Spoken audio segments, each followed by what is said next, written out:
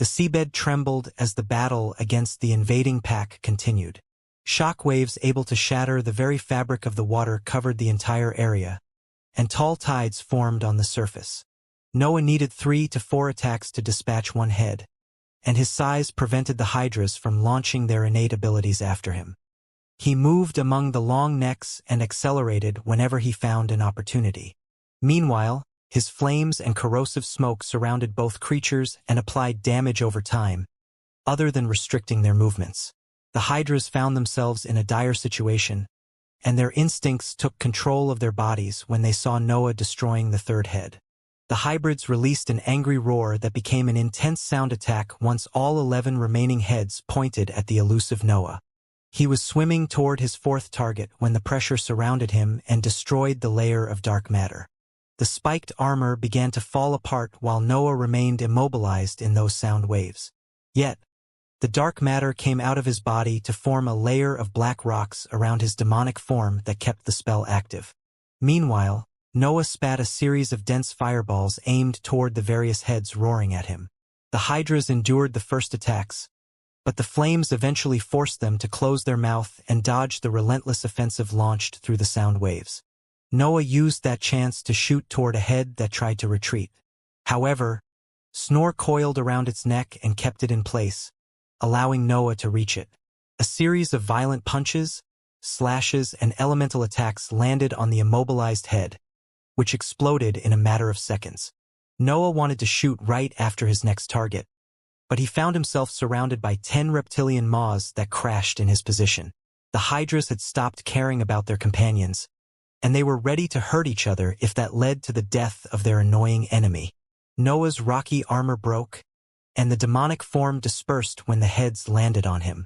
He felt his bones screeching and the teeth tearing his skin, but he didn't lose control of the situation for even a second. Noah's hands stabbed in the head directly in front of him while the hydras tried to ravage his body. He spread his arms to create a bloody opening in the creature's tissues and spewed a dense wave of flames right inside the injury. One hydra roared in pain as Noah crashed on the seabed. There were only 9 remaining heads now, but all of them pounced the spot where he had landed. A laugh resounded among the noise of the shattering seabed. Noah laughed as he felt the dark matter coming out of his injuries and stopping the creatures from eating him. Moreover, the heads were suffering multiple burns due to the scorching temperatures that his body had reached. His situation was far from optimal, but he didn't feel in danger at the moment. Let's kill the first one, Noah thought. He had always focused on one hydra with his attacks, which meant that his target had only 2 heads left. Noah spread his mouth to engulf the entire area in a cloud of flames. A starry sky appeared and surrounded the raging hybrids that had continued to attack even if their heads often clashed between each other. The flames gave Noah enough time to activate the demonic form again and make Snore materialize around his figure. The hydras were happy to see that their targets had become bigger, but a wave of pain soon spread from one of their heads. The demonic sword had descended to stab a head in one of its many injuries. The weapon couldn't pierce the thick layer of muscles, but it released corrosive smoke that spread in the creature's insides. Snore exploited that chance to unleash its sharp feathers. Its attack had long surpassed the limits of the 5th rank due to all the primary energy contained in the environment, and nothing of the head remained after the blow crossed it. The hydras had destroyed the blood companion's body in the meantime, but Noah had already left. Sneaking through those long necks was easy for him, so he reached his target without the hybrids noticing him. The creature showed immense fear when it saw the fiendish figure landing at the neck's base that supported its last head. It was about to launch an attack when Snore bit its mouth, forcing it to stay close. The demonic sword slashed the neck's base multiple times, and Noah stabbed its clawed hands before focusing his everything on pulling. The hydra released one last cry before Noah tore the entirety of its neck apart, separating it from its body. The remaining hydra didn't appear to care that its ally had died and launched its innate abilities. Yet, a reptilian head soon crashed on its necks and disrupted the trajectory of its attacks. Noah wielded the severed neck like a whip and cracked it at the creature without caring about its integrity. Fireballs also came out of his mouth as he aimed for the heads. The Hydra felt suppressed now that Noah could focus all his attention on it. The idea of retreating appeared in its mind, but its opponent wasn't giving it any room to breathe. Noah's assault was violent and constant. Each of his attacks tore large pieces of muscles apart, burnt its skin, and injured its insides. The Hydra couldn't even attempt to counterattack in that situation. Snore and the demonic sword supported Noah's moves with precise blows to either restrict the creature's movements or enlarge pre-existent injuries. They weren't crucial to the battle, but they helped him suppressing the Hydra.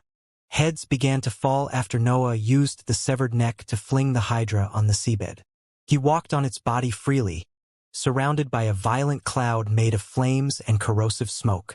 Then, when the last head vanished, he released a roar that spread through the entirety of the underwater area. Even amid his euphoria, Noah noticed how his roar had changed. It still had draconic features, but it was far more profound than his previous ones. Also, it carried a mysterious sound that spread his aura wherever it echoed.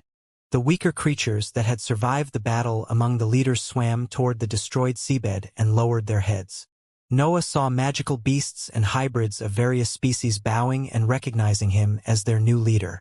There was an army at his disposal now, but Noah turned toward the demons before minding those creatures. Flying Demon and Dreaming Demon had made use of a different battle style. They were only cultivators, so they couldn't be as reckless as Noah. They had used a series of long-range spells to immobilize and slowly injure the creature. By the time Noah had finished his battle, their opponent had only 3 heads still roaring against the 2 demons. Flying Demon used his individuality to stop the creature for a few instants, and Dreaming Demon exploited that window to affect its mind and prolong its defenseless condition. The hybrid sea of consciousness was only in the 4th rank, so the demons didn't have any trouble in affecting its thoughts. Dreaming Demon could render their opponent defenseless and unleash attacks without risking their lives. Destroying heads wasn't easy for them. Their attacks bordered the beginning of the 6th rank, but they lacked Noah's might.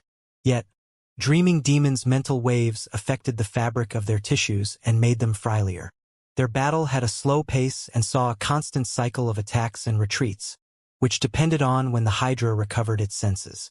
They weren't as flashy as Noah, but they didn't suffer any injury even after 4 heads had fallen.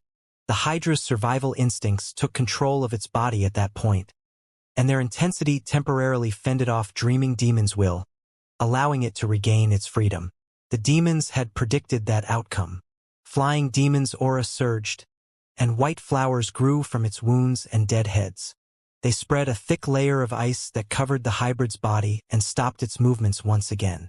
The Hydra roared, but Dreaming Demon's mental waves had already resumed their assault. The creature became drowsy when her thoughts affected the correct functioning of its mind, and Flying Demon used that chance to detonate his flowers. The ice that they had generated exploded too, and expanded the injuries on the creature. New wounds formed since Dreaming Demon kept on weakening the fabric of the creature's skin, and another head fell lifeless on the seabed. Only 2 heads remained now, and the Hydra had yet to land a blow on the 2 demons. As expected from them, Noah thought as he waited for their battle to end. The demons had perfect synchrony and could multiply their prowess by chaining different abilities in a row. Moreover, their raw power was enough to leave marks on the hybrid's body. Their experience and teamwork could completely submit even a creature in the 6th rank. "Come forward," Noah ordered with a growl as he kept his eyes on the demons' battle. The hybrids bowing on the seabed shuddered at his voice, but they couldn't oppose his commands. 40 or so creatures reached the waters right under him and kept their heads lowered. They mostly belonged to octopus and snake-related species, but there were other types of beasts too. "Who of you can speak?" Noah asked with his human voice, and only a few specimens trembled at that time. A rank 5 sea snake with a sea of consciousness in the 4th rank swam forward and spoke using human words with a weird accent. "Lehater, ISS Spehak." The demons continued their battle, and Noah stored his prey's corpses as he questioned the sea snake. "How did you gain intelligence?" Noah's question wasn't specific, but the roars that accompanied his human words carried a meaning that the hybrid understood more easily. "Me remember gold's homents, green homents, dark homents." The snake replied, "Me was sleeping when thihi light me." Its language was awful, but Noah could confirm that some researchers were behind those hybrids' birth. That put a new priority on the matters concerning the rebellion. He had to learn how the rebels triggered the transformation. As for the brainwashing part, he didn't care about it. The hive had never needed cannon fodder. It founded its strength on powerful and unique individuals. Also, no creature could oppose him and Scully anyway. "You can go," Noah said, and the hybrid returned to the group before they all swam toward the rest of the pack. He couldn't learn anything specific due to its poor language, but he understood another critical aspect of the revolution. The snake had spoken about dark humans, which was the signature color of the hive's robes. There were rebels even among his organization, but Noah couldn't think of anyone that would betray chasing demon. "Maybe I have yet to realize how much the hive has grown," Noah thought as he heaved a sigh. The hive wasn't the underdog of the political environment anymore. It had grown enough to match the other organizations in the number of assets and sheer power. That was a good thing, but the chance of having rebellious forces among its ranks increased as its territories became more crowded. The hive had lost the unity formed when it had rebelled against the forces of the world. It was one of them now, and it had even nurtured a large number of inscription masters. Breaking the loyalty oath was possible with the right expertise and materials, especially in the other world, due to the weak connection with the pack's core item. Foreign experts could take care of that matter too. "I can only hope that there isn't anyone in the 5th rank," Noah thought as he saw the demons destroying another head. He had already decided to take care of the rebels on his way out of the world. He didn't want to lose the stream of hybrids that reinforced the hive. The demons eventually defeated the Hydra, and Dreaming Demon stored its corpse before the duo flew toward Noah. Flying Demon even imitated him, wielding the creature's neck like a whip as he swam. "There are traitors among the hive," Noah conveyed through his consciousness before Flying Demon could crack a joke about his battle style. "We better hurry then," Flying Demon conveyed in a serious tone as he turned toward his lover. "Do you think the fortress can hold?" Dreaming Demon thought for a while before replying. "Most of the defenses around the dimensional crack are automatic for this specific reason. I bet the rebels have troops inside the fortress, but they still need to cross those protections." Noah sent a mental message to June before he ordered the pack to protect her cave. She was slightly annoyed that her condition didn't allow her to join the incoming battle, but she didn't complain. Noah and June had spoken a lot during their time inside the cave. She had no chance to pass unnoticed if she broke through the defenses of the academy, which meant that she would become a public traitor. Yet, the couple had decided to use that chance to come out in the open. Noah couldn't hold back anymore anyway, and June only needed a few words to separate her family from the royals. As for the preparations for that significant event, Noah had a plan he didn't wholly disclose to June. He didn't want her to feel indebted, and he had a personal agenda too. The trio shot in the direction of Angela's communication after they settled every matter. Noah used his innate awareness to follow the traces left by that humming noise, which led them to an underwater base of the continent. The underwater rocky wall at the continent's base didn't seem to have anything special, but both Noah and Dreaming Demon could see that something was off. There was no sign of inscriptions, but they noticed how certain rocks appeared sturdier than others. The wall didn't emit any aura at all, and Noah could barely see laws in its fabric. "Do you want to knock, or?" Flying Demon asked when he understood that they had found something. Noah glanced toward Dreaming Demon, but the latter shook her head before explaining herself. "I can't crack it open silently." Noah shrugged his shoulders and stepped forward at that point. His fist quickly landed on the rocky wall and made the entire area shake. To the trio's surprise, the wall didn't crumble, and even the seabed under it remained intact. Noah risked to create large fissures if he didn't control his strength when he walked, but those rocks didn't budge even when he used his real power. "They are good," Noah thought before launching a relentless offensive. His fists never stopped crashing on the wall, and countless shockwaves spread through the sea. The rocks began to show cracks only after Noah had punched them for a whole minute, but the first breach started a chain reaction that made the entire wall fall apart in a matter of seconds. The trio saw how a large entrance to an underground structure appeared once the wall crumbled. Many shining lines covered the tunnel that led inside the continent. The world lost its light for a second as Noah launched a wave of black flames inside the underground structure. Most of the shining lines went dark after the fire ravaged their surface. The entrance had been able to stop Noah for a whole minute, which hinted that the defenses inside could threaten existences at the peak of the 5th rank. Noah had decided to use his flames to take out some of the defenses beforehand, and Dreaming Demon had the same thought. Her mental waves spread inside the tunnel right after the fire dispersed, and the remaining shining lines went dark at their passage. "It's clear," Dreaming Demon conveyed, and Flying Demon took the lead of the group. White flowers grew inside the tunnel as he moved forward, and ice spread from them, stopping any function of the materials used in that place. Dreaming Demon and Noah chased right after him and repeated the process whenever inscriptions reappeared in their view. Noah didn't fear for himself. He had taken a bite of the Hydra along the way, and his dark star was quickening the healing process. His skin still carried some wounds, but they were closing quickly. On the other hand, some of the most potent defenses in that place could be deadly for the demons. They felt astonished that rank 5 experts had built such a dangerous structure, but the other world saw many exceptional inscription masters in its regions. Moreover, the group didn't want to trigger any self-destruct mechanism for fear of wasting time.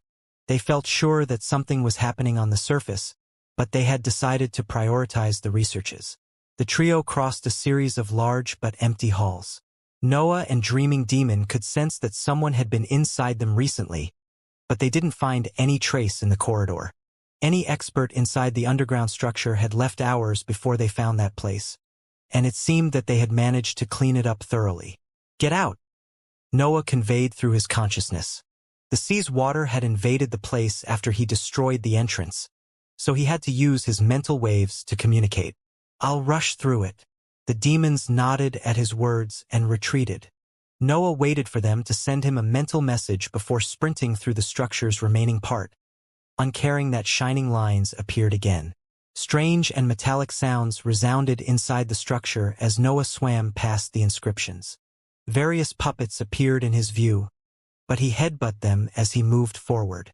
More empty halls appeared in his view, and more defenses activated at his passage. Noah saw beams made of different elements, noises that aimed for his sea of consciousness, and an endless amount of puppets with various functions. The tunnel had become crowded as Noah triggered all the defenses that he found. His flames and his body's prowess took care of them most of the time, but he had to summon Snore for a few of them.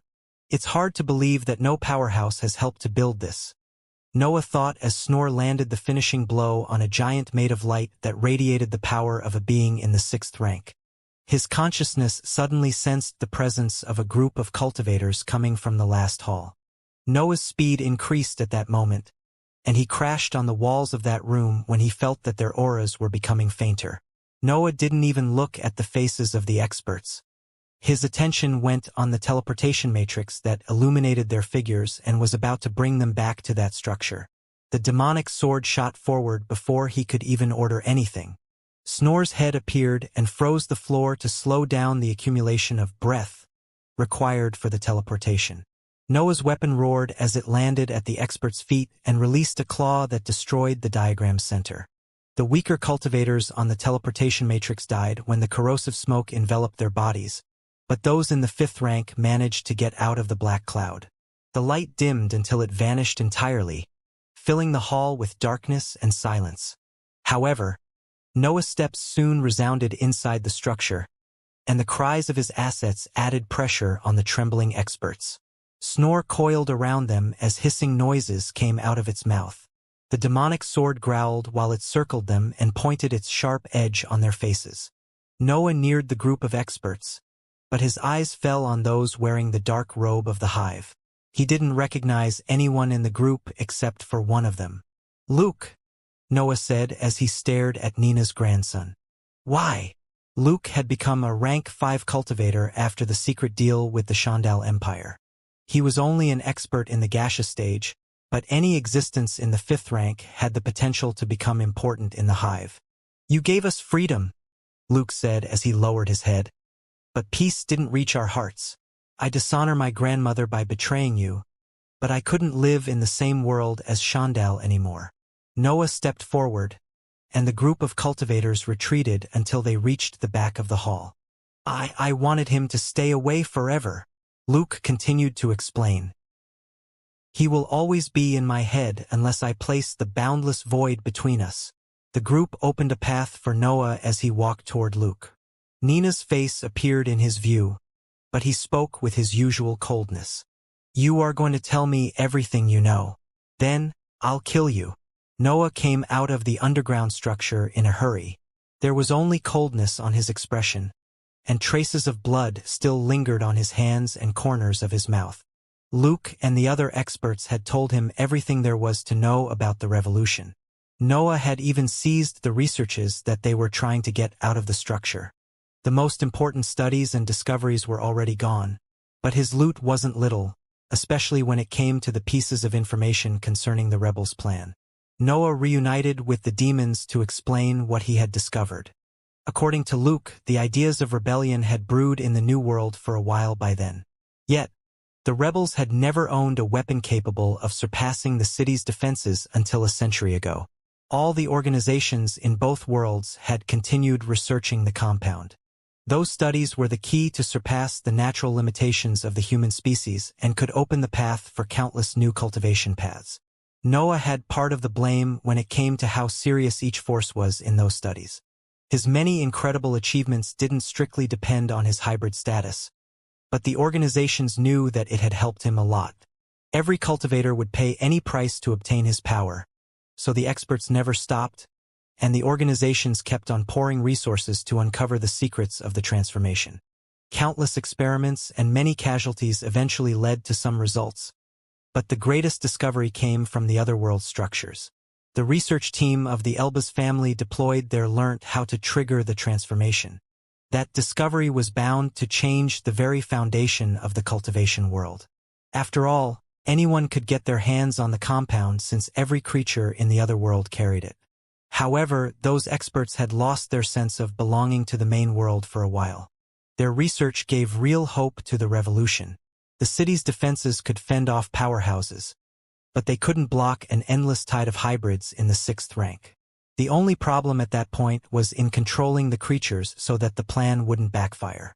The rebellion had gathered many followers after that discovery, and it had increased the resources invested in learning to control the hybrids.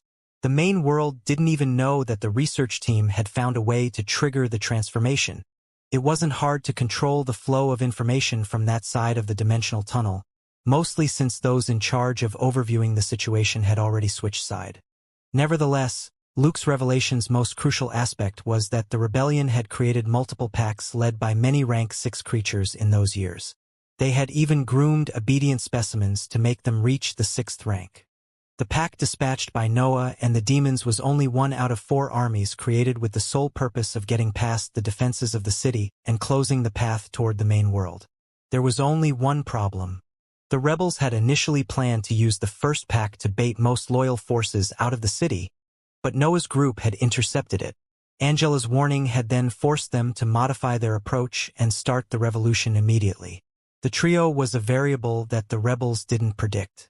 They had founded all their calculations on the fact that no one could oppose rank 6 creatures without the city's defenses, so they had to act quickly.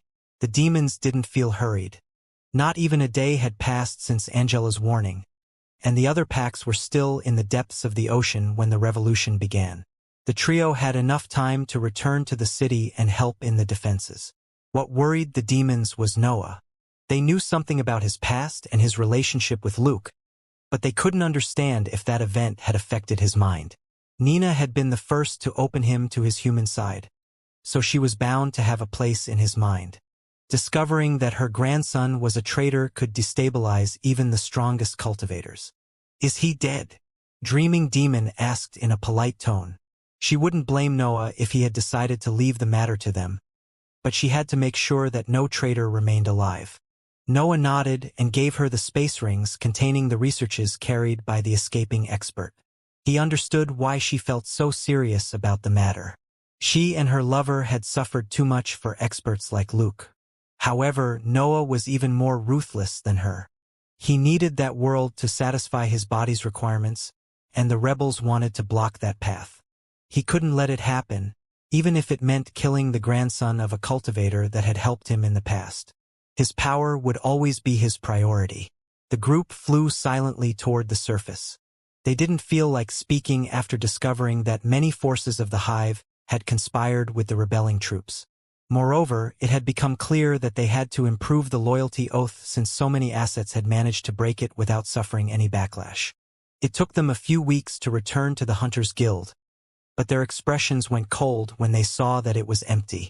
There were only a few corpses and the remains of the broken teleportation matrix inside. The rebellion had taken roots even on the opposite side of the continent. The trio didn't have a fast way to return to the neutral city now. "Try to contact someone," Noah said as he gave them June's contact. "Ask anyone. Find a quick path back to the city and let me know."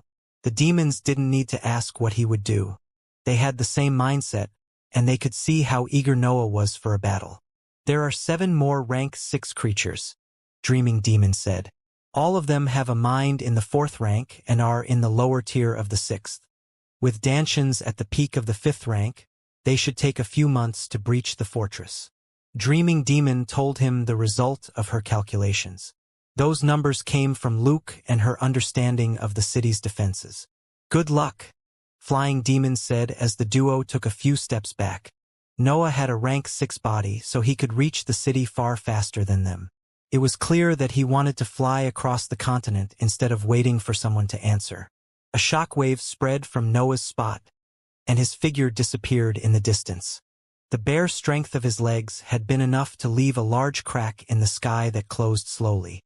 Noah flew as fast as he could. His mood was awful due to Luke's events. He felt as if he had killed part of his past after executing him and the experts. Luckily for him, a battle was right on the other side of the continent, and he couldn't wait to vent.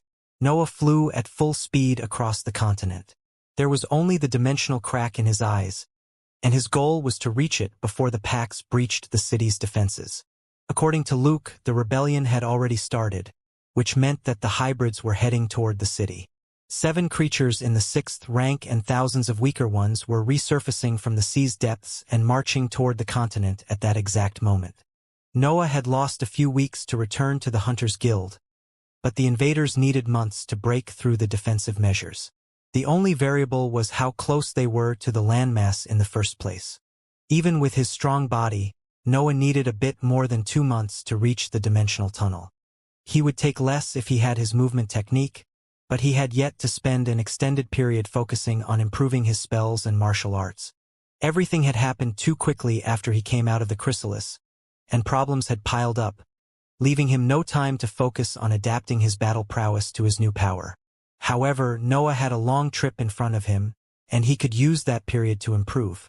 The dark star in his chest began to spin faster as if understanding his intentions. His thoughts turned into instincts that his mind processed far faster than usual. Then, the light of the divine deduction technique shone on the sea inside his sphere, quickening his thinking speed even more. Noah couldn't put into words what he felt when both his body and his divine technique worked together to improve his mind's capabilities. The world in his eyes changed color, and he began to see arrays of laws rather than matter. However, Noah didn't want to enhance his awareness as a whole. The entirety of his mind began to focus on the modified version of the merging spell and reviewed its structure to look for possible improvements. The thinking speed that his body could reach on its own was incredible, but nothing could match the effects of the divine deduction technique when mental energy in the 6th rank fueled its shining lines. Noah understood aspects of the merging spells diagram that he had never even thought of looking for before. His mind generated the feelings that had led to those lines, recreating the original reasoning behind the ability. After understanding its origin, Noah could create different lines through his will.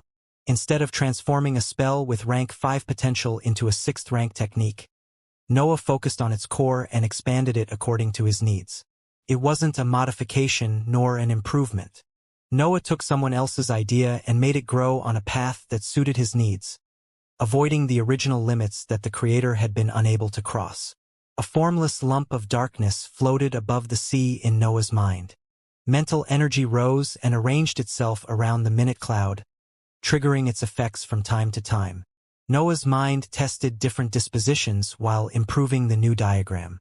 A spell brewed directly above the mental sea, and he couldn't put into words the countless thoughts that surged inside him. Noah munched pieces of the Hydra's bodies as his flight continued. He didn't feel hungry, but he enjoyed sensing his body improving. Moreover, his dark sphere redirected part of the nutrients to quicken the production of mental energy. Once Noah set his mind into something, his body would do anything to improve the functions related to his project. It was as if his dark star was a sentient automaton made of his instincts and desires. A month passed, and the lump of darkness eventually became a vast lake that had strange fabric. Its shape became blurry even inside Noah's mental sphere, but an intense sharpness filled the ethereal area. A sense of enlightenment dawned upon Noah. The original merging spell made him use the world's darkness to fly faster, but that new ability relied on his sharp individuality. It didn't perform a partial fusion with the environment anymore. It expected Noah to force himself into the darkness around him to push the acceleration further. It reached the 6th rank, Noah thought as he moved to the next phase of his project. The spell alone was already an incredible achievement for a cultivator, but he was far more than that. Noah kicked the air and performed strange movements from time to time. His speed wavered, becoming lower or higher according to how successful his tests were. The divine deduction technique and innate awareness were still concentrating on completing his movement technique. Immense quantities of mental energy vanished every hour, and even vaster amounts of solid darkness disappeared after each test. Noah had reached the point when he needed to fuse his new spell with a martial art to create a technique suitable for his species. The only problem was that he had a limited amount of breath due to his body and mind's high requirements. Still, that didn't stop him from testing as much as he could. He only had to stop once a week to refill his dantian and let his mind disperse the tension accumulated during the travel. The scenery changed once he reached the other side of the continent. The long defensive walls of the natives' previous domain appeared in his view together with the ruins of their abandoned cities. Most of the natives had moved to the main world after they lost the war. Many were slaves or guinea pigs used in experiments with the compound, but the most stable among them had become part of unique armies. The hive had managed to take that project to the next stage because of Noah's authority over those creatures. There were entire regions in its domain meant for the breeding, growth, and training of whole packs of hybrids. The desolate scenery couldn't faze Noah, who was still perfecting his new technique. However, countless cries soon reached his ears, which forced him to divert part of his attention to the vague shape of the neutral city in the distance. Noah saw countless figures on the ground and sky marching toward the defensive wall of the neutral city. He noticed a total of 3 armies led by 7 powerful leaders that roared at the shining shield that had appeared to stop them. Luke had spoken the truth. The creature's strength matched his description, and the same went for the time they had required to reach the city. Noah and the packs had reached the city simultaneously, which gave him a considerable advantage due to the many defenses in place. Nevertheless, the shining shield suddenly became ethereal, and the energy that had accumulated on its form dispersed in the air. The various beasts and hybrids had yet to attack, which meant that someone had deactivated the defensive formation from inside the city. Not every defensive formation inside the city was automatic. There were many protections handled by the various factions living inside it. Only the fortress defenses were fully automatic. Everything else depended on how much the main world's forces had been willing to invest in protecting the dimensional crack. Investing less would mean having full confidence in their forces. The loopholes in the city's protection depended on how much face the organizations were willing to lose. Noah saw the shield disappearing and sprinted. Faint cracks appeared under his feet, and his figure became blurred once every few instants. He didn't complete his technique, but there were many powerful enemies in front of him. Jumping right among them could force the Dark Star to push his mind even further and complete the ability that he had prepared during his travel. The armies of beasts and hybrids disregarded Noah's oppressing aura and invaded the city. The defensive walls shone for a few seconds before crumbling, and the cores of many formations went dark when the 7 leaders unleashed precise attacks on them. The rebels had trained the rank 6 creatures well. The leaders knew exactly where to attack to inflict the highest amount of damage. Many shining buildings and lines went dark before Noah could even catch up with the packs.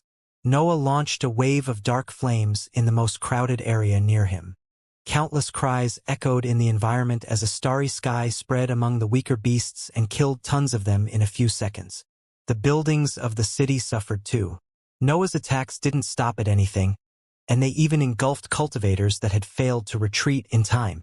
Noah didn't care about the casualties at the moment. His only priority was to stop the rebels from closing the dimensional crack and isolating him in that world forever. The leaders turned their heads toward Noah after his flames ravaged their armies, but they chose to ignore him again. They limited themselves to roar orders that forced hundreds of weaker creatures to hinder his charge. Noah saw hundreds of hybrids using the fake breath in their dantions to fly toward him. Their mental spheres resonated as they echoed their leader's orders, and an oppressing aura filled that part of the sky. Noah didn't even feel the slightest amount of danger. Those mighty creatures were nothing more than ants in his eyes. Snore and the demonic sword came out and began to launch attacks toward the army. Meanwhile, Noah sprinted forward, creating large cracks in the sky and slamming directly on the hybrids on his path. Noah couldn't bother to dodge or attack them.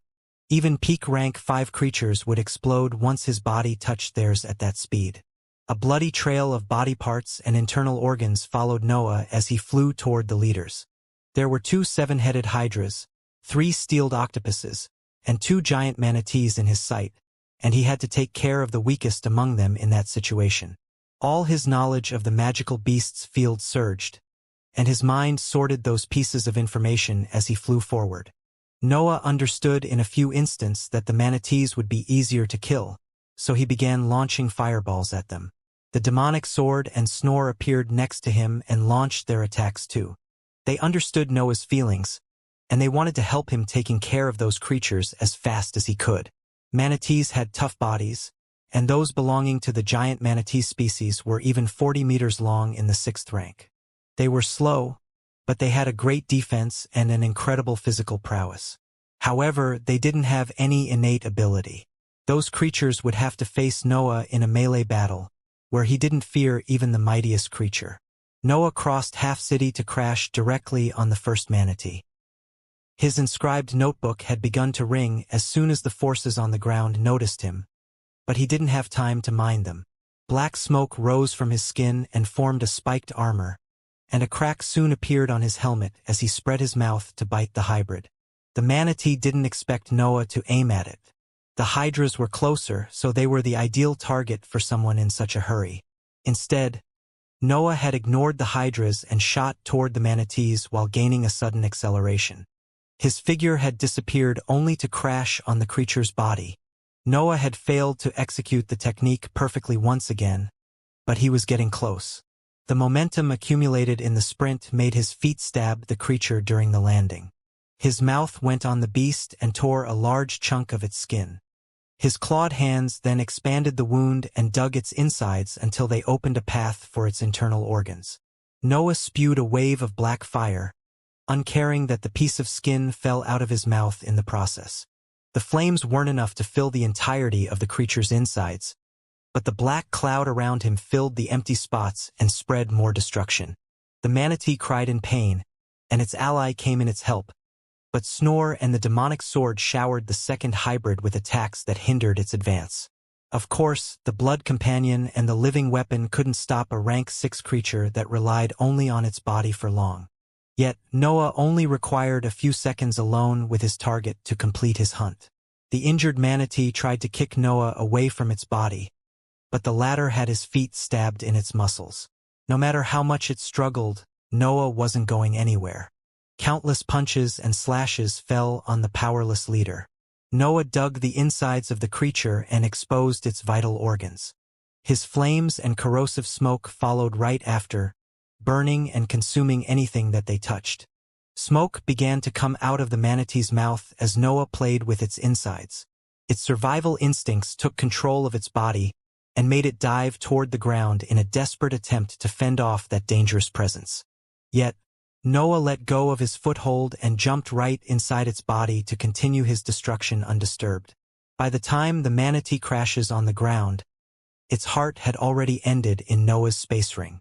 The loyal forces on the ground gathered around the giant corpse of the fallen leaders. A rank 6 creature had died in less than a minute, and they didn't want to miss the expert that had made such a feat possible. Noah crawled out of the hybrid's insides and stored its body once he stepped out in the open. His demonic form had disappeared, which allowed the experts to see his figure covered in blood and remains of internal organs. "Activate everything you can to buy me some time," Noah thought as a bad feeling filled his mind. Something told him that the fortress wasn't as safe as Dreaming Demon had predicted. The rebels had prepared for more than 100 years for that event. They had invested most of their resources to develop a method to control the hybrids, but the dimensional tunnel remained their main target. Noah didn't believe that they didn't invent a method to quicken the invasion. The fortress's defenses were automatic, and no one could deactivate them, but knowing their structure could make the army's attacks more efficient. The death of one of the leaders didn't affect the tide of magical beasts and hybrids.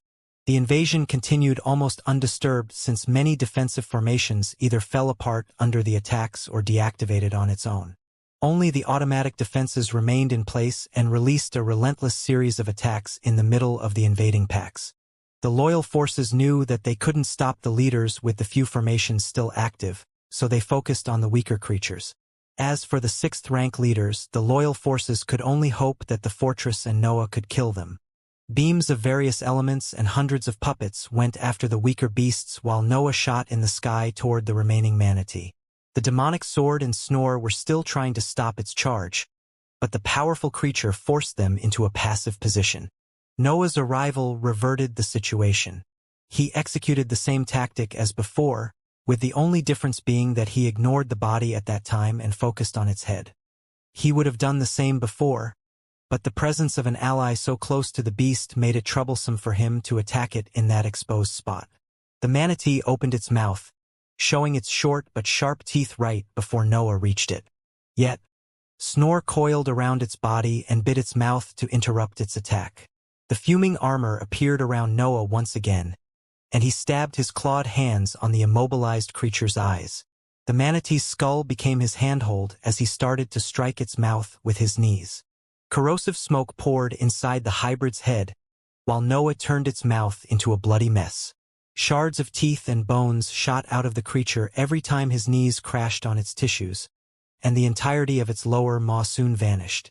The manatee couldn't even roar properly when the demonic sword flew under it and stabbed its brain from the wound.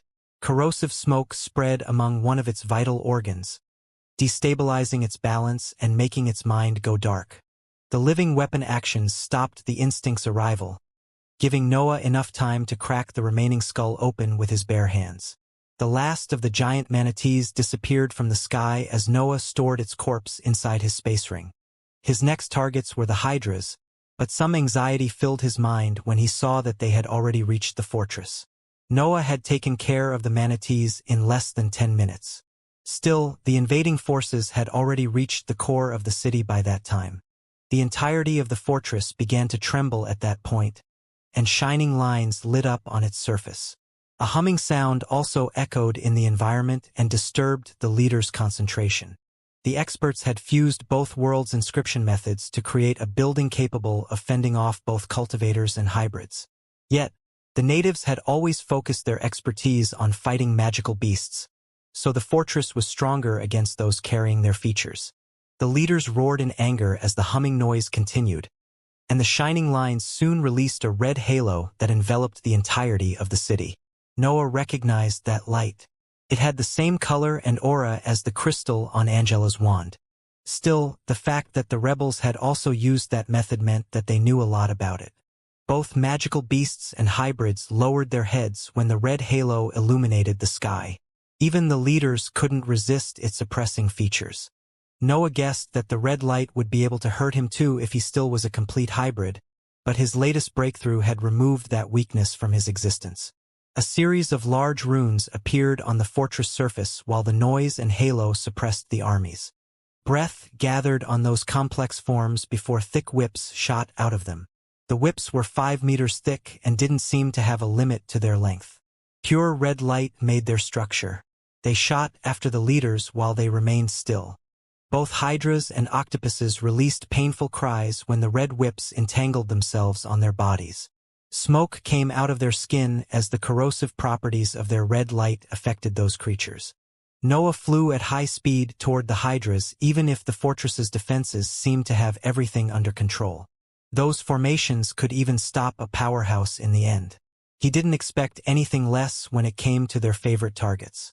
However, he couldn't shake off the feeling that the rebels had predicted that eventuality. After all, they would need months to cross the defenses, which was enough time to warn the main world's powerhouses and request help. The rebels would have never decided to pursue that approach in those conditions. Noah believed that they had a way to quicken their charge toward the dimensional crack. I need to kill as many leaders as I can before they are ready to show all their cards, Noah thought as he sprinted toward the first hydra. Large cracks appeared under his feet, but the technique wasn't perfect at that time either.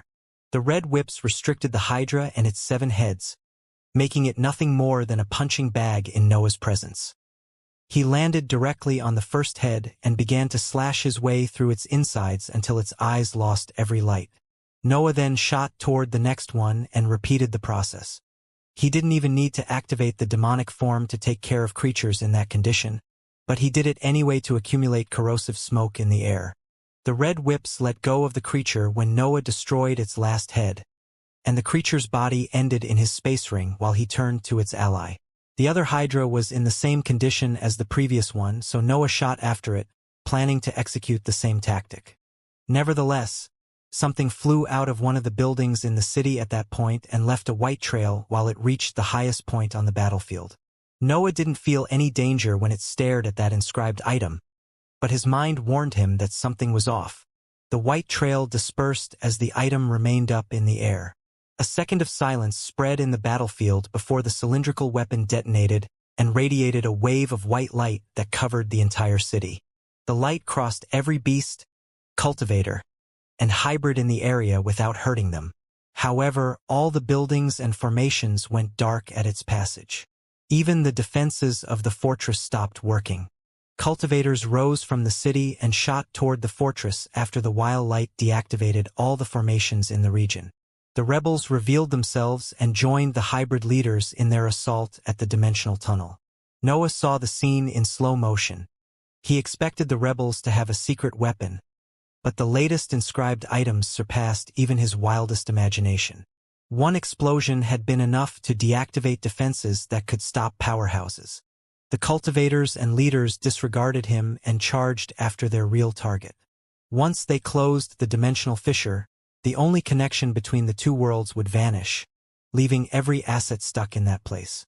A wave of anger rose inside Noah. His mental energy quickly fused with the dark matter released by the dark star, his darkness, and the primary energy inside his lungs as he spread his mouth to vent his unwillingness. "Stop!" Noah shouted, and his human words mixed with roars as they echoed through the sky. His cry expressed the entirety of his existence and affected the laws contained in the very fabric of the air. The world stopped under his command, and his roar resounded inside the minds of every asset in the city. It didn't matter if they were magical beasts, cultivators, hybrids, or if they belonged to the Allied side. Everyone stopped moving once Noah's order reached their ears. Silence spread through the battlefield. Noah felt his pride surging and an immense sensation of power filling his mind. It was as if his unwillingness had unlocked a power that had always owned but that he never used. His feelings had made him wield the innate authority of a creature at the peak of the food chain. Noah felt surprised by that outcome. Only magical beasts and hybrids suffered the influence of stronger existences so much. The cultivators' individualities made their minds too unique to allow anyone else to control their functioning. Yet, Noah's roar had been able to spread his authority even over humans. His existence belonged to a species that even cultivators recognized as superior in their subconscious. Noah didn't let his surprise slow down his actions. His consciousness expanded beyond its normal limits as he sprinted toward the crack and enveloped all the rebels in its heavy pressure. One intense thought ran through Noah's mental waves and landed on the rebels' seas of consciousness in his range. Their mental spheres cracked, and some even shattered completely when the will of a rank 6 mage landed on them.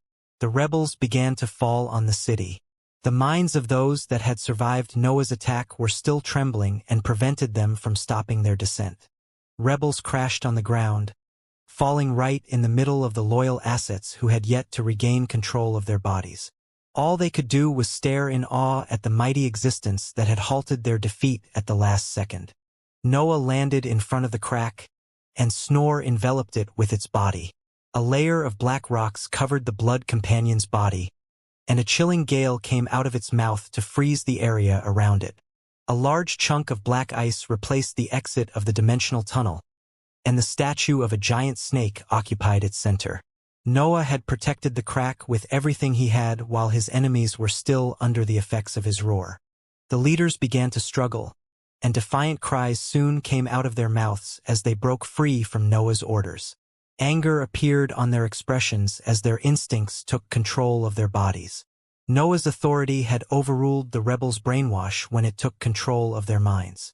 Those creatures were now free to act according to their wildest desires, and they all felt extreme anger toward the existence that had dared to stop them. The hydras opened their mouths to launch different attacks, while the 3 steeled octopi's tentacles cracked in his direction. Noah was alone against 4 hybrids in the 6th rank, and he couldn't even exploit his many advantages, since he had to prioritize the dimensional tunnel's protection. He had to remain in that spot. The demonic form activated completely before the 7 attacks of the Hydra landed on him. The armor partially broke, but the spell remained active. Still, the tentacles of the octopi dispersed the remaining smoke and landed on his skin. Noah felt his interiors tremble as the tentacles cracked on his body.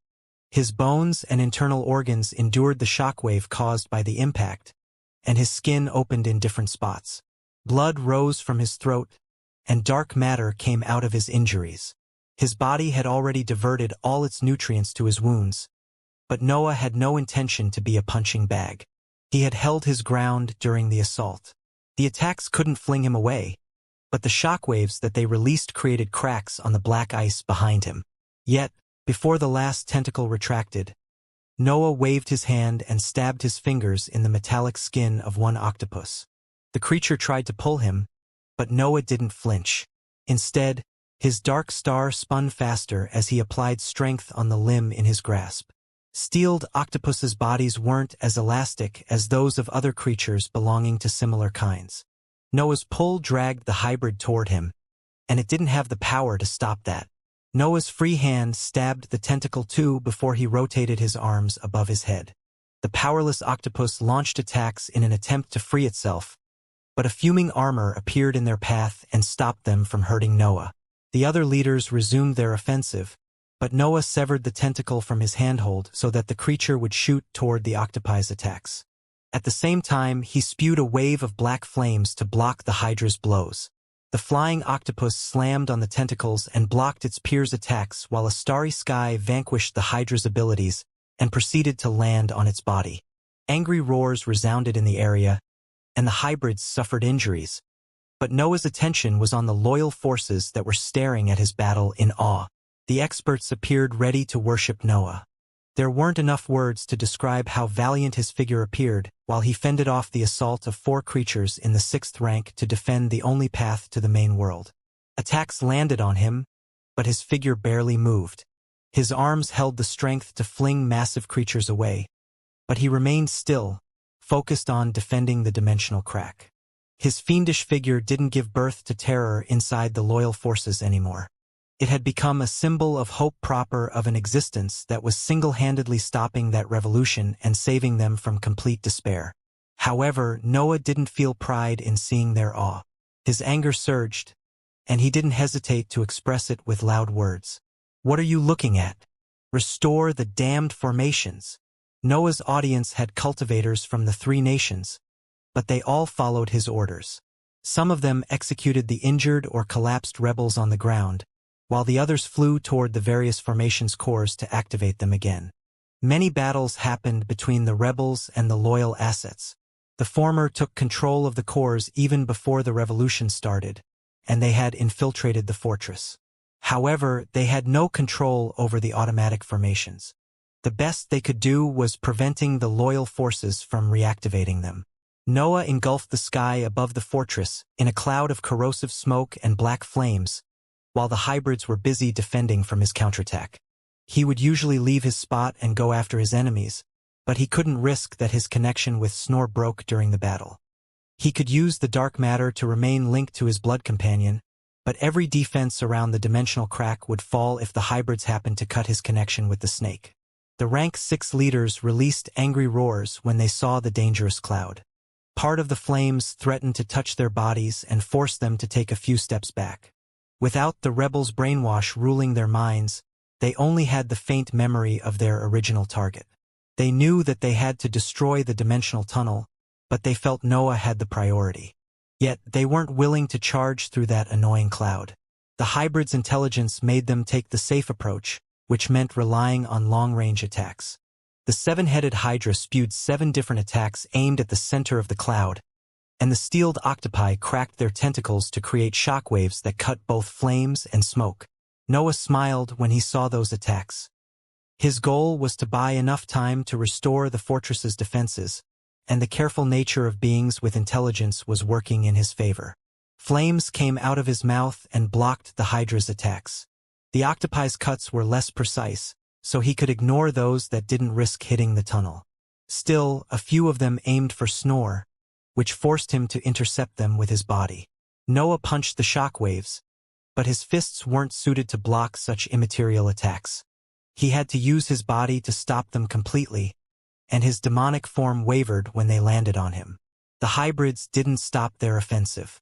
More currents of various nature and sharp shockwaves ran through the cloud, searching for the annoying opponent that had managed to stall the situation.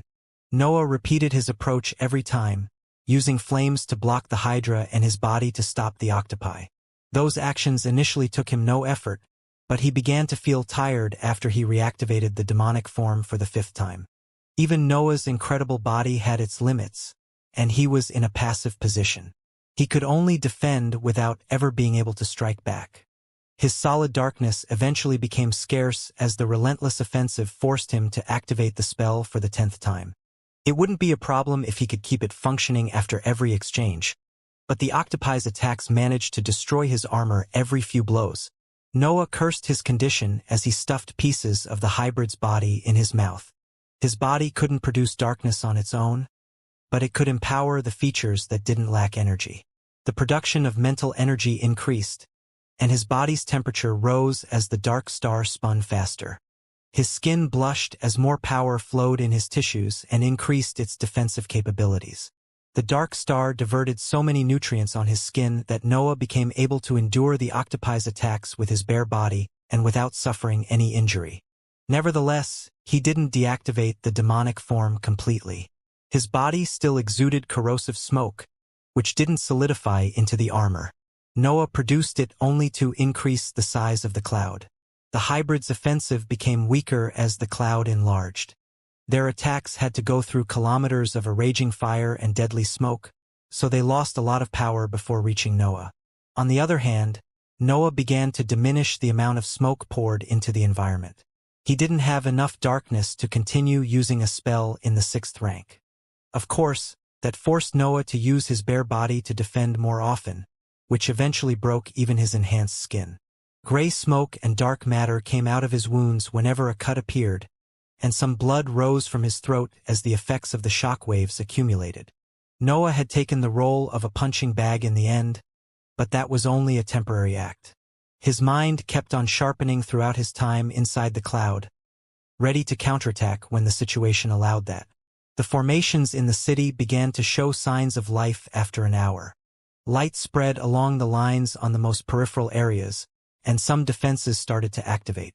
The horde of magical beasts and hybrids had gone on a rampage after Noah's roar. They fought both loyal forces and rebels since they barely recognized their allies anymore. The reactivation of the defensive formation gave them a common enemy. Beams, puppets, and large shields appeared in the city's remote areas, creating battlefields that dragged their attention away from the fortress. More formations activated after them. Most of the city began to shine with a blinding radiance as the loyal forces seized the defensive mechanisms. Noah's condition wasn't ideal, and some tiredness appeared on his rosy face. He had protected the dimensional tunnel for more than 1 hour, and the cloud had begun to shrink since he couldn't waste any more darkness. There wasn't any significant injury on his body, but his skin featured many superficial ones. His last layer of protection was about to fall, and he couldn't remain still for much longer. Still, a cold smile appeared on his face when blinding red light filled his vision. The fortress under him had resumed emitting its humming noise, and the massive whips came out of its defenses cores once again. The defensive methods saw Noah's cloud as an enemy, and it released an intense red halo that forced all the smoke and flames to disperse. Once again, the leaders appeared in Noah's eyes, but their eyes showed tinges of fear when they sensed the violent aura coming out of his figure. The whips shot forward to restrict the hybrids, but the 4 creatures wouldn't let them get close again. They had been taken by surprise the last time, but they could approach the dangerous building with the proper methods now. Yet, they couldn't predict that Noah's mind had reached an instinctive level during the hour he spent as a punching bag. He felt utterly in tune with his body and the darkness around him, and he knew that he could pierce it with the right move. Noah stomped his feet in the air, and a crack with a humanoid shape formed in the sky as he disappeared from the scene. The hybrids felt confused when they noticed Noah's sudden disappearance. They had seen him shooting forward only to disappear 1 instant after. Nothing more than that peculiar crack remained of him. The Hydra suddenly felt a dangerous sensation next to one of its heads, but it only saw a headless neck when it turned toward that feeling. The danger had reached its mind only after the deed. The creature didn't even manage to look at its enemy. The same crack with a humanoid shape had appeared next to the headless neck, but the Hydra found no trace of Noah. Still, the dangerous feeling returned 1 instant after it disappeared, and the creature found another headless neck when it turned toward it. Fear took control of the leader's mind. The Hydra wasn't even sure that Noah was the reason behind those wounds, but the danger returned before deciding on its next move. Another headless neck fell on its floating body. The hybrid gave up on any reasoning and let its instincts take control of its actions. Its 4 remaining heads spewed attacks in the air around it, but one neck blew apart before the creature could even cover its surroundings. That was a form of terror that only a few creatures had experienced in their lives. Every living being left traces of their passage or released shockwaves after surprise attacks. However, Noah's presence never appeared, and his attack didn't affect the environment. One by one, the remaining heads either exploded into a bloody pulp or saw deep cuts piercing through their brain. The Hydra died without identifying its opponent once, and that terror remained with the creature as life abandoned its body. Noah reappeared on the falling corpse of the creature to store it before it reached the ground. Drops of sweat ran down his forehead before evaporating due to the heat radiated by his body. His eyes were wide and bloodied, and the wounds on his skin had enlarged even if he didn't suffer any other attack. Still, there was only happiness in his expression. The fabric of the world is frail and yet so dense, Noah thought as he took a moment to understand what he had just experienced. He had completed his movement technique when the formations in the fortress reactivated. His completely rebranded version of the merging spell made him cut through the darkness element after partially fusing with it. That gave the spell a power that could reach the 6th rank, making it an incredible movement ability that matched Noah's individuality. However, the diagram alone wasn't enough to create those fantastic effects. Noah had developed a martial art that could fuse with the new merging spell and bring out all the advantages of his body. The sheer strength of his muscles made him push the piercing power of his spell further, allowing him to cut right through the very fabric of the world. Noah didn't only cut through the darkness. His technique made him fast enough to pierce the laws of the world. It was needless to say that the technique's effects were far more remarkable than what the single spell could do. Noah became able to ignore the limitations of the space around him and imitate short teleports with his sprints.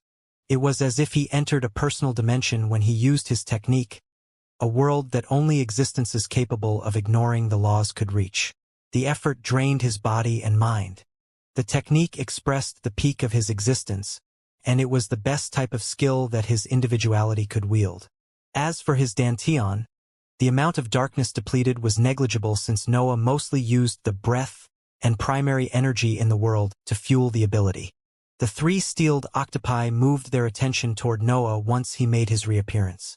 Part of them was still unsure that he had been behind their companion's death, but they remained careful nonetheless and rotated their tentacles to create a solid defense. The hybrids felt that the danger would come for them, so they deployed a rudimental defensive method that made use of their limbs' flexibility and tough skin. Noah's aura released a sharp power surge before his figure disappeared again, leaving the usual human-shaped crack behind. Crossing long distances with his technique wasn't ideal, but he tested his limits now that he had the situation under control. Laws broke as his figure ran through the very fabric of the world. The damage that he caused wasn't massive, but faint tremors appeared in the sky seconds after his passage. The world redistributed the laws to restore balance in the fabric of the sky. Those faint tremors were the result of laws reassembling to bring the harmony back. Noah's body felt heavy while he traveled in that dark dimension. His eyes burned as they remained fixed on the blurry and foggy shapes of his targets. The place between dimensions where Noah traveled with his techniques was devoid of sounds, and it made his vision somewhat unreliable. He was so fast that his eyes didn't have enough time to capture images. Still, Noah had to keep them open to give more inputs to his mind. It would be impossible for him to be precise if he closed his eyes. His consciousness required even those blurry images to confirm the position of his targets. The octopus that Noah had thrown before had suffered injuries when it protected him from its allies' attacks. Its body showed large green bruises, but blood had stopped flowing from its damaged tentacle. However, two of its limbs exploded while it performed its defensive maneuver. The creature wanted to close the opening in its defense, but a large hole appeared on its body and told it that the danger was already too close. Black fire began to come out of the opening, and shockwaves echoed from inside the octopus body. The creature released angry cries as its tentacles went inside the wound to search for the intruder, but that only worsened its situation. Its tentacles went limp at some point, and its body began to fall toward the city. The creature had died, and terror spread among its allies when they saw its corpse disappearing mid-air and revealing Noah's bloodied figure. Only 2 leaders remained out of the original 7 rank 6 hybrids. Even if fear filled every corner of their minds, the octopi maintained their calm and understood that they had no chance against that opponent. The surviving leaders began to retreat at full speed, but Noah sprinted again to pierce the body of one of the departing octopi. The creature's insides bore witness of his savageness, and life soon abandoned it too. Its corpse began to fall, but Noah stored it and looked toward the last leader in the distance before heaving a tired sigh. The creature had gone too far while he was busy killing its ally. He could catch up with it, but he would exhaust his darkness to land inside it. Noah's Dantian had reached its limit, and even his incredible body had begun to feel tired. His mind wasn't better off since Noah had jumped in the battle right after his long travel. Pieces of the corpses in his ring came out and ended up in his mouth while he stared at the departing creature. He couldn't do anything about the last steeled octopus. He had suffered too much during the battle and due to the aftereffects of his new techniques. Moreover, fueling the Dark Star only helped his body, so his other centers of power needed rest and traditional training to recover. However, Noah had managed to stop the rebellion and save the dimensional portal, other than gathering a total of 8 corpses belonging to hybrids in the 6th rank. He could only feel satisfied with that outcome. Snor's layers of protection eventually shattered, and it reformed around him. The Blood Companion had managed to remain in defense of the tunnel while Noah fought the leaders, but it couldn't resist anymore after the dark matter in its structure lost its power. The solid form taken using the water and earth element was the only reason it didn't shatter immediately. Those abilities had to break before it felt forced to return in its master's range. Noah descended toward the city as cheers welcomed him back among the loyal forces. Those ecstatic cries faded a bit when the weaker assets saw his cold expression and dirty figure, but the elders of the hive continued their cheerful hymn.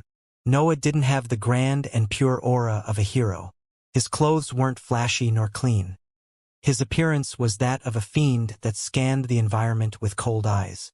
Blood and pieces of internal organs covered his entire figure, and his black robe had become nothing more than a pile of rags that barely remained on his body. Everyone understood his true nature at that sight and accepted the truth. No hero had risen to save them, but a demon did, and his performance had been spectacular.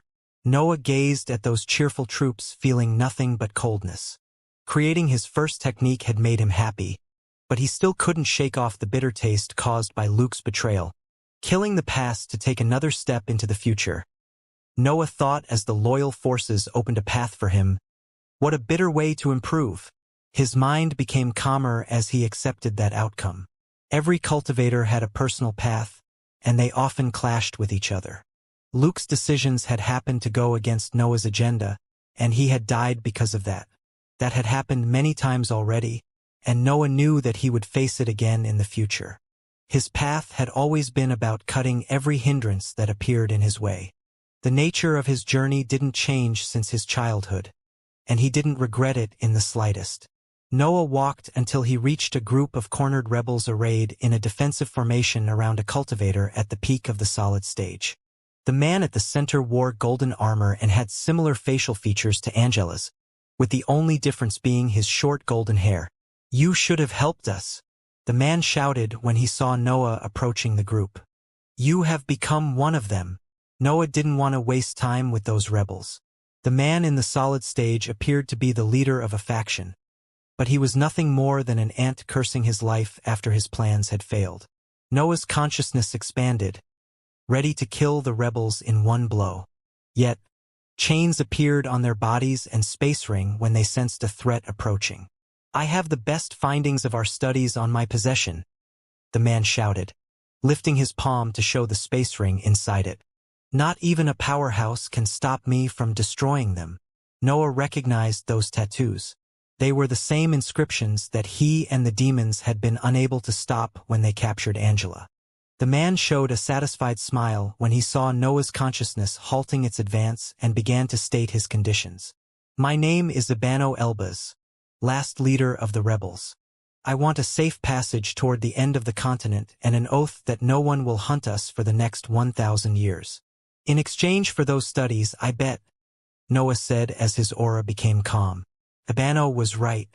Noah had long since lost his status as a lone cultivator, and he had even accepted other people in his life. He had become a core part of the organizations that had once suppressed him too. However, that change had made him stronger. He would express only destruction if he didn't become able to make his individuality accept life too. He wouldn't have higher energy nor most of his creations. Power couldn't come only from destruction. Ravaging Demon had walked on that path and failed miserably. "No," Ibano said. "We are better than the research teams in the main world. We will slowly trade our studies for resources once established the oaths." The loyal troops' faces twisted, revealing angry but helpless expressions. They had already pillaged the other rebels, and they had confirmed that Ibano's group owned the most valuable studies. A peak rank 4 elder of the hive informed Noah about that fact, and Ibano couldn't help but announce the contents of his rings happily. "Do you want to know how to trigger the transformation?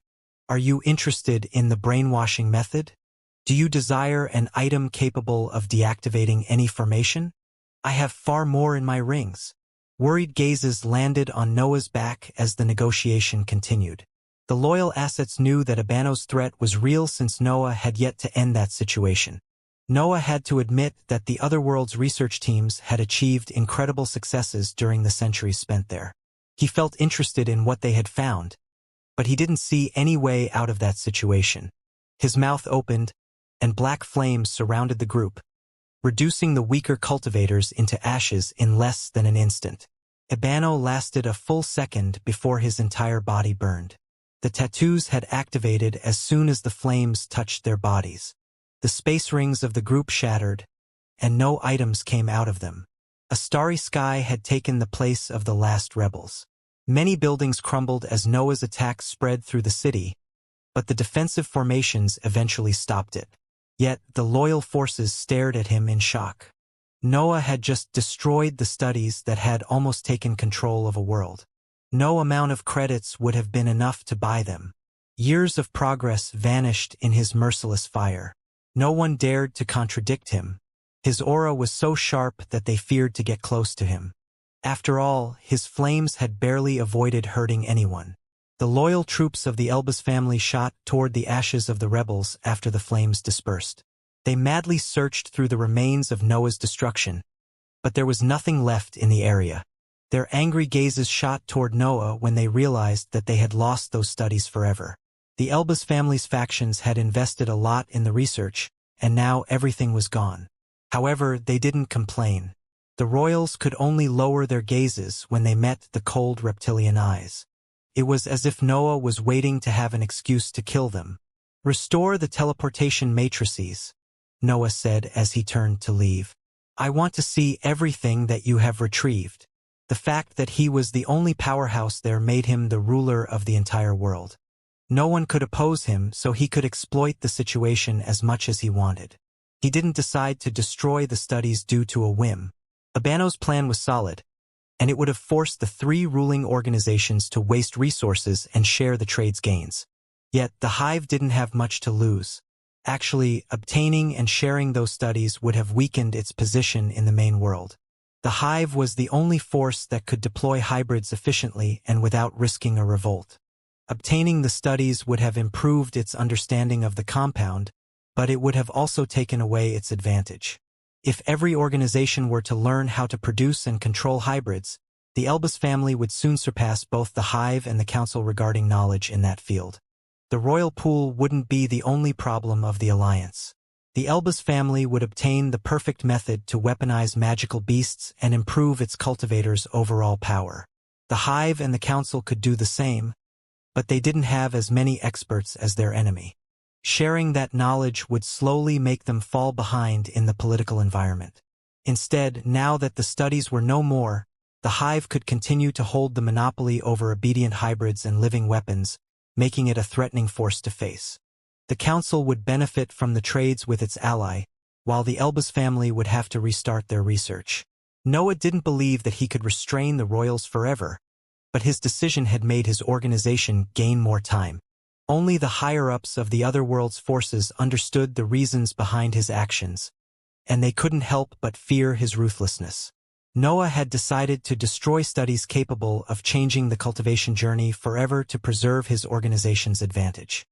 He had made the whole world suffer only to benefit a bit more from his current position. Noah sent a series of mental messages through his inscribed notebook while he occupied the fortress's best training area. His mind was too busy handling his bitter mood and his excitement toward his potential to care about his image. He had accepted that he couldn't do anything to stop his negative feeling. They were inevitable since they were the consequence of his wide path. Men can truly appreciate happiness only after they experience sadness. Noah thought as he let his mind wander while cultivating inside the training area. I appreciate strength because I know weakness. I appreciate life because I know death. Killing Luke made him feel as if he had negated part of his past, but he had taken steps toward the future. That mindset had helped him during the travel. Those bitter feelings had sharpened his mind, allowing him to complete his movement technique in a little more than 2 months. The demons eventually returned, and June came right after. Noah found truth in his previous thoughts when his lover caressed his face, as if knowing that something disturbed his mind. You expose yourself to more sufferings as your existence reaches new levels of greatness, June said as she laid her head on his lap. A being pursuing only destruction can't feel, but it can't improve either. An existence that can only create will feel everything, but it will never take a step for fear of hurting grass. Her words resounded in the training area as she turned to find a comfortable position on him. The demons left when they saw that the couple was having one of their intimate moments, and they felt that both of them needed to rest. An existence in the middle of both realms might go nowhere, Noah said as he caressed her hair. His duality might crush him while he looks for what he is. There has never been a middle, Noah, June said. You of all existences should know that we can't strive for balance anymore. We either take everything or we die. June was mostly speaking for herself, but her battle intent had always shared similar features to Noah's ambition. The two of them had both chosen difficult paths and were suffering from different backlashes. June's perfect circuit couldn't contain the immense power that she had obtained, and Noah's individuality made him lose himself in thoughts concerning the nature of his existence often. You couldn't contain your battle intent? Noah said while wearing a smile and looking at his lover in the eyes. And your ambition didn't allow you to shrink your individuality? June said as a similar smile appeared on her face. They had known each other so well and for so long that they could understand the difficulties of their respective journey even if they were approaching the laws. You need one last battle, Noah whispered as his hand went to untie her robe. Succeed, and you will be able to fight forever. You have already destroyed a world, June said as she opened his robe to kiss his torso. You only need to create a new one now. Understanding flowed incessantly in both their minds. Talking with their partner cleared many doubts about the path in front of them and steeled their resolve. The revolution had been a simple prelude to the main event. What expected Noah and June in the main world was far more dangerous, but it was necessary for their situation. They had decided to come out in the open, but they had to complete one last deed before announcing to the world that June was a traitor and that Noah could have feelings. The couple indulged in a long, intimate moment in which Noah had to make sure to leave the restrictions made with his higher energy intact. His arousal returned as the sound of kisses and moans resounded in the training area. Noah discovered how careful his body could be, and he learnt how to control himself as he held June's naked back in his hands. The couple did their best to satisfy the desire accumulated for the past centuries and decided to come out of the fortress only after 3 months. The time had come for Noah to contact the best inscription master in the world. June's life depended on whether King Elbaz would believe his lie. Noah and the demons left the other world when they set every matter. The studies they had retrieved from the rebels were mostly incomplete, but they increased the inscription and hybrid field's overall knowledge. Yet they couldn't take them. The studies had to remain in the other world, among the various forces. June remained behind, and she would wait a few months before returning to the main world. She and Noah had already planned their next moves, and they had even chosen to have a communication method at that time. Their decision was final. June would either die during the next mission or survive and join the hive with her family. A horde of experts waited for Noah and the demons on the other side of the dimensional tunnel. The loyal forces had warned the main world's assets about their return. So many inscription masters had gathered in front of the tall portal to intercept the elusive demon prince. Noah saw heroic cultivators of the council, Elbaz family, and even Shandal Empire waiting for him when the sunlight illuminated his face again. They were all experts in the 5th rank, dressed in their most luxurious robes and wearing polite expressions. The experts didn't hesitate to bow when Noah came out of the dimensional portal. The fact that he had destroyed the studies didn't seem to affect their respectful attitude. Noah didn't know if that was the usual respect given to a powerhouse or if they were in awe of his deeds in the other world. Yet, that sight didn't faze him, and he kept his cold expression as he announced his intentions to the crowd. I will speak only with the leader of the Elbaz family. His announcement left the experts speechless. The cultivators of the empire could understand that he would ignore them, but the others had mixed feelings. The council was his ally, so its elders should prioritize the assets of their common enemy. A list of complaints appeared in their minds as they silently decided to report the matter to Great Elder Diana. But Noah silenced those thoughts with his next phrase. I've found the Kezier species, Noah announced before moving toward the western coast of the old continent. The demons followed him after shooting intimidating glances at the experts. They warned them not to follow the demon prince. Noah's group flew back to the nearest entrance of the separate dimension, and they found 37 waiting for them once the light of the teleportation vanished. The automaton wore an angry expression, and his ghostly figure trembled as waves of rage filled him. His eyes went on Noah as loud words came out of his mouth. "How could you?" Noah's mind was so full of plans and strategies concerning his next move that he didn't understand why the automaton was so angry at him. Yet, his following words solved his doubts. "You destroyed years of studies," 37 shouted, raising his finger to point at Noah. "The research is sacred.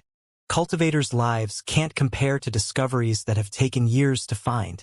The group ignored him when they understood the reason behind his anger, and Noah questioned him about important matters. "Where is the patriarch?" 37 acted as if he didn't hear his words. He continued to explain how every lost discovery was a curse that would affect humankind for eternity. His speech made some sense for an inscription maniac. However, Noah didn't have time to waste. His plan had started when he had publicly announced that he wanted to speak with King Elbaz. A few teeth of the hydras appeared in his hands, and the automaton stopped speaking at that sight. He neared Noah to analyze the material better, but the hand closed, blocking his vision. "The patriarch is in his usual lodgings," 37 shouted in a hurry, and Noah let the teeth fall on the ground. Both he and the automaton had become used to those interactions. Noah even suspected that 37's unwilling behavior was an act. The demons and Noah exchanged a nod before he flew toward the nearest teleportation matrix. They already knew their role in Noah's plan, so they didn't need to follow him back to the headquarters. Noah used a series of teleportation matrices to return to the forest of white woods. His body could sense the presence of magical beasts caged in the depths of that area, but his focus was on the powerful existence that cultivated in the underground structure above them. "I need to talk with you," Noah conveyed through his consciousness, and a series of shining lines appeared under him. Their light teleported him directly in the underground structure, where he found Chasing Demon cultivating in a cross-legged position. The patriarch had improved his cultivation technique after 37 joined the hive, but he had wasted a lot of potential during the 5th rank. He advanced slowly, and he struggled to reach the halfway mark of the lower tier. Only the 7th Xianxia rune had helped him in the last period. "What brings you to see this old man?" Chasing Demon said in a rough voice as his eyes opened. Cracks appeared on his skin when he moved, revealing that a layer of rocks covered his entire body. Noah guessed that Chasing Demon was developing a new technique, but he didn't probe further. His plan was already in motion, but he felt the need to warn the patriarch. "I'm going to start a war against the Elbaz family," Noah said as a jug of wine came out of his space ring and floated toward the patriarch. "Will you now?" Chasing Demon asked as he drank directly from the jug before throwing it back at Noah. Noah caught the jug and drank directly from it too. He shrugged his shoulders before taking another sip and explaining himself better. "Well, I will attack the academy and make a mess. I don't think they'll like that." Chasing Demon smirked, and pieces of his rocky skin fell from the corner of his mouth, revealing his actual tissues. His eyes went on the jug, and Noah threw it back at him while the patriarch asked a question. "And why would you do that?" "I need to help her," Noah said, and Chasing Demon almost failed to catch the wine when he heard those words. He was quite sensitive when it came to that topic. Avenging Charming Demon had given him peace, but it had also left him without any desire. He didn't have much ambition left now that he had fulfilled his lifelong dream, and that mindset affected his growth. "King Elbaz should be out of the scene for a while if everything goes according to my plan," Noah said in an uncaring tone. "I wonder if the hive wants to use this to its advantage." Chasing Demon listened to Noah before drinking all the remaining wine in one sip. He then cleaned his mouth with his forearm before asking a simple question. "When?" Noah flew toward the Central Territories inhabited by hybrids after he finished his conversation with Chasing Demon. The patriarch had decided that the hive would exploit his plan to attack the Elbaz family, so there was a lot to prepare. The mansion inside the separate dimension couldn't contain Noah's power anymore, so he had chosen to spend the time before the meeting in regions that were still recovering from the winged beast's crisis. He could go all out there without destroying anything important. The hybrids had thrived in the new continent's central regions under the Vito family's leadership, and Scully's arrival only helped that positive trend. Perfect hybrids didn't need specific resources to survive. They fed on the laws contained in the matter, so any food sufficed their needs. Moreover, cycles of starvation and training with noospherical runes kept their mental instabilities in check. The specimens that fell prey to their instincts became materials or food if their condition was permanent. Noah landed in one of the poorest regions and released a few cries to force out any pack that had chosen to inhabit that area. He didn't care about their noises, but they were hybrids, and they were quite valuable even if their level was low. Due to heaven and earth's fairness, stronger creatures would have a lower reproductive capacity than the weaker ones. It went without saying that hybrids suffered a great deal from those rules, so every specimen mattered. Noah dug a cave and sat at its bottom. His mind reviewed the events from the end of the chrysalis to his battle against the rank 6 hybrids. He had learnt a lot about the functioning of his body in that period. His dark star acted according to Noah's needs other than applying a constant purification to his tissues, nutrients, and energy. Noah could force it to focus on specific processes if he concentrated, but its effects peaked only when the situation required it. The rebellion had started, and he was on the other side of the continent. Therefore, the dark star had forced his body to replicate the divine deduction technique's effects, leading him to create his movement technique in no time. The hydras had injured him with their joint attacks, so the dark star had diverted all the nutrients to fuel his healing properties. Attacks tried to pierce his muscles, so his black heart poured dark matter through the injuries to block the intruders. The rebels were about to reach the defenseless dimensional tunnel, but his energies fused to create a cry capable of commanding every species. Only his instincts could take the best out of his body, and Noah had no real control over them. He could obtain weaker effects with his thoughts, but his dark star's real power was in its connection with his subconscious. It was as if his existence was telling him to venture toward new adventures, and Noah didn't know if that had been a natural consequence of his evolution or the result of his reckless life. Noah meditated for a while to address the issue. He succeeded in forcing his mind into an instinctive state, but he had poor control over his thoughts when that happened. When he managed to push his instincts toward his goals, the effects were still inferior to his body's full capabilities, so the process wasn't worth the effort. Failing in that experiment didn't worry him too much. He regretted being unable to empower his faculties at will, but he had a way around that. He only needed to put himself in danger. His focus went on the abilities that he had to improve then. He had many spells that couldn't express power in the 6th rank in their current state, and even those that could needed modifications. His existence had changed again, and his wills had a different intensity now.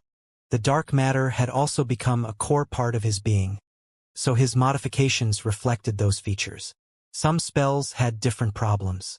The shadow copy spell didn't have limitations in its rank, but he used it to replicate the demonic sword, which found it hard to bear his new strength. Then, there were his elements, and Noah couldn't help but think about June's words when he pondered about the topic. He only lacked light to have control over all the types of energy in the matter. His next step would be to create a world at that point. Noah spent months in the silence of his cave, coming out only when he needed to test something. The region's layout changed every time he unleashed his power, but the area was empty, so nothing suffered from his actions. The tests with the demonic sword went better than he expected. His time with June had taught him how to control his body, which allowed him to use his living weapon without risking its integrity. The demonic sword had a flexible structure, which made it endure Noah's strength after a bit of practice. The only problem was that Noah couldn't use his full power even when the two coordinated themselves to diminish the pressure on the weapon structure. Nevertheless, the effects were satisfying. The demonic sword slashes didn't carry the destructiveness of Noah's body, but they added a powerful tool to his arsenal. Also, they were attacks in the 6th rank, and they could help him in long-range situations. The problems arrived when he wanted to pair his offensive martial art with other abilities. The demonic sword couldn't endure them, and Noah would remain with a significant weakness until he fixed the issue. The thought of creating a temporary weapon in the 6th rank crossed his mind, but he received the mental message that he was waiting for at that time. His loud announcement had reached the ears of the Elbas family's higher-ups, and its patriarch had contacted Chasing Demon to set up a meeting. "It's time," Noah thought as donned one of his best robes and left toward the spot designated for the meeting. The two patriarchs had opted for an area near the snowy mountain on the southern coast for the location.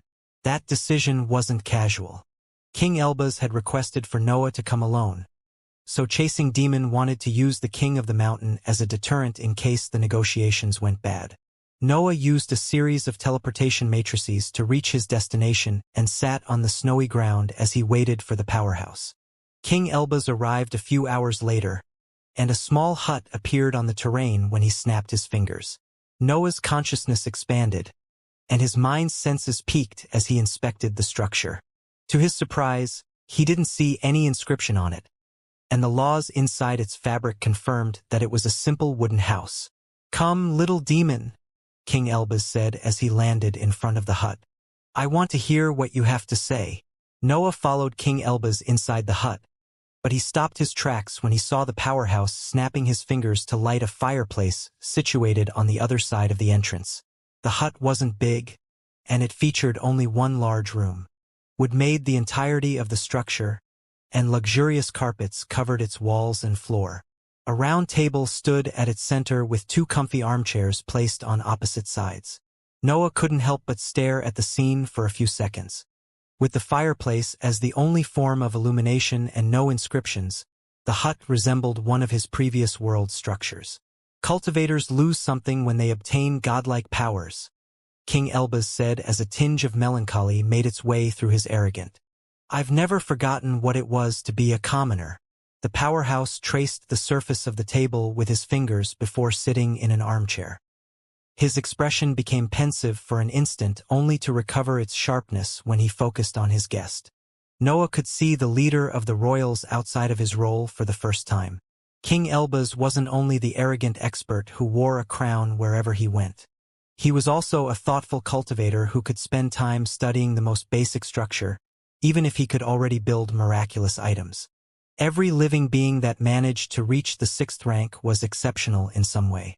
King Elbas was the best inscription master in the world, and his expertise didn't stop at the cultivation field. Noah didn't see the arrogant expert anymore. In his mind, King Elbas appeared as a creator who had started from simple wood until he had learnt to handle materials bordering the divine ranks. Mysteries surrounded most of his history. The world only knew that King Elbas had been one of the nobles in the old Wuxia nation before his coup. No one knew how he had reached the 6th rank without alerting the previous royal family. "He is a monster," Noah concluded in his mind as he sat on the armchair. "Just like me." King Elbas didn't take out wine nor any food as per the customs of meetings on that level. He remained in silence, staring at his guest as he waited for him to begin the negotiations. Yet Noah had a different plan. Everything about that meeting was a bait that had to lead to King Elbas abandoning his domains for a while. Noah couldn't appear as if he was desperate to seal an agreement.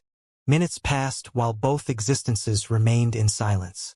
Only the fireplace's crackling and the noise of the storm outside accompanied the two powerhouses inside the hut.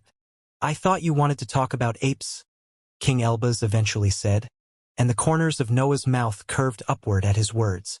He could have held back that smile, but he wanted King Elbas to notice the small victories that he managed to seize during their conversation. Noah had the upper hand in that meeting. The fact that King Elbas had contacted Chasing Demon after his announcement showed how the royals' leader cared about the Xianxia species. "I thought pieces of information had a price," Noah replied, and King Elbas showed a smile too. He appeared happy that his guest's resolve didn't crack in front of him. "My descendants' reports say that you can't handle negotiations properly," King Elbas continued. "They were wrong. Your family has been wrong about me since I was a human cultivator." Noah used sharp words to reply. "I hope this outcome doesn't hurt your pride." A tremor ran through King Elbas' eyes when he heard that answer. Noah had casually hinted at his individuality, but he knew that the demon prince of the hive wasn't someone that acted on whims. Noah was purposely showing his knowledge to prove that he wasn't a simple newly advanced cultivator. King Elbaz waved his hand, and a large jug appeared at the table's center together with 2 cups. The powerhouse gestured Noah to taste the wine, but the latter hinted that he had to go first. I might have taken an antidote before, King Elbaz teased as he filled his cup and emptied it in 1 sip. If there is an antidote, Noah said as he copied his actions, then it can't affect me. The flavor of strong wine filled his body. The dark star spun faster as it purified the nutrients carried by that liquid and diverted part of the energy absorbed to his mind. Noah felt a wave of heat filling his body. It was as if he had taken a bite from a scorching magical beast in the 6th rank when he understood how nourishing that wine was. King Elbaz's smile widened when he saw surprise appearing in Noah's expression, and he couldn't help but comment on the matter. I could only brew 6 on these. The material went extinct afterward, and I'm still trying to recreate it. Let me tell you, it's hard to make a rank 6 magical plant out of nothing. King Elbaz was bragging about his expertise. After all, he talked about growing magical plants in the 6th rank due to a hobby. No one could even imagine what he did for matters that concerned his power. Noah decided to change the approach. He suppressed his surprised face and filled another cup before officially starting the negotiations. I have found and captured a few specimens belonging to the Xianxia species in the human ranks. The hive is nurturing the pack now. We expect a new 6th Xianxia rune to appear every 400 years. King Elbaz's eyes flickered as calculations happened in his mind. There was a difference between feeding a magical beast until it reached the 6th rank and pushing it at that level forcefully. The specimen in the 6th rank didn't have to be healthy or strong. It could even be a pile of fur as long as it had the 6th Xianxia rune on it. King Elbaz knew that he could shorten that period to 200 years if he didn't care about the creature's condition. What do you want for a female specimen? King Elbaz asked directly, but he didn't appear too interested. He was already nearing the last stage of the 6th rank in the end. There was a limit to how much those creatures could interest him. It wasn't even worth grooming a creature until it reached the 7th rank. King Elbaz already had a good method to train his mind, and he would find it pointless to invest a lot of resources and time in that project. The specimens of our pack aren't for sale, Noah replied firmly, and interest finally appeared on King Elbaz's face. Noah had set up the meeting, which meant that he had something to trade. It also had to concern the Xianxia species since he had mentioned it. King Elbaz felt intrigued, and he understood that there was only one way to learn the nature of Noah's goods. What do you want? King Elbaz asked, and Noah replied while wearing a cold smirk. Everything, of course. Noah's request wasn't specific, but it was greedy enough to make King Elbaz understand that his guest owned something precious. King Elbaz's eyes sharpened, but he couldn't remain in silence for long. His mouth opened, and a question came out of it. What did you even find? I want everything you have on the darkness element, Noah promptly answered. I'm not talking only about spells and martial arts. I want every technique, research, and blueprint that cultivators with a darkness aptitude can use. The Elbaz family stood at the peak of the inscription field, and its studies covered every aspect of the cultivation journey. Noah couldn't even begin to imagine how many discoveries and mysterious techniques the royals had created under King Elbaz's rule. Yet he had every intention to find that out. Silence fell in the room, and the crackling fireplace accompanied the 2 powerhouses once again. The duo filled and emptied cups as the minutes passed, but their eyes never left their adversary. Eventually, King Elbaz took out a scale that had 2 golden plates on its sides. An eerie aura surrounded the inscribed item, and Noah could sense that its power was in the middle tier of the 6th rank even if it didn't have offensive properties. King Elbaz pressed 2 fingers on his forehead, and an azure lump of mental energy came out of his mind when he pulled his hand. He then dropped those thoughts on the plate near him, and the scale tilted in his direction. This is the value of what you've asked, King Elbaz said as he pointed at the empty golden plate. It won't record anything unless you want to. Noah felt intrigued when looking at the scale. King Elbaz had created something on that level with the sole purpose of making his negotiations fair. Most powerhouses won't ever think of spending time and resources creating something like that, but King Elbaz was atypical.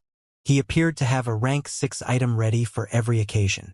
Noah looked at the scale for a while, but he imitated King Elba's actions before he started to have some doubts about the truthfulness of his guest's claims. The image of the ape god appeared in his mind before Noah pulled that thought and placed it on the empty plate. His thoughts weren't azure like King Elba's. His shining lump of mental energy was brown, and it tilted the scale toward him when it landed on the golden plate. King Elba's eyes widened when he heard the plate landing on the wooden table. He knew exactly how valuable the resources requested by Noah were, so the reaction of the scale left him speechless. All the accumulated techniques, studies, and resources connected to the darkness element could rival any quasi-divine item in value. Yet, the scale declared Noah's offer was far superior to that. The only possible conclusion was that Noah was willing to trade a proper divine resource. King Elba's didn't hesitate anymore. A black tablet appeared on the table, and the royal placed his finger on it. Azure runes formed on the item's surface as he listed the contents of his oath and flung it toward Noah when he finished. Noah analyzed the oath with his mental energy. It was a standard item used during negotiations of that kind, which would activate once both parties agreed to the deal. Brown runes formed on the empty side of the tablet as Noah swore the oath. The negotiation had officially begun at that point. It was only a matter of deciding the terms. "I have a general idea of the location of your travel," King Elbas said in an attempt to lower the value of Noah's offer. "Whatever it is, I can find it on my own." "You can't," Noah replied. "I've destroyed the entire place. You need me if you want to get your hands on it." King Elbas asked. He had already understood that the matter involved resources in the divine rank, but he needed to hear their nature from his guest's mouth. Noah smiled and took a sip from his cup.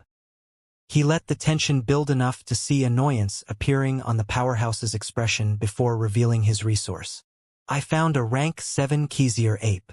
King Elba's eyelids trembled, but he promptly closed them to hide his surprise. Many questions filled his mind, and countless doubts made him wonder whether his guest was speaking the truth. However, he knew that the time for questions was over. Both parties had sealed the oath. Their offers had to be true for the agreement to activate. "How did you even survive?" King Elbas couldn't help but ask when he reopened his eyes. Still, Noah limited himself to take sips from his cup.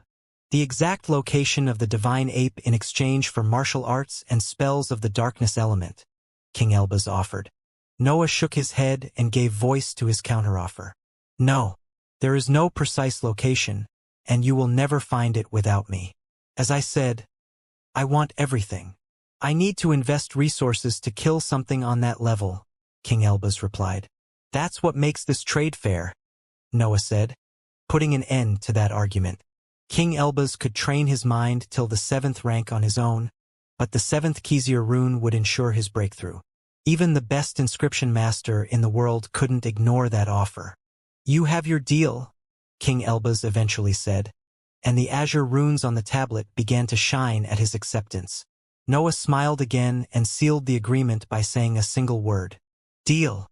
Both sides of the tablet shone at that point, and runes appeared on the existence's fingers. Noah saw black runes forming on his hand and flickering a couple of times before disappearing inside his skin. The runes traveled through his body, and the dark star focused on them when they floated toward his mind. Still, it let them pass because it felt Noah's will inside them. The runes landed on his mind and fused with its walls. King Elbas and Noah had finally sealed the pact now. It was time to exchange the goods. King Elbas took back his inscribed items and placed a large map on the table. Noah stood up and began to describe the last seen location of the ape god and the layout of the Sea of Magma. His explanation didn't stop there. Noah explained the behavior of the Red Sea's currents and gave King Elbas his personal opinion as an expert in the magical beasts field. The two agreed on the delivery of the resources too, so the matter ended there. They were about to leave the hut and return to their respective domain, but Noah had another doubt. "Why did you tell me about the higher energy?" Noah asked. "You knew it would have made me stronger." King Elbas had stood up by then and was walking toward the exit. Yet Noah's question made him stop to answer honestly. "I'm a researcher," demon prince of the hive. I had to know which shape darkness would take. Noah and King Elbaz left the region without looking back. Their conversation had concerned only the exchange of resources, but the two of them had understood a lot about their respective personality nonetheless. King Elbaz had learnt how sharp Noah could be outside of a battlefield. He wouldn't fear anyone as long as he had some leverage. He wouldn't flinch even if a god stood in his way if he knew how to exploit the situation to his advantage. Noah had seen how the leader of the royals was more than just arrogance. He was an expert entirely dedicated to his field of expertise. His experiments covered every aspect of the cultivation journey, and he had achieved great things in each one of them. King Elbaz's arrogance came from his results. He knew exactly how amazing he was, and he couldn't help but feel superior to any other force in the world. His only mistake was being born after Shandal and God's right hand. Noah's mind kept on playing King Elbaz's answer to the question related to the higher energy. The patriarch of the Elbaz family was so selfless about his research that he had purposely provided his study to a potential enemy. He didn't care that Noah could use the higher energy against him one day. He had to see how the darkness element evolved, even if that put him in danger. Noah's respect for such a determined opponent couldn't help but increase. The two of them belonged to the same type of cultivators. They were the monsters that regular labels failed to comprehend. Black versions of the elements floated in Noah's palm as he flew back to the nearest teleportation matrix. Fire, water, earth, wind, lightning, and darkness rotated on his hand and exchanged part of their fabric. Still, they never fused. I need my light, Noah thought.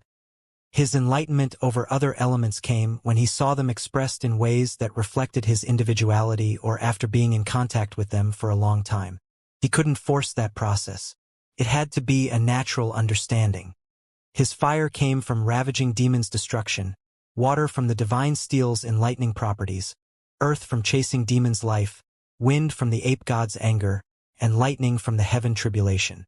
The dark matter represented the darkness element, but Noah had yet to find something that could complete his understanding of those types of energy. Daniel's individuality couldn't work. The two of them were too different, and even their goals went in opposite directions.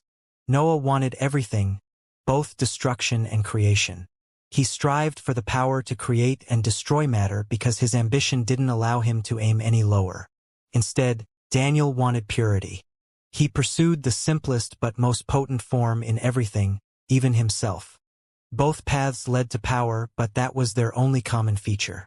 Moreover, Noah felt an innate disgust toward the light element, which made it even harder for him to lose himself in its fabric.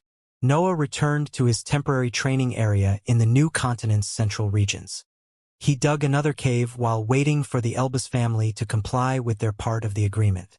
The royals' inscription masters had to make copies of thousands of scrolls, studies, and techniques. The process would take a while. Still, Noah wasn't in a hurry. He had to wait for King Elbaz to leave the surface anyway. That was the only uncertainty in Noah's plan. He didn't fear the defenses of the Royal Academy, but he had no way to confirm King Elbaz's departure without putting himself in danger. His only option was to predict how long the patriarch of the Elbaz family would take to make the necessary preparations and decide to explore the Sea of Magma. Noah didn't mind waiting, but he had to consider June in his plan. They had agreed that she wouldn't return to the Elbaz family's territories until the mission started. Nevertheless, she was a battle maniac, and staying put wasn't in her style. Her individuality might suffer if Noah waited too much before making his move. Noah meditated and cultivated. His focus was on the light element and his spells.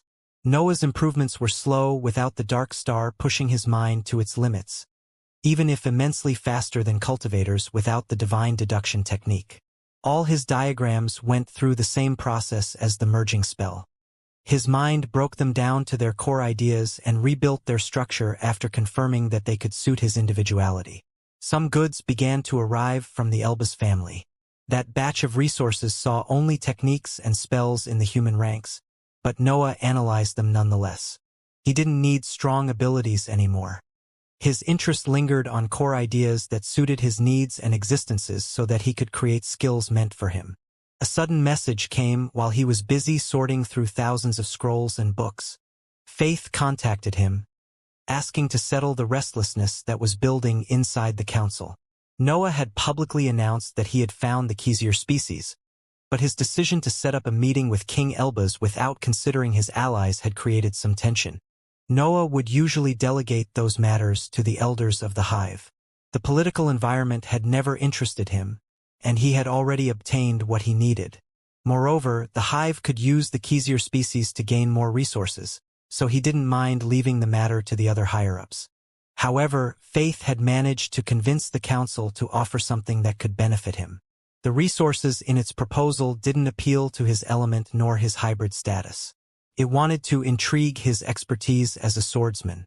It was rare for cultivators to use martial arts, and they completely disappeared among existences in the 5th rank and above. Yet, the council had found traces left by divine beings that appeared connected to those techniques. Noah stopped sorting through his piles of abilities to travel toward the part of the mountain chain that ended on the northern coast. It didn't take much for him to reach that region since the hive and the council had established a thick array of matrices that connected the two domains. Faith welcomed him once appeared at his destination. Tall mountains filled his view, and large pagodas stood on their sides. Countless heroic cultivators sat cross-legged on those buildings' balconies and roofs and stared at something hidden between the peaks. Other elders joined Faith in her warm welcome, and the group eventually led Noah toward the pagodas where he could see the reason behind the cultivators' focus. The mountains had seen many excavations in that area, but their purpose was to enlighten a fissure on one of them that radiated an ancient aura. The dark star in Noah's chest spun faster as his consciousness went on the fissure. Its smooth edges had survived the passage of time, and not even a crack had appeared on their surface. It was as if the fissure carried traces of eternity. It resembled a mark in heaven and earth's world that not even time could erase. Noah's consciousness covered the fissure and fused with the aura on its surfaces. Thousands of swords appeared in his mind. Noah felt the weight of countless experiences filling his thoughts and giving birth to an endless number of forms.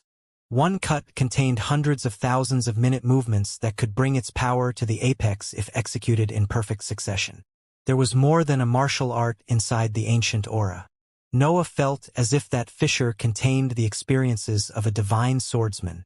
"This is incredible," Noah exclaimed, while his awareness wavered. Only a few experts in the cultivation world could claim to have the same experience in swords. Noah had wielded sabers since he had set his mind to learn martial arts, and swords had accompanied the entirety of his cultivation journey. He didn't abandon that practice even when his centers of power pushed him toward other abilities. His individuality had the shape of a sword that could pierce the starry sky with its might. The first will that his ambition had fueled concerned his sharpness. Noah had always been unwilling to separate himself from his trustworthy weapons. Becoming a hybrid had solidified that feeling and had opened a path where his expertise could flourish, reaching levels of power that other existences could only dream of wielding. The dark star in his chest spun faster, pushing his body toward limits that Noah had yet to experience. His instincts didn't want him to stop his immersion in that divine aura, and his greed desired to absorb all the knowledge contained in the cut. Humanoid shapes eventually appeared inside his mind. They moved, performing various forms while they wielded ethereal blades. Noah's mind had harmonized with the sharpness carried by the ancient aura, and his thoughts played any piece of knowledge that they were able to translate. Understanding filled his whole consciousness as his thoughts kept on materializing the forms of ancient and forgotten martial arts. Noah felt that he was staring at the very origin of every sword art, only to see them become more complex as his mind translated more pieces of information. Noah activated the divine deduction technique when he felt that his mind couldn't keep up anymore with that stream of knowledge. The divine ability pushed his consciousness's processing skills even more and allowed him to remain immersed inside the ancient aura for longer. However, he had to give up and cut his connection with the fissure at some point. His mind felt exhausted, and one glance at the condition of his sea of consciousness made him understand that he had reached his limits. Almost all his mental energy had disappeared during the process. Remaining immersed in that understanding had depleted most of his thoughts, making him feel beyond drained. His vision was messy, and the sunlight hurt his eyes. Still, his condition slowly stabilized, making able to see a crowd of elders staring at him with incredulous expressions. Noah didn't have the strength to speak. He only wanted to rest and recover the mental energy to get back on studying the fissure again. There was too much inside that aura, and Noah didn't want to miss any of it. Before he could shot toward a mountain to dig a cave, Faith stepped forward and handed him a small basket filled with crystalline water. She didn't speak while she stretched the item toward him. Noah instinctively grabbed the bucket and drank from its edges. Some of the water fell on his face, and a gray smoke formed due to his body's high temperatures. A refreshing feeling spread from his throat and face when the water touched his tissues. The tiredness that filled his mind softened, and Noah found himself able to think properly again in a few seconds. The elders of the council had become used to the after-effects of the fissure. They had deployed many methods to improve the training sessions near the cut and shorten the time required to recover the mental energy depleted during the enlightenment. Those methods worked even better with Noah. His dark star purified and improved the crystalline water's healing properties before pushing them toward his mind. In a few minutes, Noah saw the level of the sea inside his sphere rising. "You are incredible," Faith said when she saw that Noah's face had recovered some energy. Noah paid attention to the crowd of elders staring at him at her words, and his questioning gaze hinted that he desired an explanation to that event. No one had ever lasted longer than a week when inside the ancient aura, Faith replied. The rank of the sea of consciousness isn't the only variable in place. Great Elder Diana can last only for 5 days, while some rank 4 cultivators have surpassed her easily. Noah understood the meaning of her words. A strong mind was necessary to process more information, but a swordsman would deplete less mental energy to translate those forms. "How long?" Noah asked, and the experts around him diverted their gazes. Regret appeared in the faces of some of the elders. It seemed that they didn't like how the events had unfolded. Yet, Faith showed a happy expression when she replied to his question. "You have been in the same position for 2 whole months. I knew that this place was perfect for someone like you." Noah could guess the reason behind the elders' regret now. They had long since learnt that the cut benefited cultivators with swords experience, but they wanted a monopoly over that training area. Even after the alliance with the Hive, they didn't feel the need to share that resource.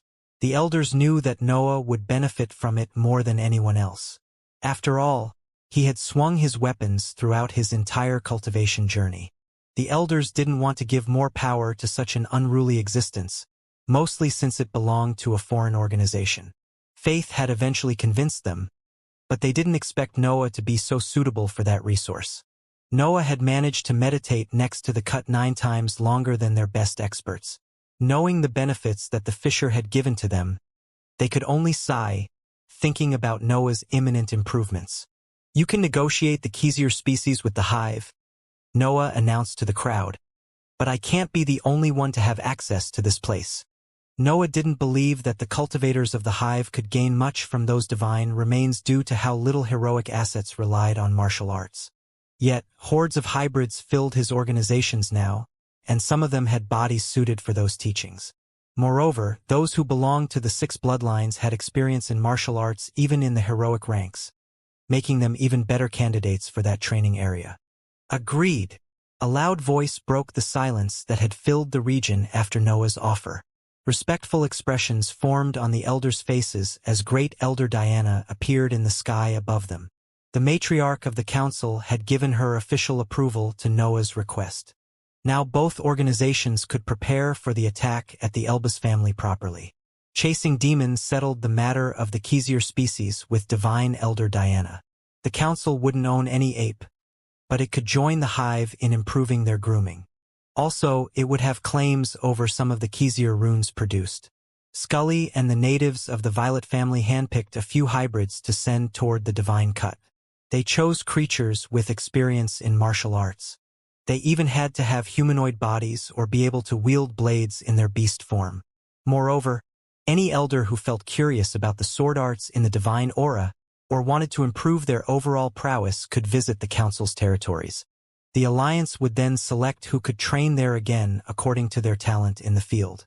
The hive became restless right after the news of the new traces left by divine beings spread among the elders. Many cultivators traveled toward the mountain chain, hoping that their past training or individualities could match the ancient aura. That was a proper divine inheritance that didn't cause any lasting after effects. No one would ever refrain from attempting to seize it. However, most of them soon learnt the harsh truth. Abandoning martial arts after their centers of power had reached the 4th rank made them unsuitable for that inheritance. Their minds would take millennia to process that knowledge. The hybrids had it a bit better, especially those from the 6 bloodlines' inner circles.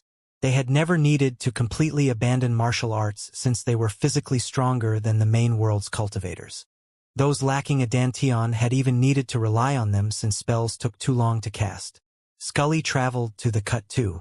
Her appearance shook the council's elders to no end, but they ultimately felt glad to be the hive's ally. Those mortal lands were experiencing one of the wealthiest eras that a lower plane could ever see. Their sheer number of heroic experts was unheard of in the historical records. Also, many cultivators were slowly reaching the peak of the 5th rank. Every organization expected more powerhouses to appear in the following years. Many experts linked that rare phenomenon to the fall of the Peace of Immortal Lands. Still, a few of them believed that the exceptional talents living in their era affected that trend. In less than a millennium, the world had seen God's right hand's ascension, King Elba's dimensional portal, the fall of a new continent, wars of various width, and a crisis featuring a quasi-divine creature. Those events had given birth to countless talents that either inspired others or created even more shocking scenes. The positive trend never stopped because of that, and more experts felt spurred to do better. The hybrids remained for a few months over the cut before many of them gave up on seizing the inheritance. Scully eventually abandoned the region too. Only a few weaker specimens remained there, and the council prepared good accommodations for them. As for Noah, he had become the main topic of many conversations in that period. Noah almost couldn't help himself. The last session of meditation near the cut had given him so many ideas that he had started another one right away. Crowds of experts would reach the cut and fail to last for more than a few days while he remained immersed in the divine aura for months. By the time his 2nd training session ended, the hive had already decided who was suitable for that type of procedure. Noah saw an elder of the council handing him a bucket filled with crystalline water when he opened his eyes. His mind struggled under the effects of that refreshing liquid, but he noticed how the pagodas were almost empty when he managed to focus. Many elders had given up in that period. They had believed that hard work and constancy could eventually lead them to the bottom of the inheritance. Yet, that belief had vanished when they saw how long Noah could last. Only a few stubborn experts and a small group of hybrids had remained in the area. No one else felt like wasting time near the fissure when there were existences better suited for that inheritance. Hard work was pointless when Noah could absorb knowledge faster and for longer periods than anyone else. He could learn in days what other experts would take years to recreate in their minds. It wasn't a matter of talent. Noah had never stopped using swords through the entirety of his cultivation journey, and that made him the perfect heir for that inheritance. Noah didn't give much importance to those events. His mind could only focus on the forms contained inside the ancient aura now. He felt his expertise improving with each second spent in that meditation, and his body reached the peaks that he couldn't usually force during the process. A war was about to start, and he had to improve as fast as he could before invading the Royal Academy. Noah didn't know how much time he had, but he preferred to spend it training next to the cut, since the Dark Star would push his body's abilities there. Studying resources for years wouldn't give him the same immediate benefits as the divine cut. Improving his martial arts was even Noah's priority, so he found no reason to be elsewhere. The hive sent him weekly reports concerning June and King Elba's situation. All the new continent's investigative structures focused their attention on the royal's domain, waiting for the powerhouse to leave the surface. The Alliance knew that King Elba's expected the arrival of an attack after his departure. The powerhouse wouldn't lose his chance to capture a Xianxia ape in the 7th rank, but he wouldn't leave his domain unprotected. The hive and the council had to wait until King Elbaz felt ready to leave the surface, which meant that they had to let years pass while they prepared for their offensive too. June did her best to kill her boredom. She entered the separate dimension and spent time with 37. Her reward from Chandal's dimension was the perfect bribe to learn even more about formations. A few years had to pass before the Elbaz family showed some changes. They weren't anything flashy, and they didn't affect the weaker troops in the peripheral regions. No one informed the weaker cultivators about events of that importance, so their behavior didn't change. However, the higher-ups of the royals began to act slightly differently than usual. Experts gradually came back from the other world, and the resources exchanged or bought in the various trades saw a change in their nature.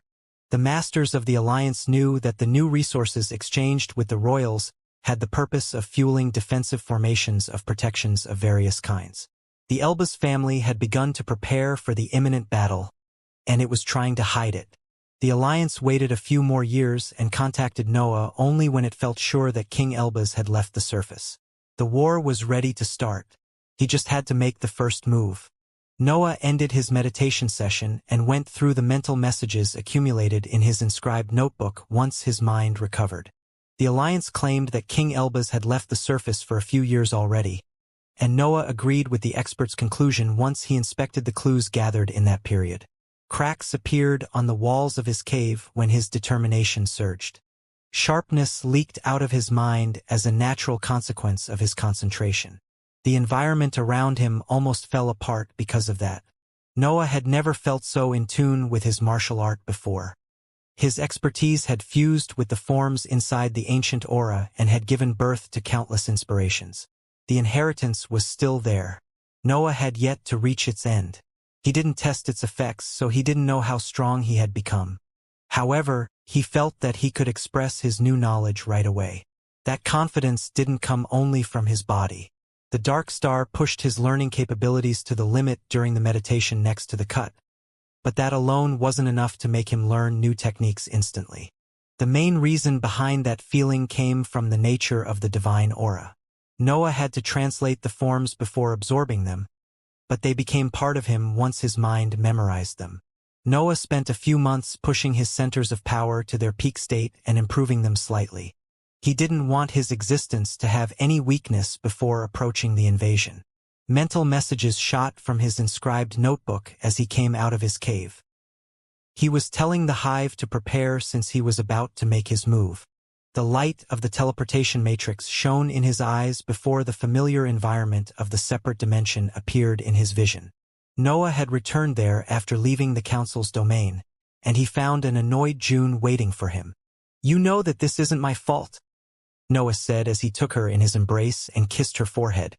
"You could have put a bit more pressure on that old geezer," June complained, but her expression relaxed when she laid her head on his chest. The couple remained in that position for a few minutes before moving toward the next teleportation matrix. The path leading to the Royal Academy was only a few hours from their spot. Crowds of experts waited for them whenever they teleported in another area. They performed polite greetings and wished them good luck before they moved to the next matrices. Noah saw his acquaintances and friends along the way. Chasing Demon didn't show his face, and the two demons appeared only before the couple reached the last matrix. "You aren't coming with me this time," Noah said when he gazed at the two demons. He was about to go all out, and he couldn't let the couple be near him when that happened. He wasn't even sure if his new enhanced sharpness would spare their lives once he stopped holding back. They couldn't go with June either. She had to make the trip alone, and no one could help her in the mission. "We'll wait for both of you on the front lines," Dreaming Demon said while wearing a warm smile. Flying Demon limited himself to wink at Noah before the couple sent them off. 37 waited for the couple at the end of that corridor. He had created two exists toward the Royal Academy. One of them ended up inside the restricted areas, while the other teleported right at the structure's center. June knew the Academy's basic layout and position, so the automaton had managed to be precise with his inscriptions. The exits were incomplete, though. He had to place the last line before the arrays could activate. Noah and June turned toward each other and exchanged a long stare. That could be their last time together. There were only two possible outcomes after they stepped on the matrices. A life together in the open or death. I remember the first time we fought, June said as she took slow steps toward her lover. We have lived for 5 centuries, but that memory is still clear in my mind. You are speaking as someone who is about to die, Noah said while wearing a smirk and closing the distance to caress her face. June showed a warm smile at their usual exchange of lines, but she soon lowered her eyes when painful thoughts surged in her mind. Noah lifted her face at that sight, and June's hand went on his chest to feel his burning core. Noah, June said as her eyes went down again. You have given new life to 2 nations, and one of them has reached the peak of the mortal lands thanks to you. You have revived old monsters whose only fate was to die in a forgotten dimension. You have given flesh, muscles, and organs to ancient bones. June's words felt like heavy hammers when they reached Noah's ears. He knew what she was trying to do, and it pained him having to hold back to let her finish. That could be their last time together. Noah wouldn't dare to interrupt his lover at that moment. June squeezed his robe, and her fingers pointed on his metallic skin in a desperate attempt to remain with him forever. However, her grasp soon relaxed, and more words came out of her mouth. I am the foundation of your life, she said. But your creation is much more than that. It has already surpassed what a single death can affect. You don't have to say all of this, Noah said as he took her hand. Yes, I have to, June replied, moving her free hand on his face. Promise me that you won't let a single death leave a crack in your individuality. Noah could only stare at June in silence after her words. She was too important for him, so he had no confidence in promising that. Yet, he could see the anxiety in her eyes. It was as if she was begging for him to say that. I promise, Noah eventually said. My creation won't stop even if you die. Still, it won't be the same without you. Calm appeared on June's face when she heard that. She pointed her feet to leave a quick kiss on Noah's lips before battle intent filled her expression.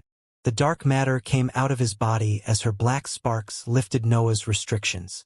Her cultivation level exploded with power as she left her lover's arms and moved toward her designated teleportation matrix.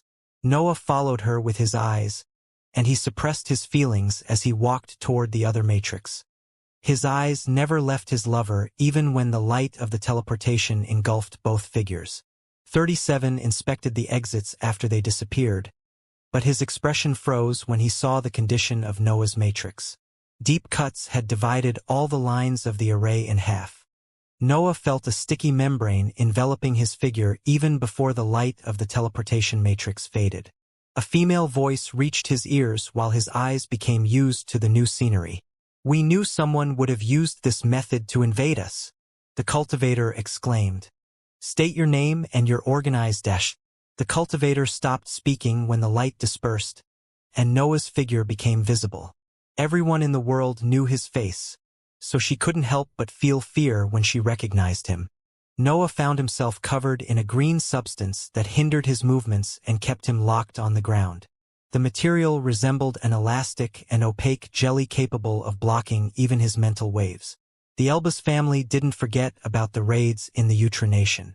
Its many inscription masters didn't understand the nature of the separate dimension, but they developed measures that could block any ability of that kind. The woman analyzed the jelly around Noah with a worried expression. The material could stop quasi-rank 6 attacks, but it couldn't hold a powerhouse for long.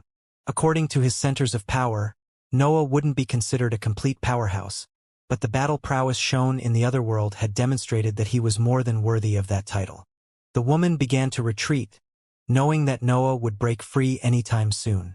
However, she had underestimated how deep inside the 6th rank Noah's power was, and her initial hesitation turned out to be a fatal mistake. Noah had spent so long immersed in the ancient aura that some of his mind's features had changed already. His mental waves had become sharper, and his existence had returned to express the main characteristic that had accompanied his individuality since the beginning. He was a blade.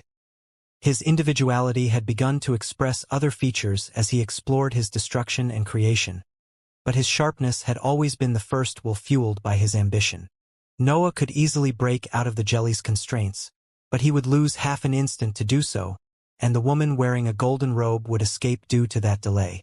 Yet, his middle finger was free to move since the edges of his hand kept that spot without jelly.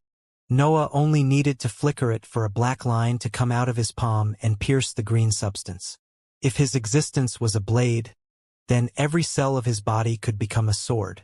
Noah had always used weapons to enhance his power output, but the cut had shown him that he could apply his sharpness to his entire being. The woman of the Elbas family was only a cultivator at the peak of the 4th rank. The jelly weakened Noah's casual slash, but his enemy's body shattered when the black line touched her back. Noah stabbed his fingers in the opening and widened his arms. The jelly tried to stop him, but the sheer power contained in his limbs stretched it until it snapped. His consciousness expanded as he tore apart the green substance lingering on his body. His mission was to attract as much attention as possible and see if his target was inside the Royal Academy. The Royals wouldn't forget about June with him there. They would initially try to take care of both intruders, but Noah had already decided to go all out. His mental waves could cover almost all the academy, but they couldn't seep through many buildings. There were defensive inscriptions everywhere, and many structures had multiple layers of them. The layout of the Royal Academy became clear in Noah's mind. To his surprise, the Elbas family had arranged that place in the same way as the old academy. The Royal Academy resembled a small city that had a shining river dividing it into 2 parts. One side had various habitations, while the other had large research buildings. Of course, the value of those structures was on a superior league compared to the old academy. That wasn't a place where human cultivators could walk, and even beings in the 4th rank would find it hard to endure the pressure accumulated in the area. Noah could sense the presence of training zones in the peripheral areas of the academy, but his interest was in the assets that populated the buildings and streets. His focus eventually went on one of them. His mental waves had successfully located Cecil Elbas. "You were here in the end," Noah thought as a smile appeared on his face, and black smoke came out of his skin. He couldn't help but feel happy at the idea that he was about to unleash his destruction in that place. That feeling didn't come only from his enmity with the Elbas family. He was simply happy that he was about to express his individuality. Countless shining lines lit up around him as soon as he took a step outside of the jelly. Many defenses activated, and runes even appeared on the sky since his corrosive smoke was tainting the air. Noah felt the power of the 6th rank in some of the lines around him, but his mind sensed no danger. It was as if it knew that he could cross them easily. The spiked armor formed, and Snore appeared next to him. The demonic sword came out of his robe and flew inside his clawed hand, ready to fight alongside him. Noah didn't worry about his living weapon's integrity anymore. The cut had shown him movements that could alleviate the pressure on the demonic sword even if he used most of his physical strength. The ground morphed and 50 armored knights came out of it. A silver metallic layer covered their bodies, and each of them radiated the power of the peak of the 5th rank. Purple lines appeared in the sky, and a heavy pressure began to focus on Noah's mind. A series of mirrors came out of the buildings nearby, and breath of various elements gathered on their surface. 3 massive humanoid puppets surged from the river in the distance and began to walk in Noah's direction. They exuded power in the 6th rank, and their bodies appeared to lack a core, which meant that there was only water in their structure. More and more defenses activated in the distance. It was as if the entirety of the Royal Academy had transformed into an army of inscribed items that had to take him down as their only goal. Noah didn't expect any less from the most advanced organization in the inscription field. Actually, he found those defenses too weak, which told him that there were more of them in deeper parts of the academy. A series of cultivators wearing golden armors rose from some buildings in the distance.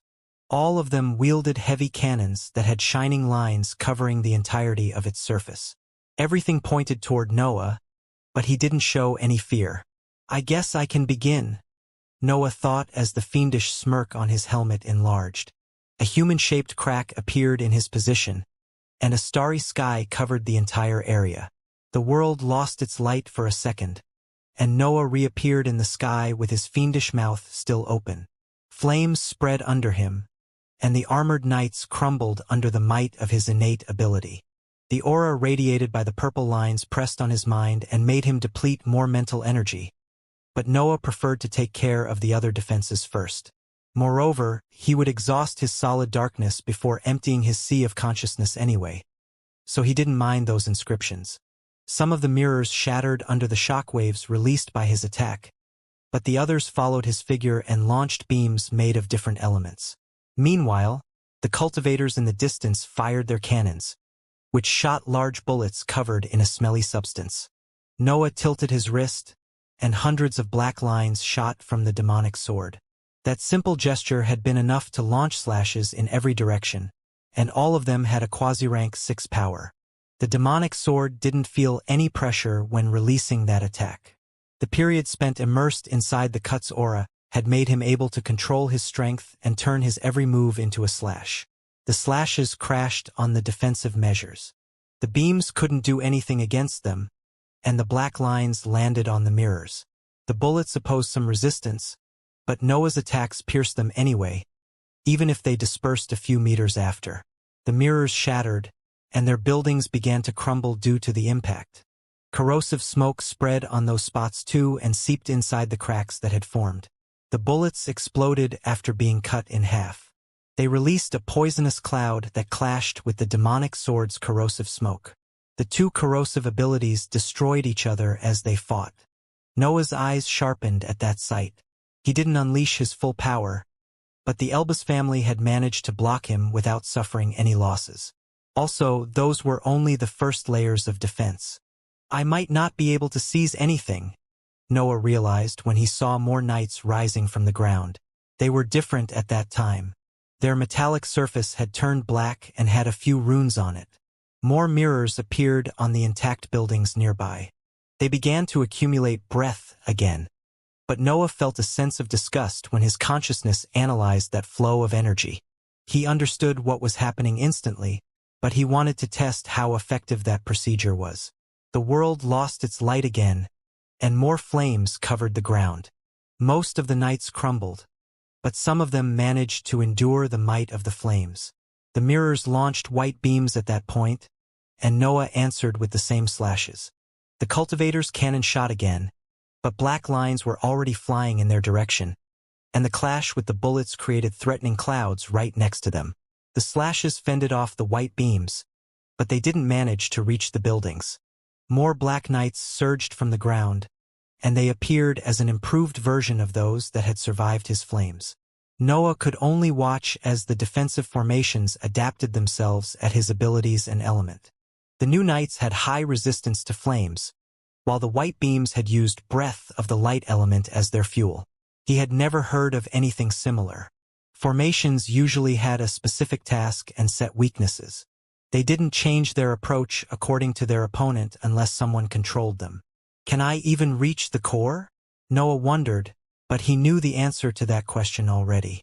He was in the middle of one of the most advanced places in the world. He had no hope to cross those defenses on his own. Noah changed approach at that realization. Continuing to fight the defensive formations would only cause him more problems. It was better to aim for his target and unleash as much destruction as he could along the way. A human-shaped crack appeared in the sky as he shot toward Cecil's presence. The latter was right beyond the 3 water puppets, and Noah's initial idea was to ignore them. However, more lines lit up in the sky while he sprinted in his dark dimension. A series of currents came out of the puppets, and they blocked Noah's path in multiple spots as they created a massive wall.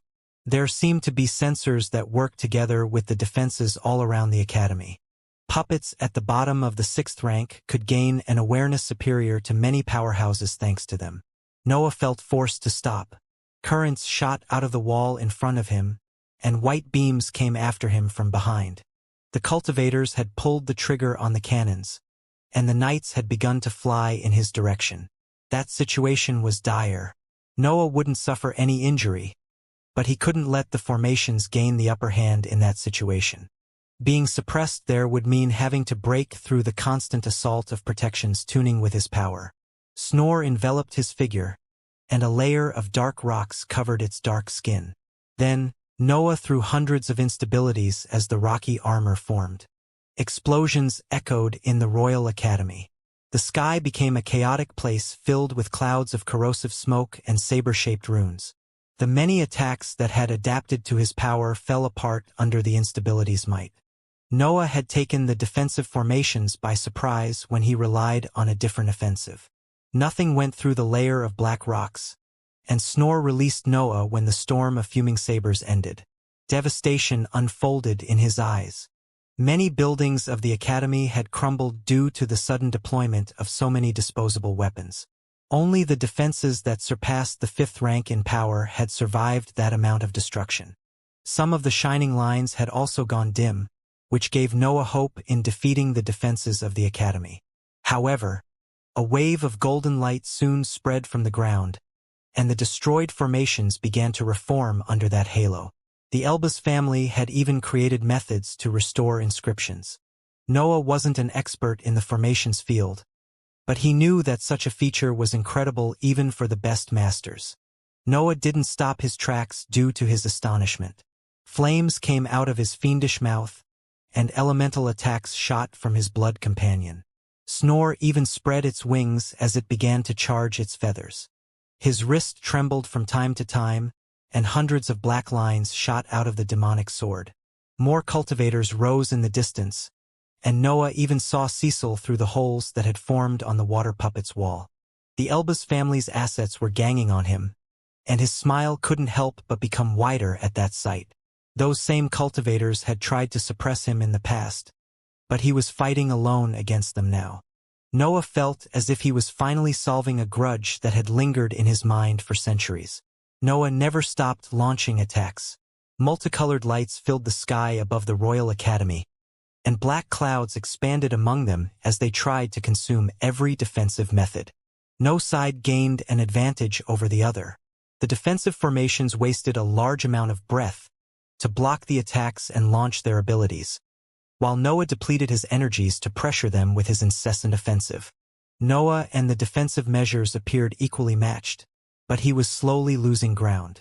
New knights came out of the ground, and they had an additional layer of protection around their armors at that time. A series of metallic shields appeared in front of the mirrors while they gathered energy.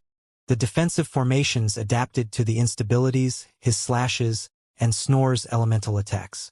Noah found it hard to advance in that situation since those inscriptions became more difficult to pierce.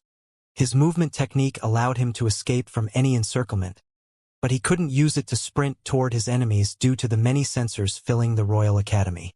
He couldn't even focus on those devices since the ground would fix them in a few minutes. He could exploit the period between one fix and another to aim for the Royals, but breaking the defenses on his path required more time. The Elbas family had created a perfect array of formations, and that was only the most superficial layer. I won't even see the protections meant for stronger powerhouses at this pace, Noah thought as he disappeared in a human-shaped crack. The formations would force him to retreat soon if he didn't change the trend of that battle. He wasn't strong enough to overpower the various layers of protection, but there was something that he could do. The formations struggled against his attacks before the adaptation process kicked in, so he had a short opportunity every time he revealed a new ability. Still, revealing small bits of his power could only give him a minute or two before the formations countered him again. If he wanted to create a good opportunity, he had to show everything at the same time. The dark star in his chest spun faster when it sensed Noah's determination. Massive amounts of nutrients went on his mind as a sea of saber-shaped runes surrounded his figure. The black hole spell followed the appearance of the fuming sabers. Noah had yet to improve his abilities, but those two skills could grow until they reached the 6th rank even without modifications. The sky of the Royal Academy reeked of his destruction. Noah had unleashed some of his strongest attacks for a while by then. Primary energy filled every inch of the battlefield. Most of it converged toward Snore's wings, but some went on the other spells. Noah didn't let the defensive formations hurt his spells. The black sphere and the runes shot above him and remained still as they absorbed primary energy. Snore did the same, but it continued to launch elemental attacks while it charged its feathers. Countless white beams and knights shot in Noah's direction while he flew higher in the sky. Purple light pressed on his mental sphere, and water currents followed him to try to block his retreat. Noah spewed flames and launched black lines. His demonic form and attacks filled the entire sky with corrosive smoke that the formation soon felt forced to focus. The threat of the demonic form wasn't something that they could ignore. The black clouds had rank 6 power even if they weren't at their best due to the level of his Danteon. The formation could focus only on Noah initially because he used the corrosive smoke to block some of the attacks. However, as the battle continued, those defenses had to switch their attention to his spell. Noah flew even higher in the sky. He was buying as much time as he could for his spells. Yet, he felt forced to act when he saw that the formations were starting to ignore him. The black hole spell and the saber-shaped runes still needed some time to reach power in the 6th rank. So he began his counterattack by throwing his remaining instabilities downward. Hundreds of spiked sphere flew toward a dense array of white beams and water currents that surrounded an army of knights. Loud explosions echoed in the sky as the disposable weapons crashed on the attacks of the defensive formations. A storm made of fuming spikes ravaged the battlefield. They didn't distinguish enemy from foe, and many of them flew toward Noah, who limited himself to glance coldly at the sharp runes. Metallic sounds resounded as the spikes landed on his metallic skin. Snore was busy charging its attack, so Noah wanted to block the blow to let his blood companion focus. White marks appeared on his skin as the chaotic storm of runes crashed on him. Some of them even tried to fly toward his spells, but Noah moved to act as a human shield. The white beams couldn't do anything against the instabilities, but many knights and the water currents survived the explosions. The spikes had ruined their structure, but the defenses continued to fly toward their target. The water began to disperse once reached the thick cloud. The rank 6 puppets were the only ones that could deal with Noah's corrosive smoke, so they focused their offensive on it. The knights waited for the currents to create a path through the cloud before shooting toward Noah. Black lines clashed on the flying knights, dividing all of them in half. Noah's spiked armor was a mess due to the storms of runes, but he didn't suffer any injury. Instead, that last exchange had made him gain enough time to launch his counterattack. The defensive formations were still charging their next offensive when they saw a storm of abilities with rank 6 power falling toward the ground. The black hole spell flew downward, absorbing any energy still lingering in the air before slamming directly at the center of the academy. Snore launched its feathers, aiming for the river among the shining structures. The saber-shaped runes ravaged the sky and destroyed the annoying purple lines, dispersing the mental pressure that was becoming unbearable. Noah flew downward together with his abilities. Flames and black lines shot from his figure, aiming toward the sensors and attacks of the cultivators coming from the distance. The chaos on the battlefield intensified. Noah's abilities pushed back all the defensive formation's attacks and suppressed those defenses for a window that he didn't hesitate to exploit. His figure disappeared, leaving behind a human-shaped crack in the fabric of the sky. The sensors couldn't sense his movements due to the intense shockwaves that filled the battlefield. The Elbas family's cultivators couldn't notice that most of the defensive formations were offline, but some of them sensed an immense danger while they escaped from the range of the destructive storm. Cecil Elbas was among them, but the danger that he felt skyrocketed when a scorching hand sealed its grasp around the back of his neck. Noah reappeared behind the escaping Cecil, and his hand squeezed the back of his neck, forcing him to stay still while his companions retreated. The water puppets had crumbled after Snore's feathers ravaged the river. They didn't have a core inside them, so Noah had guessed that the shining stream fueled those defenses. His guess had been on point since the puppets, and their abilities lost power once Snore's attack destroyed most of the river. The water directly disintegrated when the feathers crashed on the riverbed, and the cracks spread to ruin the previous orderly shape of the canal. The black hole spell had eradicated the superficial layer of the ground, halting the creation of knights. Most of the buildings had vanished during the explosion, and the mirrors on them suffered from the same fate. His flames had created a starry sky right above the ground that ravaged anything that had survived the previous spells. The Royal Academy lost entire quarters instantly once his innate ability managed to exploit their defenseless state. Noah had deactivated the demonic form by the time he reached Cecil, but the corrosive smoke still lingered behind him. The cultivators on the other side of the battlefield couldn't help due to the threatening cloud blocking their path. Moreover, the flames and the corrosive smoke had filled the battlefield so much that the healing light struggled to fix the formation's countless damages. Noah noticed how that golden light could even reform formations that his attacks had wrecked, but he didn't have time to feel amazed. His target was in his grasp, and he had crossed the initial defensive layers. He would typically use that situation to spread his destruction even more, but he had to confirm something before pressing forward. Cecil remained frozen in place under Noah's pressure. He felt as if his life was the frailest thing in the world with the invader's fingers around his neck.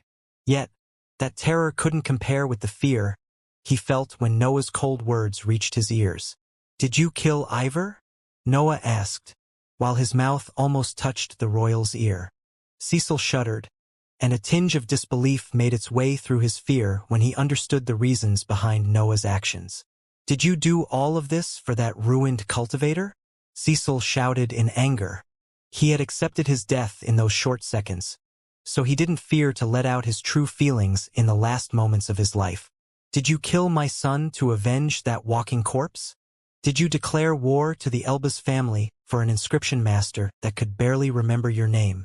Noah didn't even listen to his words. It didn't matter if the reasons that drove his actions were petty. He didn't care that almost 500 years had passed since Ivor's events. Noah wanted closure on Ivor's death, so he would fight for it. His opponents could either have the power to stop him or die. "Did you kill Ivor?" Noah asked again as his fingertips pierced Cecil's skin. Some of the escaping royals stopped their retreat and wielded inscribed cannons when they saw that Noah didn't follow them. They prepared a battle formation to block him as soon as he resumed his charge. The golden light continued to fix the formations while Noah remained still.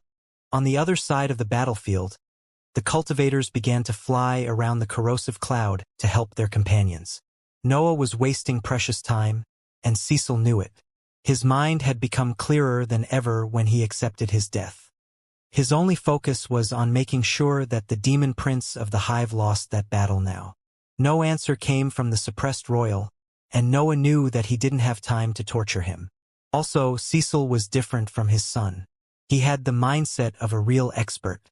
Even when facing death, he had found a way to help his organization. Sharp thoughts surged inside Noah's mind.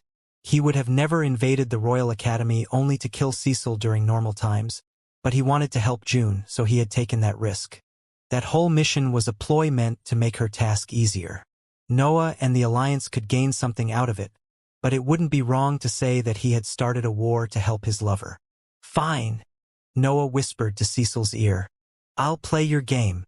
Cecil felt an even colder chill spreading among his guts. He didn't know what had changed, but he thought that something horrible was about to unfold. Dark matter covered the royal's body to create a layer of protection. Cecil was about to question Noah's action, but an immense force pressed on him and made him unable to speak. Noah had shot forward without using any ability.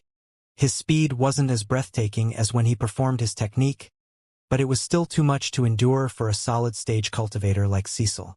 Nevertheless, the dark matter protected the royal's body and left him able to see what was happening around him. Noah had sprinted directly among the enemy lines.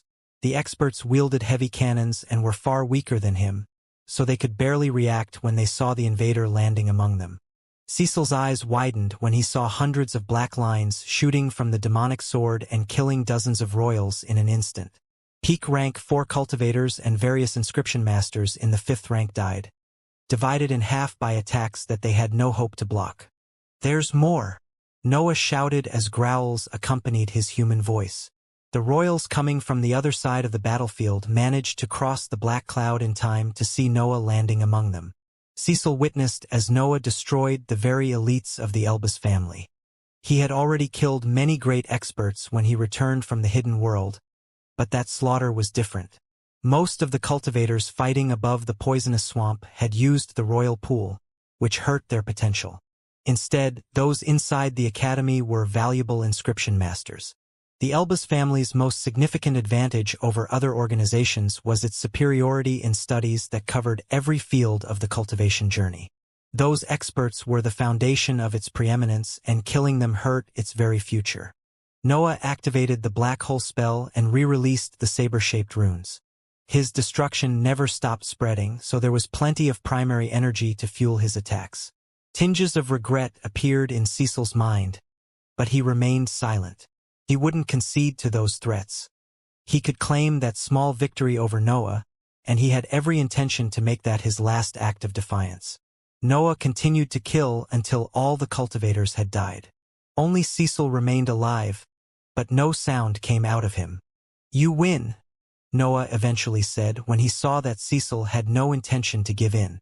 "I'll just destroy everything." The dark matter around Cecil compressed, reducing him into a bloody pulp. Noah would never obtain his answer, but he had the entire Royal Academy waiting for him to vent.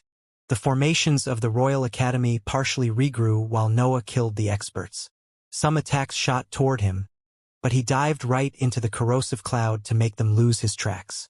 White beams and knights pierced the cloud, but the corrosive smoke destroyed them before they could even find Noah again.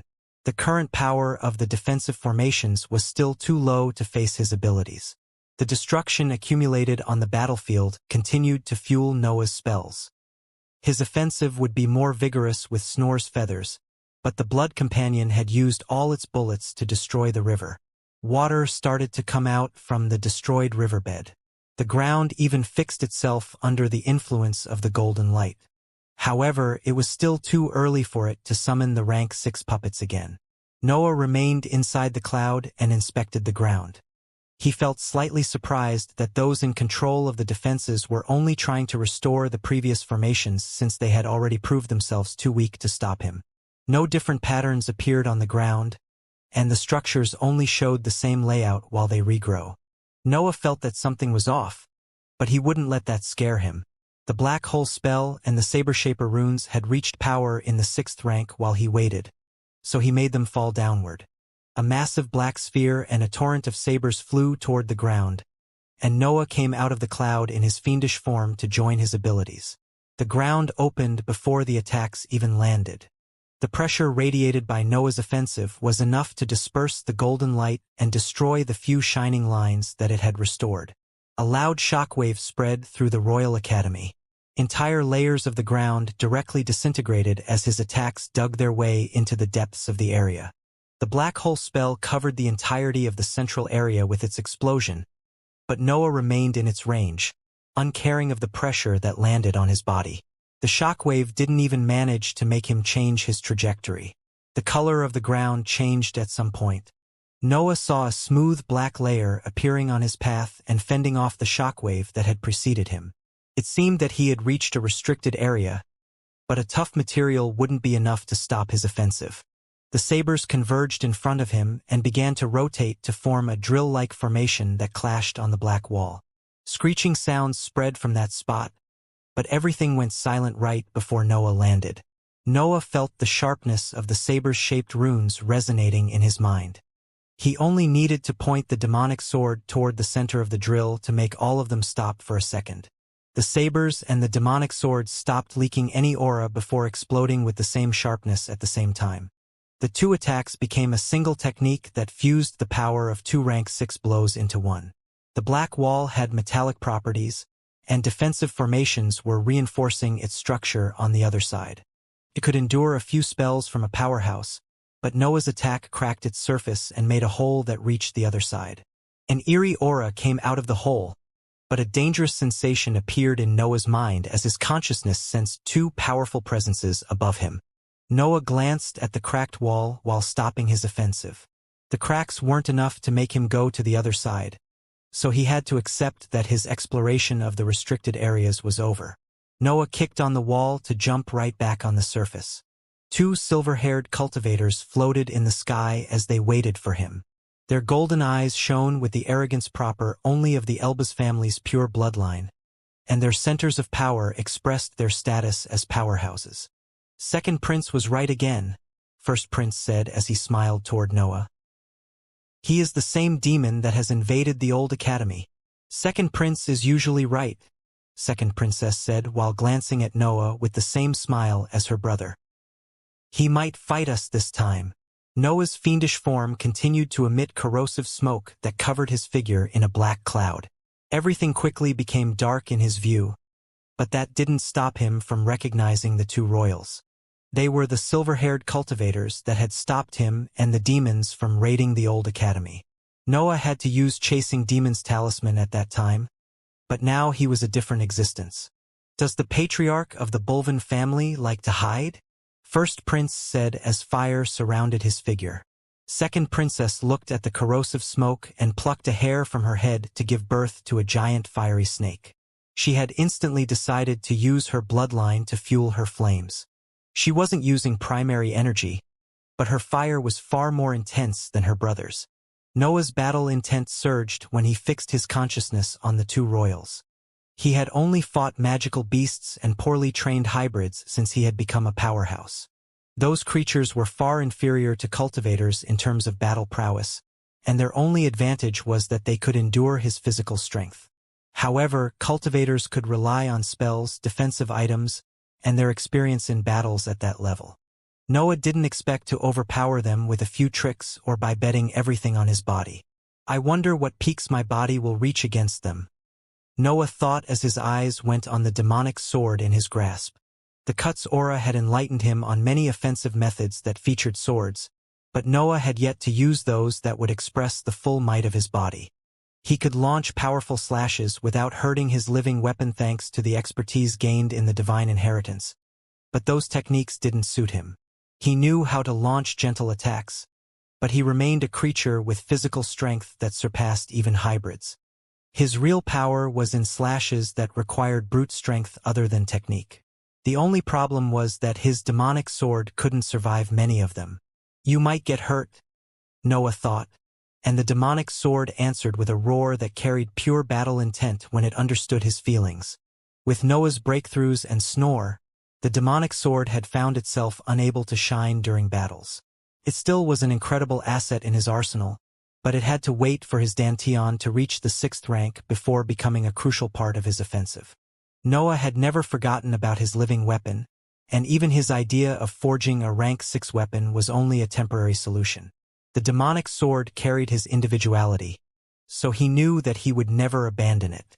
Fine then, Noah thought, and the demonic sword became smaller in his palm. It became as short as a knife as he raised it above his head and wielded it with both hands. The demonic sword had a flexible structure. It could compress and divide itself according to Noah's needs, but it needed to return solid during specific actions. Noah couldn't use the demonic sword to cultivate when it wasn't in its original form, and he needed it in specific shapes to perform his martial art in the past. Yet, the cut had sharpened his individuality and made him find his original expression of his power. A sword could slash in any form, even if it were nothing more than a short knife. Noah didn't want the demonic sword to suffer due to his physical strength, but there wasn't a way around that issue. He could either hold back while performing different slashes, or change the living weapon's shape to increase its density. In the form of a short knife, the demonic sword would be able to endure more pressure without affecting its sharpness. Noah only had to change his slashes slightly to tune it with the new length of the weapon. Second Princess had taken Noah's seriously since the beginning and had used King Elba's iconic ability to fuel her flames. Instead, First Prince had limited himself to summon lumps of fire that floated around his figure as they waited for his orders. Noah would typically escape from that situation. He knew that he couldn't win. Even with his many advantages and absurd body, he couldn't deal with 2 powerhouses and the Royal Academy's formations at the same time. Moreover, those 2 cultivators were King Elba's direct descendants. Noah wouldn't be able to kill them if they had only a fraction of their father's inscribed items. However, June was still somewhere inside the academy. Noah didn't know her status, but he wanted to gather the attention on himself for as long as he could anyway. His body gave him another reason to fight in that situation. The Dark Star's best functions were on the hands of his subconscious, and Noah could trick it by putting himself in a tough fight. Fighting against the two powerhouses could force his body to create new techniques or finish the projects he had started since the end of the chrysalis. The two powerhouses kept on staring at the enlarging corrosive cloud while they waited for their opponent to come out. Even existences on that level couldn't ignore the power of the demonic form. They preferred to remain still until Noah made a move rather than jumping into his dangerous lair. Small golden circles shone on First Prince's fingertips. The royal tapped them on the air, and flashy signals spread throughout the Royal Academy at his gestures. The golden light radiated from the ground began to neglect the destroyed buildings and lines in charge of creating knights to fix the sensors quickly. It seemed that First Prince was in charge of the defensive formations of the Academy. As the clash against Noah became imminent, he prioritized the restoration of the protections that could hinder Noah's most annoying ability. There was no countermeasure to Noah's sprints in the end.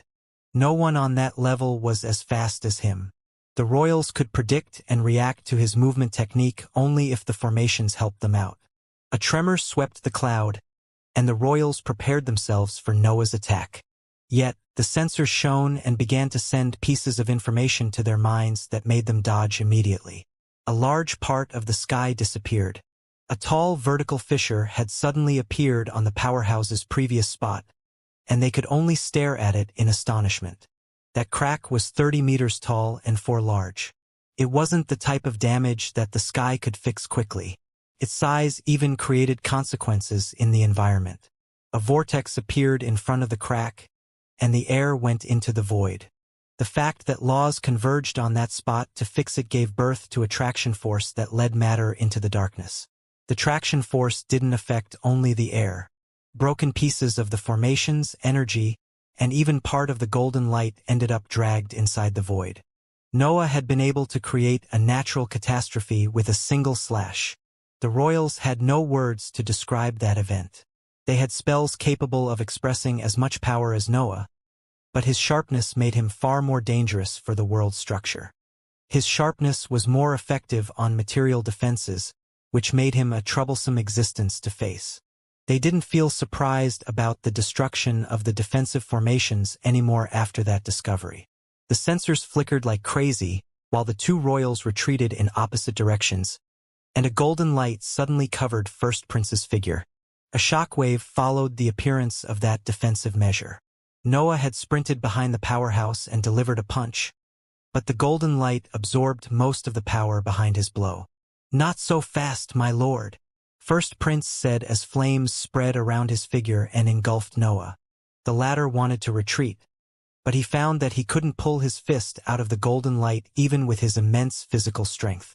The sky became red, and Second Princess launched her fiery snake toward her brother's position to help him with the invader. First Prince's fire had pushed the corrosive smoke away and dispersed part of Noah's demonic form, but it vanished when a cry echoed in the battlefield and a starry sky spread in the area. Noah roared as he spewed black flames on the royals' defenses. The fiendish armor reformed completely while the golden light flickered under that offensive. Nevertheless, he still found himself unable to pull his fist back. The sight of First Prince's arrogant smile and the dangerous sensation coming from Second Princess Snake piled in Noah's mind and made his dark star spin faster. Noah pointed the small demonic sword in his free hand toward the smiling royal. His aura became an orderly tide that flowed toward the sky as it spread its sharpness in the environment. The fabric of the sky broke as Noah focused. The dark star forced the activation of the divine deduction technique to complete the slash that he needed to break free of that situation. Noah saw laws replacing the matter in front of him, and the world began to slow down. He started to see the various connections that kept the sky's fabric united, and he instinctively learnt how to break them. His sharpness was a pure expression of his destruction. His existence could sever matter, fate, and even laws, and the fabric of the sky was only another hindrance on his path. Noah's free hand moved slowly. He waved the tip of the demonic sword, separating laws from each other and creating a small cut in front of him. The divine deduction technique went dark at that point, and his vision became normal again. Yet, the scene that he saw was far different from before. The attack had cut the golden sphere around the royal in half, and Noah's slash had severed First Prince's left arm too. Noah's battle prowess had reached the 6th rank even if his dantian was in the previous rank solid stage. His body gave him immense strength, and it elevated all his abilities to an unthinkable level for the state of his centers of power. His only weakness was that he had yet to go into seclusion to tune his attacks to the new power he acquired. Still, that wasn't entirely his fault. Noah had learnt about June's condition right after coming out of the chrysalis. Then, he discovered that there were rebels in the other world when he found her. He had to take care of the rebellion to save the dimensional tunnel, and the council traded the divine cut for the Xianxia apes once he returned to the main world. The enlightenment obtained with the cut's aura had kept him fully occupied for years, which stopped the projects he had started in the previous free months.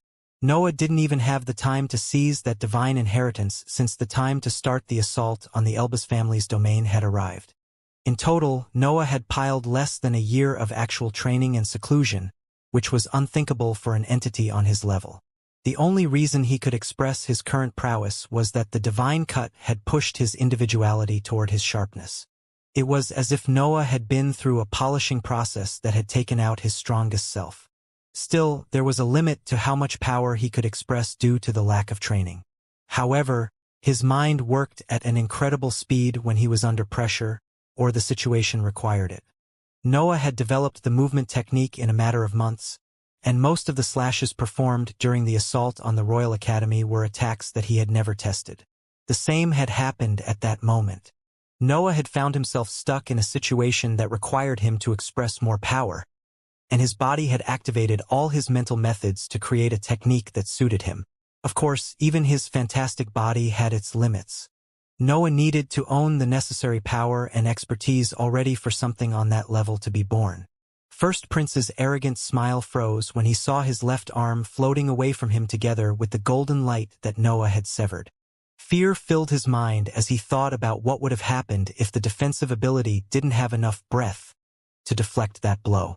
The truth was that the golden light had focused everything on restricting Noah, which meant that most of its breadth was between him and the royal. That density of that energy had been enough to make Noah's slash deviate from its original trajectory and cut First Prince's arm instead of his head. "This is not possible," First Prince said slowly. His words resembled a mumbling proper of a researcher witnessing something that defied the laws of the world. The golden light came from a defensive item that had power at the peak of the gaseous stage of the 6th rank when it focused its energy on one spot.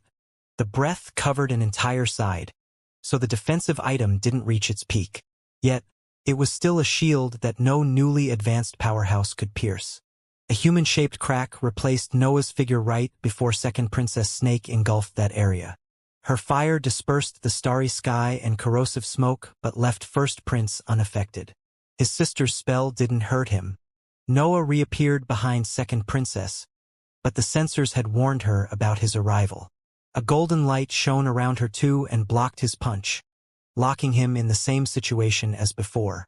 Second Princess didn't stop there.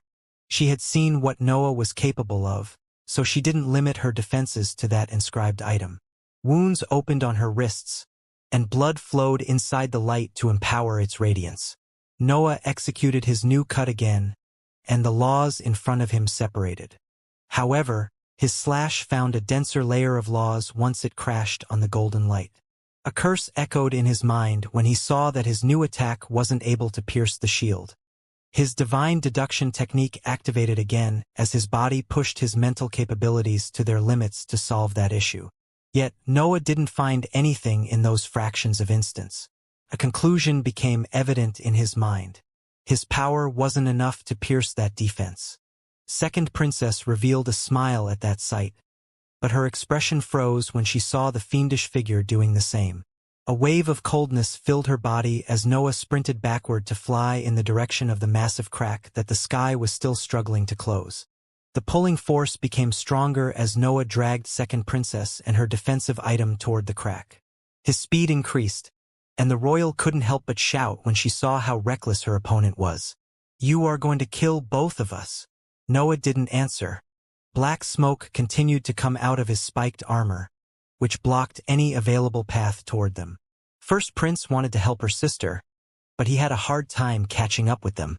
The fissure grew closer in second princess' eyes. She had to do something to stop her opponent, but the golden light didn't allow her to express her full power. Nevertheless, lowering her defenses would expose her to Noah. She was in a pickle, and no approach left her unharmed. Initially, she tried to test Noah's recklessness. She didn't believe that he would charge right into the void to kill her. Yet, the fiendish figure kept on looking at her with an evil grin, and his speed only increased as they neared the fissure. When they were about to reach the crack, she understood that Noah's threats weren't void. Multiple cuts appeared on her body, and blood covered her skin before she recalled the golden light. Then her figure exploded into a fiery nova. Noah slashed as soon as he saw her defenses disappearing, but dense flames quickly pushed him away while dispersing his demonic form. A human-shaped crack replaced his figure right before he entered the fissure, and he reappeared above the sky to analyze the state of the battlefield. First Prince had just opened a path through the corrosive smoke when the flames destroyed every trace of it. A concerned expression appeared on his face when he saw that fire, but he relaxed after a bloodied figure appeared near him. Noah almost didn't recognize Second Princess. What had appeared next to First Prince was a cultivator without any skin and missing the right part of her lower body. The last clash had left her badly injured, but she stood next to her brother as if nothing had happened. Even if she was only a cultivator, the resilience of a powerhouse was incredible. Noah didn't suffer any injury during the battle, but that didn't mean that he had the upper hand over his enemies. First Prince had only lost an arm, and Second Princess could suppress her wounds with her mental energy. Instead, Noah had wasted a lot of power, which was a problem that didn't have an immediate solution. Noah had fought against the defensive formations and the various experts wielding inscribed items. Then the two powerhouses appeared, and he had to resort to even more powerful abilities to win a few exchanges. Using the movement technique, his spells, and his new slashes stressed his centers of power to no end, but his dantian was the organ that suffered the most from the pace of that battle. His abilities consumed immense quantities of his darkness since his dantian was still in the 5th rank, and his organ had to endure that fast depletion while he continued to fight. A dantian in the 5th rank would typically fall apart during a battle at that level. Noah's organ could endure the various shockwaves and fast depletion due to his body, but it became sore nonetheless after being put under such heavy pressure. Noah could keep up for some more time, but he had no confidence in killing his opponents. The formations on the ground had almost completely reformed too, so he didn't see much hope. "I need more time," Noah thought as he stared at the two royals immersed in the flames released by Second Princess. The environment was full of primary energy, but his spells couldn't pierce their defensive items. Snore was out of feathers, and its attacks didn't meet the standards for a battle on that level. Only his physical strength and slashes were adequate, but the demonic sword would reach its limits soon. His flames could only support him, and the demonic form was too easy to counter for his enemies. Noah's expression didn't reveal anything, but he had accepted that his only option in that situation was to retreat. How much longer? Noah wondered as he pretended to study his opponents. He knew that the royals would wait for the formations to reform before resuming their offensive, but he didn't have anything else to launch at them. June's last words began to resound in his mind. His unwillingness reached its peak as the idea of leaving became more intense inside him. Every fiber of his existence raged at the thought of leaving her. Still, remaining there would lead to his death. The invasion would become a suicide mission if he allowed his enemies to corner him. Minutes of silence passed, with the royals and Noah staring at each other. Second Princess even tested his reactions by drinking a few potions that healed her skin, but Noah didn't react at that sight. Doubt formed inside the royals' mind. They believed that Noah had hidden intentions, but they couldn't figure them out. They respected their opponent too much to think that he had invaded the Royal Academy unprepared. Yet, they couldn't explain why he was purposely giving them time to recover. Still, the royals didn't act for fear of an eventual trap. Their respect for Noah was too great for them to think that he was buying time. The defensive formations eventually reformed, and the royals exchanged a few glances before preparing massive spells. Both second princess and first prince cut off long strands of their hair to give birth to 6 fiery snakes coiled around their figures. Blood came out of their wrists, and a series of humanoid giants made of fire appeared in front of them. The duo even plucked some of their fingernails to create long spears that pointed their fiery tips at Noah. The royals had prepared their best offensive, and the defensive formations on the ground started to shine to announce their support to their owners. Noah saw an entire city and 2 powerhouses pointing all their firepower toward him. Noah didn't even need to rely on his mind's enhanced capabilities to understand that he wouldn't be able to block the next attack. He would probably survive in a badly injured state, but his best option remained to retreat. His instincts fought inside him. His unwillingness to leave June and his desire to survive struggled to win Noah's mind over, but he remained calm. Nothing could touch him when he relied on his movement techniques, especially if he flew upward, outside of the Royal Academy's range. He could escape easily, so he had no reason to panic. As the royals showed signs of impatience, Noah felt forced to act. He broke the silence to ask questions that could buy him even more time. How did you reach the 6th rank? You are a copy of King Elba's individuality in the end. June had told him that the restricted areas of the academy worked differently from the structures on the surface. They answered to different defensive layouts which were mostly automatic. That gave her an advantage if her accomplice on the outside attracted enough attention. The forces of the Elbas family would take longer to notice her if Noah triggered every defense on the surface. The reward from Chandal's separate dimension had taught her method to hide her presence in front of formations, but that was only a temporary measure. The defenses of the restricted areas would notice her during the 2nd or 3rd scan of the environment. Noah felt confident that she was safe. His only problem was how long she needed to get her hands on her drug. Did you just realize how wrong your actions were? First Prince shouted, and his laugh echoed in the battlefield. Second Princess still had some doubts, but she joined her brother in his laugh when she saw that Noah continued to wait for an answer. She began to think that her opponent had overestimated himself after the events in the other world. King Elba's ways are mysterious and profound, Second Princess said, and her tone expressed all the reverence that she had for her father. You can't apply normal standards to him nor his family. You know only one aspect of the cultivation dashed. Second Princess interrupted her phrase since she saw Noah losing focus on their conversation and looking at some point in the distance. She didn't understand what had changed until her inscribed notebook sent a mental message describing the other region's situation. Countless reports appeared in her mind and described how a full-scale invasion had started. The Alliance was fighting on the borders of the Elbas family's domain, taking one peripheral region after another. Then, First Prince whispered something in her ear. Something had disappeared from a restricted area, and the formations had noticed that only now. Anger surged inside her when she understood that Noah had acted as a distraction. But she couldn't vent her feeling, since she only saw a human-shaped crack when she glanced toward her opponent. Noah had received 2 crucial mental messages while the royals prepared their offensive. The first one came from Elder Julia and spoke about the Alliance.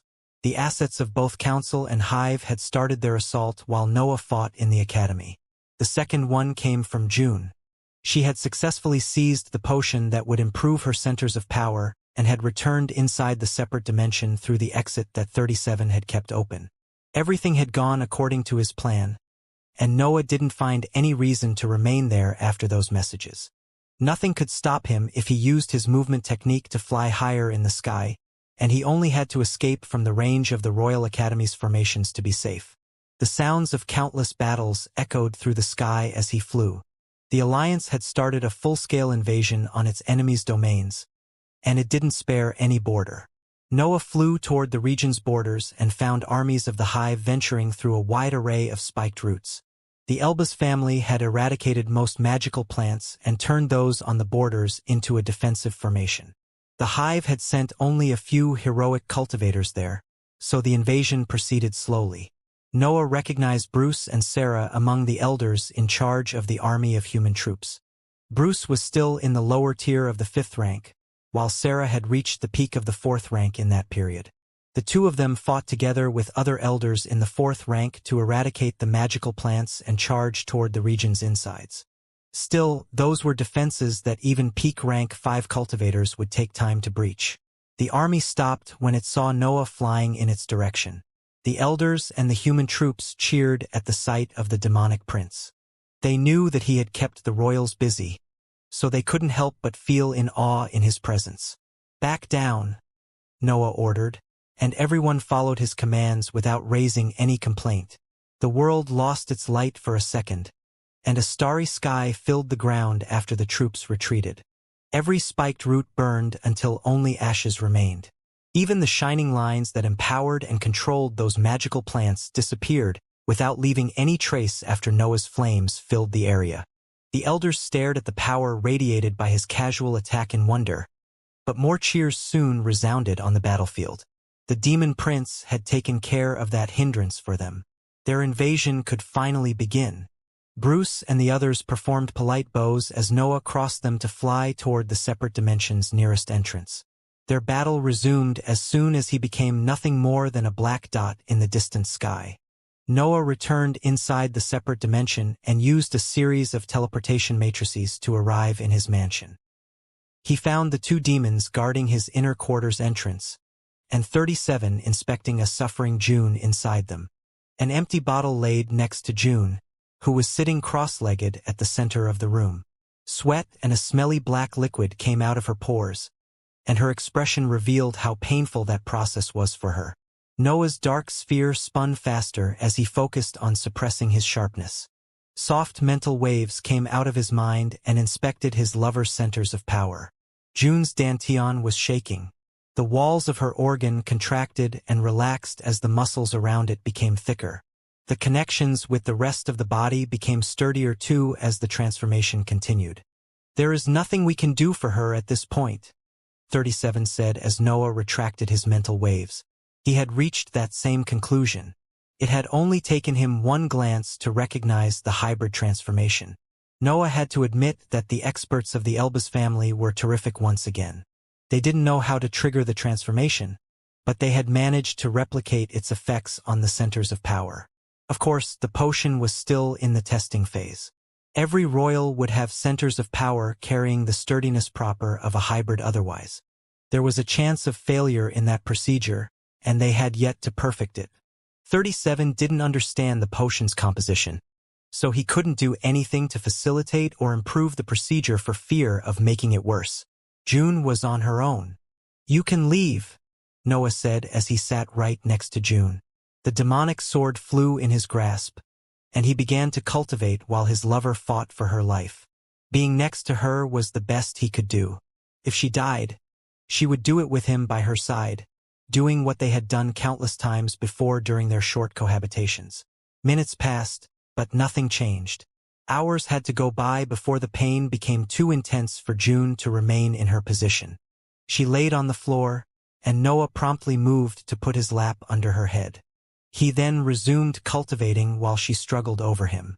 Noah's centers of power eventually returned to their peak, and he could only let go of the demonic sword to stare at the suffering lover on his lap.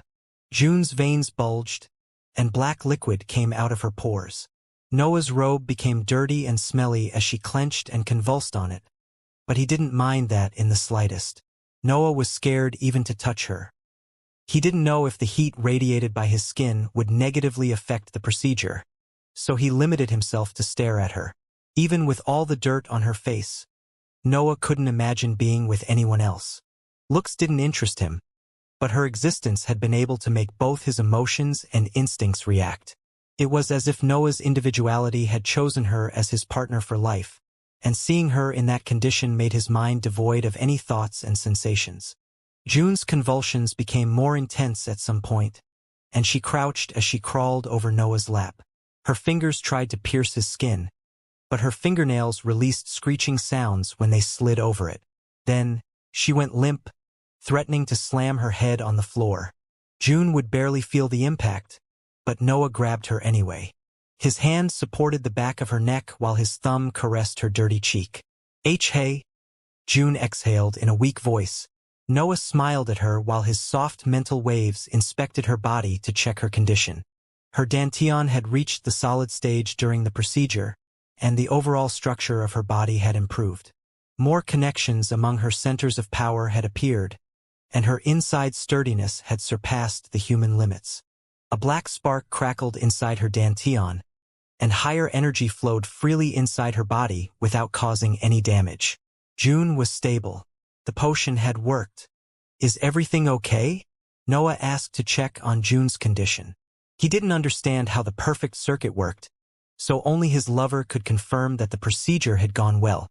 June stretched while on his lap before snuggling closer to his chest and replying with her mouth pressing on his exposed waist. "I only need to rest. Give me a bit and I'll let you go." Noah caressed his lover's hair while she fell asleep. It was rare for cultivators on that level to sleep, but June's body had suffered too much to heal naturally. She needed complete rest to become used to her improved organs. June didn't speak casually. She knew that Noah had other plans in mind. There were many resourceful regions inside the Elbas family's domain, and he could gain access to all of them due to his power. Yet, she wanted the two of them to remain in that position for a moment, and Noah could only agree to her request. They had been anxious until then, and they wanted to savor that instant of peace before the world forced problems on them. Noah stared at his lover and listened to her breathing. Seeing June asleep was a rare occasion, and he wanted to memorize her before returning to the battlefields. His consciousness expanded at some point, and 37 reappeared in the room without making any sound. Noah only needed to glance at the automaton to make him nod and summon a pillow out of nowhere. Noah carefully replaced his lap with the pillow and moved toward the exit of the room. June needed to rest, but he had returned to his peak, and he couldn't let go of that chance. There was a place that he needed to visit before seeing if the hive needed help or there were resources that might interest him. His training would have to wait for a little longer. "Check her condition all the time," Noah ordered the automaton before facing the two demons sitting next to the exit. "You two have fun." The demons revealed a cold smile at his words and shot toward the nearest teleportation matrix to join the invasion. Noah flew toward a teleportation matrix too, but his destination was the forest of spiked roots once again. The hive had always known that the other organizations had taken control of traces left by divine beings during the colonization of the piece of immortal lands. The council had obtained the divine cut, the empire the steel, the hive the lava lake, and the Elbas family the dark gorge. Noah had eventually interacted with all of them during his rise to power. Now, he had the chance and the cultivation level to explore the dark gorge. The memories of the roars of the gorge reappeared in his mind as he flew toward his target. The creatures trapped inside it had taught him a drive for freedom that time and chains couldn't stop. Noah had been too weak to explore the gorge back then, but his battle prowess was on par with powerhouses now, and he believed that he could even surpass some of them. There was no better time to dive into the darkness and uncover the secrets of that place. The armies of the hive reappeared again in his sight. Bruce led the troops across the region and made them pillage anything valuable as they advanced toward the coast. Their strategy saw them avoiding the Royal Academy. That place was something that only a group of powerhouses could hope to breach completely. A series of polite bows followed Noah's passage. He didn't look in their direction, but all of them performed formal salutations when they noticed him crossing the sky and disappearing in the distance. The Elbas family had eradicated most of the spiked roots in the region, so the dark gorge appeared as a plain fissure placed in the middle of a barren area. Only a few inscriptions shone around it, but there wasn't any life form on the surface. Noah landed at the edges of the gorge, stomping directly over a formation and destroying its lines in the impact. Metallic sounds resounded from inside the darkness, but nothing happened on the surface. Formations weren't Noah's field of expertise, but he could understand that the shining lines around the edges were new. They weren't part of the gorge, which meant that the Elbas family had put them there for a reason. Noah hesitated for a second before deciding to destroy all of them.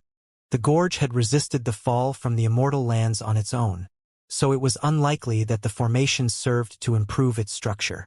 There was a higher chance that they were defenses.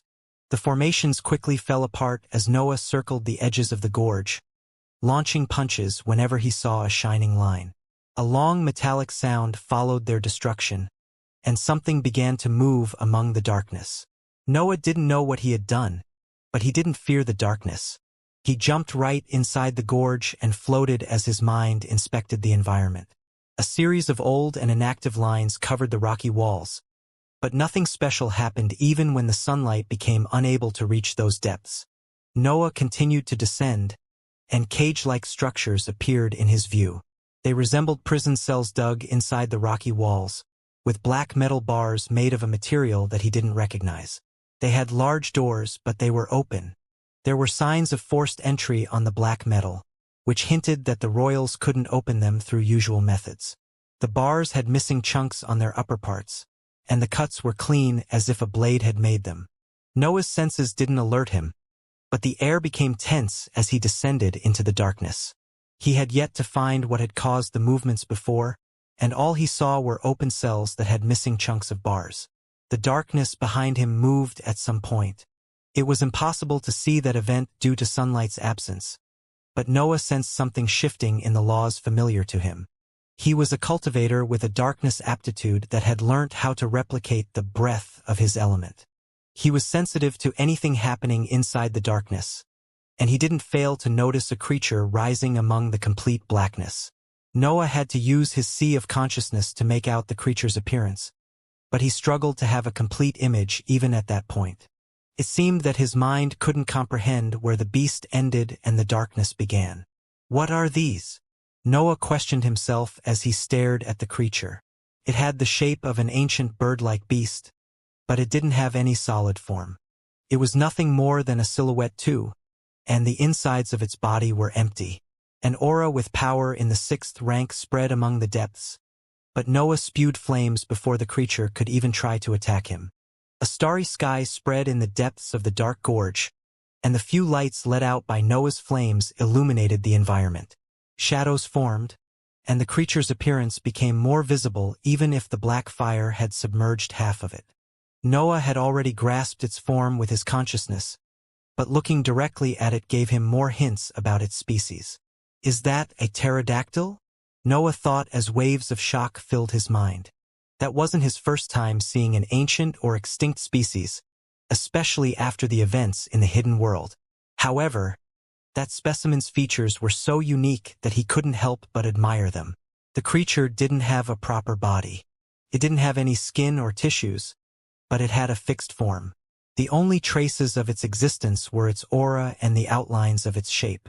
It resembled a basic blood companion when breath didn't fill its insides. Nevertheless, those were only its most evident characteristics. The feature that left Noah speechless was the fabric of its body.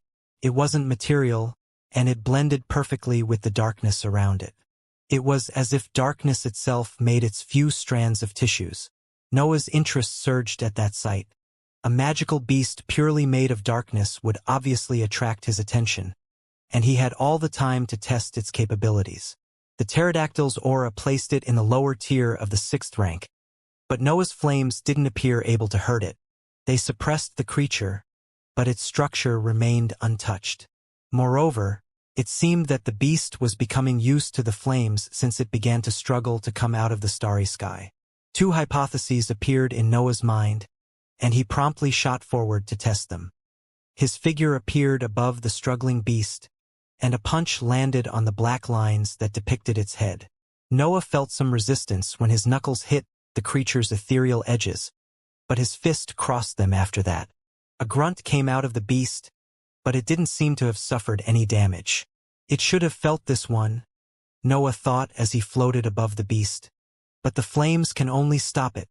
The demonic sword flew in his grasp at that point, and Noah slashed without any hesitation. A black line landed on the creature, but it didn't cross its body like his last attacks. Instead, it exploded into a cloud of corrosive smoke after making a dent in its head's lines. A loud cry finally came out of its mouth, and its struggles to come out of the fiery sea became more intense. Yet, Noah continued his tests and unleashed a series of violent attacks under him. Noah gained a general understanding of the pterodactyl's prowess after he launched all he had on it. The beast appeared resistant to every attack, especially when it came to techniques relying on his darkness and physical strength. However, it felt the blows enhanced by his sharpness, and his dark matter appeared able to overcome most of its natural defenses. The pterodactyl's body was a mess after Noah completed his tests. The lines on its wings and slim torso had missing pieces on multiple spots, and only its head had remained mostly intact. Noah had done that on purpose. The head generally was the essential part of any creature, so he had focused on other spots to continue his testing and learn more about that species. Even an unknown creature in the 6th rank couldn't do anything against Noah's might.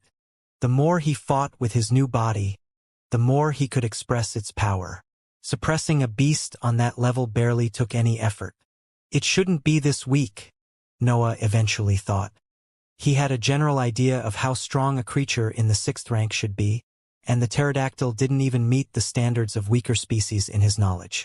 Still, the prison-like structures inside the gorge hinted that it had been kept captive. The creature's strange body didn't allow him to see any sign of starvation, but Noah found that as the only explanation for its low battle prowess. There was also the chance that they were a weak species, but Noah didn't believe that his opponent was at its peak. A species on that level would have never survived in any food chain. How does it even eat? Noah pondered while the pterodactyl cried in pain. Its screeches were deep growls that spread through the gorge's darkness and made the rocky walls tremble.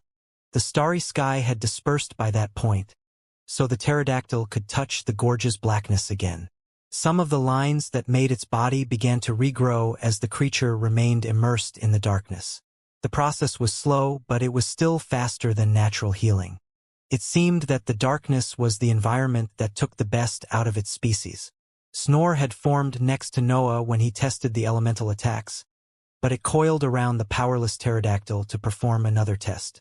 After the blood companion sealed its grip on the creature, Noah flew upward to expose it to the sunlight. The pterodactyl began to cry in fear. Noah heard its pleading growls as the sun started to illuminate its peculiar form. However, he ignored them to improve his knowledge of that creature. The black lines that made the pterodactyl's body began to fade as light illuminated its shape. The mighty rank 6 beast vanished when exposed to the sunlight, and only a few mental waves remained in its spot. Noah's consciousness trapped those mental waves before they could disperse, but he saw only darkness when he absorbed them inside his mind. He felt the hunger that they carried, and a faint sharpness accompanied it. They can't live during the day. Noah added pieces of information in his mental bestiary before diving back inside the gorge. The fear of dealing with traces left with divine beings disappeared after he confirmed the pterodactyl's weakness. He had nothing to worry about if that was the species in charge of the gorge. Darkness enveloped him once again as he descended past his previous spot and flew toward the bottom of the fissure. His consciousness sensed a series of presences waking up at his passage, and he didn't hesitate to shoot toward them. Pterodactyls of various levels filled the depths of the gorge. Noah saw 2 more specimens in the 6th rank surrounded by an army of beasts in the 4th and 5th rank. There were hundreds of creatures hidden in the darkness, but Noah felt that they were only a tide of ants. Noah slaughtered his way through the army of pterodactyls. Their bodies didn't disappear if he killed them inside the darkness, so he stored them as life left them. Snore did most of the work. Its elemental attack ignored most of those creatures' natural defenses and shattered the frail lines that made their bodies. Noah kept on wondering how such a species had managed to thrive for so long, but he could only use their captivity as an explanation.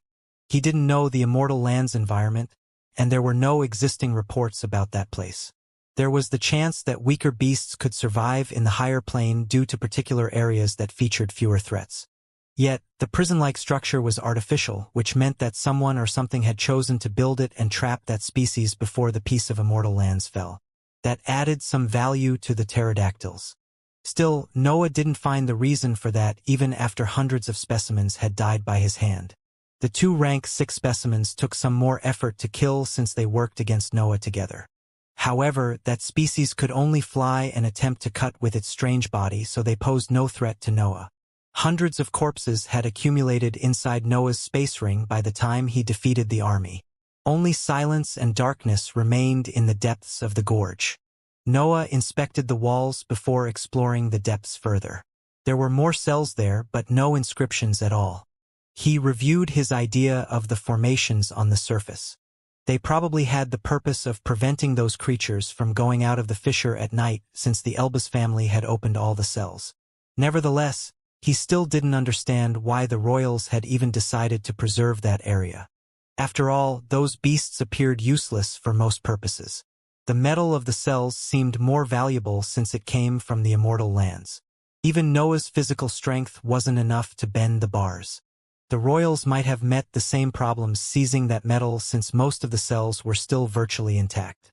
Another strange aspect of that pack was that all its specimens appeared malnourished. Ordinary magical beasts would resort to cannibalism at that point, but that didn't seem to be the case for the pterodactyls.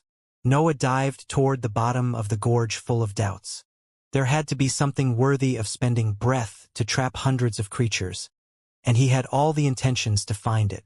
No more pterodactyls appeared in the darkness. It was as if that spot had an empty area entirely devoid of life. Yet, there were cells on the walls there too. The decision to live in the fissure's initial parts had come from the beasts. Noah eventually reached the bottom and landed on a broad valley. The scene resembled what he found in the granite abyss, with the only difference being that the darkness there was due to the gorge's depth. His consciousness could cover almost the entirety of the place, so Noah could confirm that one of the valley's sides was empty and explore the other one directly. Nothing made no sound in that environment, and he floated right above the ground to avoid making sounds with his steps. He didn't feel any danger in front of him, but something told him to be careful anyway. That sensation was unusual for a being like him. Magical beasts' instincts would either differentiate between dangerous and safe, without nothing in the middle. However, he felt something different there. It was as if something mysterious was at the end of the valley, but nothing that he should be afraid of. Noah reached the end but found nothing unusual. There was only the rocky wall in front of him. Still, the eerie feeling remained, so he continued to investigate the area with his consciousness. Something began to appear in his mind as he continued to look for clues. The law's layout started to feel unnatural, and a peculiar detail became visible in the ground's structure. It wasn't anything flashy. Noah sensed all of that in the form of faint instincts that told him that something was off. He suddenly realized that the ground should feel differently, and a pattern appeared in his mind at that understanding. There were inscriptions that he couldn't see there, and even his consciousness struggled to give them a form. Noah retracted his senses as he pondered over the matter for an instant. He didn't have any method to unlock formations, and his expertise in the field was inadequate. He could only opt for one approach, and his fist landed on the ground right after he accepted that. The whole valley trembled, and even the walls shook to no end. Yet no cracks appeared on their surface, and the rocks under Noah showed no sign of breaking either. Noah had found his confirmation that something was there. The only problem now was whether he could reach it. A torrent of punches landed on the ground. Noah attacked relentlessly, using all the strength contained in his body. Intense earthquakes spread through the whole gorge, but the rocks didn't give in to his assault. The ground held on even after his assault continued for an hour. The protections in place weren't something that his physical strength alone could handle. Noah stopped his assault before heaving a helpless sigh. The royals had probably uncovered what laid underground, and they had decided to preserve the gorge because of that. He couldn't imagine the royals spending resources on something useless, and King Elbas wasn't the type of powerhouse to accept defeat in front of a barrier. Yet, King Elbas had most likely breached the barrier due to his expertise in the inscription field. Noah had to rely on his abilities if he wanted to do the same. The demonic sword landed on his palm and its shape condensed. The weapon became even smaller than a knife. It resembled nothing more than a shard of a dark metal when it reached its highest density. Noah's dark star sensed his feelings and empowered his understanding of the world. Arrays of laws appeared in his eyes, and the minute differences in their layout became more evident. Mental energy went on the lines of the divine deduction technique to improve Noah's understanding. Faint ideas on how to destroy that array became more transparent as his mind's capabilities surpassed their normal limits. When he felt ready, Noah let the destruction of his individuality guide him. Both his hands wielded the shard-like demonic sword and pushed it toward the ground in a slow motion. Noah saw the fabric of the world breaking as his weapon reached the ground. The pressure that fell on it was so great that a crack appeared on its surface. When the demonic sword's tip touched the ground, a series of white lines lit up and covered the entire area. Yet, Noah's sharpness spread through them and made the whole shining structure crumble. The ground became transparent, and the bars of a large cage appeared right under him. Noah only needed a glance to understand what he was seeing. There was another strange pterodactyl inside that cage, but its aura was immense. Noah could only remain speechless when he realized that he was in front of a proper rank 7 magical beast. Noah had interacted with divine beings in his life, but they always had something that stopped them from expressing the 7th rank's real power. Divine Demon was a will, Shandal was the same, the winged beast's leader was only half-step into the divine ranks, and the ape god had lost most of its power to create the black sky. They were never at their full power, and they could barely consider themselves as beings in the divine ranks. Only Divine Demon was an exception since his true self was somewhere in the immortal lands. What he had found at the bottom of the dark gorge was different. Noah was in front of a proper divine beast, something that shouldn't exist in a lower plane. Moreover, the rank 7 pterodactyl didn't seem to suffer from the same malnutrition as the specimens. Noah had seen the ape god unleashing its anger on the world, but his instincts told him that the caged creature was more dangerous. Noah felt safe on top of those bars, but his mind had automatically compared the ape and the pterodactyl. The intensity of their auras wasn't comparable. The caged creature was on another league according to his instincts. The pterodactyl's body was long. It stretched for 20 meters, and its unfolded wings covered more than 30 meters. The lines that made its shape were thick, and the darkness in their structure appeared denser compared to the blackness of the gorge. Noah couldn't diagnose if the beast's condition due to its peculiar body, but its aura was enough to confirm that the pterodactyls weren't the weakest species that he had ever seen. Problem quickly became evident. The cage of the divine creature was intact, and its lines didn't have missing pieces. The pterodactyl continued to sleep even after Noah's attack, which indicated how used it was to disturbances of that kind. Not even King Elbaz might have managed to do anything to that creature, and Noah couldn't help but feel helpless at that thought. He didn't believe for even a second that he could succeed where King Elbaz had failed. "What can I even do with you?" Noah thought as he continued to stare at the pterodactyl. He had many ideas in mind, but he felt confident that King Elbaz had already tested them all. "Should I just move the cage?" Noah acted as soon as he thought that. His fists landed on the ground while he walked away from the cage. Noah tried to find the spot where his strength became able to pierce the rocks, but he didn't find anything even after he reached the other end of the valley. It was as if the bottom of the gorge was part of the prison. That explained why Noah didn't find any sign of digging in the valley, but it left him without any viable approach to seize the divine beast. Noah walked back to the cage only to discover that the aura leaking from it had become colder. The laws inside the area's darkness had become still as if waiting for something or someone's order. Noah's mind felt a faint pressure coming from under him. That was a feeling that he knew well. It was the sensation usually experienced when a predator looked at him as if he was a prey. His eyes went downward and fixed themselves on the upper part of the pterodactyl's head. Noah didn't know where its eyes were, but he was quite sure that the creature was looking at him.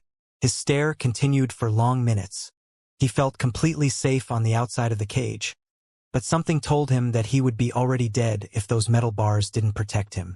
The silence in the depths of the gorge was oppressing, but human words broke it and made Noah widen his eyes in surprise.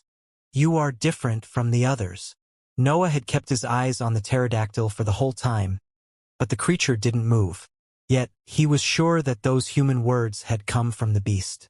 Can all divine beasts speak? Noah wondered, but he promptly put that doubt in the back of his mind. A creature that had lived in the immortal lands could speak fluently, so his curiosity had moved toward other topics. "I come from a different organization," Noah said, but the pterodactyl suddenly slammed its head on the bars right under him. Noah didn't flinch at that attack, but the whole gorge trembled. According to Noah's understanding of the species, the beast's physical strength was off the charts, and that wasn't even its best ability. "Trying to scare me away?" Noah asked as roars mixed with his human voice. He had managed to maintain his calm, but his mind had entered a battle mode when it saw that sudden action. The pterodactyl retracted its head before moving it right and left. Noah felt as if the beast inspected him from every angle, but there was a limit to how much it could sense from inside the cage.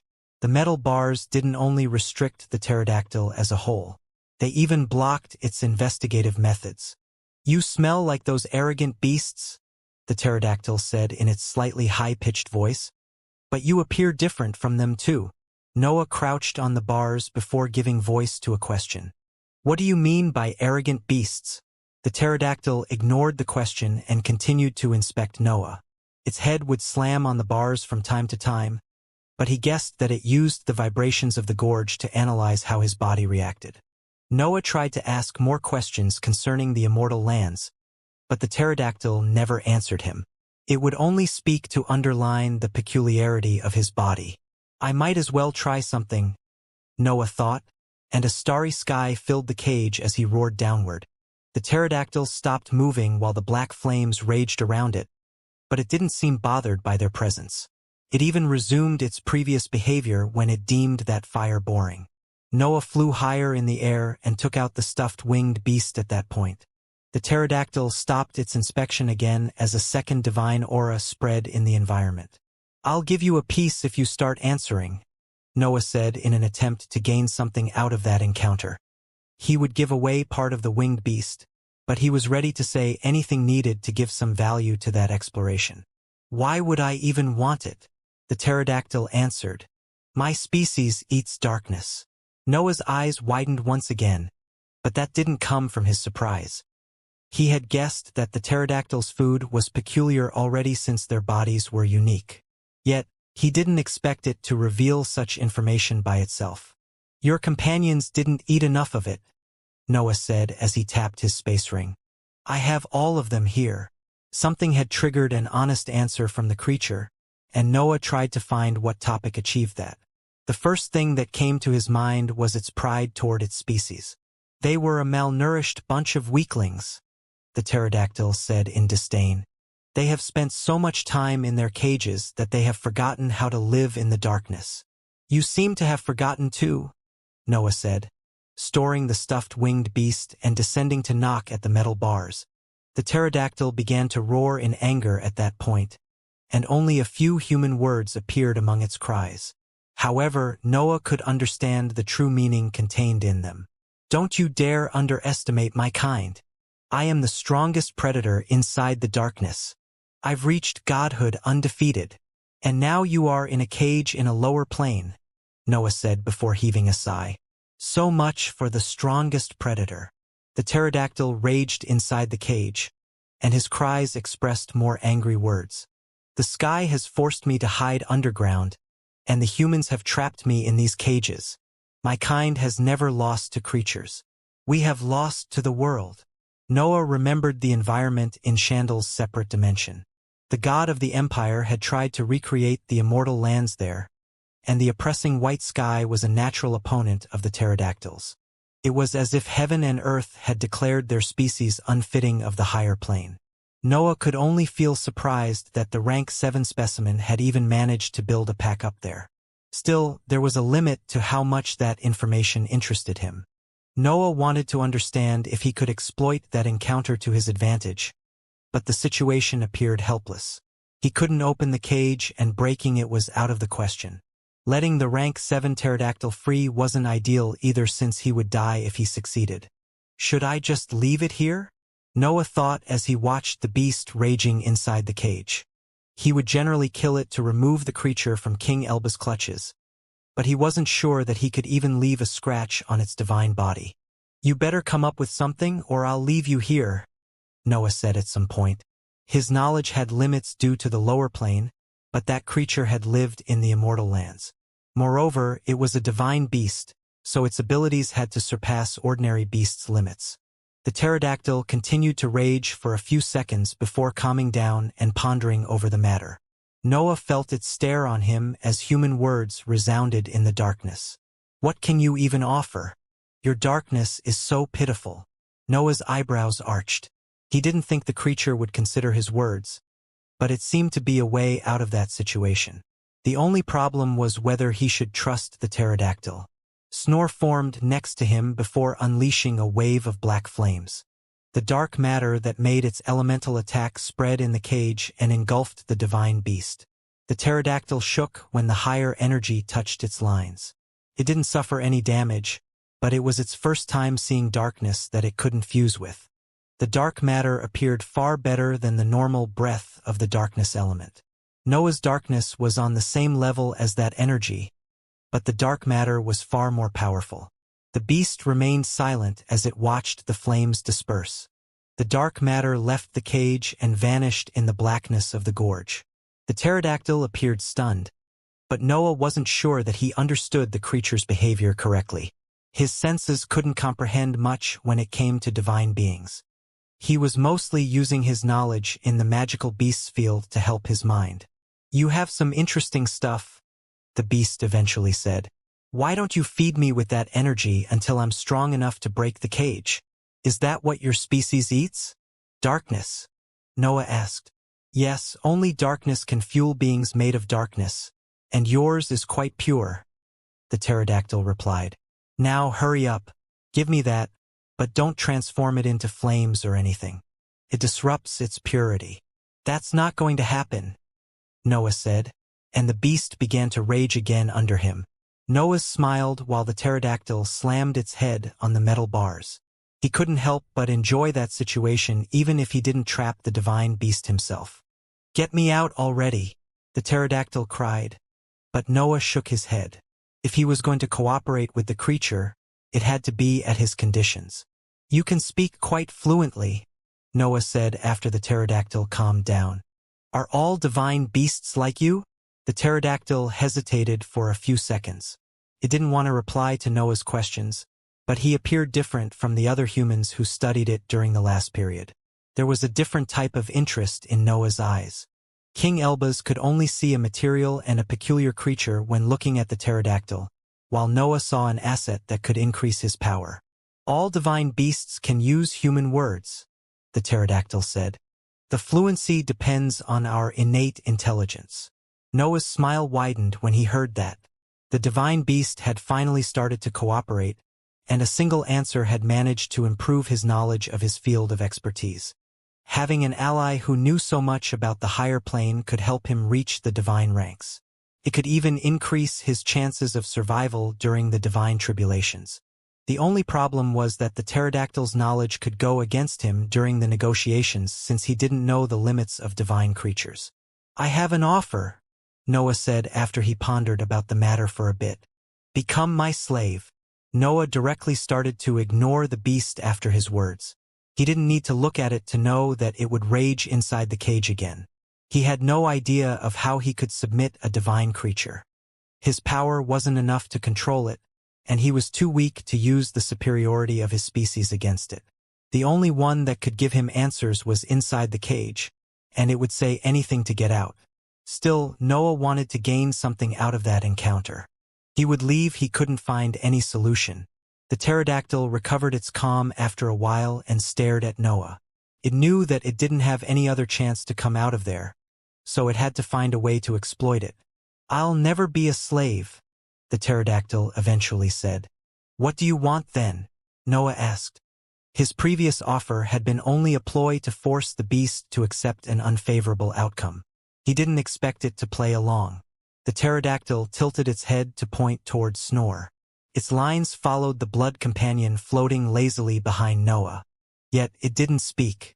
The pterodactyl remained silent as it continued to stare at a being entirely made of higher energy. "I can make a similar body for you," Noah said when he confirmed how deep its interest in the dark matter was. "I'll even solve your problem with the sunlight. You only have to submit to me." "That's not going to happen," the pterodactyl replied. But Noah's answer arrived before it could even think about something else to say. Then you'll remain here forever, Noah said, and those words appeared to hurt the creature deeply. He didn't know for how long it had remained locked there, but it had to be quite desperate even to consider his words. A few minutes of silence had to pass before the pterodactyl spoke again. I accept to submit. Keep your darkness in the cage for a while so that I can fuse with it. That's not going to happen either. Noah turned down that offer. He wouldn't let a foreign substance fuse with his energy. He would probably lose his life if a creature in the divine ranks tried to become part of him. This is the only way, the pterodactyl replied in a calm tone. But Noah could see the lies under its human voice.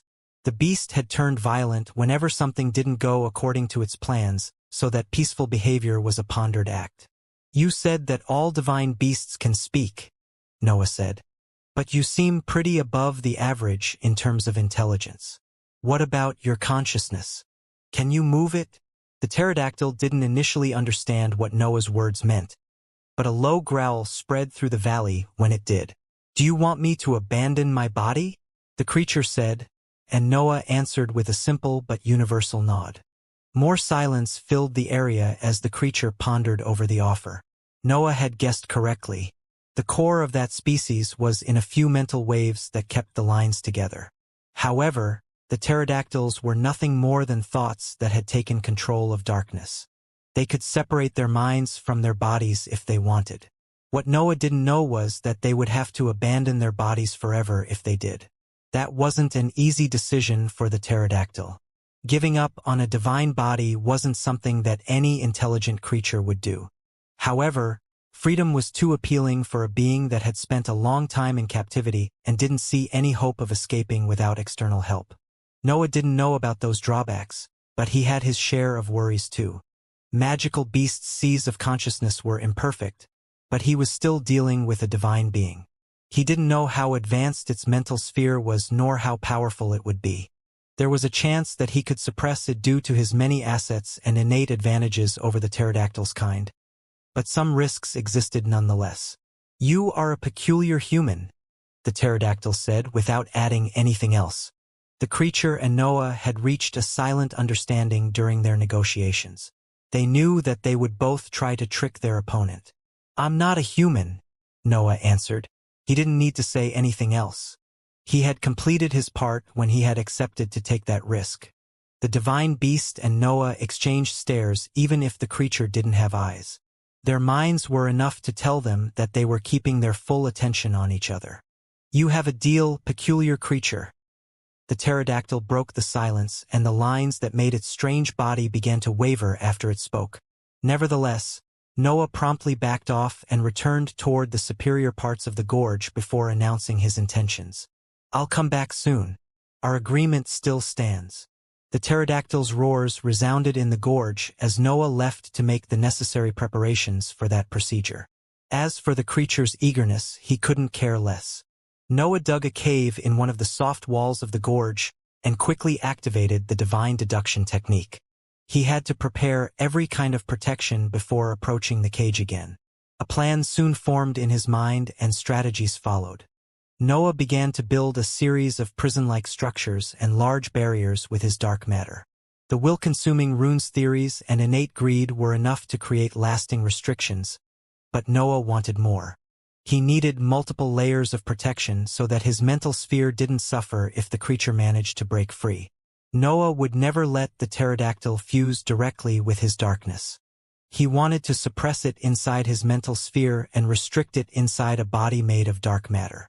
The procedure would be similar to what Snore had experienced, with the only difference that he had to force a divine mind inside a heroic body. I need weapons, Noah thought, and saber-shaped runes accumulated inside his mind. He had to use his darkness to create them, so the internal pressure inside his mind increased. Yet, he would use them to suppress the pterodactyl's will, so he didn't hold back on the production. The only problem was whether his mind could contain the imminent battle. Still, he could only rely on his mental energy's remarkable properties as a form of protection. Waves surged from the mental sea. Shining brown water covered the walls of his sea of consciousness. leaving only one spot open. Noah repeated the process multiple times and even waited for his mental sea to reform before resuming that procedure. His mind became a brown sphere that only had one small part devoid of water. The Xianxia runes, his saber-shaped runes, and Snor's ethereal figure were there, waiting for their opponent to arrive. Noah's ghostly figure swam through the brown water as he prepared the battlefield. Lumps of dark matter assembled to create a tunnel and various traps meant to restrict the beast's will. He even made a net to reinforce the entire structure. It took him 2 weeks to prepare everything, double-check the defenses, and cultivate until he returned to his peak. If he had time, he would spend a few years with the 7th Xianxia rune to maximize his mind's condition. Yet, a war was raging outside, and he didn't know how much the Alliance would manage to conquer. He felt lucky enough that no one had come inside the gorge during that period. That was his only opportunity to get the divine beast. Noah's mind felt heavy when he descended toward the valley again.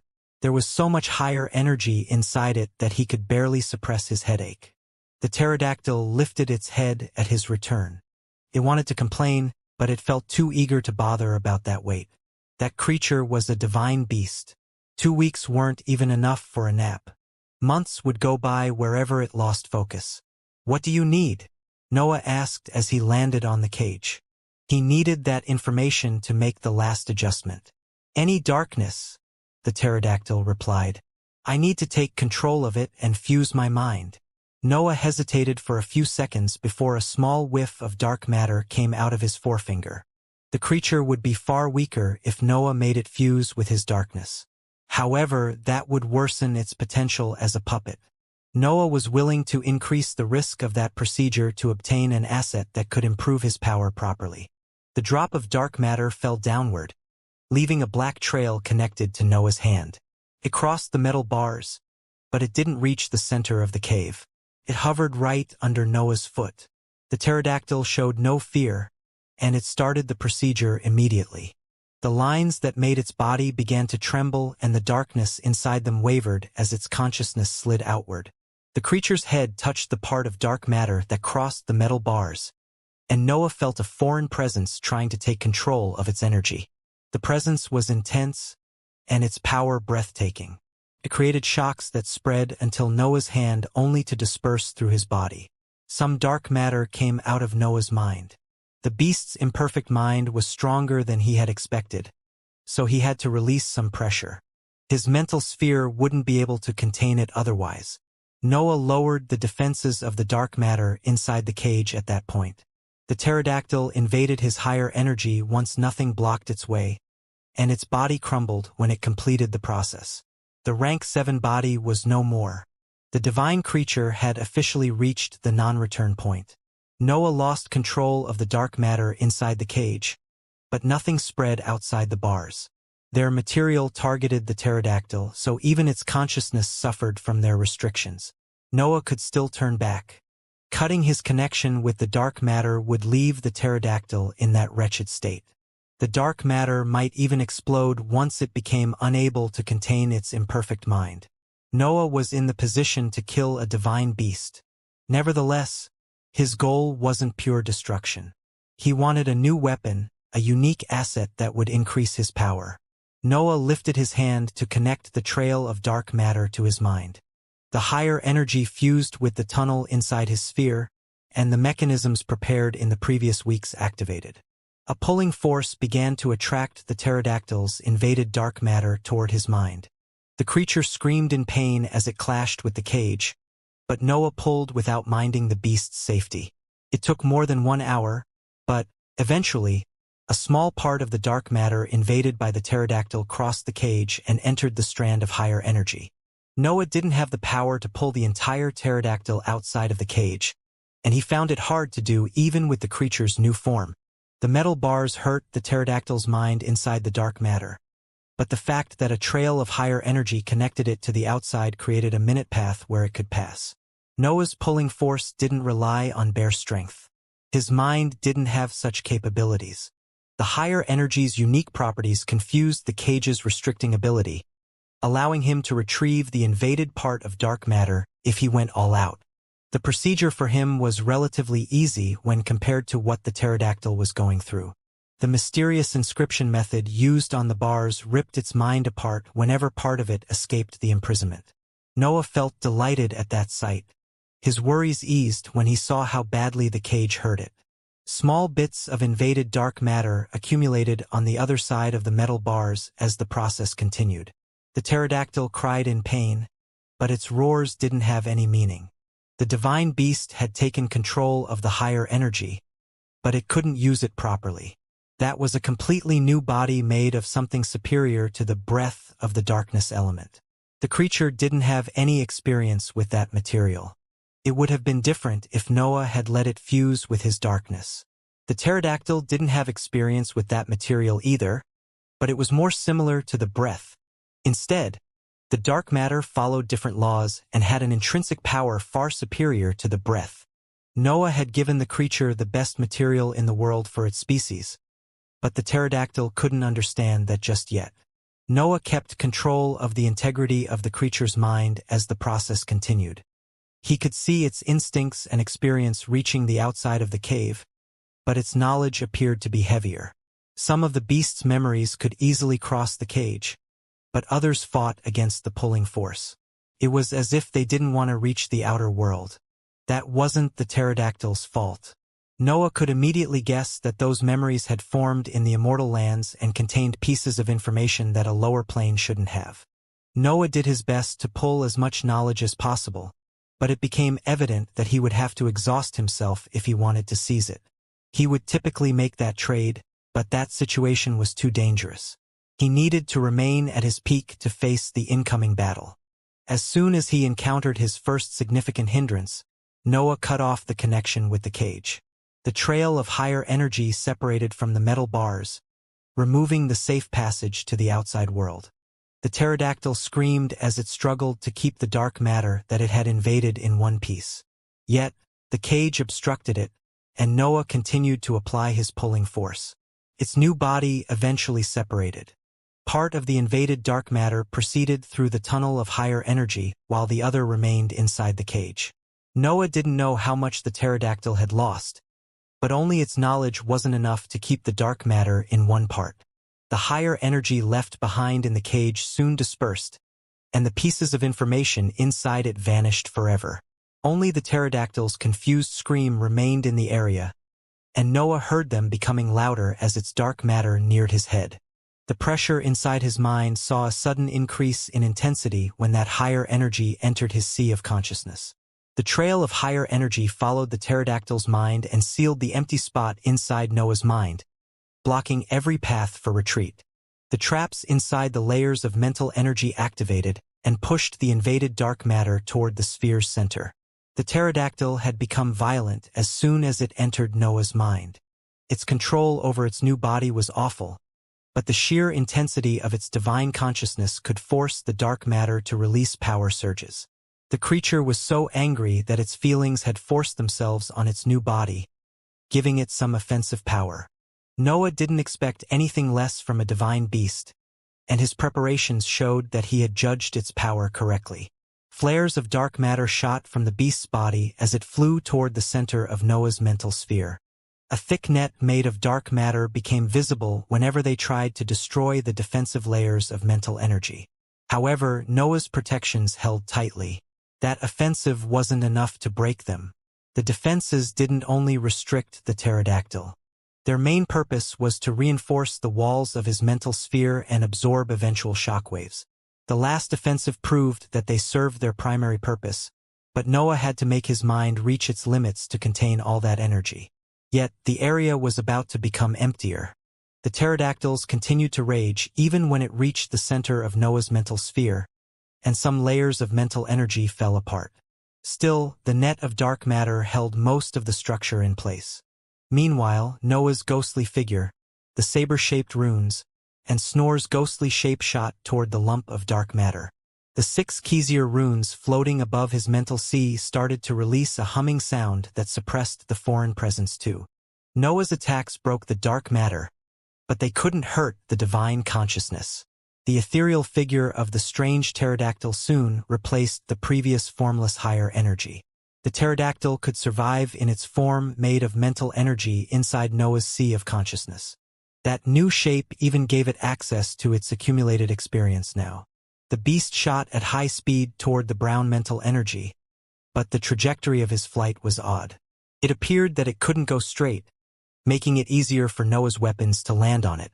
Snore pounced at it directly and restricted its movements, while Noah turned his entire ethereal figure into a blade that slashed at the pterodactyl. The saber-shaped runes flew through its ghostly body multiple times in a cyclic motion. Initially, the attacks didn't do anything against the pterodactyl's figure. Still, Noah's destruction made him find the injuries left by the bars and those from the forces severing of its knowledge. The pterodactyl seemed incapable of controlling its body. It would go in a straight line only to fall toward the sea one instant after. Losing part of its mind had left the beast in a poor state, and it needed some time to become used to its new condition. Of course, Noah exploited that situation by using everything he had. His attacks created cracks on its ethereal body after some time, and the traps previously set inside the cover of mental energy came out to help to seize the beast. A series of spherical runes surrounded the broken figure and absorbed the shattered parts of its soft red shape. The pterodactyl became thinner, and Noah found it easier to break part of its body as the process continued. The pterodactyl could only fall apart under that incessant assault. The spherical runes gathered every red particle that came out of its body before diving into the mental sea. Noah's pride surged at that point, and currents made of mental energy and dark matter invaded the red particles to alter their structure. The consciousness of the pterodactyl would usually vanish if left in that condition, but the spherical runes preserved it and gave Noah time to apply essential modifications. The red particles darkened under that refinement. Their color became a brown similar to Noah's mental energy before the spherical runes fused to amass the creature's mind in one place. The figure of the pterodactyl reformed once all the pieces become one again, and the runes opened to let the mental sea touch it directly. A shining brown figure rose to stare at Noah then, and human words resounded inside his mind.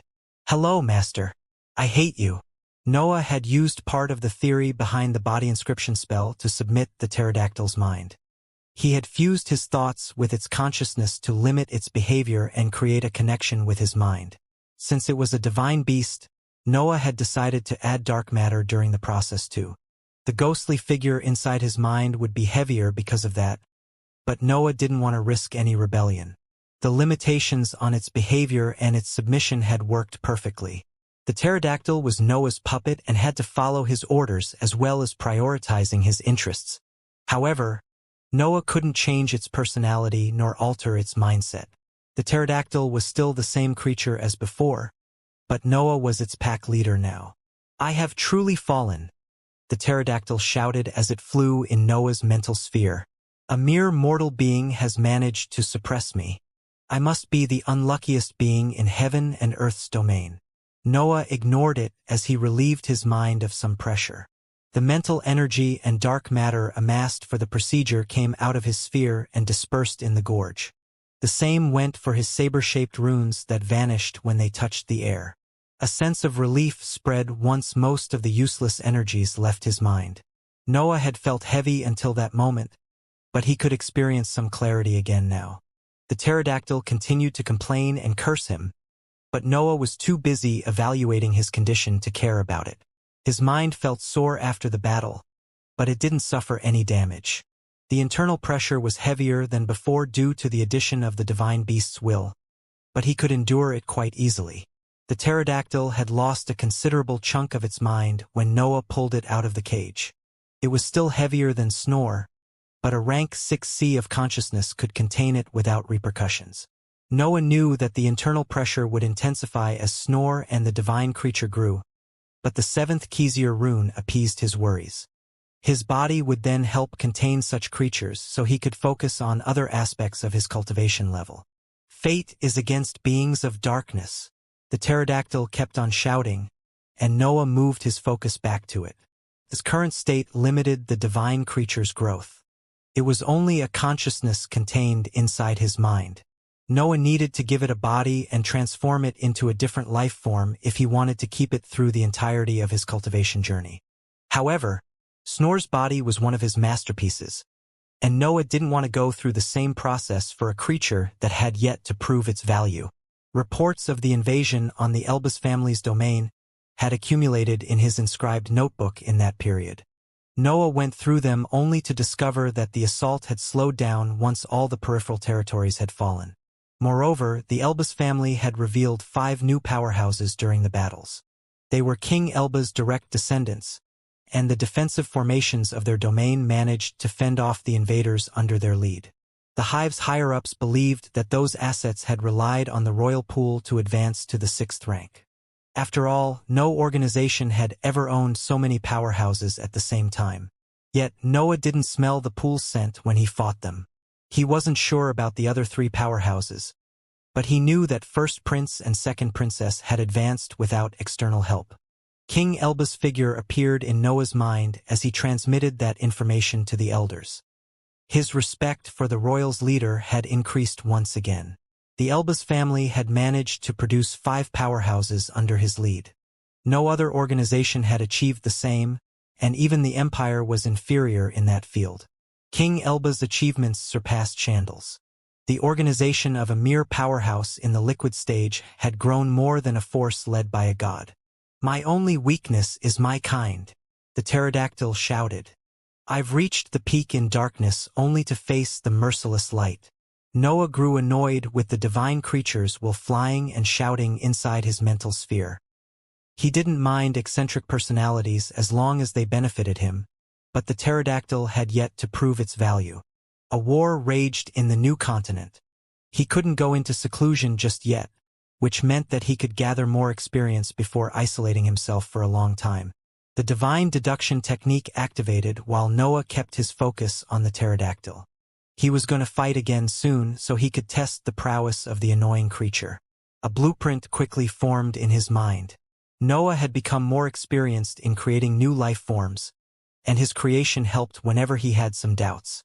Noah didn't want to do anything special.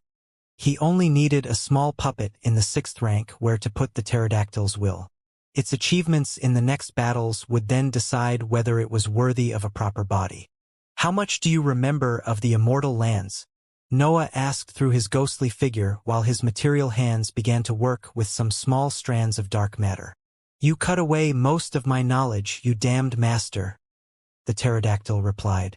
"I remember the blinding light of the sky, humans walking inside my domain, and the metal of my cage. I remember that they gave me a hateful name to classify my peculiar kind." "Tell me that name," Noah ordered. The pterodactyl had to reply due to the modifications applied during the suppression, so he took the chance to gather information about the immortal lands while he built a body. "Night Blade Pterodactyl," the beast said. "I hate that name." "What about night?" Noah asked. The pterodactyl snorted, and its loud words followed its gesture. "Magical beasts don't need human names. Power is the only label that we recognize." Noah couldn't help but like that line. A smile appeared on his ghostly figure as he replied. "You are my companion now. You will become much more than a magical beast as long as you prove yourself useful." The pterodactyl stopped flying at his words. Its strange head turned toward Noah and inspected him as if trying to understand how honest his words were. "What is your goal, master?" the pterodactyl asked, and some growls fused with its human voice. It seemed that its true nature came out whenever it found something that interested it. "I want the stars," Noah replied. "According to what you are telling me, the white sky is on the way. I guess that makes it my enemy too." The beast remained still. It analyzed Noah without putting its arrogance as a divine creature in the middle of its judgment. Noah had managed to free and suppress it. He had to be extraordinary to achieve that result without having centers of power in the divine rank. Magical beasts were innately diffident, but the pterodactyl's connection with Noah's mind made it understand how genuine his feelings were. Noah was ready to destroy the sky to reach his goal, and he didn't lie about elevating the creature's existence. A peculiar thought began to form in the pterodactyl's consciousness. It would prefer freedom over anything, but it couldn't think too badly about its current situation. Noah continued to use his inscription methods to forge a new body for the pterodactyl. He would take a different approach at that time. Part of his dark matter would recreate a material sea of consciousness that the creature could use to control itself once outside of his mind. "Night is fine," the pterodactyl said after 2 months spent in complete silence. Its attention had been on Noah for the whole time, and it had decided that trusting him wasn't its worst option. "Night," Noah called his companion a few weeks later. "I'm done." A lump of dark matter entered his mind, and the pterodactyl's consciousness fused with it before coming out of the mental sphere and floating toward a small puppet in his hands. "I hate you," Night said in a helpless tone when it saw the bird-like shape in Noah's palm. "I almost believed you," Night chirped while it flew around Noah's head. "You dared to deceive a divine beast. This fate is even worse than death.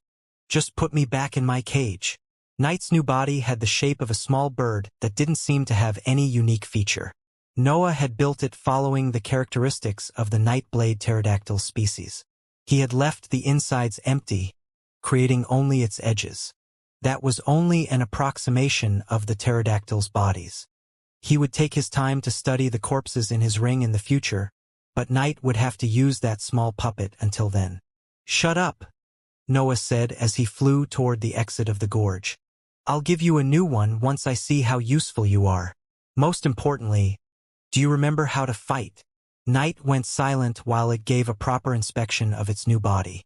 It kept on mumbling some complaints from time to time, but it also sprinted at a speed that surprised even Noah. The beast became almost invisible in the darkness of the gorge. It flew through the entirety of the valley in a matter of seconds. Noah had to stop his ascent to keep track of its movements. It wasn't joking about its prowess, Noah thought as he inspected the small bird. Night's new body was a puppet in the lower tier of the 6th rank. It could potentially surpass Snor's power when it came to raw strength, but it lacked the features that made the blood companion a threatening asset. Nevertheless, Noah had to reevaluate the pterodactyl's claims. The beast had fused with the new body less than an hour ago, but it could already express a speed that surpassed Noah's wildest predictions. It even reached the structural limits of the puppet. Noah felt lucky that the royals didn't feed the weaker specimens. Clearing the gorge would have been troublesome if he had to fight the 3-rank 6 pterodactyls at their peak. "Awful, awful," Night shouted as it returned near Noah. "This thing is about to break already. How do you expect me to fight inside this trash? You won't get a new one until you achieve something in the next battles." Noah's answer was firm, but he felt slightly excited. Night had been able to express spectacular power already. A tingling feeling spread through his fingers when he imagined what it could do with a proper body. The pterodactyl chirped angrily, but it didn't try to rebel. It continued to circle Noah as he resumed his ascent toward the surface. However, it abruptly stopped at the sight of the sunlight. "The sunlight isn't deadly for you anymore," Noah said, but Night didn't move. It appeared paralyzed in fear, and even his mental orders weren't enough to make it step into the light. "I guess it carried most of its instincts out of the cage," Noah thought. Night had lost most of its memories, but it had kept the abilities gained in its countless experiences. It didn't remember what it could do or how it used to fight. Still, its instincts allowed it to perform the attacks and movements that it had honed throughout its life. Night's instincts gave it the ability to fight even if it didn't remember how. Noah could feel its annoyance through their mental connection, but he knew it would eventually become used to its new condition. That was another reason why Noah didn't make Night a proper body. The pterodactyl's mind would eventually adapt and grow again, which could potentially lead to a rebellion. Night was different from Snore. The pterodactyl didn't go through the body inscription spell, so its mind was a separated existence. Could live without Noah as long as it had a body. That gave it more freedom. Night didn't need a trail of higher energy attached to Noah to survive. It was more similar to the demonic sword when it came to the type of existence. Noah feared that Night's mind could outgrow its restrictions, which was why he wanted to keep its growth in check for a while. He wanted to be sure that it harmonized with its new condition before improving. Night remained stuck among the darkness, but Noah promptly grabbed it and threw it toward the edges of the gorge. Curses chirped out of its mouth, but Noah ignored them as he followed its new asset. When Noah resurfaced, he found night staring at the sun. There was no cultivator in sight, so he let the creature experience that moment of peace. "The light doesn't seem so bad," Night said, and Noah cast some corrosive smoke while the beast admired what it had been unable to see for all its life. Noah spewed some flames too, and Snore's head formed to launch some of its elemental attacks. The peaceful environment above the gorge became a dangerous battlefield filled with powerful abilities. "Can you fight through them?" Noah asked, and Night didn't hesitate to shoot inside the various attacks. Noah kept track of the creature's movements and felt satisfied when it returned to fly around him. Night was even faster when he moved through the darkness that he produced. It was already an asset that he could deploy in battle. "I think I'm hungry," Night said. It didn't completely understand its new body sensations, but Noah grabbed it before sprinting in the distance. Night's body was a disposable inscribed item. Noah could fix it with his dark matter, but he didn't intend to make it last. The beast would have to endure any sensation for now. The reports concerning the battlefield stated that a few crucial regions stopped the advance of the Allied forces. The Elbas family couldn't defend the peripheral territories of its domain, so it had focused its defenses on important areas. The snowy regions on the southeastern coast had fallen, but the Hive couldn't seize the entirety of the Dark Gorge territory due to the Royal Academy. The forest of Cyber-Yellow Woods had become part of a powerful formation that could fend off powerhouses, and the Royals still owned it after months of battle. They had kept their share of Divine Market City too. The Elbas family had prepared countermeasures after losing access to the Divine Steel in the past, and the Allied forces had yet to break its defensive formations. Most of the areas featuring obelisks had survived the invasion, and only those that had seen powerhouses directly attacking them had fallen. The Alliance's gains were small, but that was understandable since their opponent had 5 rank 6 cultivators in its ranks. Noah didn't go toward the Royal Academy. That place was almost impenetrable, and the Alliance only had 3 powerhouses on its side. June had managed to seize the potion only due to her knowledge of the place, expertise, and Noah's help.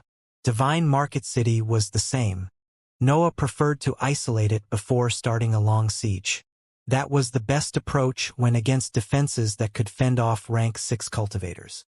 His targets were the territories around important areas that had yet to fall due to their many defenses. His goal wasn't to take away as much as he could from King Elbas. He wanted the Alliance to have territories that it could defend once the Royals' leader returned. Noah used a series of teleportation matrices to reach the northern side of the eastern coast. A series of obelisks were there, and many cities had appeared in that region in the past centuries. 2 of the 5 enemy powerhouses defended that area, and a series of defensive formations created a powerful array of protections. Chasing Demon and Great Elder Diana had gathered there after giving up on the Royal Academy and Divine Market City. The forest of Silver-Yellow Woods was too dangerous to approach without a plan, so that was the only viable target for them. When Noah arrived, he found the armies of the Alliance fighting the assets of the Royals. The battle looked harsh, and multicolored lights shone behind the enemy forces. A tight array of shining lines stood behind the enemy army and engulfed it with a golden light. Both heroic and human assets of the royal family saw their injuries healing at high speed as their battles continued. A series of blinding beams came out of the formation's cores, and many elders had to use defensive items to fend them off. 2 large ballistae floated behind the array of formations. Peak rank 4 cultivators loaded massive inscribed arrows that crossed the entirety of the battlefield once launched. Only Chasing Demon and Great Elder Diana could stop those arrows since they were disposable items with quasi-rank 6 power. When the Royals paired them with the rank 6 ballistae at the peak of the lower tier, they became attacks capable of killing powerhouses. The 2 leaders of the Alliance could take care of those attacks and have enough time to charge at the ballistae.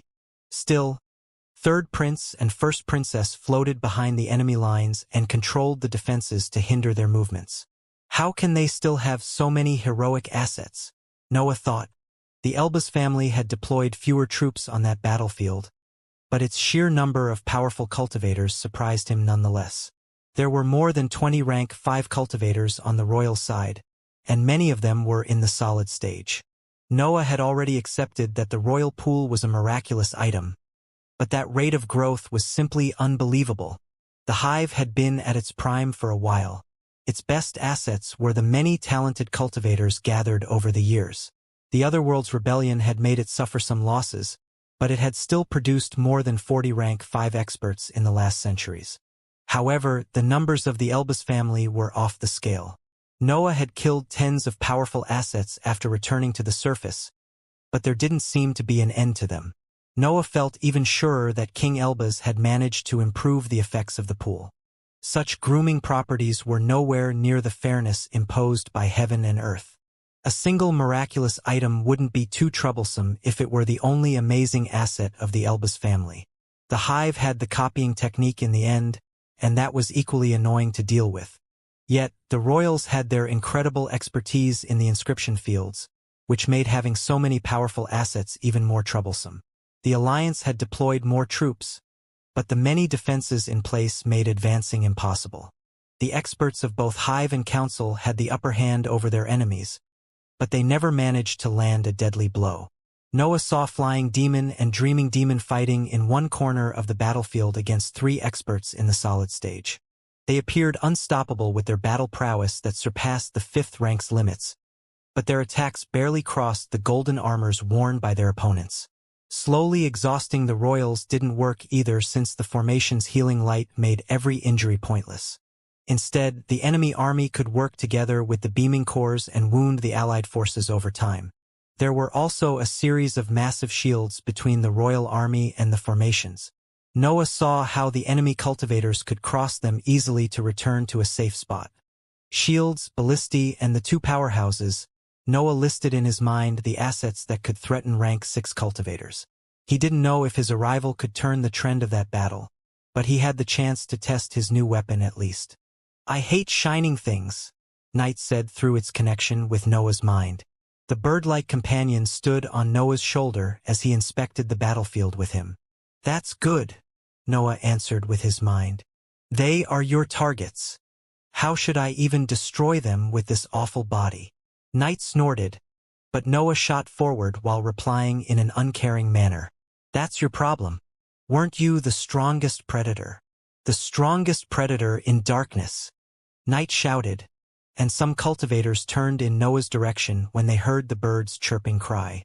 "I'll give you darkness then," Noah answered. His demonic sword flew in his palm as he neared the allied powerhouses, and Snore materialized next to him. The 2 older living assets stared at the bird on Noah's shoulder in disdain. They knew how Knight treated Noah, so they couldn't help but find it annoying. Yet Knight barely deigned those weapons of a glance. It had been a divine beast in the end. Those 2 heroic ascents weren't worthy of its attention. Knight's indifference made the demonic sword and Snore even angrier. Noah could feel their intense feelings trying to interfere with the pterodactyl, but they stopped when he reached Chasing Demon and Great Elder Diana. The 2 powerhouses flew close to each other as they launched attacks whenever they didn't have to defend against the threatening arrows. Armies of tall puppets self-detonated on the golden shields, and an array of orange spheres cast small lightning bolts that targeted the formation's cores. Their offensive stopped whenever the 2 ballistae shot arrows. Metallic puppets and orange spheres would fall apart as the massive bolts crossed the golden shields and flung every cultivator in their range back. The arrows injured even the Elbas family's assets, but they had the golden light healing them continuously, so they didn't mind that strategy. Instead, the allied forces had to dodge those attacks every time and expose themselves to their enemies during the evasive maneuvers. Only Chasing Demon and Great Elder Diana could remain still and cast spells capable of blocking the arrows. Chasing Demon saw the bolt curving to aim for his chest, and was about to summon a few metallic creatures when he saw a familiar figure stepping in front of him. The emblem of the hive on his back reflected the many lights filling the battlefield, and his aura resembled a violent torrent of swords capable of flying in an orderly manner. A smile appeared on the old powerhouse's face. Now that Noah was there, the alliance could finally attempt to overwhelm the royal family's annoying defenses. Noah saw the arrow coming in slow motion. The demonic sword was in his grasp, and Snore was ready to help, but he wanted to see how potent those disposable weapons were. Before the arrow could hit his chest, Noah threw a punch, giving birth to a silent shockwave when his knuckles and the huge tip connected. Both Noah and the arrow remained still for an instant before the effects of their clash became visible to everyone. Cracks appeared on the bolt and covered its surface. A long wound opened on Noah's arm, spreading from his knuckles to his shoulder. The impact also flung him away, but the arrow crumbled at the same time. Noah felt two powerful pairs of eyes on him when he managed to stop his momentum. Third Prince and First Princess stared at him from behind the shields with an annoyed expression. A few drops of dark red blood flowed out of his wound, but corrosive smoke soon came out of his skin and covered his whole figure. Chasing Demon ordered a full retreat of the weaker forces at that sight, and Great Elder Diana imitated him. Noah was using the demonic form while being a rank 6 mage. The battlefield would soon turn into a rank 6 danger zone where only powerhouses could live. The prince and princess shouted similar orders, but the Elbas family's troops only retreated behind the shields. They didn't move to the edges of the region like their enemies. "Is this darkness enough?" Noah asked, and Night released a long chirping sound that resembled a battle cry. Noah advanced toward the defensive formations without minding his surroundings. The cloud of corrosive smoke spread from his fiendish form and soon landed on the golden shields. The smoke didn't manage to piece those defenses, but tremors sparkled from time to time on their surface as Noah's spell continued to attack it. It was a constant siege. The demonic form forced the golden shields to waste more energy since it remained on top of them. "We can't avoid the arrows," Chasing Demon said as he neared him. A metallic layer had appeared on top of his skin, and a humming sound came out of it to keep the corrosive smoke away. "Someone always needs to block them," Great Elder Diana said while reaching Noah too. An array of minute lightning bolts covered her figure and destroyed every particle of corrosive smoke that tried to touch her skin. Both powerhouses had defensive methods that countered Noah's demonic form. The event didn't surprise him since his spell's features had become common knowledge since he escaped the Outcast. It was only normal for powerhouses to develop countermeasures to such a threatening spell. Even Chasing Demon had created one in case enemies managed to reproduce it. "The royals will probably start to attack now that you have arrived," Great Elder Diana continued. "We can't breach them in only one battle. This is a slow siege." Great Elder Diana's words made sense, but Noah wanted to see if Night could open a different path. His horned helmet turned toward Chasing Demon as he spoke to his patriarch. "Let me try something." On that battlefield, Great Elder Diana was clearly in charge. Her cultivation level in the liquid stage put her one step above both Noah and Chasing Demon.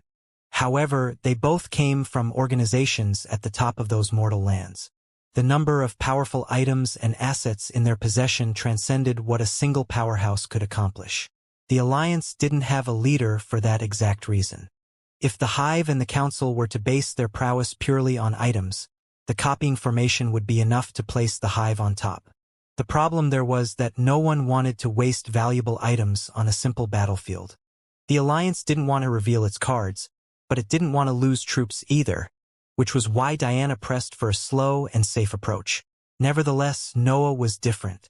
Chasing Demon nodded, and Noah shot forward.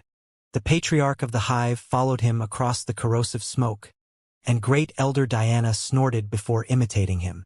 She didn't care that Noah had ignored her proposal. She had always known how he acted. She was only annoyed that they would have to waste more time because Noah wanted to test himself. 2 arrows flew across the darkness, aiming directly at the 3 of them. Both attacks went toward Noah, but Great Elder Diana stepped forward to block them. Diana joined her palms, and crackling sounds spread through the black cloud. It was as if that simple gesture had given birth to a lightning storm even if the 2 cultivators from the Hive didn't see a single lightning bolt. The arrows reached her only to find her palms in their trajectory. Both Noah and Chasing Demon thought that her limbs would shatter, but 2 massive lightning bolts came out of her hands and turned the disposable weapons into ashes. A series of fiery snakes made their way through the darkness at that point. They had followed the arrows, so they didn't come in contact with the corrosive smoke, which left them virtually intact. Chasing Demon stepped forward, and rocks began to form on top of his skin. The patriarch transformed as more breath of the earth element turned his figure into a massive golem that started to fight with the snakes. Great Elder Diana quickly went to help Chasing Demon. He was alone against the spells of two powerhouses, and she knew that the defensive formations had yet to unleash everything. Multicolored beams assaulted the corrosive cloud. Without the weaker heroic cultivators as targets, they could focus all their power on the powerhouses.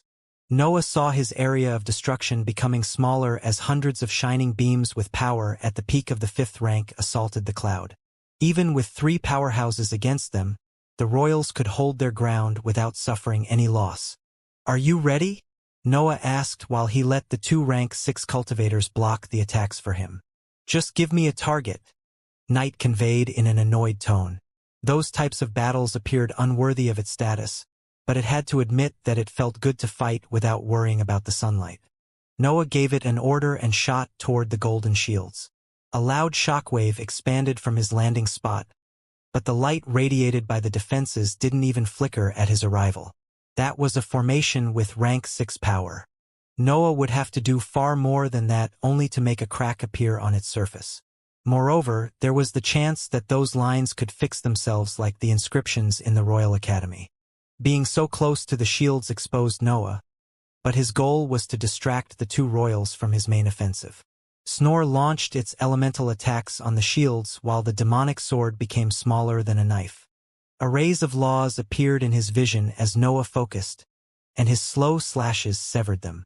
An intense tremor spread on the shields, and the light on a large area dimmed. The dark zone had the shape of a massive fissure, and the defensive formations took a few minutes to restore their radiance. However, no crack appeared on their surface. Even one of Noah's most powerful slashes couldn't do anything against those shields.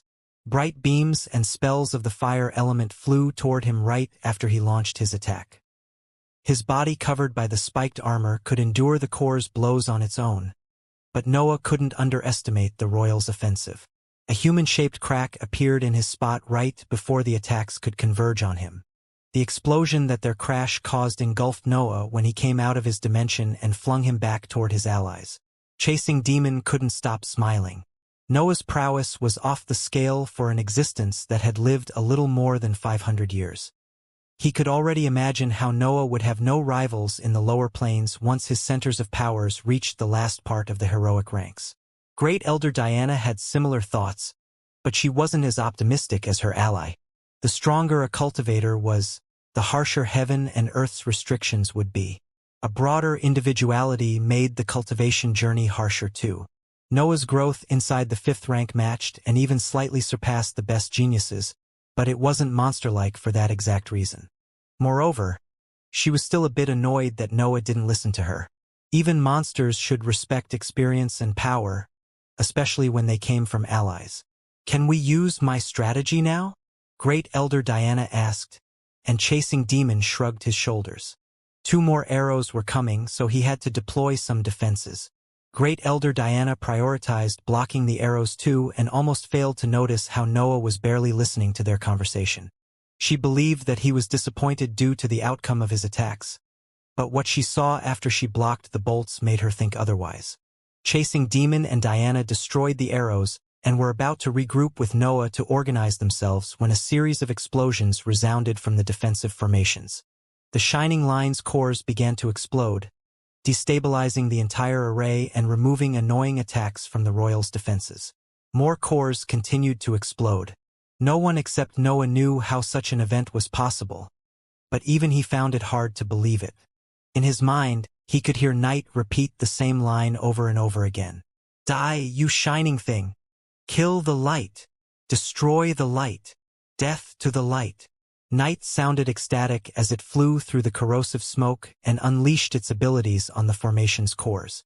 Its anger toward everything that shone appeared boundless, but Noah could understand the reason behind such intense feelings.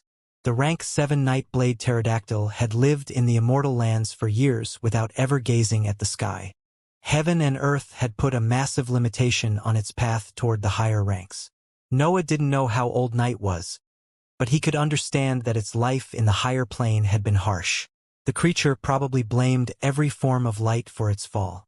Night accelerated inside the corrosive smoke before slamming head-on on the cores. Its attacks resemble a brainless charge that relied only on its physical strength and speed, but Noah could sense something more profound. His connection with the creature was strong. He could sense part of its unconscious and understand some of the things that Night didn't even remember. The name Nightblade pterodactyl indicated the species' ability to turn into a sharp weapon right before attacking. However, the specimens didn't become simple blades. Night merged with the world when it clashed with the cores. It became part of the laws of the darkness element and severed everything else effortlessly. Also, its cuts tainted the world, which gave birth to more darkness. It seemed that the more it destroyed, the more the world lost light. To think that we would be so suitable for each other, Noah thought as he witnessed more cores exploding and small dark areas replacing them. Noah and the pterodactyl shared many similarities. He had also pondered the chance that the roars of that species had affected him during his past enlightenment. Merging with darkness to spread darkness, Noah thought while shaking his head. A blade that belongs to heaven and earth system can only obey their rules. Countless ideas on how to improve Night's body surged in his mind, and a tingling sensation spread on his fingers. Noah wanted to forge, but that wasn't the right moment. It wasn't only the invasion. Noah was still doubtful about Night's character and preferred to make it grow inside his mind for a while before improving its species. Both Great Elder Diana and Chasing Demon couldn't contain their smiles at that sight. They had the power to destroy the cores themselves, but the royals had never given them any chance. The same had happened when Noah arrived. There were too many defenses in place. However, Noah had a weapon capable of flying unnoticed among his corrosive cloud and expressing power in the 6th rank. Great Elder Diana completed multiple calculations in a matter of instants. Her slow approach had taken into consideration a battle prowess unable to inflict any damage to the formations, but the situation had changed now. "Destroy all the cores," Great Elder Diana shouted. "We'll focus on destabilizing the shields and protecting you." Noah nodded, and a human-shaped crack replaced his figure. A massive fissure crashed on the golden shields and darkened a large chunk of their surface, but they remained intact.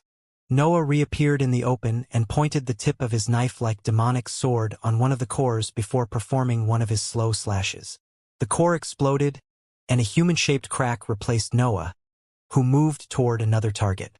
Night continued to destroy cores, and Noah helped it whenever he could. He had to let the demonic sword rest from time to time. That stressful battle didn't suit a weapon in the 5th rank, and Noah's expertise was the only thing keeping it undamaged. Chasing Demon and Great Elder Diana blocked the incoming attacks and launched spells on specific spots of the defenses. Their expertise in the formations field wasn't low, so they could exploit the opportunities created by Noah. The two of them had even started to use inscribed items. The powerhouses found it pointless to reveal their weapons when they felt they couldn't win the battle. Yet, Noah's new power had given them a chance, and they didn't hesitate to commit their powerful assets to exploit it fully. Chasing Demon held a long stick that had countless drawings carved on its surface. The carvings depicted magical beasts of various kinds, and a violent aura came out of them. A series of lens floated around Great Elder Diana. Small crackling spheres followed them and aimed their lightning bolts at the black glass that made those inscribed items. Whenever the arrows or the royal spells arrived, Chasing Demon and Great Elder Diana stepped forward and used their abilities to block them. Then, during their short moments of freedom, they activated their inscribed item to pressure the defensive array.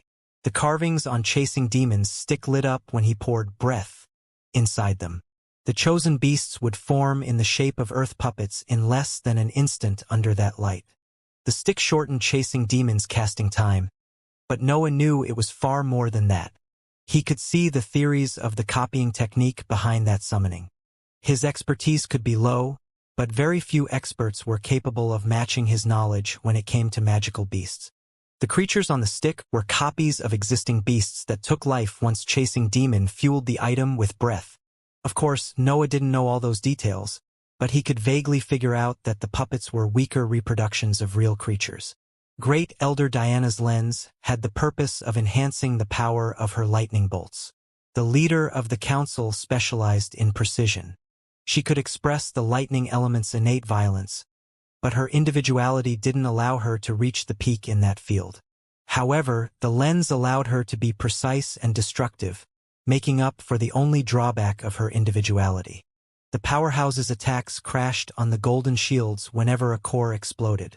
Their idea was to push the destabilizations to their limits until a crack appeared and allowed them to advance.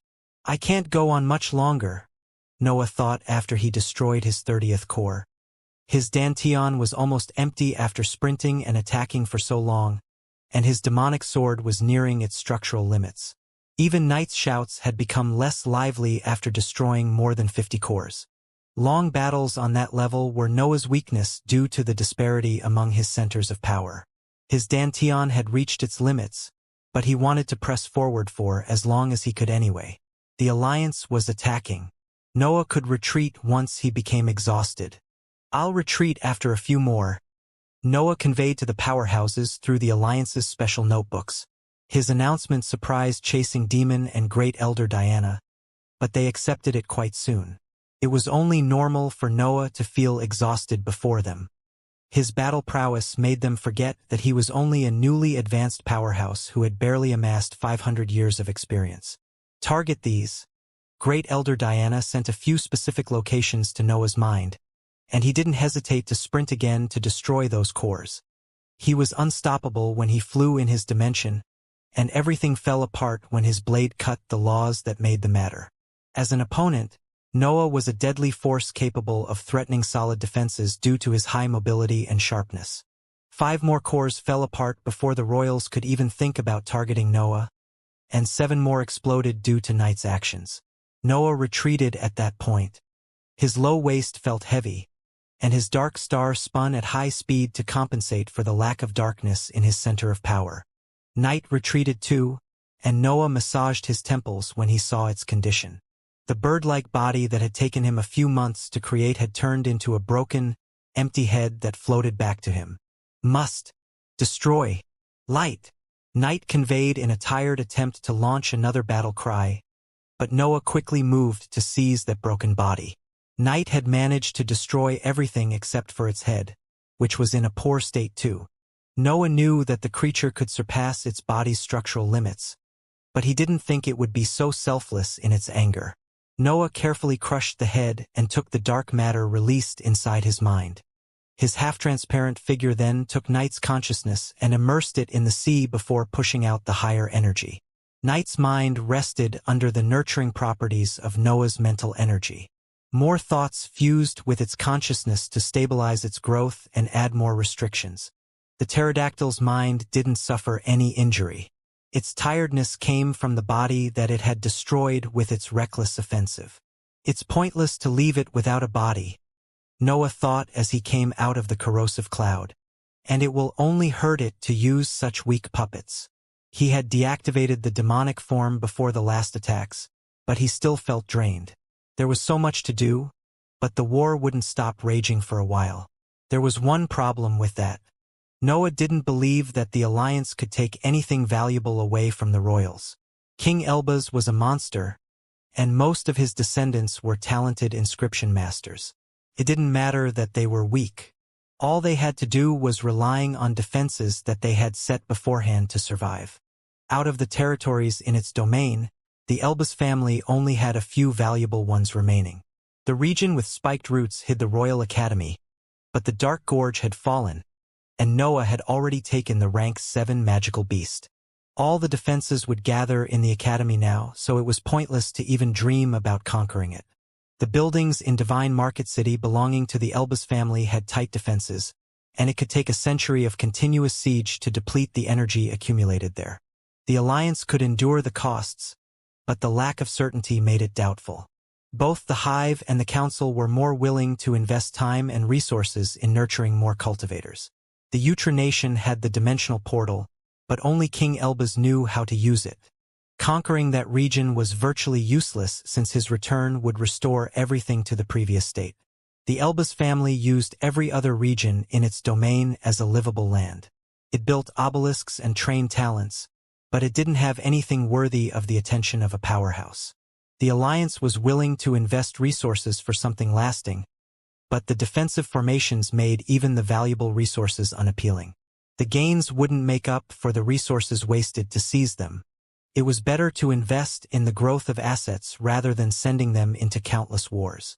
The report at the end of the battle confirmed Noah's guess. Even with the three of them in one of the less protected regions, they didn't manage to pierce the golden shields. The alliance had invested a lot in that region already, so it will continue the assault until it fell. Taking away a habitable land would still hurt the Elbas family in the long run in the end.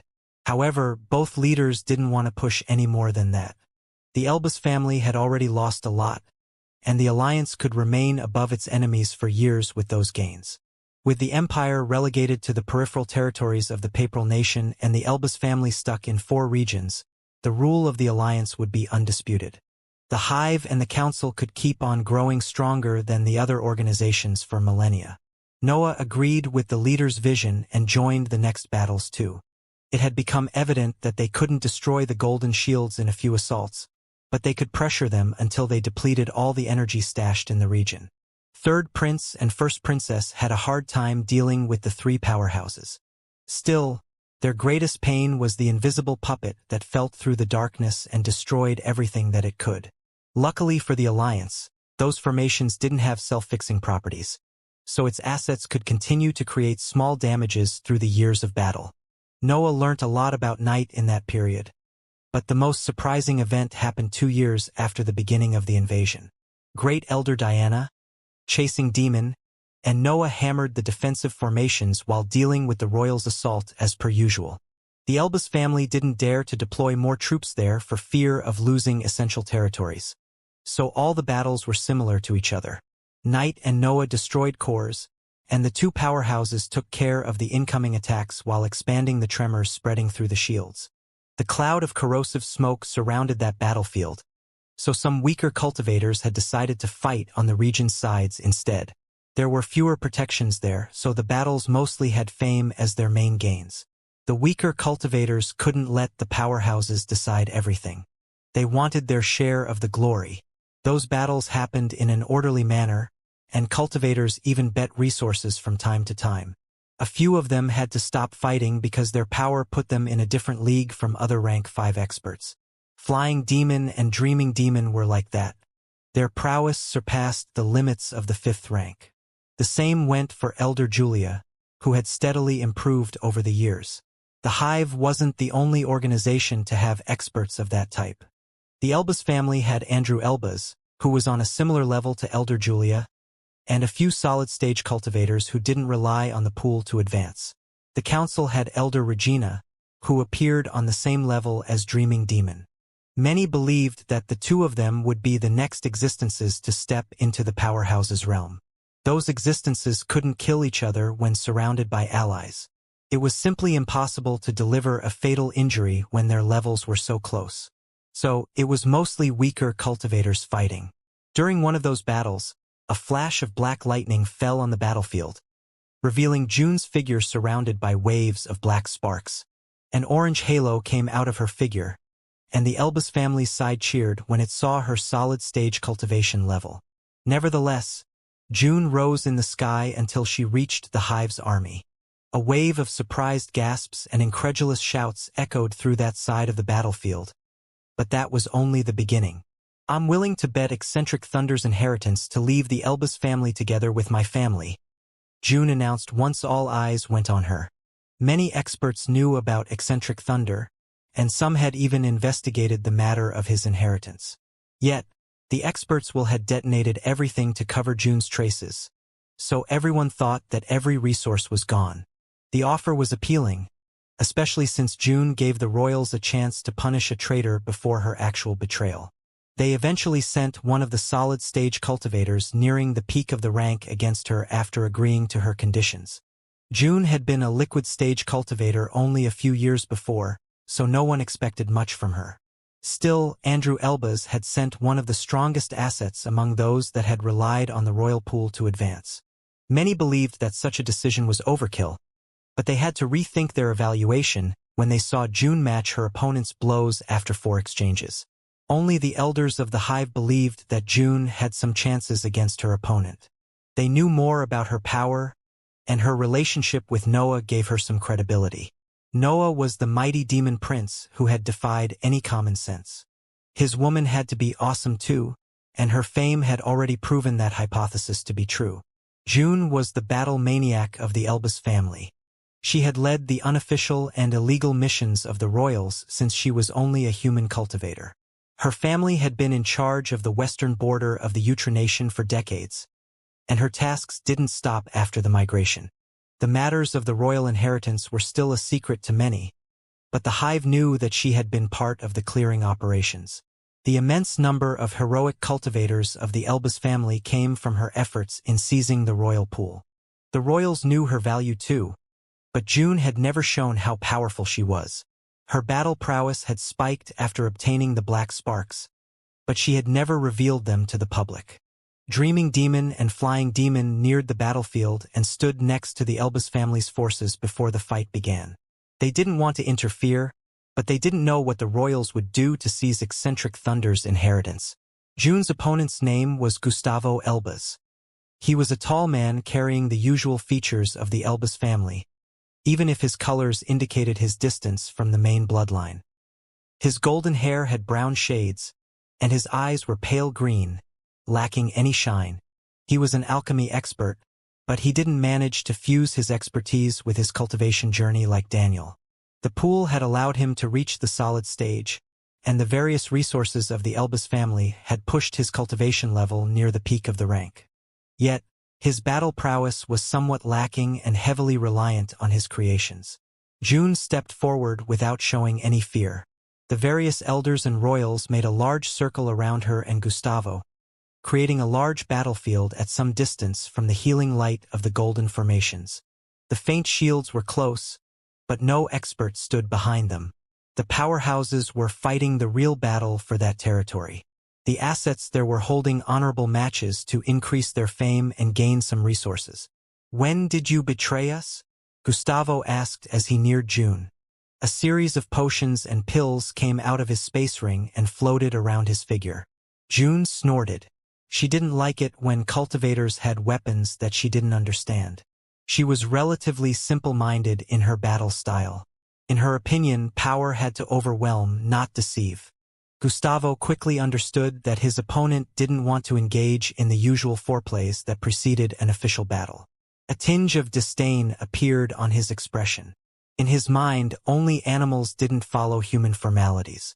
"You are indeed a maniac," Gustavo announced. "The Elbas bloodline doesn't need weapons that it can't control." Most experts of the Elbas family didn't like June due to her unwillingness to marry one of the royals. Hers was the only noble family that had yet to fuse with them. So many accepted her distant and violent behavior only because of her battle results. Still, she was openly betraying them right now. Gustavo could finally vent the annoyance that had accumulated during the past centuries. Soft gales began to blow from behind Gustavo. One of the potions around him broke, releasing a purple liquid that turned into a green gas when it came in contact with the air. The gales spread the gas, creating a large green cloud that covered the entire battlefield. The experts on the edges had to rely on their defensive spells to stop it from spreading further. June couldn't avoid the gas, but black sparks came out of her body and destroyed any poisonous particles that tried to land on her skin. Her higher energy even expanded to create a defensive array. The gales changed direction, and the faint shape of a massive snake formed inside the cloud. June felt something landing on her back before her mind could even sense any danger. June flew through the cloud. Poison entered her skin, and a large bruise formed on her back. Behind her, a reptilian head chased after her, charging through the gas as it showed its massive fangs. Sparks crackled from under her skin while June stopped midair. Her defenses had been useless against Gustavo's attack, but that had only ignited her battle intent. The perfect circuit stirred her centers of power to produce more energy. Denser and larger sparks came out of her body and took the shape of countless spheres that gathered lightning on their surface. The poisonous gas fabric began to crumble when it touched the spheres, and a large chunk of the cloud disappeared when they released a series of lightning bolts toward the incoming snake. Gustavo waved his hand, and a pill next to him broke. A purple liquid mixed with the cloud, giving birth to hundreds of dense trails that shot toward the snake. When the trails fused with the snake, the gaseous creature split into hundreds of small purple fangs that tried to dodge the incoming lightning bolts. June's attacks destroyed most fangs, and even those that didn't clash directly with the lightning bolts fell apart when they entered their range. Gustavo felt surprised when he witnessed that scene. His attack's power neared the peak of the solid stage. They weren't as strong as proper spells, but they could overwhelm any blow from a newly advanced cultivator.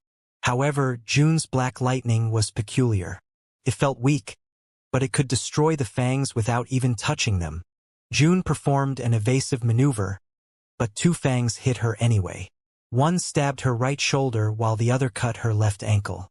Both attacks injected poison inside her, but the higher energy released by her body managed to prevent it from spreading further. The black sparks couldn't destroy them, and that caused her battle intent to increase even more. More sparks came out of her body, but they appeared to pulsate at that time. An array of lightning bolts covered her and expanded, following the rhythm of her heartbeat.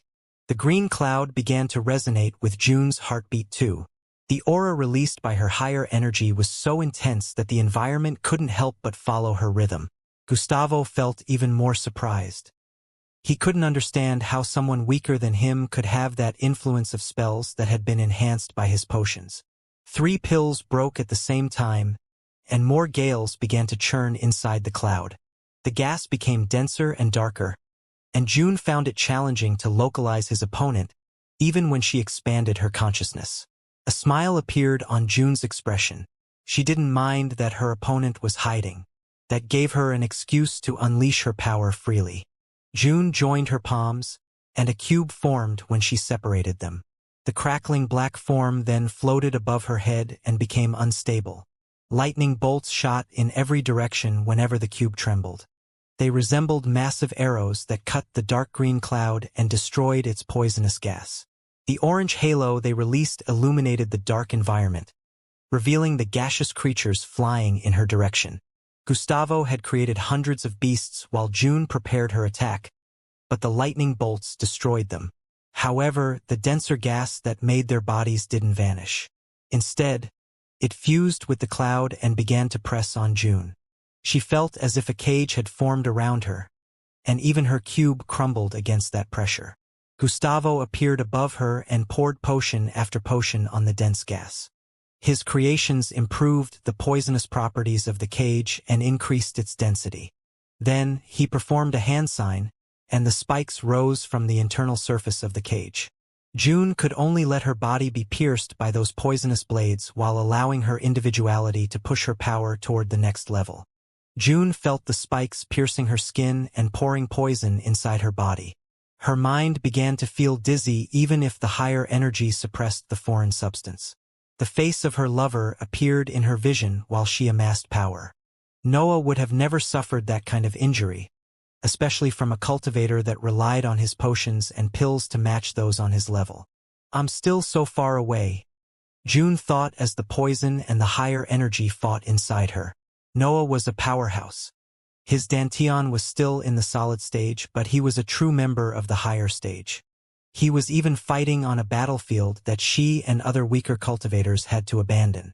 He was in another league, and his next step was the Immortal lands. Their paths would diverge once again, and it was unclear how long it would take for them to reunite once he left. Only you can be my eternal opponent. June smiled as a peculiar scene appeared in her mind. She saw Noah disappearing in the white sky and becoming out of her reach. That vision made her sad but also extremely motivated. Her individuality depended on strong opponents, and her lover was the most powerful of all of them. He could kill weaklings like you when he was only in the liquid stage, June said. Gustavo's eyes sharpened when he heard those words, but his actions didn't slow down. The royal continued to pour potions on the cage. The pressure accumulated was enough to destroy most rank 5 cultivators. However, June remained still. She kept her eyes closed as she let her centers of power fill the perfect circuit with higher energy. The structure of her dantian, body, and mind had improved after she used the prototype. She had no more limits inside the 5th rank, but she still wanted to see if she could reach higher levels. There was an unreachable target in her vision. She recalled the toughness of Noah's skin as she evaluated the energy accumulated inside her, and only one thought resounded in her mind. This isn't enough to defeat him. Many experts had to control their ambitions once approaching the 6th rank. A broad individuality hindered the path toward the higher ranks, and it usually misled cultivators. Yet, some couldn't stop themselves from following their true calling. Noah's ambition prevented him from cutting away any part of his individuality. King Elba's pride and curiosity forced him to pursue every path in the inscription field. Other experts in the past had found themselves in the same situation. Legendary names like Divine Demon, Divine Architect, and others had pursued their paths without leaving anything behind. June's path was the same. She could either soar while carrying everything with her or die trying. Gustavo smiled when he sensed that June's body functions were slowing down. The poison was finally taking effect. Yet, a loud heartbeat affected the environment once again at that point. The cage began to contract together with the heartbeat. June's aura then affected the gas and spread until it covered the entire cloud. Gustavo felt a dangerous sensation rising in the back of his mind. He hated that such a weak cultivator could make him so scared, but he knew that he had to retreat. The royal jumped off the cage and tried to hide his presence in the dark green gas again, but the explosion arrived before he could escape its range. An orange light spread from the poisonous cage, and lightning bolts shot from the enlarging halo, creating cracks on the dense gaseous layers. Gustavo had to dodge some of them while he retreated, but the influence of the heartbeat reached him during his evasive maneuvers. Gustavo began to sense the rhythm of June's heartbeat while the orange light covered the entire cloud.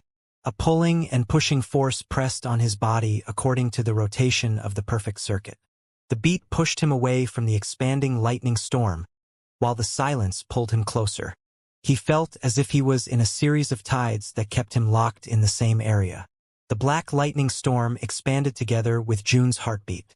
It destroyed everything it touched, and it increased in power after every cycle. June could feel that too. Her heart was the center of the perfect circuit, and each of its beats slightly increased her power. The lightning storm reflected that feature and expanded as she produced more energy. Terror appeared on Gustavo's expression. June's power didn't make sense, and she kept on becoming stronger even. His first spell should have been enough to kill her, but she had survived all his attacks. Moreover, her body didn't suffer from his poison's effects since her black sparks isolated its properties. That was the worst possible outcome for him. He was a wind cultivator that relied on poison in the end. His strategies often saw him slowly damaging his opponent until he could deliver the final blow. That didn't happen with June. Her individuality made him see the exact opposite of what he was expecting, which ruined his battle plan. Gustavo's expression became resolute when the lightning storm was only a few heartbeats away from him. Countless pills came out of his space ring and released a red smoke as they fused with the dark red cloud. Gales blew through the cloud and gathered all the poison in the air in Gustavo's position. The red and dark green gas condensed until they turned into a liquid armor that covered the royal and turned him into a giant. The lightning storm eventually arrived and clashed with him. Layers of poison splashed in every direction as the black sparks raged on its surface. However, the dark liquid's corrosive properties managed to extinguish them before they reached Gustavo's body. June shot forward at that sight. Green blood came out of her injuries and tainted her orange robe, but a wide smile shone on her face. She felt delighted that her opponent had survived the last attack. Her centers of power were producing even more energy now, and the world of the laws appeared in her vision as her existence strived toward the higher ranks. Her centers of power weren't advancing. The energy they produced was so dense that the world mistook her for an existence near the peak of the solid stage. June bathed in that feeling as lightning bolts shot from her figure. They didn't seem to have a target, but they stopped midair once they crossed the giant. Gustavo didn't care about June's strategy. The poison covering him was so strong that even his skin began to burn. That was his most potent attack, and he didn't dare to prolong his suffering by using its energy to defend. The giant waved its limbs, and massive dark red wing blades shot from its figure. Dark sparks exploded under June's feet and allowed her to perform short accelerations that made her dodge the incoming attacks. Yet, the blades exploded every time June dodged one of them, and the poison that they released managed to touch her from time to time. June charged forward, uncaring of the injuries accumulating on her body. Her figure continued to release lightning bolts that stopped midair behind and around the giant. Then, when she reached her opponent, the floating lightning bolts expanded to create a dark net that surrounded the red giant. Gustavo tried to stop the net from covering him, but the poison that made his armor fell apart when it touched the black lightning. June's spell had successfully trapped him. The heartbeat resounded again at that point. It beat once when June landed on the net. It beat the second time when she raised her arms to the sky, and it beat a third time when a thick lightning bolt formed between her hands. The fourth heartbeat arrived when she threw her lightning bolt on the net, but Gustavo didn't hear it. June's spells had gained the effects of her individuality. The net around Gustavo enhanced her attacks other than damaging the giant by itself. When June's lightning bolt hit the net, it triggered a chain reaction that released a torrent of attacks toward the giant. Splashes of a dark red poison landed on the net only to shatter due to its destructive power. Lightning bolts dug the massive armor and pierced every defensive layer until they landed on the cultivators at its center. Gustavo screamed in pain as June's attacks crushed his body. Its survival instinct made him throw potions and pills recklessly in a desperate attempt to escape from that deadly situation. The giant changed color under that relentless assault. Its shades became dark blue until they turned completely black. Then, its structure became unstable, and violent tremors ran through its fabric, making it denser. Gustavo didn't care about his safety anymore. When death became a possibility in his mind, he poured everything he had in the armor, uncaring of the harm that it could cause him. A dangerous sensation rose from the back of June's mind, and she retreated at high speed while launching multiple lightning bolts toward the net. The giant inside it became bigger as she escaped, and a smelly smoke started to come out of its figure. An explosion occurred after a few seconds. The poisons accumulated in the armor led to a detonation that spread smelly dark drops everywhere on the battlefield. The cultivators observing the battle had to resort to defensive measures to fend off those poisonous drops. June had to launch countless attacks since she was closer to the detonation, but a dark current engulfed her nonetheless. The audience remained silent as the outcome of the battle unfolded in their vision. The clouds that had formed around the fighters were slowly dispersing, and no one dared to divert their eyes from them. The first one to disperse revealed a badly injured June. Her body was a mess of bruises, missing skin, and bulging pustules. The various poisons inside the current had begun to affect her muscles, but the pulsating perfect circuit kept them away from her insides. Then, Gustavo's cloud dispersed, revealing a humanoid figure covered by a smelly liquid. The cultivators at the battlefield's borders took a while to understand Gustavo's condition, and they shook their heads when they realized how far gone he was. His body had fused with the poison, and it took all his mental energy to prevent it from crumbling. Still, dense drops fell from his figure, showing how even that effort was pointless. Gustavo pointed his arm toward June, but his hand melted and fell during the process. A confused expression appeared on his monstrous face. It seemed that he had yet to realize how injured he was. A thick lightning bolt suddenly pierced his chest and made what remained of his body explode. June didn't hesitate to deliver the finishing blow since she was desperate to end that battle and rest. The elders of the Alliance cheered. June had won, adding another victory to the invading side.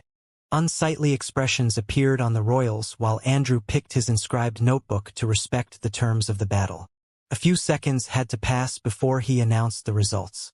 From this moment onward, the Balor family doesn't belong to the Elbas family anymore. It is free to emigrate. Andrew glanced at June as he interrupted his line, and she mustered her strength to complete it. It will emigrate toward the hive. The elders of the hive cheered, and the demons stepped forward to help June. Her life wasn't in danger, but she needed to rest immediately to avoid worsening her injuries. The matter appeared to be over, and everyone relaxed as they started to discuss who would fight next. Yet, a heavy aura spread on the battlefield, and the experts slowly turned toward the origin of that pressure. A silver-haired cultivator wearing a shining golden robe had appeared above them. He stared at the battlefield while wearing a confident smile, and his eyes darted between the allied and enemy troops.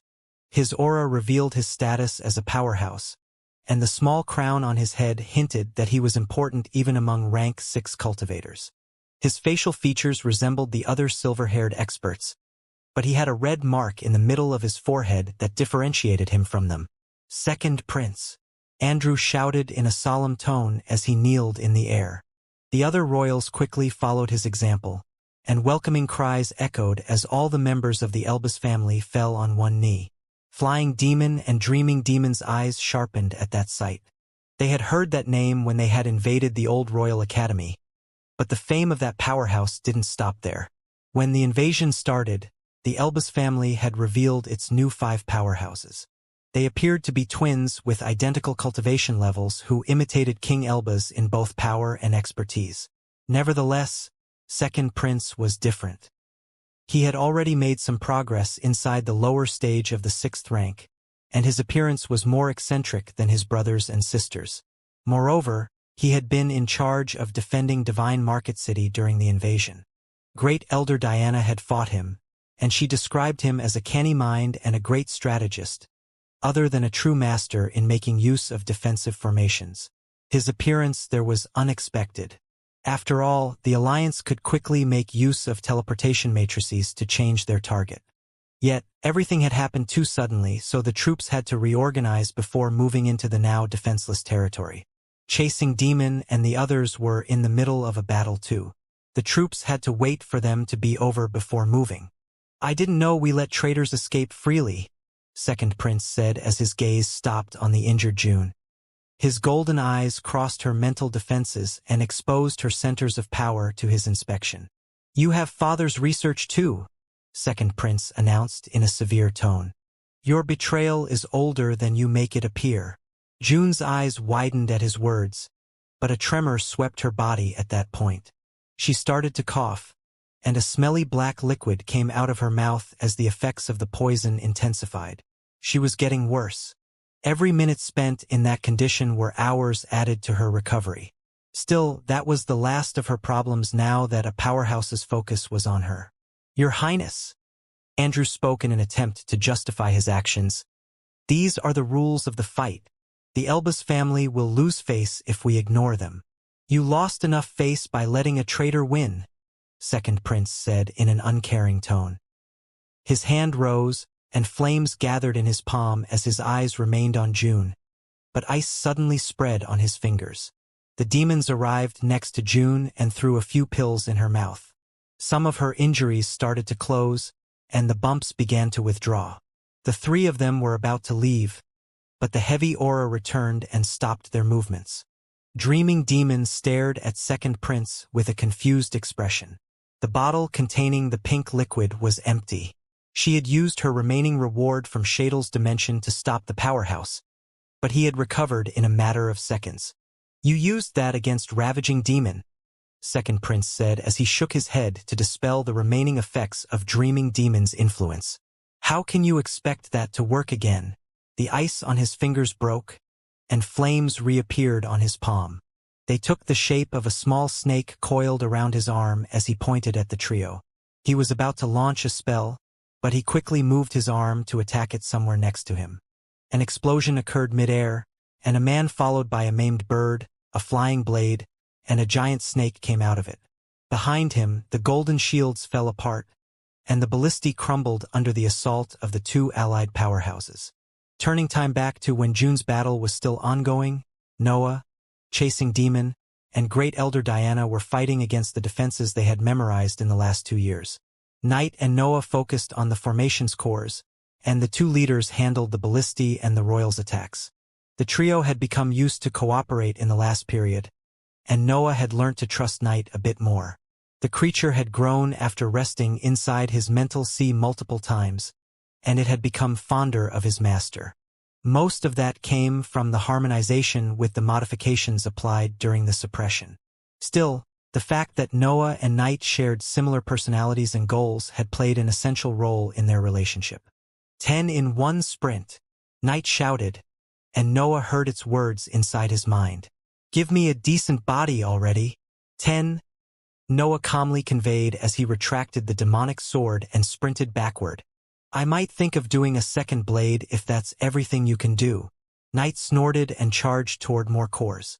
Noah kept making bigger and better bodies every time it destroyed them, so surpassing their structural limits had become a goal for the creature. Noah didn't mind that. Third Prince and First Princess fixed part of the formations after every battle, so he needed Night to go all out every time if they wanted to conquer that region. It still had a bird-like appearance, but Noah had experimented a bit to see what suited its species. 2 years weren't a long time for powerhouses, but Noah had learnt a lot by studying the corpses amassed in his space ring. The Nightblade pterodactyls' innate ability allowed them to turn into darkness to generate darkness. They became blades capable of cutting the fabric of the world and causing a natural creation of darkness. Their bodies then fed on those laws and repeated the process until they advanced. Noah could spend an entire day listing the weaknesses of that species. The pterodactyls advanced slowly, they had poor reproductive capacities, and their bodies were quite frail against attacks that crossed their natural defenses. They couldn't even live under the sunlight, which halted their potential to the 7th rank since the Immortal lands had a perpetual white sky. However, heaven and earth had applied their fairness on the pterodactyls' kind too.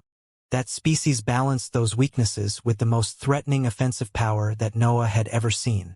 Noah could cut laws with his new slashes, but the pterodactyls became blades made of laws when they attacked. There was virtually no defense that could stop them as long as their rank was high enough to cut them. Replicating that feature was challenging, and Noah was still testing how to apply such a miraculous ability to the dark matter. The task would be easier if he used his darkness, but Noah wouldn't limit his weapon's potential because of a few hindrances. Night became darkness that lay waste of 12 cores in an instant.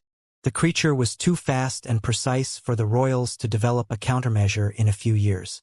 Moreover, it was hard to identify the nature of the attacks, so they chose to focus on the powerhouses for the time being. Night's body came out more wrecked after every attack. It had destroyed more than 200 cores on its own during that battle, but it had sacrificed its lower half in the task. Only a small portion of its torso, one wing, and its head remained intact.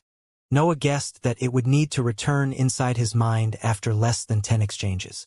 Noah destroyed 11 cores, and Night's laugh resounded in his mind. The creature had learnt to savor those small victories in silence after understanding that they weren't its master's fault. Night could sense due to the connection with his mind how the demonic sword suffered to keep up with Noah's prowess. The living weapon grew together with his dantian, so it was still unsuited for battles on that level. I can't keep up much longer either, Noah thought as he inspected the demonic sword. A few cracks had appeared on its tip. Could launch less than 10 attacks too. We broke through. Chasing Demons suddenly sent a message, and Noah called Night back as he turned toward his patriarch's direction. The allied powerhouses had exploited Noah's attacks to destabilize the shields, and a large hole had finally appeared in their golden surface. Cracks spread from the hole. The shields began to crumble as that instability started a chain reaction. The royals even retreated at that sight, indicating that they couldn't do anything to save the defensive formations. Chasing Demon and Great Elder Diana quickly prepared spells to destroy the ballistae. Noah relaxed, but something peculiar reached his mind now that his consciousness stopped focusing on the shields. At first, he sensed June's familiar aura. He felt happy that she had rejoined the battlefield and that her centers of power worked properly. Yet, his dark star spun like crazy when he noticed the arrival of the third enemy powerhouse. He didn't even remember when he entered his dimension. The world in his eyes became devoid of light as he flew toward the side of the battlefield to intercept the enemy spell. Nevertheless, before he could even reach Second Prince, a wave of flames hit him, forcing him out of his dimension. The defensive formations and ballistae crumbled behind Noah, but his eyes remained on Second Prince's eccentric figure. The small crown on his head was eye-catching, but Noah's focus was on the red mark on his forehead. Noah's mind felt a dangerous sensation coming from that prism-like mark. It reflected the light that landed on it, making it shine together with the prince's golden eyes. It was a piercing gaze. Noah felt as if a dense halo tried to dig through his natural defenses and inspect the very core of his existence. However, his mental waves cut that foreign presence and freed his body of that strange pressure. How did he even sense me? Noah thought as he continued to exchange stares with Second Prince. He had noticed his friends and lover under him, but something told him that he shouldn't get distracted. Is he really that strong? Noah couldn't help but feel surprised. Second Prince was a powerhouse in the lower stage, which put them on the same level. He was slightly stronger than his brother and sisters, but Noah had fought two of them together already. Nevertheless, Second Prince appeared different. Noah didn't know where that sensation came from, but he felt sure that he was in front of another monster. "You must be his heir," Noah said. He rarely spoke once a battle began, but he wanted to buy June and the demons time. Also, he tried to destabilize his opponent with his revelations. June and the demons quickly left the battlefield, and Second Prince followed them with his eyes. He had to focus quickly, though, since Noah didn't let his distraction go to waste. Second Prince turned into flames that shot sideways, and a tall fissure appeared on his previous spot. His fire continued to retreat, but Noah reappeared above it, ready to thrust with his blade. Another large fissure appeared in the sky, but Second Prince's flames dodged it by separating and regrouping in another spot. His body reformed just in time to see Noah's fingernails slashing at his face. 5 smaller cuts appeared in the sky, but a golden light shone from the royal skin and blocked Noah's attacks. Second Prince smiled when he was face to face with his opponent, and the brightness surrounding him intensified before exploding into a sea of fire. Second Prince reappeared higher in the sky, but his gaze remained on the flames below. His smile remained wide, but his eyes became solemn when he saw the half-naked figure of his opponent walking out of the fire. Noah didn't suffer any injury. His skin shone with metallic properties, and black gas came out of his mouth as he held back his flames. Noah didn't know if the royal was powerful enough to face him, but he had confirmed that he was more ruthless than his siblings. "Let's end this quickly," Noah thought.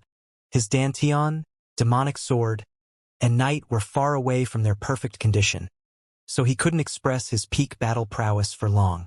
Still, Third Prince and First Princess were busy dealing with the allied powerhouses, and there wasn't any defensive formation on the battlefield. There was no better chance to kill one of the Elba's family's strongest assets. Black smoke started to come out of Noah's body. His spiked armor quickly formed, and a vast cloud covered a large area in a matter of seconds.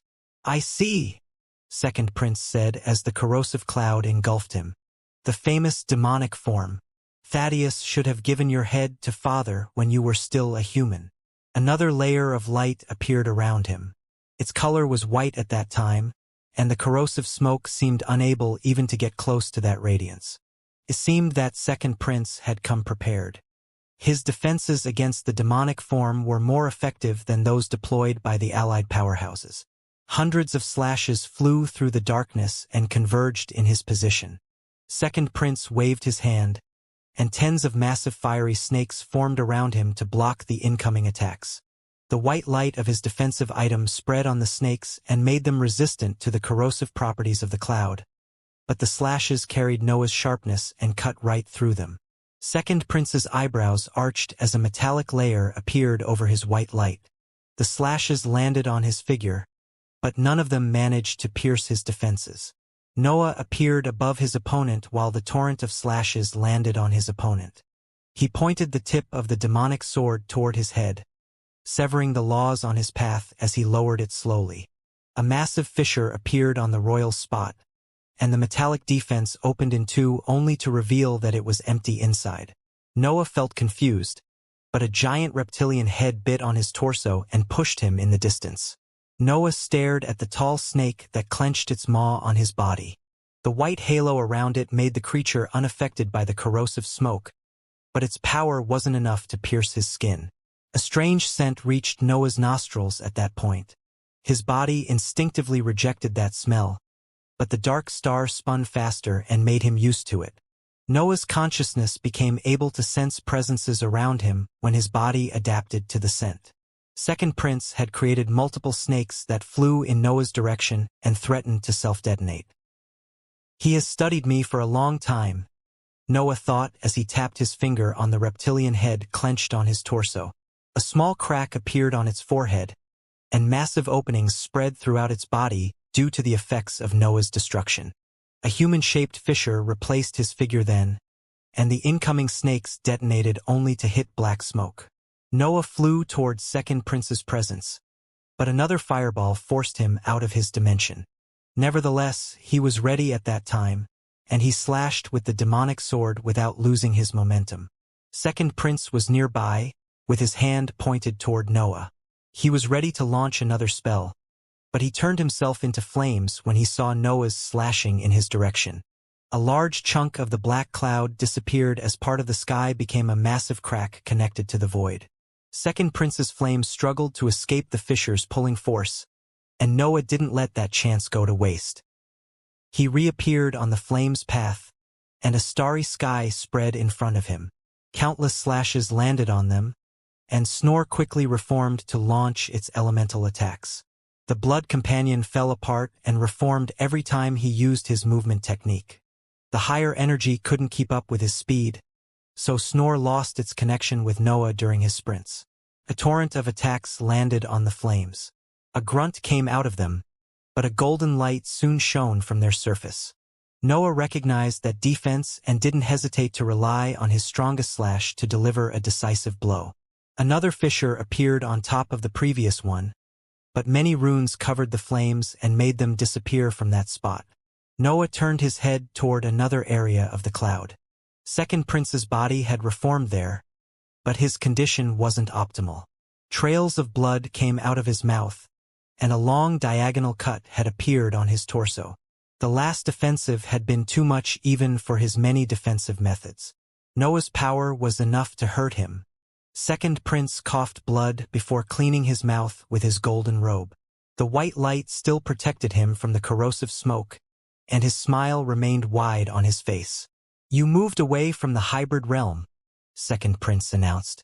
"To think that we invested so much in researching those creatures only for you to discover a superior state."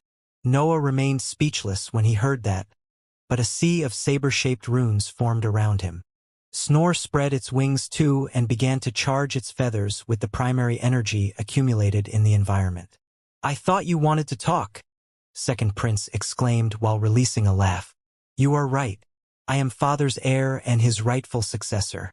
I have also inherited his curiosity, which makes you the most appealing being in my eyes." Noah calmly listened to his words while his attacks charged. He had enough energy for a few more exchanges, but he wanted to end the battle with the next one. Silent orders reached Night, who had hidden its presence inside the cloud. The creature prepared itself for the final assault. "You still seem a bit too much for me to handle at the moment," Second Prince continued. "I'll be more prepared next time." Noah launched his array of sabers and feathers and waited for them to near his opponent before using his movement technique. It took him only an instant to reappear above Second Prince and unleash another powerful slash. Second Prince used all his defensive measures to block the attacks. The metallic layer covered his figure while he turned into flames. Yet, the torrent of sabers tore the dark silver protection apart and opened a path for Noah's slash. A fissure appeared on the spot. Half of Second Prince's flames disappeared in the void while the others flew away to reform his body. The royal reappeared in a maimed condition, with missing limbs and countless cuts, but with his smile still wide. Second Prince opened his mouth to speak again, but something moved inside the darkness and silenced him. The royal revealed a surprised expression as a cut appeared on his neck, and his head fell from his shoulders. "Got him!" Night cheered while half of what remained of its body crumbled. The bird-like puppet flew slowly toward Noah's shoulders before turning into a lump of dark matter that entered his mind. Noah wanted to heave a sigh of relief, but the decapitated body began to melt right in front of his eyes. It turned into a red liquid that the black cloud consumed in a matter of seconds. Instead, the severed head continued to float among the corrosive smoke with white light still covering its surface. The head eventually turned to face Noah upside down with the same smirk that had accompanied the royal through the entire battle. "All these data will be interesting to process," Second Prince announced as the light around his head dimmed. The corrosive smoke began to affect pieces of his skin, which slowly consumed what remained of his body. "It's still too early for a proper battle among our organizations," Second Prince said as his head disappeared inside the cloud. "Spend a few more years taking this region. The real fight will have to wait for Father's return." When the corrosive smoke destroyed the last bits of Second Prince's tissues, a golden light shot from that spot and landed on the battlefield created by the 4 powerhouses in the distance. The light spread, creating multiple formations that gave birth to a series of golden shields, and dividing the royals from the alliance's leaders. Noah remained inside his black cloud. His gaze didn't go on the newly formed golden shields. Instead, it remained on the spot where the smoke had consumed Second Prince. Was that a puppet? Noah couldn't help but think after reviewing the last battle. His blows on Second Prince's body and their exchanges had felt real. They didn't differ from the battles with other powerhouses. Even Night didn't sense anything unusual when cutting him. Yet, Second Prince had shown no fear of death. The peculiar way in which he had died also hinted that his body was a mere puppet rather than his bones and flesh. It was able to express so much power with a fake body. Noah's mind felt heavy when considering that. He had initially thought that King Elbaz was the last worthy opponent in the mortal lands, but it seemed that his heir belonged to the realms of monsters too. Every organization had promising cultivators that preferred to hide from the public scene and focus only on their path. Noah had always known that, but he had begun to learn more about them only after becoming a powerhouse. A smirk appeared on Noah's face as the demonic form vanished, and the black cloud began to disperse. He felt happy that the struggles weren't over.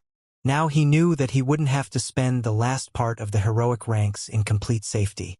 Chasing Demon and Great Elder Diana exchanged a glance before gazing in Noah's direction. The dispersion of the cloud slowly revealed his figure, but he could only spread his arms to express his helplessness when he sensed the 2 pairs of eyes on him. The 2 powerhouses were cornering Third Prince and First Princess after the shields fell, but Second Prince's actions had restored the battlefield to its previous condition. They weren't back to the starting point though.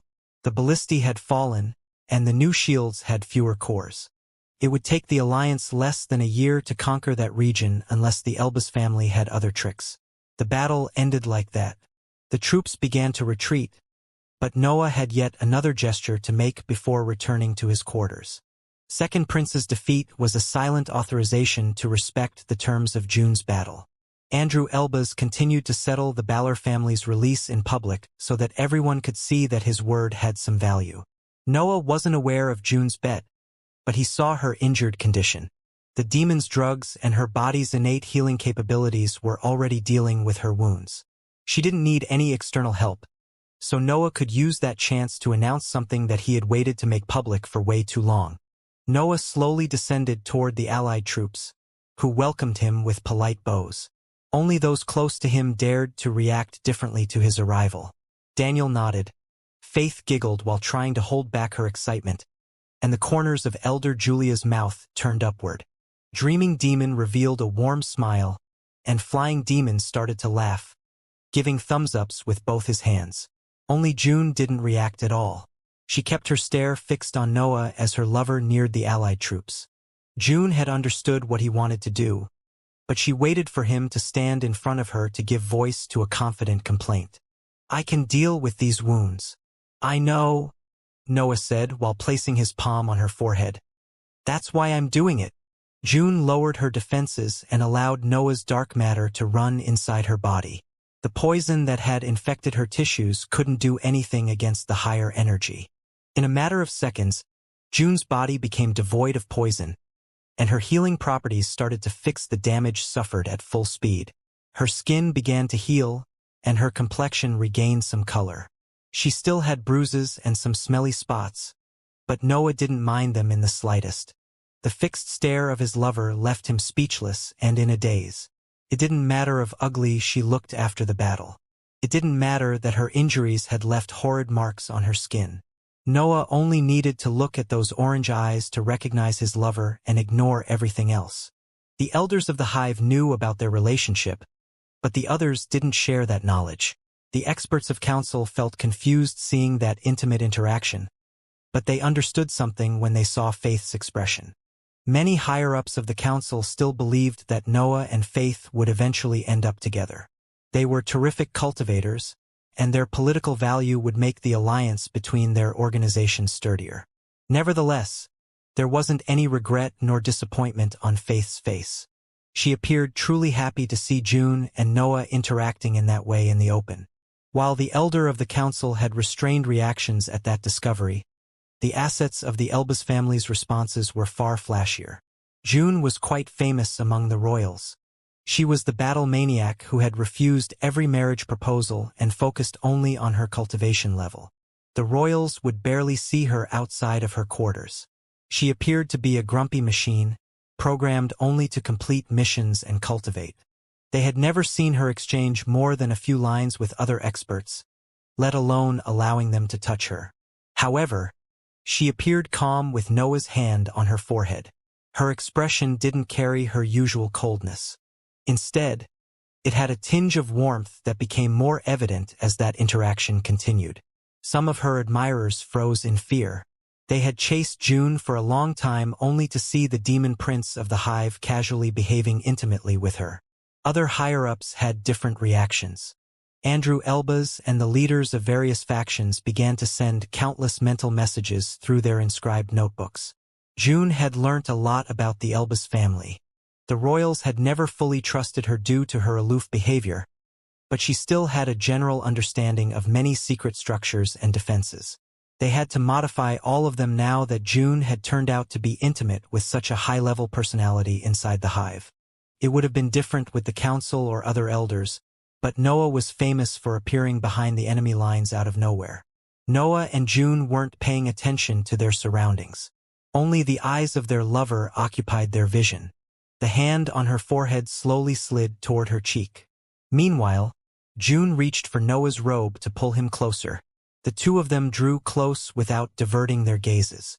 They didn't speak nor convey anything with their gestures, but their lips eventually touched right in front of everyone. That removed every doubt about their relationship. The couple's public kiss announced their status. That exposed them to enemy schemes. But June and Noah didn't want to remain in the shadows anymore. "It took us only a few centuries," Noah whispered once their lips separated.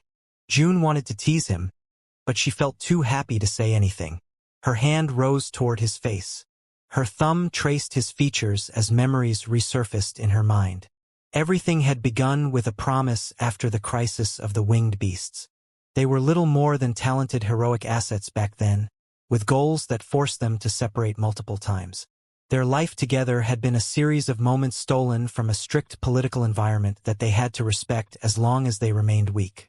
Yet, Noah's prowess was in the powerhouse's realm, and June had centers of power fueled by higher energy.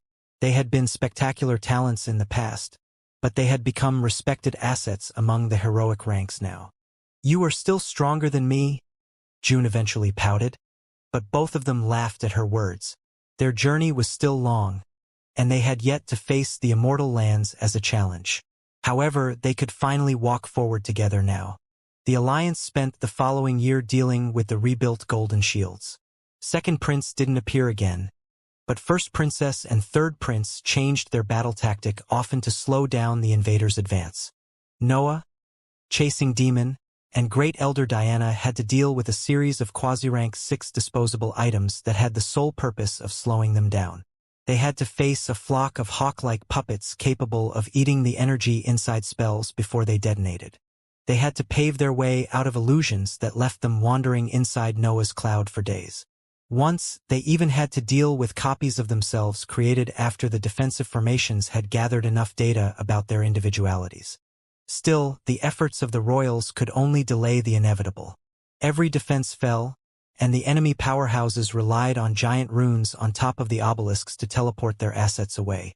The Elbas family salvaged their assets in that way, but that wasn't necessarily positive since only 3 regions remained in its domain.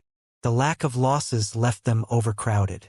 The higher-ups of the alliance held a political meeting after they conquered that land. They estimated the resources required to seize the remaining regions of the Elbas family, and the conclusions were disheartening. The defenses were too tight, and the 5 princes and princesses would be more threatening now that they could focus all their efforts on fewer territories. The alliance could even have to face all 5 of them simultaneously since the formations in the other lands were enough to stop any secret attack. A slow siege was possible, but the eventual gains didn't make it worthy. The invasion came to an end at that point. Both the Hive and the Council divided their gains and established a series of neutral territories that they could use as headquarters for their alliance. They issued a series of smaller organizations meant to control and oversee the situation to prevent the appearance of rebellious groups. Still, those areas mainly served the purpose of increasing the friendly antagonism between the 2 factions. Chasing Demon and Great Elder Diana began to cover those new lands with defenses while building habitable areas. It was only a matter of time before their organizations started to prosper there too. The future for the human cultivators of both forces appeared brighter than ever. Only failures would have a lackluster growth with endless lands at their disposal and multiple adversaries to fight. The situation for the heroic cultivators was a bit different. More lands meant more space for training areas, but the few losses and increasing amount of powerful assets accelerated the new continent's deterioration. That was an inevitable occurrence. Heroic cultivators absorbed the breath inside the matter to improve, and having more of them would lower the overall value of the new continent. That wouldn't affect only their training. The resources in the heroic ranks would slowly become scarcer as the deterioration continued. It was as if the world imposed a limit to the growth of the organizations. There could be only so many powerful cultivations around, and that world had delayed the issue only thanks to the peace of immortal lands. The other world had helped in the matter too, but the number of heroic cultivators had continued to increase, making even those vast regions not enough to sustain all of them. The deterioration had started right after the war against the Empire. As the organizations grew again, the world began to suffer. Everyone knew about that issue, but no force was willing to restrain their growth to benefit the world. Every leader would rather start another war than suppress their power.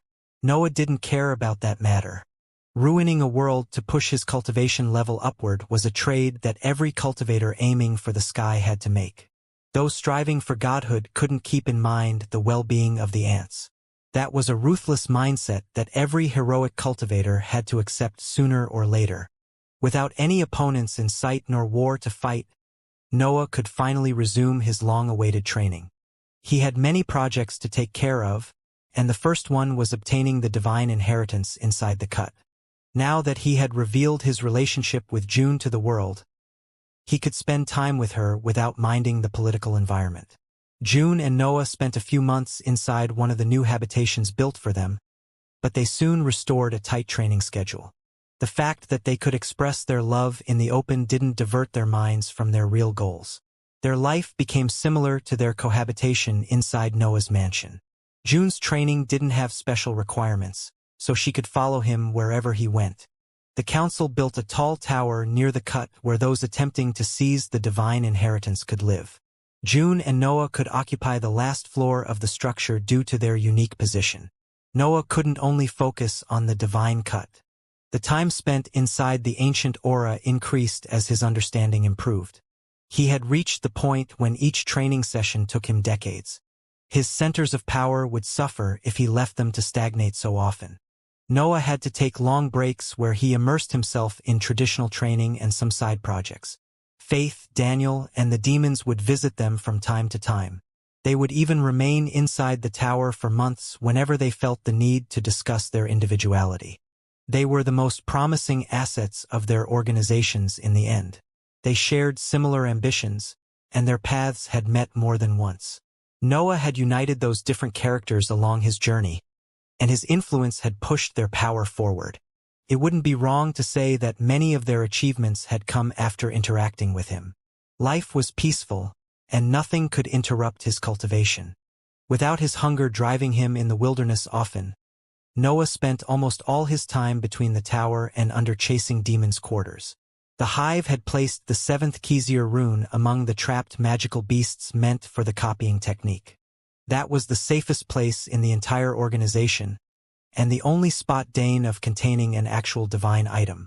Years passed quietly, with no major event happening. The lack of struggles would usually hurt cultivators, but Noah had ACCU.mulat too many experiences to suffer from that situation. The breakthroughs eventually arrived. Many assets had been near the peak of the 5th rank before the invasion, and those experiences had been enough to make their power cross the last step. Elder Julia's Danteon was the first to advance. The event surprised some of the higher-ups of the hive since they expected Dreaming Demon to be the first. Still, many understood the reason behind that. The demons had lost a lot of time inside Divine Architect's separate dimension. Their cultivation level had reached those peaks due to their incredible talent, but they lacked the years of training needed for that breakthrough. Those arrived anyway at some point. Dreaming Demon advanced to the 6th rank with both Danteon and Mind only 60 years after Elder Julia. The two women became the 3rd and 4th powerhouses of the hive in less than a century after the invasion. Flying Demon had a harder time advancing. He had been at some distance from the absolute peak before the invasion, but the sight of his lover advancing pushed his centers of power forward. Seeing Dreaming Demon moving away from him was the greatest drive that his individuality could feel. For a cultivator who had spent 1,000 years keeping his lover alive, losing her was his biggest fear.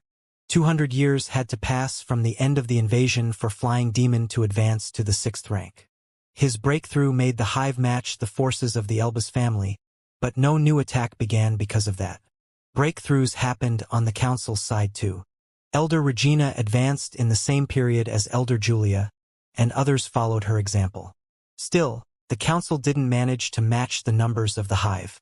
Noah felt the breakthrough of his Danteon drawing close only after 3 centuries spent training in that peaceful period. It was needless to say that such speed surpassed the realm of the talents, but it wasn't as monstrous as his other centers of power. Moreover, he felt that he lacked something to finalize his advance. Still, peace worked against those seeking enlightenment. Noah could only cultivate and meditate since no adventure or opponents gave him the chance to test himself.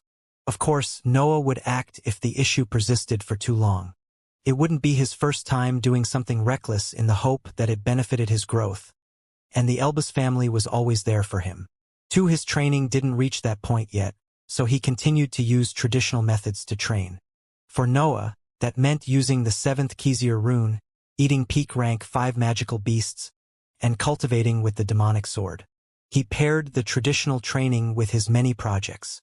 The divine cut occupied most of his attention, but he found time to forge and test other inscriptions. Also, he had to deal with Knight's constant harassment. Among his centers of power, his mind had the most remarkable growth. The 7th Xianxia rune wasn't a copy. It was the actual piece of the fur of a rank 7 Xianxia ape, and its benefits were almost miraculous. Noah struggled to believe how easy it was to enlarge his mind with that divine item. He had even stopped using his spherical rune since he preferred to use all his mental energy in those training sessions. The 7th Xianxia rune improved the sturdiness of his mental walls too. In those 300 years, the internal pressure caused by Snore and Night had almost vanished. His body had improved steadily. Noah didn't have many rank 6 meals in those years, but his lack of hunger made them easier to endure.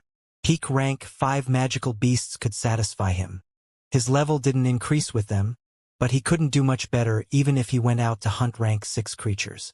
As for those powerful beasts, most of them were hard to find, and Noah didn't want to spend months studying their tracks and planning hunts unless it was necessary.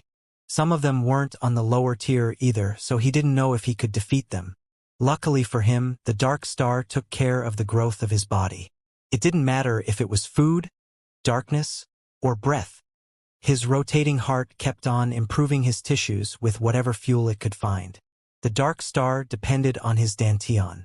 Any improvement in his darkness would necessarily increase the power and efficiency of his fourth center of power. His dark matter had become slightly unstable as Noah neared the peak of the 5th rank. It was about to transform, but it still lacked a little push. It would be up to the rank 6 darkness to make it take the last step. Snore was in the same situation as the dark star.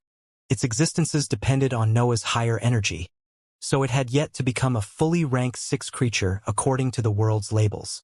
The demonic sword was in the same situation, even if its issues came from Noah's dantian.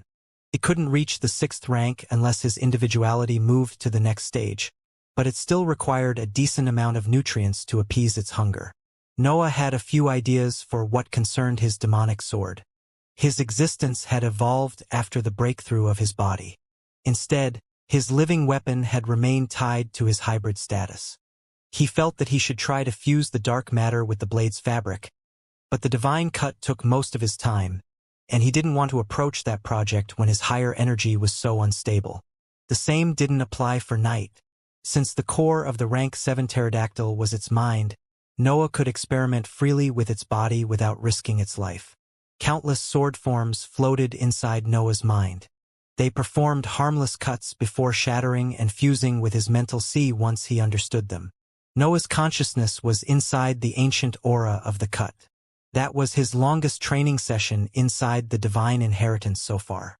He had been sitting on top of the tower for 50 years already.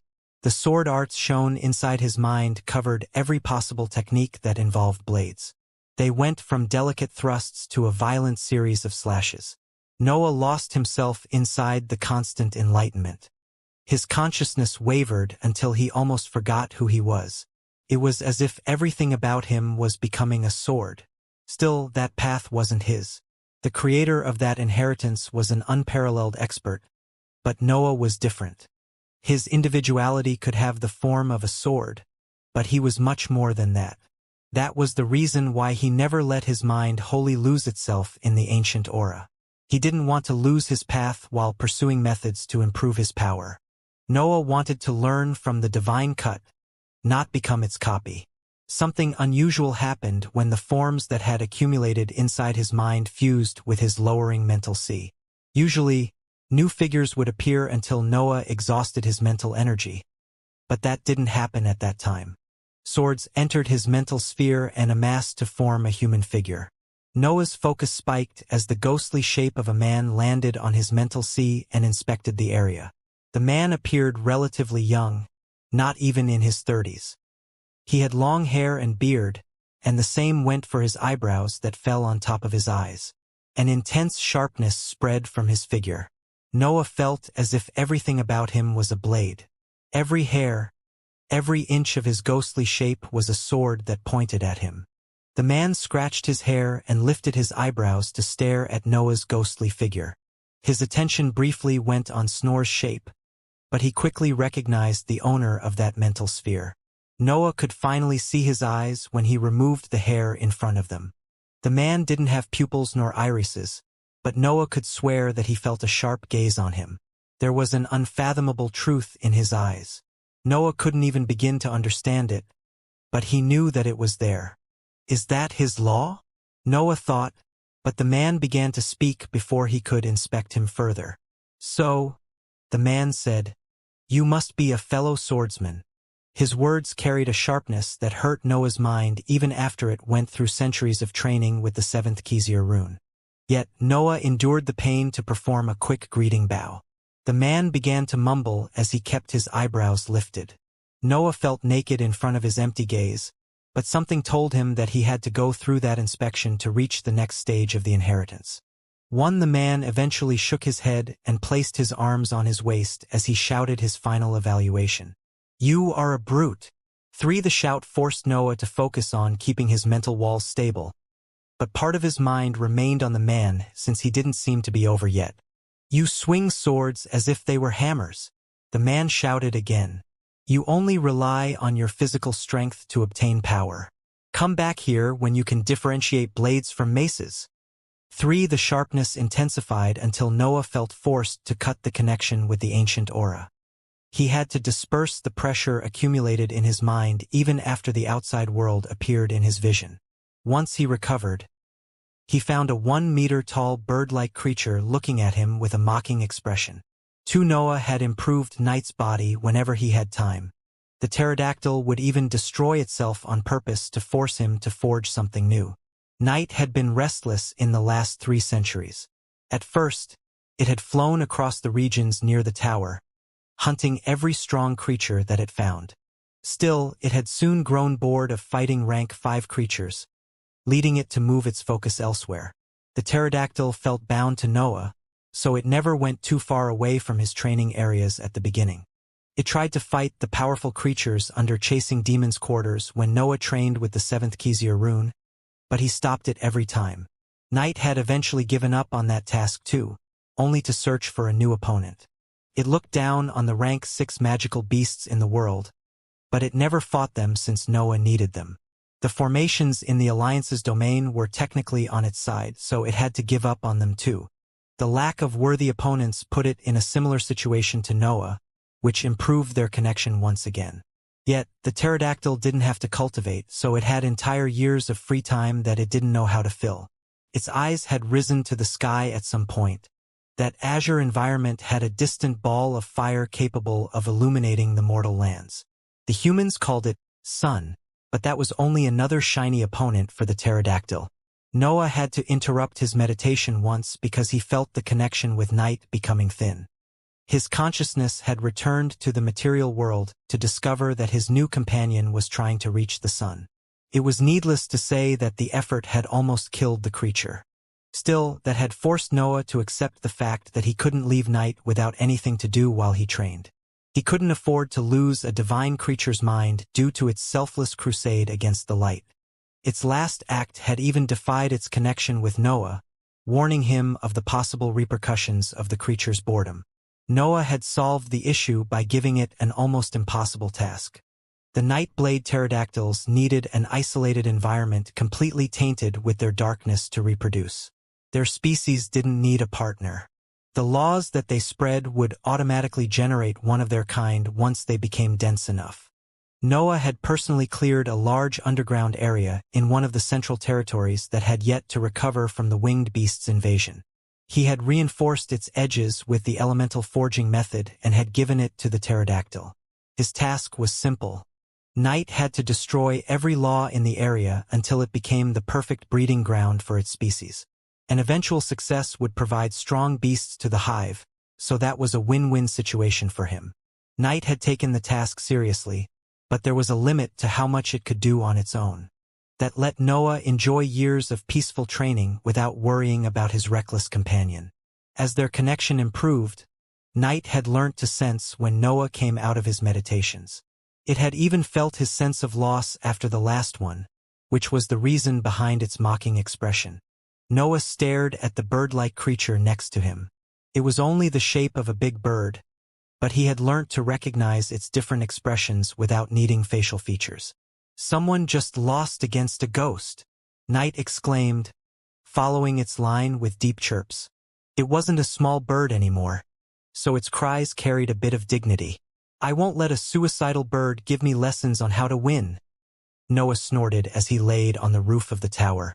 The starry sky filled his vision, but the figure of the long-haired man in the inheritance appeared between him and the stars. That was the will of a god. Noah had just interacted with an existence who had left its inheritance inside the immortal lands. There is a chance that he didn't expect heroic cultivators to find it, Noah thought as he closed his eyes. The eccentric expert had performed that slash in the immortal lands, where divine beings walked freely. He might have intended to pass down his inheritance to fellow divine existences, but the fall of the new continent had ruined his plans. Noah couldn't be sure of that. The divine cut was there now, so he would attempt to seize it. However, he accepted inside his mind that he might have to give up on the inheritance if he met a bottleneck. "He is right," Noah concluded in his mind. "I am a brute." The understanding obtained in the divine cut had shown Noah how limited his martial arts were. He could barely call himself a swordsman. His slashes were only a channel where Noah poured his physical strength. I lack grace, Noah thought. All the sword arts learnt in the past 3 centuries had brought his sharpness to a new league. He felt that he could cut down Second Prince's defenses with his bare fingers now. Yet his core had always remained the same. His strongest slashes relied on his physical strength. Do I need to seize all the inheritance? Noah started to ponder. Is this greed that I feel only a side effect of my individuality? Questions piled up inside his mind. As his path in the heroic ranks reached the last stages, his road toward the stars became foggy. Mind and body were fine. They advanced without needing any deep understanding. The problem was Noah's dantian, since it depended on his individuality. I'll say this once again, Knight shouted. I thought the sun was closer. At most, you are to blame for building a body with such awful senses. Noah reopened his eyes to look at the proud pterodactyl chirping justifications next to him. He had always envied the easy path of the magical beasts, and his thoughts went on the cultivation journey of the perfect hybrids. His mind lost itself in his life's many experiences only to understand how unsuited he was for peace. Even his long seclusions in the past had the purpose of preparing him for a new battle. I'm truly a brute. Noah couldn't help but smile at that thought. Many cultivators would do anything in their power to remain inside their quarters for centuries. Some would even abandon organizations to avoid wasting time in the political environment. Noah was the opposite. He went from one battle to another in a constant search for a new enlightenment. Since difficulties forced his power to improve, he dived directly into them. Knight, Noah said at some point, why do you want to destroy the light? The pterodactyl felt the seriousness in Noah's words and decided to stop complaining to give an honest answer. Because it's my enemy. Heaven and earth made it in this way. Are you nothing more than a bunch of instincts even after I gave you a new body? Noah questioned the creature again. I don't know, Knight replied and remained silent for a few seconds before continuing. I know what I am.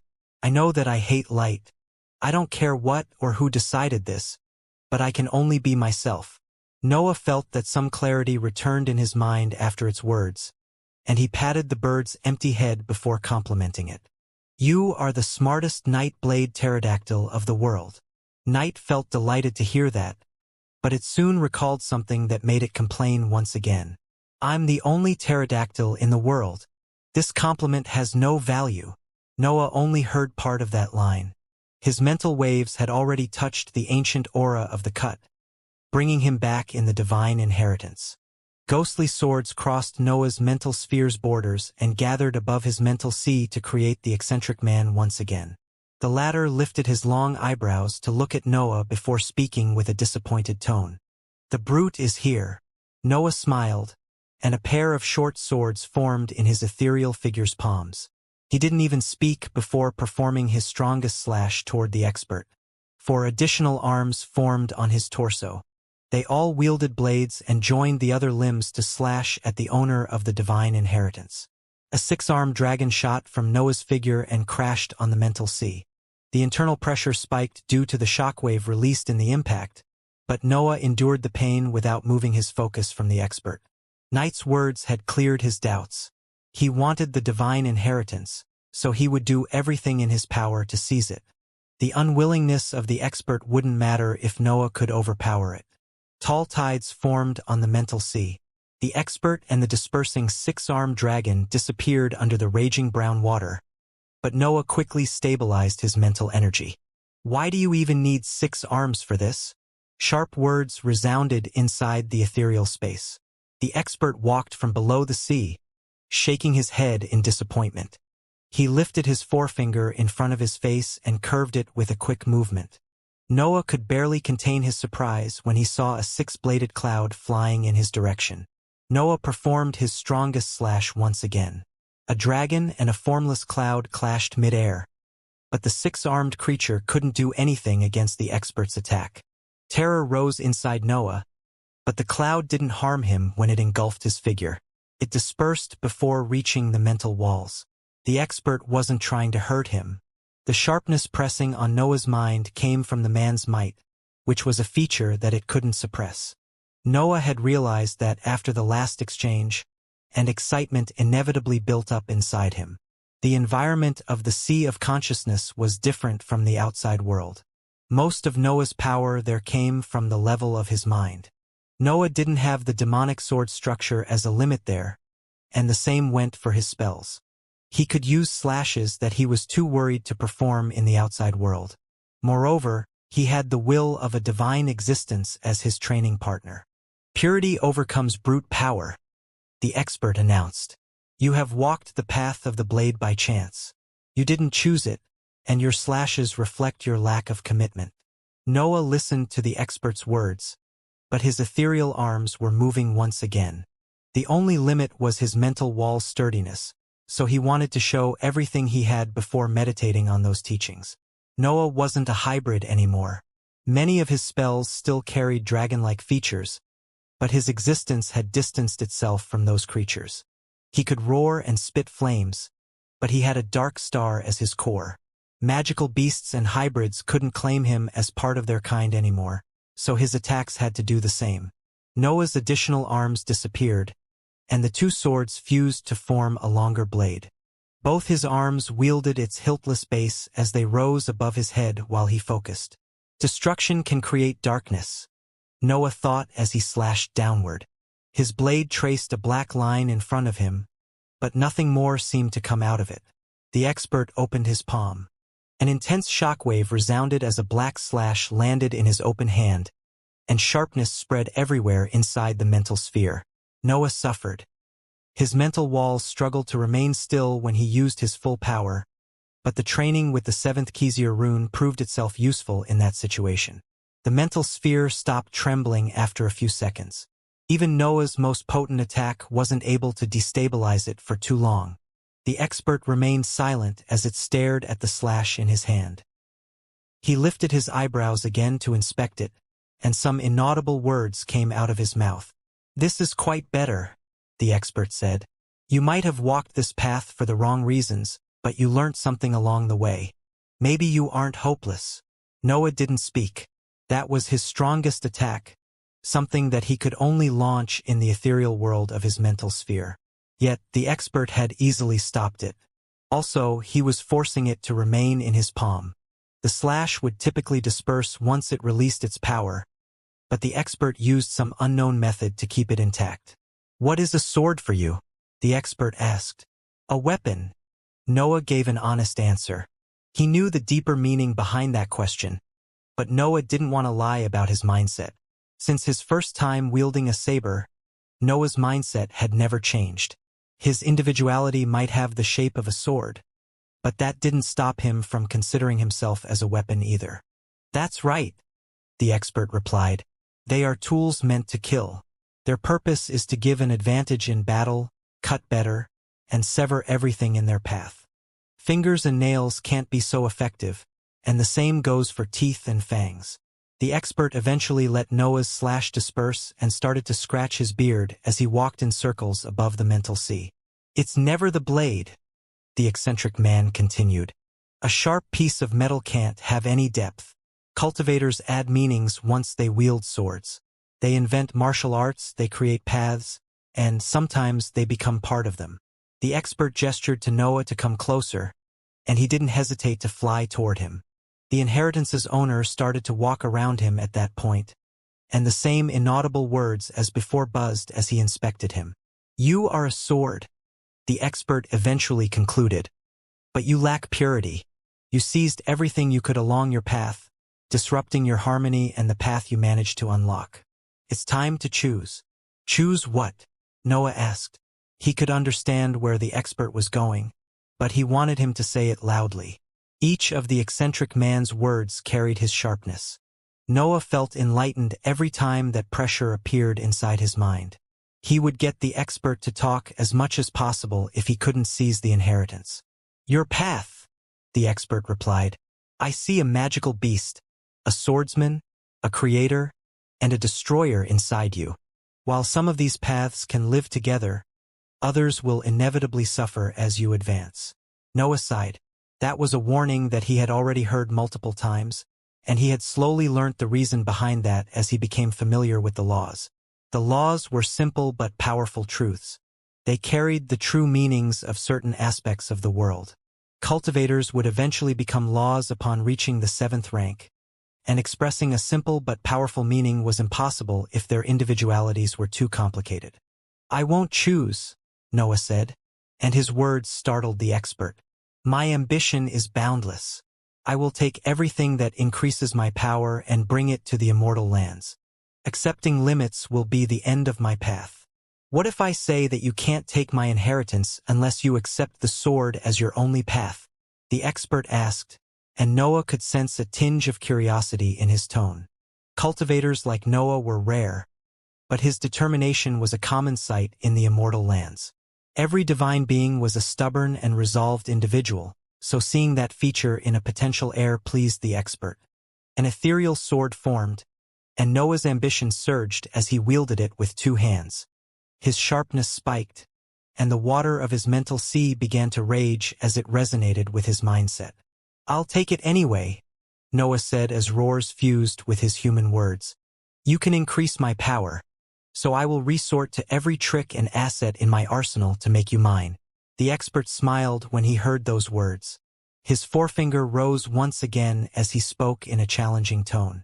"Attack right here then. Don't hold back." Noah's ambition intensified even more. A god was right in front of him. Cutting him down would be the greatest accomplishment even made by a heroic cultivator. The world around him disappeared as his focus reached its peak. Noah could only see the forefinger. Nothing else mattered in his mind anymore.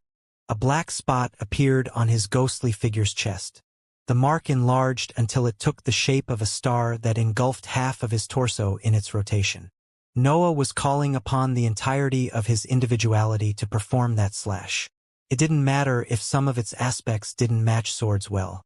He wanted to pour all his existence into his most potent attack. His ghostly figure began to morph. A tail and 2 wings grew from his back. A pair of horns rose from his forehead, and his fingers became long claws. The environment darkened. Noah's brown mental energy dimmed as his existence invaded that ethereal world. Yet, the expert remained still, waiting for him to launch his final attack. Noah eventually acted. His sword felt heavy as he lifted it above his head and focused everything he had on his blade. A sense of emptiness pervaded his being as his everything went on the weapon, but Noah had already stopped thinking. Anger was the last to arrive. The forefinger was only a minute part of the divine will's body, but its power surpassed anything that Noah had ever met. He felt mocked. The expert believed that 1 finger was enough to suppress him, so he had to prove him wrong. Of course, Noah wasn't thinking straight in that situation. It didn't matter how powerful a heroic cultivator was. Gods were in another realm, and even their wills were too powerful for the lower plane's weak experts. However, Noah used his unreasonable desire to kill a god to push his power even further. His ambition became so intense under that concentration that it made his sturdy mental walls shake uncontrollably. Noah didn't feel any pain, or rather, he couldn't sense it in that situation. Only the forefinger existed in his mind.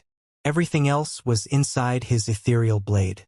His sword eventually fell. Noah felt as if he was trying to cut through the hardest material in the world as he swung his blade downward. It was so heavy that bulging veins appeared on his material body outside. Instants of silence felt like an eternity. Noah's mind remained devoid of any thoughts as he performed the slash that carried all his life. The ethereal sword touched the tip of the finger, and its blade lost any weight as its power came out of it. Noah's mental faculties returned only sense an immense force flinging him backward and making him slam on his trembling walls. Minutes of silence went by after the slash and the finger connected. Noah was too confused to understand what was happening around him, and his trembling mind added waves of pain to his condition. Noah took a while to recover and focus again on the expert. He didn't see any slash when he looked in his direction, but his eccentric figure still stood on top of his mental sea. The man's finger was in front of him. Noah didn't manage to make it move at all, let alone cut it. Yet, He soon noticed that something was off since the expert had arched his eyebrows. Noah felt drained, and even the level of his mental sea had reached a critical condition. However, he straightened his position and walked toward the motionless expert, who showed a slight smile at that sight. Noah walked until his eyes were right above the finger. He didn't see anything peculiar, but he felt that something was off. His focus increased once again. Noah mustered the last bits of his mental energy to inspect the tip of the finger.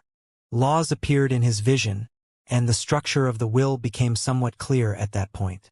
Noah didn't even dream to understand the expert's law, but he could see that something had happened on the finger's tip.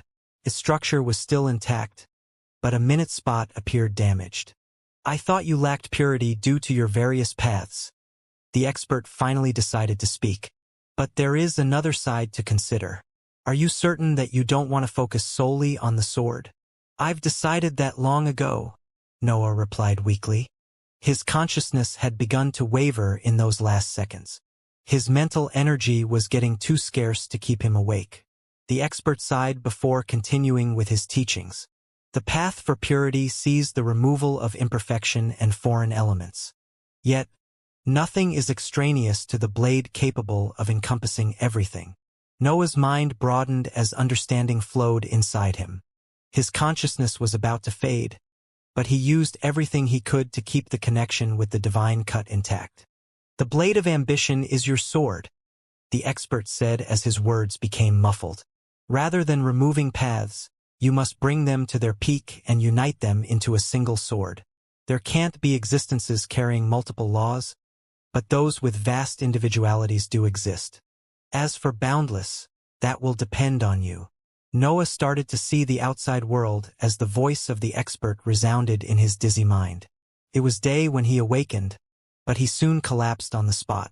The last line of the expert echoed inside him. "You are worthy of my inheritance. From now on, you'll address me as Sword Saint." Then, Noah's consciousness went dark, and his body slid from the roof of the tower to fall toward the ground. Noah awakened in a dark environment. The laws of the darkness element were intense there, but he could sense something familiar inside them. A bird-like creature rested next to him. Noah could finally recognize where he was when he noticed Night crouched on his side. That was the environment that he had created for the pterodactyl. The creature must have taken him there after he fell from the tower. Night woke up when it saw that its master had recovered. It stretched a bit before setting off and resuming its mission to turn that area into a breeding ground. Noah then noticed Snore coiled behind him and the demonic sword by his side. His two living assets had come out on their own to protect him while he remained unconscious. His inscribed notebook had stored a few mental messages. They mostly questioned him about his health, but those close to him knew that Noah had often engaged in reckless training methods to improve his power. There was even a summary of what had happened while he was unconscious, but nothing was worthy of his attention. He had slept for a little more than 2 months in the end. Nothing could affect peace in such a short period.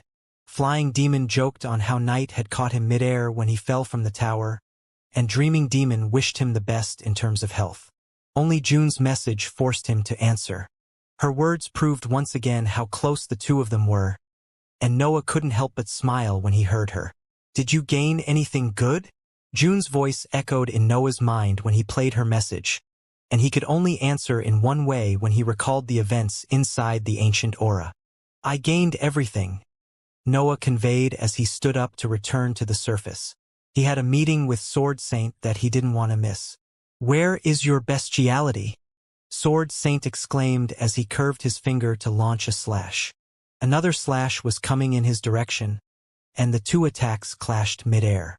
Noah saw his attack losing against the expert's copy. Sword Saint's slash crossed his ethereal figure without doing any harm before dispersing on his mental walls. That was the training method decided by Sword Saint. Noah had to launch attacks that the expert copied in their purest form. He then also listed the weaknesses of Noah's slash to instruct him. The idea behind that training was to force Noah to express every aspect of his individuality in his slashes. He had refused to abandon his other paths, so he needed to fuse all of them into his sword. That was easier than done. Whenever Noah focused on his destruction, he failed to add his creation. Whenever he minded only his sharpness, he forgot about his bestiality. Sword Saint's attacks couldn't copy Noah's individuality completely. There were some aspects that he could only try to imitate since he lacked understanding in those paths. The issue was harsher when it came to Noah's beast side. Sword Saint could perform slashes that relied on brute strength, but they didn't come close to Noah's iconic attacks. Still, Noah didn't have to imitate the expert's attacks. He only needed to learn and take inspiration from them. Everything else was up to him and his ability to push that path forward. Noah called upon his pride and used all the physical strength that he could imagine to slash toward the immobile opponent. He didn't forget to follow the specific forms learnt during the Enlightenments, so his blow had some grace too. A thick slash flew out of his ethereal sword. Sharpness came out of its shape and broke the water inside the mental sea. Yet, small dark spots formed on its surface after that destruction. "Better!" Sword Saint exclaimed before curving his forefinger again. A similar thick slash shot from his hand and clashed with the incoming attack before piercing it to fly toward Noah. The expert's slash dispersed after it crossed Noah's ghostly figure. The same outcome had occurred, but Noah felt his excitement building up anyway. Noah could feel his existence improving as that training continued. That process forced his individuality to converge into a slash, pushing his being together like never before. His body had harmonized his many features before, but that process was different. It involved laws, and it was more connected to what Noah expressed rather than focusing on his species. "What did I do wrong this time?" Noah asked. His slash had lost against an imitation, so he had to improve it. "Intensity," Sword Saint answered. "You still think before attacking. This affects the power that you can express. Everything must come naturally. This slash must become your starting point once you manage to bring every aspect of your existence out." Sword Saint meant that Noah needed more training. He had to turn his best slash in his weakest and start improving from that base. The path in front of him was still long, but he had a direction, and the guidance of a divine will now. Luckily for Noah, the training sessions with the divine cut had become shorter after Sword Saint's will materialized.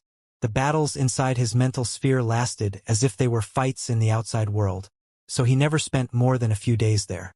Noah depleted almost all his mental energy in every session anyway, but he could spend more time on his traditional training and many projects after he rested. There was one particular project that bugged him. No matter how hard he tried, he didn't manage to copy the light element with the dark matter. It seemed that his higher energy was utterly incapable of reproducing that element. The more he tried to modify it to succeed in his task, the more the dark matter lost power. Noah had begun to think that it was against his higher energy's nature to become that element. Still, he wasn't ready to give up on the project yet. After all, he had already thought of a spell that made use of all his copied elements. In theory, its effects would make him ignore most of the limitations brought by his low level among the powerhouses.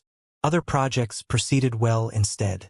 Noah had to keep his diagrams in their original state while he focused on meditating next to the divine cut, but he had time for them now. His new state as a rank 6 mage and his incredible body allowed him to go past his spell's original purposes. Noah didn't need to abide by the creator's initial intentions anymore and could push their core ideas on a path that suited him. Noah could keep many old spells, and he could even recover some of those abandoned in the past. The limitations on their power didn't matter anymore since he rebuilt them in his mind. That project led to many side projects since he had to treat every spell differently. There were cases where he could even fuse a few of them, but that led to difficulties. It was hard to fuse two core ideas into a greater one without damaging their intensity. Noah had to test that process many times before understanding that he had to change his approach. Noah had never learnt how to create diagrams from nothing because his expertise brought him on different paths. Yet, he could use wills to obtain similar effects. Noah had already done something similar in the past. Translating diagrams into wills so that he could modify them had allowed him to improve many spells during his journey across the heroic ranks. He didn't do the same when he became a rank 6 mage because of both worlds' many events, but nothing stopped him now. Moreover, he wanted to improve that procedure too. Noah wasn't satisfied with wills that depleted themselves once breath triggered their effects. He wanted something lasting. The will-devouring runes came in his help at that point. With a mixture of strong wills and his 3 energies, Noah could create runes that replicated spells once fueled with darkness. They were different from the Xianxia runes.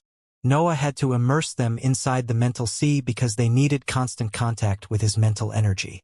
Those runes were far from perfect, but Noah felt that he was finally learning something he had desired since he was a human cultivator. He was finalizing his method to create spells. Many runes started to fill the mental sea. Noah added one spell after another to his arsenal. They couldn't express his full power since they didn't involve his body, but his battle style would gain some variety. There were too many eyes on him now. Every powerhouse had developed countermeasures to his iconic attacks. Improving his abilities wasn't enough. Noah needed more of them to compete in that realm. That eventually led to the biggest problem. One of Noah's strongest spells was the demonic form, but it seemed that all the world had developed countermeasures against its corrosive effects. Night could exploit it to express its power, but that didn't make his corrosive smoke more useful. Noah had used the spell only to enhance his body and as a form of protection in the last battles. The demonic form was peculiar among spells. It had a strange form that grew according to the number of Xianxia runes inside a mental sphere. That was one of the reasons why Noah had never attempted to modify it. It appeared too complicated for him, and he didn't want to risk ruining his greatest asset. However, he was in the last stage of the heroic ranks now. His divine deduction technique had ranked 6 mental energy as a fuel, and his dark star pushed his abilities far beyond their normal limits. It was time to improve the demonic form, and the black mark spell seemed perfect for his needs. Noah studied the roots entangled on the floating Xianxia runes for months before feeling confident enough to modify them. The divine deduction technique had never stopped illuminating the insides of his mental sphere in that period. That slowed down his training with Sword Saint a bit, but Noah had never held back when he found a way to improve his power. The demonic form and the black mark had similar effects. Noah could already imagine the corrosive smoke carrying poisonous properties on top of its corrosive ability. Still, he needed to modify the demonic form spell's very core if he wanted that to happen. Noah had to fuse the original idea behind the black mark spell into the roots, which was an invasive procedure. Noah didn't focus only on the root structure when he studied his spell. He paid particular attention to the laws in their fabric and how they interacted with the Xianxia runes. The more he learnt about that diagram, the more he realized how complex it was. Yet, he understood that certain tricks were behind the creation of spells that didn't have limitations to their power. The warp spell, the shadow copy spell, the body inscription spell, and the demonic form all had external factors connected to their diagrams. The last 2 had quite obvious requirements, while the others only needed stronger mental spheres. Having more external factors allowed the diagrams to be less complicated. They could have fewer lines since part of their effects depended on things unrelated to their core. However, the demonic form ignored that theory. Its roots acted as if they were a parasite drawing power from the Xianxia rune, even if they didn't hurt them in the slightest. That would typically make any modification more difficult, but it made it easier for Noah. If he could treat the spell as a living being, he could make use of his expertise. Noah felt as if he wanted to improve the species of the demonic form when planning its modifications. The roots weren't an actual life form, but that wouldn't matter as long as they behaved like one. At first, Noah began experimenting with the small bits of roots that tried to cover the 7th Xianxia rune's almost invisible shape. Noah was nowhere near the 7th rank, so only the rune's faint shape had begun to form in his mind. The roots wanted to cover that too, but they could only hang from the 6th rune after failing. Imbuing wills in the matter was something that Noah had done since his time in the Royal Academy. The elemental forging method proved itself exceptionally useful in that situation. Noah had to break down the black mark spell to its core, translate it into a will, and forge it into the roots. His centuries of training in that inscription method made him confident in succeeding without hurting the spell. A few failures happened, but Noah only lost part of the superfluous roots in the process. That didn't affect the spell, so he felt at ease in suffering those losses. A few positive results happened as he became more experienced with the procedure. Still, Noah cut away those forged parts anyway since he wasn't satisfied with their power. The experiments stretched on for an entire decade. Noah did nothing but training, sparring with Sword Saint, and modifying the demonic form in that period. Then, when he finally obtained satisfying results, he entered the last stage of the experiment. Noah couldn't allow himself to fail at that point. He was about to modify the core of the demonic form spell. Any mistake would damage one of his strongest weapons. The first Xianxia rune had the least number of roots, but the spell's core was there. Every effect and ability of the demonic form came from a thick root that gave birth to all the other ones. Noah reviewed the procedure multiple times before approaching the first Xianxia rune. He used the divine deduction technique to eliminate every flaw, and even his body reacted in the end. I will succeed, Noah thought when he sensed his dark star spinning faster and improving his mental capabilities. His determination had triggered one of the best features of his body. His star had reacted to the pressure that Noah felt when approaching the modification. The thick root occupied Noah's vision. His ghostly figure floated in front of the first Xianxia rune and called upon primary energy previously stored in his mind to begin the procedure. During his experiments, Noah had found out that the dark matter was too heavy to interact with the roots without damaging them. The same went for his darkness, which forced him to use primary energy to perform the forging.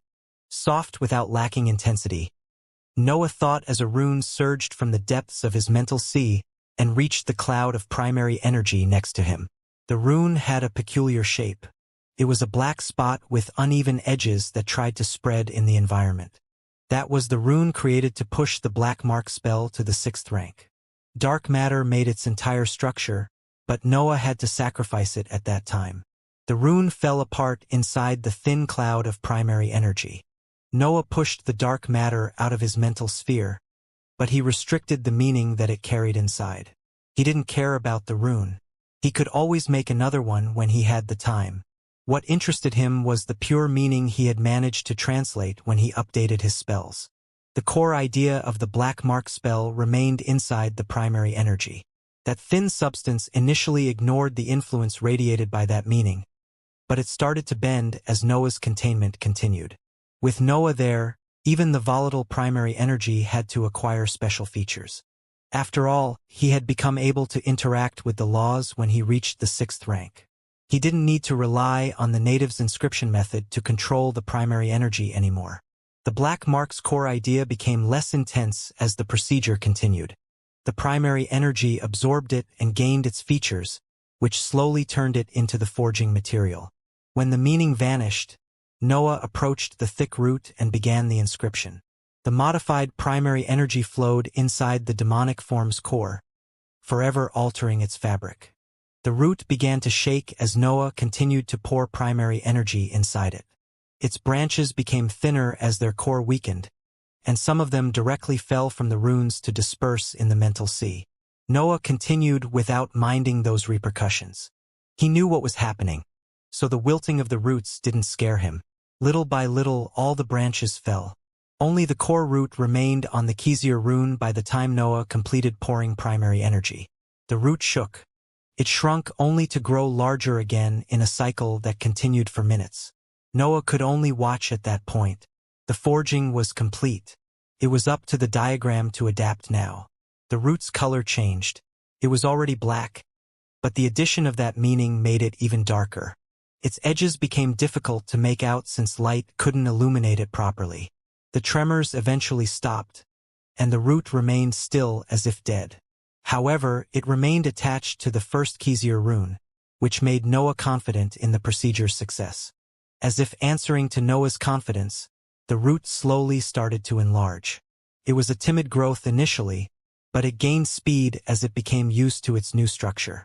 Multiple branches grew from the central body, and an intricate diagram quickly appeared on the 6 Xianxia runes as the roots covered their surface. They even tried to spread on the 7th Xianxia rune's faint shape, but they failed as their predecessors. Once the structure stabilized, Noah felt a surge of power filling his mind. Something inside him had already predicted the power of his improved spell, and the result made him feel ecstatic. Improving the demonic form put an end to the projects linked to his spells. Noah didn't lack fighting methods now. Actually, he had never been able to use so many abilities at the same time. Runes with various shapes filled his mental sea, and black roots covered his Xianxia runes. His spells were ready for battle, and Noah couldn't wait to test them in the open. However, the world was still at peace, and Noah had to teleport between the Divine Cut and Chasing Demons quarters for his training. The Hive had built a proper habitation for him, but he preferred to finalize the matters with Sword Saint before settling there. As he poured more of himself inside his slashes, Noah's individuality advanced, pushing his Danteon toward the peak of the 5th rank. It was only a matter of time before he became a fully fledged powerhouse. When he was almost 850 years old, an inevitable change occurred, and the peace in those mortal lands finally fell apart. King Elbaz had disappeared for centuries by then. No one believed that he had died in his search for the rank 7 Xianxia ape, but that didn't explain why he had been missing for so long. The underground world was vast and messy. A sea of magma filled most of it and forced everything inside to move according to its currents. Noah had been honest during the negotiations with King Elbaz. His description of the currents was as accurate as he could make them. The journey toward the ape god would only take a century, according to his calculations. The delay in King Elbaz's return hinted that something had happened, and the whole world learnt about that when the royals' leader returned to the surface. No one noticed anything at the beginning. There wasn't any earthquake or natural calamity to announce that event. Yet, the investigative buildings of the organizations soon saw something peculiar. The period of peace had made those buildings quite useless. The heroic cultivators overseeing the nation's borders and the sea had to spend centuries observing the complete nothingness. However, sounds of alarm resounded everywhere once they recorded the image of a crowned cultivator flying together with a tall ape that had 6 white runes on its fur. The higher-ups of every organization received messages and came out in the open to witness that event with their eyes. Noah was cultivating in front of the rank 7 Xianxia rune when the message arrived. Dreaming Demon, Chasing Demon, Flying Demon, Elder Julia, and Scully were with him, and they all reacted in the same way at that news. The 6 powerhouses teleported on the surface and set off for the eastern coast. Other rank 5 cultivators followed their example, and the teleportation matrices across the new continent shone to no end. A crowd soon formed in the sky above the eastern coast. A total of 10 rank 6 existences stood on the Alliance's side and stared at the 5 princes and princesses floating above the sea. The Empire had sent some troops too. God's left hand floated at some distance above the sea together with other cultivators. There was even another powerhouse next to her. The world's best assets had gathered to witness the return of the strongest powerhouse in those mortal lands. King Elbaz's figure became visible at some point. He reappeared from a distant point in the sea and flew slowly toward his underlings. His golden robe shone on its own, and his crown reflected the sunlight, giving off a blinding radiance. The rank 7 Xianxia ape floated by his side.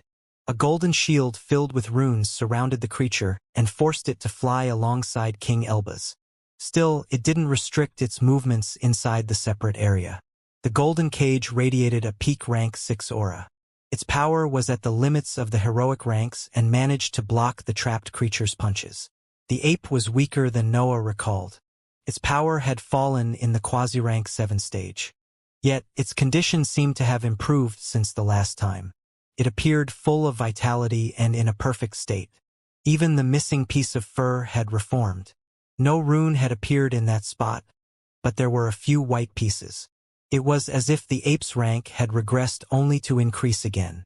Noah knew that such improvement was far from natural. He had left the ape inside a sea of magma while its world crumbled. That wasn't an environment that could benefit its growth, especially in its weakened state. King Elbaz probably had intervened.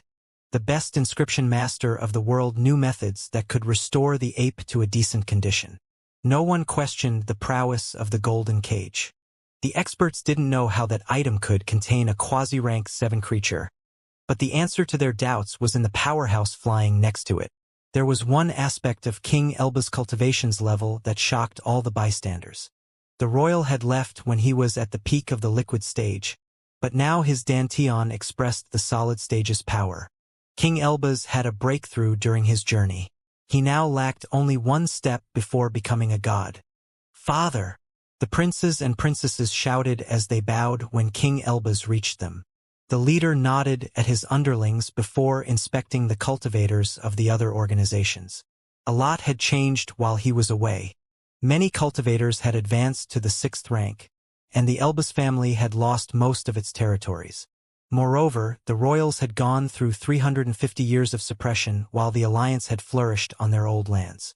Second Prince straightened his position and handed a white orb to his father while keeping his head lowered. The item fell apart when King Elbas touched it, and the white gas that came out of it flew inside the leader's mind. King Elbas kept his eyes closed for a second before reopening them and showing a wide smile. His gaze then went on the alliance's side as he gave voice to a playful comment. "You sure had fun while I was gone." "Well, I expected much already."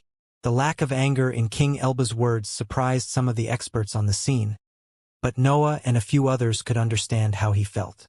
King Elba's was a powerhouse in the solid stage. He didn't mind those worldly matters at all. "I'll take back the snowy land and the bushland," King Elba's announced in a peaceful tone. "You can keep the others for now." His announcement forced the various leaders to send a series of mental messages, but they quickly had to stop their actions since the royal began to advance again. King Elba's moved toward the alliance's side. The princes and princesses didn't follow him, so he was marching alone toward 10 rank 6 experts. "You!" the ape cried when it noticed Noah from inside the golden shield. "You damned creature! Destroying my world wasn't enough. You had to send this damned human too." Noah ignored the cries of the beast and kept his attention on King Elba's. Yet, the latter didn't like that sudden outburst and waved his hand to activate some restrictions. Faint chains appeared on the ape's fur. They came from beneath its skin and suppressed both its physical strength and mental abilities. The beast collapsed inside the shield. A few shrieks of pain came out of its mouth, but King Elba's cold words silenced even them. "I told you to use human words." King Elba's actions showed how he had captured the quasi-rank 7 creature both internally and externally. Everyone could now understand how the ape couldn't break through the golden shield. The sudden outburst and suppression of the ape didn't change what was happening. King Elba's was still walking toward the eastern coast, and the allied powerhouses had yet to make their move. That was probably the best chance to kill King Elba's. He had just returned from a long journey, and his opponent had been a former divine magical beast. His breakthrough was a problem, but there was a good chance that the royal's leader was hiding some injuries. Also, he was far away from his domain now, so he couldn't use defensive formations. Still, killing him would probably free the ape god, and the princes and princesses were nearby. The alliance outnumbered them, but there was a solid stage powerhouse among their opponents. King Elba's walked in the air showing his usual arrogant smile. It seemed as if he desired for his opponents to make a move. However, no one attacked. "Let's defend." Great Elder Diana transmitted through the alliance's inscribed notebooks, and everyone retreated toward the eastern coast. Even Noah didn't object to that order. He didn't believe for even a second that King Elba's was unprepared. In his mind, he had already accepted that the alliance couldn't do anything to defeat him. Differences in ranks and stages became harder to cross as the level increased.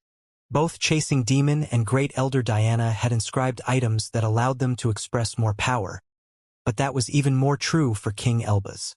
Defeating him might be impossible, but they had no reason to do that.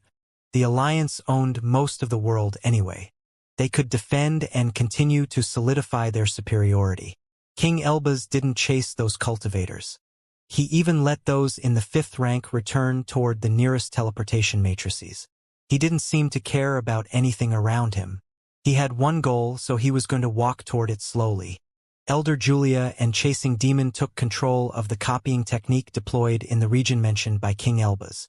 They prepared themselves for his arrival while the other higher-ups of the hive remained nearby, ready to intervene if needed. Great Elder Diana and other higher-ups of the council did the same. They joined the elders of the hive in their waiting for King Elba's arrival.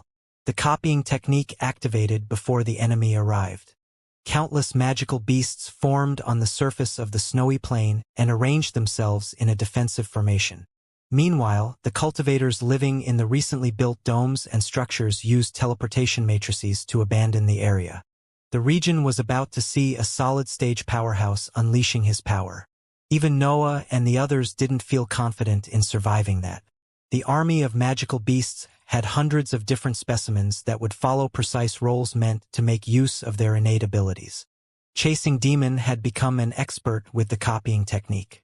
He didn't pick the creature to capture randomly but chose those that would benefit the overall defenses. It was pointless to trap too many magical beasts. One single creature was enough to create a limitless number of copies, so diversity was better than sheer numbers. Noah didn't help with the copying technique, but he could see that Chasing Demon had done an incredible job. Any expert in the magical beasts field would praise him for his choices. There were thousands of magical beasts at the peak of the 4th rank. They all had a water aptitude and specialized in long-range attacks. Their species were among the strongest of their kind too. A series of peak rank 5 magical beasts stood in front of that army. Other water-type creatures specialized in long-range attacks filled the ground and acted as leaders of the swarm.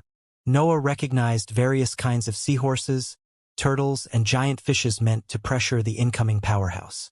Chasing Demon could avoid summoning so many weaker beasts, but doing that balanced the region's depletion of energy reserves. It was cheaper to have an army of rank 4 creatures than a single one in the 6th rank. It didn't matter that King Elba's was in the solid stage. The constant assault of so many immortal creatures could probably affect him in the long run. The fact that Chasing Demon had summoned such an army didn't mean that he didn't create copies of rank 6 creatures. A tall ape stood among the beasts. That was the previous king of the snowy mountain. Entire organizations would find it challenging to deal with that army. The problem wasn't in the sheer number of troops but because they were virtually immortal. King Elba's took a few days to arrive. He reached the sky above the snowy plain walking at his slow pace and wearing his arrogant smile. The ape god was still inside the floating golden shield next to him, and the sight of the army silenced the creature. Silence fell on the entire region too. The army of beasts went silent while King Elba's inspected the area. A tinge of surprise appeared on his expression, but he shook his head in the end. King Elba's lifted his arm, and a drop of blood fell from his forefinger. The drop took fire as if descended toward the army, but it was only a small flame when it crashed on the ground.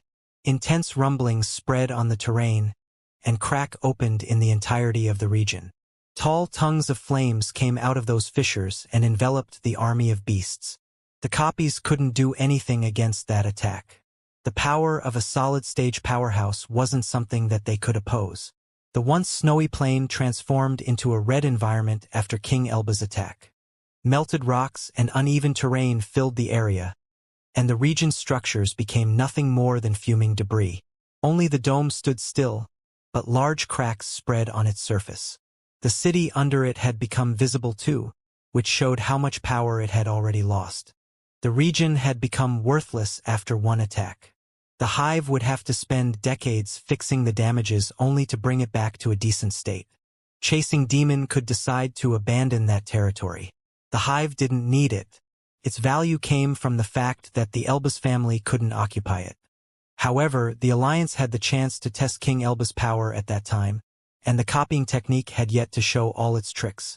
It didn't hurt to waste some amassed breath to defend it. The army of beasts reappeared in less than 10 seconds. The creatures didn't wait for the powerhouse to attack and launched their innate abilities as soon as they reformed. The sky changed color. The reddish halo generated by the setting of the sun disappeared, replaced by a blue radiance. King Elba's saw the region disappear, replaced by an array of water missiles and currents that carried different properties. The fabric of the sky fell apart. The air itself trembled until it crumbled under that myriad of attacks. A large passage to the void appeared, but the assault of abilities didn't stop. The amount of energy depleted to launch those attacks was unfathomable, but even that wasn't enough to suppress the enemy powerhouse. The endless tide of abilities took fire at some point, and the flames spread until they reached the army of beasts, which crumbled under that counterattack. The army of beasts suffered a complete defeat once again. One attack from King Elbaz was enough to eradicate all the creatures in the region. The fire that destroyed the beasts covered the ground and ruined its condition even more. Trails of dust then rose among the flames and flew toward the massive opening that had appeared in the sky. The pulling force of the void was intense, but the world fixed that crack at high speed. No matter how numerous they were, the attacks of weaker creatures couldn't affect the fabric of the sky for too long. In seconds, King Elbaz and the ape god remained the only figures in the sky. Not even a speck of dust had landed on the powerhouse's robe, which remained clean and tidy as if the last exchanges didn't happen. A massive figure suddenly appeared behind them, and the temperature in the area dropped by a few degrees once its aura spread in the environment. The previous king of the snowy mountain was a rank 6 white ape in the middle tier. Chasing Demon had captured it after the invasion and made it part of the copying technique. The white ape was the second strongest magical beast trapped under Chasing Demon's quarters. Noah didn't know how the patriarch had captured it, but the creature could now act as one of the protectors of the hive. Ice spread in the sky as the creature pounced at King Elbaz. The powerhouse exploded into a fire wave that engulfed the tall white figure and melted the ice that had formed. King Elbaz became visible after his fire disappeared. He appeared clean and unharmed again, but he couldn't relax since a torrent of water-type attacks flew in his direction. The army of weaker creatures had reformed while King Elbaz dealt with the white ape. They didn't hesitate to launch their innate abilities once their target reappeared, and the blue radiance filled the sky again. King Elbaz used his mental energy to stop those abilities right before they landed on him. Fire then covered their surface and spread toward the attacking beasts, burning them into ashes. Right after the army crumbled, the white ape reappeared behind him and tried to land a blow on his back. King Elbaz had to explode into a sea of flames to take care of that threat, but he found water-type spells flying toward him again when the fire dispersed. Chasing Demon and Elder Julia weren't giving King Elbaz any time to breathe. They made use of the invincibility of the copies to pressure their opponent and exploit his casting time. Tens of exchanges repeated themselves in the following hour. Chasing Demon changed the movements of the white ape and altered the battle tactic from time to time. The copying technique could express its real power with the backing of one of the world's strongest organizations. The hive didn't lack resources, and the new continent's ground was rich of them too. The hive could go on for years. It had prepared for too long and stashed large quantities of fuel for the copying technique. It could defend against a single powerhouse as long as the lines of the formation remained intact. King Elbaz's reactions didn't slow down in the slightest under that assault. Instead, he became faster in countering the attacks after every exchange. The only reason the copies managed to surprise him from time to time was that Chasing Demon often changed battle tactics. He even modified the structure of the army at some point to make the data gathered worthless. King Elbaz appeared suppressed by that defensive measure, but the allied powerhouses didn't dare to feel joyous about that event. He is studying the copying technique, Noah thought as he watched King Elbaz refusing to change his battle tactic. The best inscription master in those mortal lands had items that could make his life more comfortable in that situation. Even slightly more powerful spells could help him deal with the assault better. However, King Elbaz refused to rely on anything different than his basic flames. He had used his higher energy during his first attack, but he had never called upon that power again. Noah knew about his curiosity, so he guessed that the royal had become interested in the copying technique. Losing some face to study more about its functioning was a trade that King Elbaz was more than willing to make. The atmosphere on the defending side was far tenser. The hive was using its strongest defensive method, but that couldn't even force King Elbaz to fight seriously. Great Elder Diana sent message after message during the battle. She was instructing the inscription masters of the council on King Elbaz's habits and abilities in the hope that they could develop something able to counter him. King Elbaz eventually grew bored of that situation, and he stretched his arm again to throw 2 drops of blood toward the ground. The drops took fire as they fell, becoming fiery arrows that pierced the broken surface and spread a sea of fire in the underground world. The region crumbled after his attack. The ground fell downward, and the cracks already in place spread when deeper ones appeared. The army of beasts became pale after that attack, and many of them stopped moving. Only the strongest creatures continued to launch abilities, but they weren't even worthy of consideration without the immense numerical advantage. King Elbaz shook his head and started to descend toward the ground as the spells nearing him took fire. His descent appeared undisturbed, but chasing demons soon proved him wrong. The Patriarch of the Hive knew what King Elbaz had tried to do with his last attack. He wanted to destroy the lines of the copying technique to take care of the threat's core. Chasing Demon had played along. He commanded most of the army to remain still until King Elbaz exposed himself. That moment luckily arrived soon. The tide of beasts suddenly began to move again, and the white ape reformed only to pounce at King Elbaz from behind his back. Attacks came out of the creatures, and the area became blue again. King Elbaz snorted at that sight. That simple scheme wouldn't hurt him even if he decided to rely on weaker protective methods, but he felt pissed that Chasing Demon had managed to trick him. That didn't only make him lose face. It also showed that he didn't understand the copying technique, let alone where its lines were. A drop of blood came out of King Elbaz's forehead, and a fiery shield formed once it took fire. The protection blocked the incoming attack and enlarged until it covered the entire region. The ground didn't suffer from that attack, but the copied beasts in the area burnt when they touched the fire. The army started to reform again, but King Elbaz didn't want to waste any more time there. 3 drops of blood came out of his hand, and a red halo filled the environment once they fell on the ground. The entire area suddenly took fire. The whole region became a burning mess, and the superficial layers of the ground became ashes as King Elbaz tried to reach the core of the copying technique. Any human structure in the region disappeared, and entire pieces of ground vanished under the merciless fire. The flames continued to burn for a whole minute, and King Elbaz dispersed them only once he found traces of the shining lines. The lines of the copying technique shone on King Elbaz's face and illuminated the night. The royal had successfully uncovered the inscription generating the endless tide of magical beasts, and he inspected it with great interest. Noah quickly sent a message to Chasing Demon. The Patriarch was aware of King Elbaz's curiosity, but Noah wanted to make sure that he knew how dedicated the royal was as a researcher. "Don't worry," Chasing Demon replied through a mental message. "I'm just getting started." The lines of the formation shone more brightly after Chasing Demon sent that message. The army formed again, and the white ape was among the creatures, staring at the powerhouse accompanied by the golden cage. King Elbaz was ready to activate some defensive method, but the magical beasts didn't attack. They stood on the charred ground, watching the powerhouse inspecting them with an interested gaze. A second rank 6 aura appeared among the army at some point. A human figure flew above the beasts and landed on the ape's shoulder before joining the creatures in their stare. That figure didn't need presentations. He was the tall man with red hair and dark eyes who had started a war for the sake of his destruction. King Elbaz's eyebrows arched at that sight. Ravaging Demon looked down on him in an incredibly realistic manner.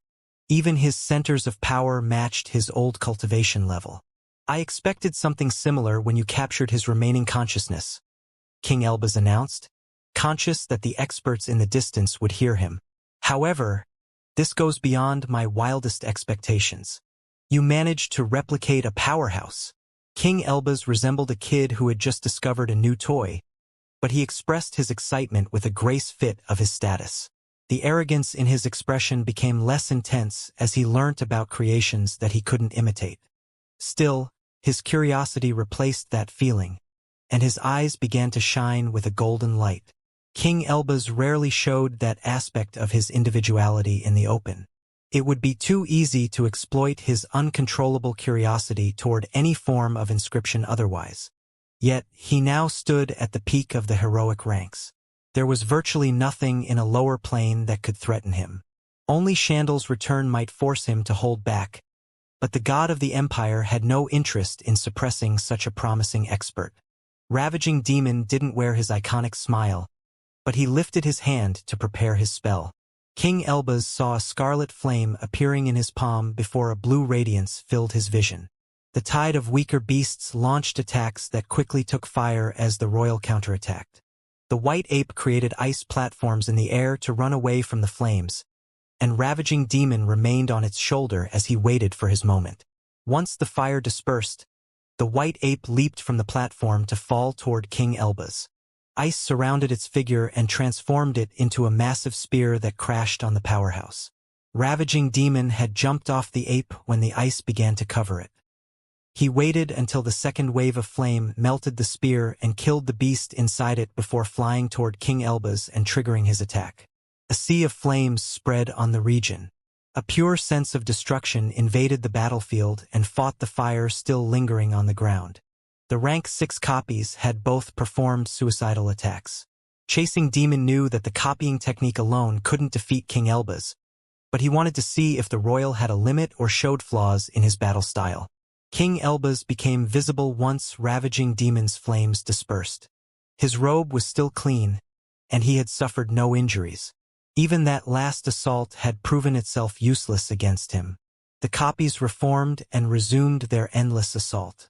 The copying technique managed to keep King Elbaz busy for 2 more hours before deciding that it was time to move on. The royals poured 4 drops of blood on the shining lines under him, and fire spread in the region's underground world. A large chunk of the copying technique fell apart during the attack, but some inscriptions remained in place. The region wasn't as lucky. It had already become a mess of scorching fissures and melted rocks due to the past exchanges, but now it crumbled downward since it had lost most of its underground area. The terrain caved in. Some of the melted rocks began to flow across the new cracks, creating dense dark red rivers. The structure of the region remained unstable even after all the boulders and chunks of terrain settled. No more copies appeared around King Elbaz, but he could sense traces of breath gathering at some distance from him. King Elbaz wanted to follow those traces to reach another core of the copying technique, but 3 figures started to form after he walked for some time. Ravaging Demon reappeared, and the white ape reformed too. The third figure took more time to form, but it eventually became material in the shape of a giant snake. Noah almost couldn't believe his eyes. The third beast that had appeared was a flying snake quite similar to the last ancestor of the other world. Moreover, it radiated faint mental waves and carried traces of a Danteon. Chasing Demon had summoned a creature killed by the worldwide heaven tribulation. "Do you like it?" 37's voice resounded in Noah's mind when the flying snake formed completely. The automaton used a private channel to talk with him, so no one could hear their conversation. "Did you use the ashes of the ancestor?" Noah asked. He had given the bucket to the automaton long ago, but he had almost forgotten about it. The remains of the rank 6 creature had lost all their power. Heaven and earth had been thorough in their destruction, so Noah didn't expect the automaton to do much with its ashes. "They have been a pain to restore into a useful form," 37 replied. "I have treated them with the most nurturing materials for over a century to recover a small part of their original power. Then, I used the theory of the body inscription spell to create a drawing that resembled the original creature." Noah was speechless. He remembered that the ashes didn't carry the slightest trace of the ancestor. They were nothing more than a common material, but the automaton claimed that he had partially restored them. That went beyond Noah's comprehension. 37's accomplishment resembled a resurrection rather than a restoration. He had also managed to put those results into use, which made them even more valuable. "The creature isn't exactly alive," 37 continued, "but there are loopholes in the copying technique. Since it can replicate almost everything, you only need to give it the right inputs to create what you desire." Noah guessed that the automaton was excited to see his creation finally joining a battle. He couldn't explain why 37 was so polite and expansive with him otherwise. The flying snake radiated an aura at the peak of the middle tier, but it had a Danteon near the peak of the liquid stage. When it came to its cultivation level, it was as strong as Great Elder Diana. The snake was a hybrid too, so it could rely on its physical strength. Noah didn't believe that the council's matriarch would lose in a direct fight against the creature, but that didn't diminish its value. King Elbaz didn't show any fear in front of the 3 rank 6 copies. His cultivation level was still far above theirs, but the constant assault of the copying technique was about to affect him. He was only 1 cultivator. Even his immense power had limits, and Chasing Demon was doing his best to see how strong the royal was. A violent battle unfolded on the melted and destroyed region that had once been a white and pure land. King Elbaz never expressed his real power during the battle, but the 3 rank 6 copies were slowly forcing his hand. Moreover, the army of weaker creatures reappeared from time to time and made him change his battle style. The last attack with higher energy had destroyed part of the copying technique, but that was the domain of the hive. Chasing Demon had covered entire regions with his inscriptions, so he only needed to summon the copies a bit farther away. King Elbaz's life was never in danger. The only capable of injuring him was the flying snake, but the creature never touched him. It didn't matter what tactic Chasing Demon deployed. King Elbaz only needed to explode into a raging inferno to destroy anything coming at him. That was a sheer difference in power that numbers couldn't overcome. It was why armies had no chances against powerful beings and the proof that a higher cultivation level was above a swarm of ants. However, the immortality of the copies made the situation quite tricky. King Elbaz never managed to advance since his opponents always kept him busy with attacks that he had to block. The situation would be different if King Elbaz were a hybrid. A creature with a body capable of blocking those attacks could fly freely across that land and reach its goal in 1 sprint. Yet, cultivators couldn't take that many attacks head-on. Their bodies were too frail even in front of weaker beings. King Elbaz felt once again forced to unleash his higher energy after the 3 copies stopped his advance for more than 3 hours. 5 drops of blood fell from his fingers and unleashed a raging fire that burned every shining line in sight. The royal began to advance again at that point, but Ravaging Demon, the white ape, and the flying snake reappeared near the region's borders and pounced at him again. All the experts watching the battle in the distance could feel King Elbaz's annoyance. The copying technique might be unable to defeat him, but the expert couldn't eradicate it either. There was no actual countermeasure once the inscriptions activated. Divine Demon had created the perfect defensive method, and his disciple was managing it with great ability. A slight change occurred in King Elbaz. He didn't suffer any injury.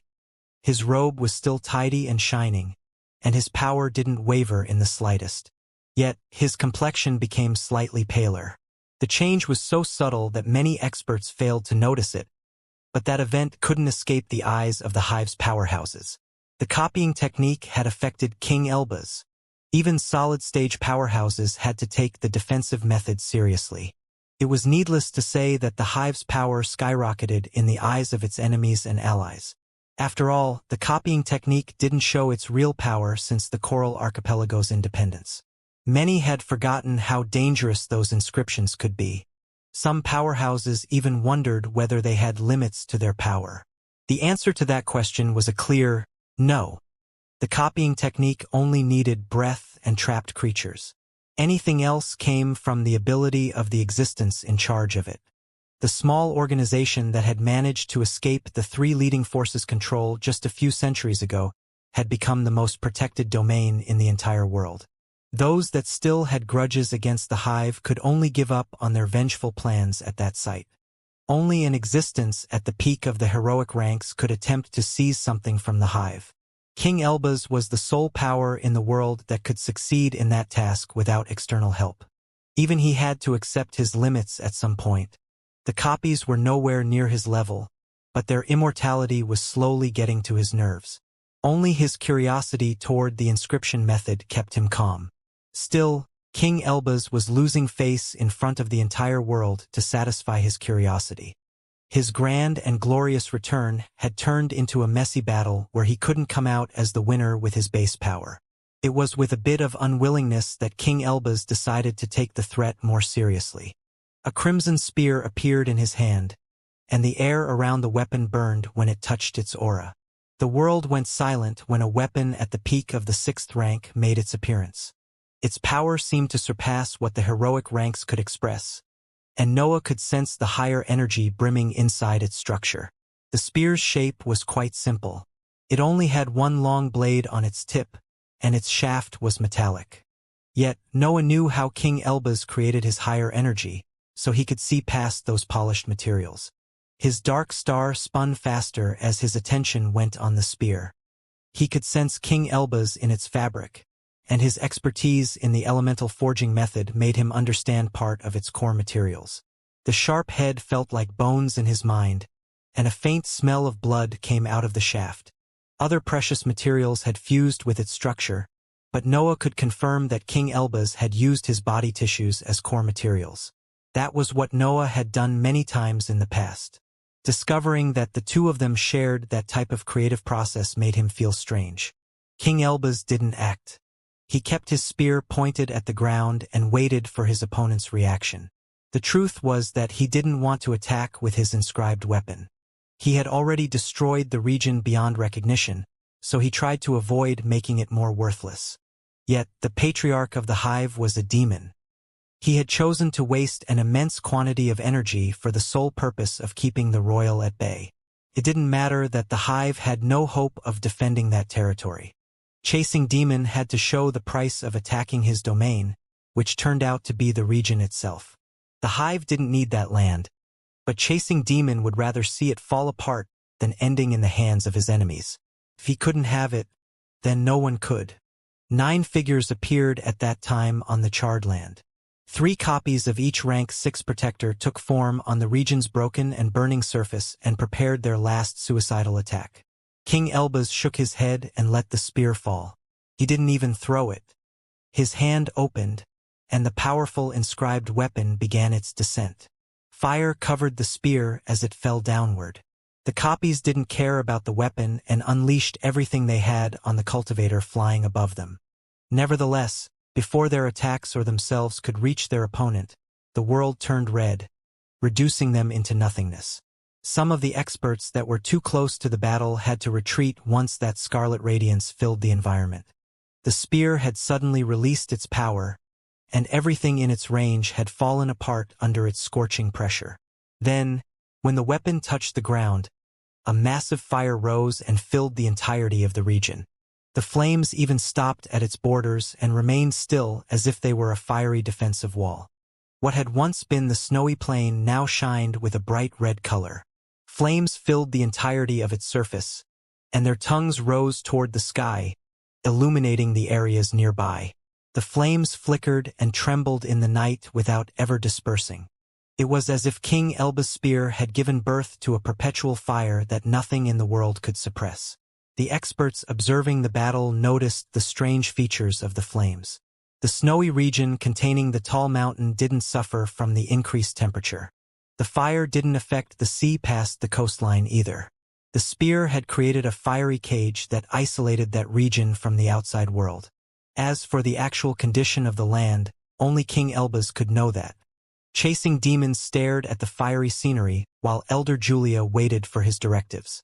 The two of them had shared the weight of the copying technique, but she was out of options now. The flames blocked any offensive. It was pointless to create copies on the borders since their attacks would melt as soon as they touched the fire. That had now become King Elbaz's private land.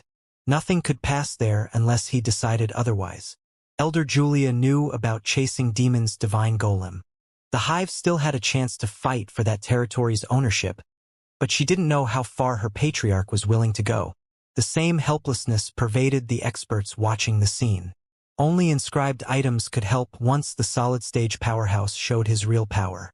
The difference in their cultivation level was too steep to overcome with the copying technique alone. It would be different if the hive had captured a peak rank 6 creature, but no one in its ranks could pull off that task. Also, there would be a problem containing the creature afterward, and that without considering the breath needed to copy it. Chasing Demons stared at the raging flames in silence. The red radiance filled his vision even if he was at some distance along the southern coast. Eventually, he decided to send a message to announce the outcome of the battle. We lost the snowy plain, or what's left of it. No one felt at a loss once those words echoed from their inscribed notebooks. The hive had done its best and more. Chasing Demon didn't have any fault in that defeat. The world now knew how strong the Hive was. Every organization would think twice before deciding to invade its territories. King Elbaz didn't know that Chasing Demon had officially given up on that territory. He stared at the snowy mountain in the distance and waited for his opponents to make a move. However, as time passed and nothing came to attack him, he showed his arrogant smile to the world before descending toward the flames. His figure eventually disappeared among the fire, leaving every spectator unsure of what would come next. King Elbaz had announced that he would reclaim 2 territories when he learnt about the new political borders. The second region was a neutral land of the Alliance, so it didn't have the copying technique to defend it. A massive call to arms spread among the ranks of the Alliance. Every cultivator and hybrid who had a cultivation level in the solid stage of the 5th rank or above had to join the defense of the last territory. An army of experts gathered in the bushland next to the region featuring the Forest of Silver Yellows. Noah and the other higher-ups prepared themselves for the incoming mayhem. 10 powerhouses stood in front of almost 60 rank 5 experts in the solid stage. Those troops were elites among elites and possibly the strongest force in the entire world. Yet, their opponent was a solid stage powerhouse, and they had no confidence in dealing with him without the copying technique. The defensive formations could block some of his attacks, but the battle wouldn't be as entertaining as the last one. The priority of the Alliance was to salvage troops. The Hive and the Council didn't want to lose essential assets for a region that wasn't vital to their organizations. Still, they wanted to put up a fight. The Alliance would consider the defense a success if it managed to force King Elbaz's hand once again. As long as the region became worthless, that wouldn't be a loss. Days passed, and nothing moved inside the royals' domain. The princes and princesses even returned to their respective regions without performing any flashy action.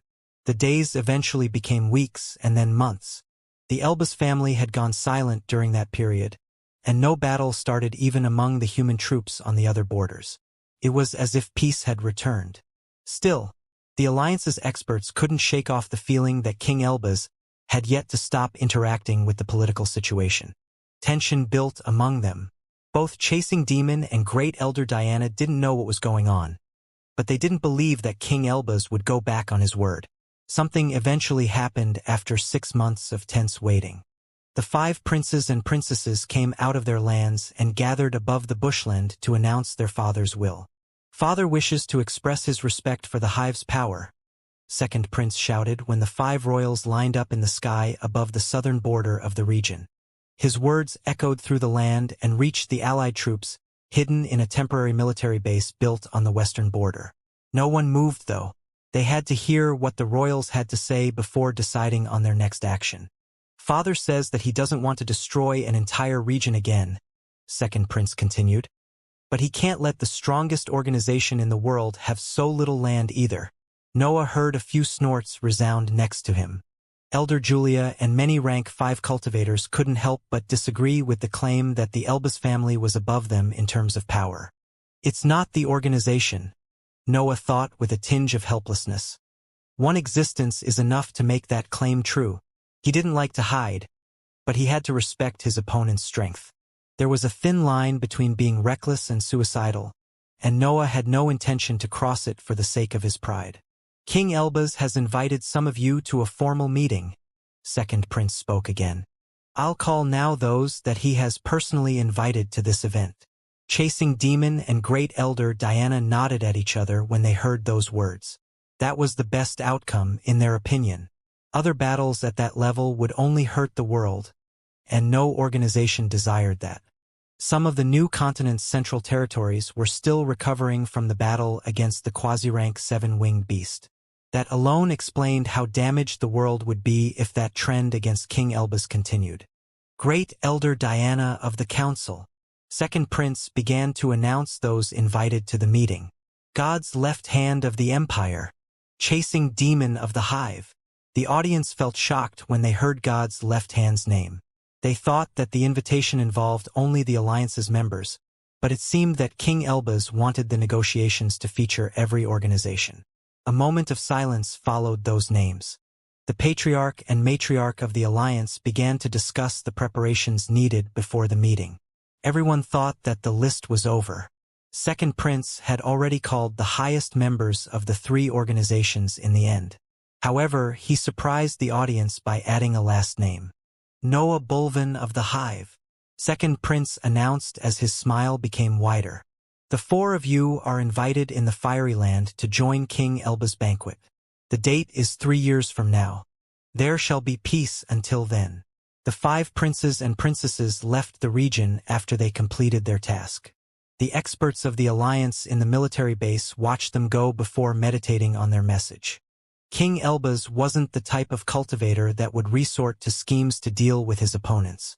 He was driven and curious, but he wouldn't do anything to hurt his image. Moreover, his cultivation level placed him away from political struggles. His only goal was to ascend now, so the organizations didn't think that the meeting would endanger them. Reports reached the alliance's inscribed notebooks. Those in charge of overseeing the new continent situation stated that the princes and princesses had left for the Papal Nation. The structures on the old continent then confirmed that the royals had conveyed their invitation to the empire before returning to their respective regions. The matter became official at that point. The royals had invited all the interested parties and restored their political silence, and only one doubt remained in the minds of the 3 leaders. They couldn't understand why King Elbaz had decided to invite Noah too.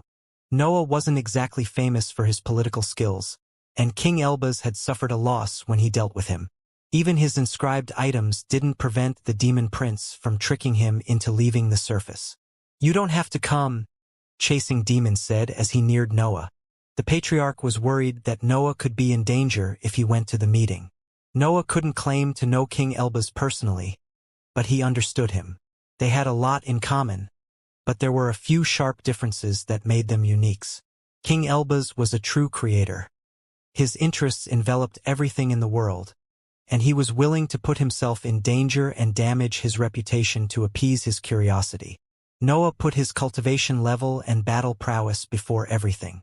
He had developed other interests throughout his life, but they always concerned his power.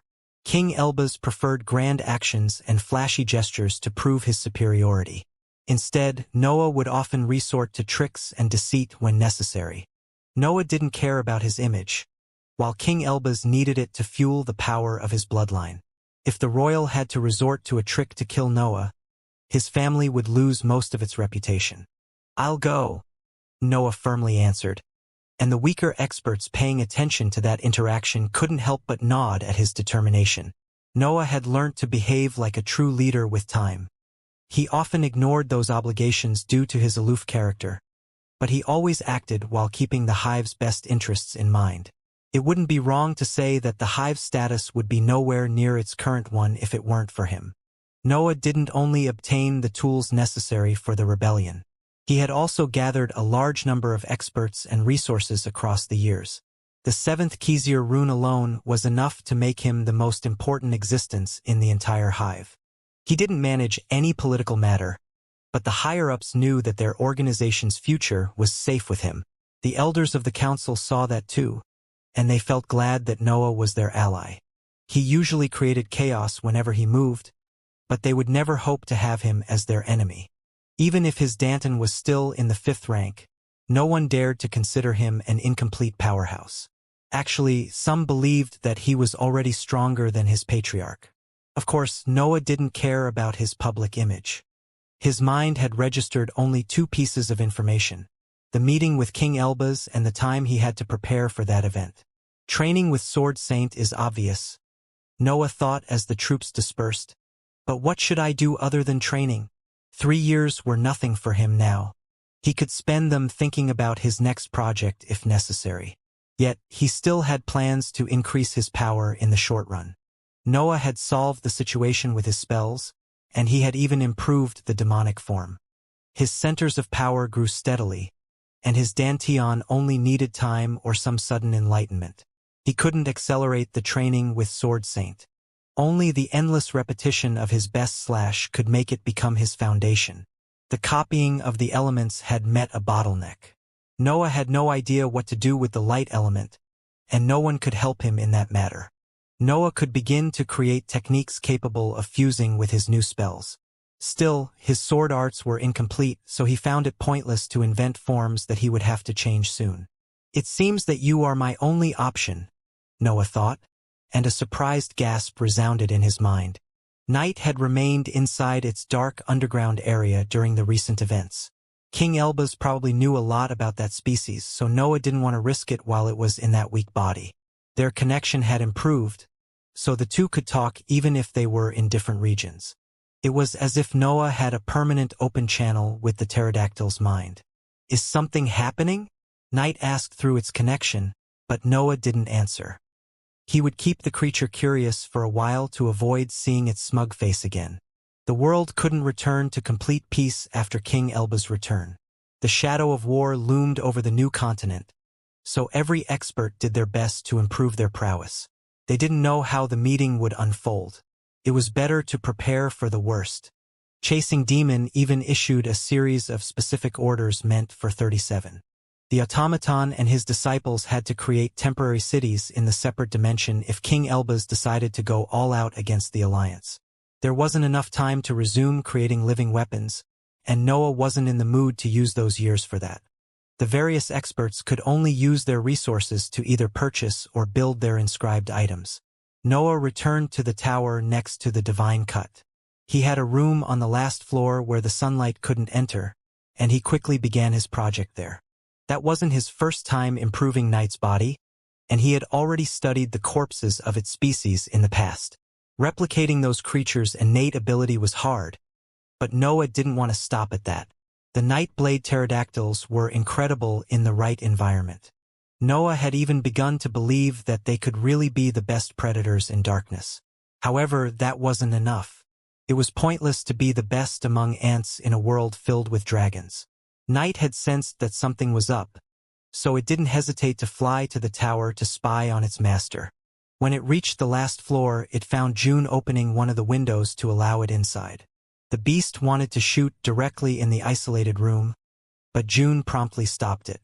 "Noah is working with the corpses of your species," June said before returning to her mat to cultivate.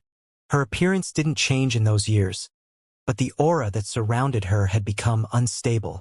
It was as if she was ready to explode at the first sign of battle, which created a sharp contrast with her calm expression. "Is he creating a new body?" Night asked as a deep chirp accompanied its human words. "It was about time. I suffered so much in this thing."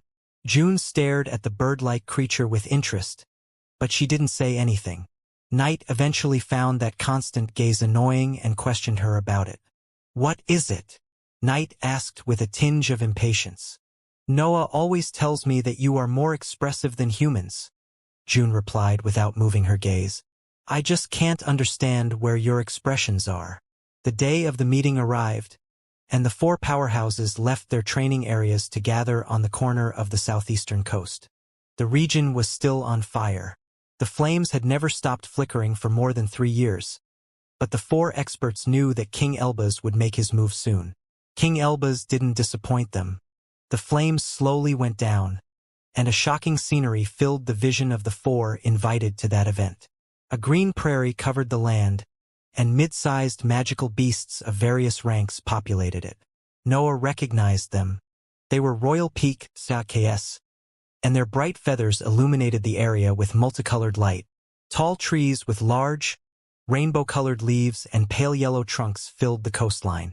The marvelous leaves reflected the sunlight and filled the environment with a mystical halo. A ditch ran from the southern coast and crossed half of the region before ending in a large lake. A series of horse-type magical beasts rested near its waters and stared at the peaked Xianxia with a hungry expression. Those horses usually fed on other magical beasts, but they didn't hunt the peak Xianxia in the region. A series of runes flickered on their bodies whenever their instincts tried to take over their actions. The region had been nothing more than a massive fire just a few seconds ago, but now it had turned into a paradisiac land that expressed nothing but peace. The most striking element in the area was the massive castle placed right at the region's center. The castle had a rectangular shape and 4 tall towers at its corners. Golden bricks made its structure, and crystal-like windows filled its walls. The building improved the image of the scenery further. That land had instantly become the most beautiful place in the new continent, and no one would ever dare to object to that. My consciousness can't go past the grass, Noah thought as he inspected the area. The beauty of the land couldn't faze him, especially when he was about to meet the strongest cultivator in those mortal lands for the second time. Noah's mental waves couldn't cross the surface. The underground world of the region remained a mystery, which hinted at King Elba's training area. Chasing Demon and Great Elder Diana exchanged understanding glances with Noah. They had noticed the same peculiarity, but there wasn't much they could do about it. God's left hand didn't interact with the trio. The Shandal Empire was outside of the political struggles. Its entire domain was nothing more than a few poor territories. The other organizations were technically enemies. God's left hand had sealed a pact with the Hive, but that didn't make her situation better. The Hive wouldn't even help the Empire if it was in danger. Some elders had a connection with the Second Life Formation, but that didn't make the two organizations allies. The four flew through the region until they reached the castle. Its tall golden door then opened, and the 5 princes and princesses walked out of it to welcome the guests. "Please," second prince announced, "come inside. Father is waiting for you." That sight didn't please the 4 experts. Their organizations had kept their eyes open in the past years, but they didn't see the royals exiting their regions. Yet, there they were, and their luxurious golden robes showed how prepared they were for that event. That put the guests on the weaker side, but King Elba's was probably enough to do that by himself. The presence of his underlings didn't change their difference in power. Noah didn't bring any special weapon or protection to the event.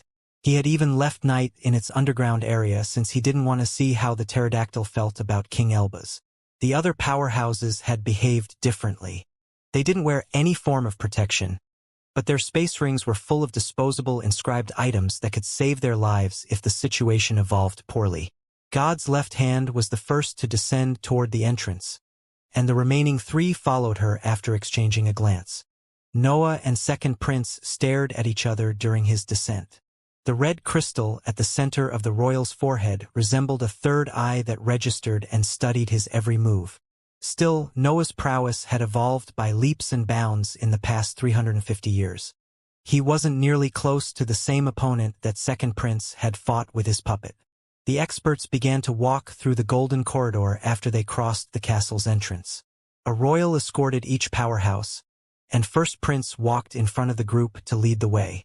Noah wasn't surprised that second prince decided to walk next to him. He didn't bother Noah, but the latter could sense that his mental waves tried to probe his new power. Of course, Noah's aura shredded into pieces any form of investigative method. He didn't even need to focus on countering those faint auras trying to get past his innate defenses. Second prince eventually turned to look at Noah when all his investigative methods failed. His expression showed his great surprise at his guest's improvements, but his arrogant smile remained wide on his face.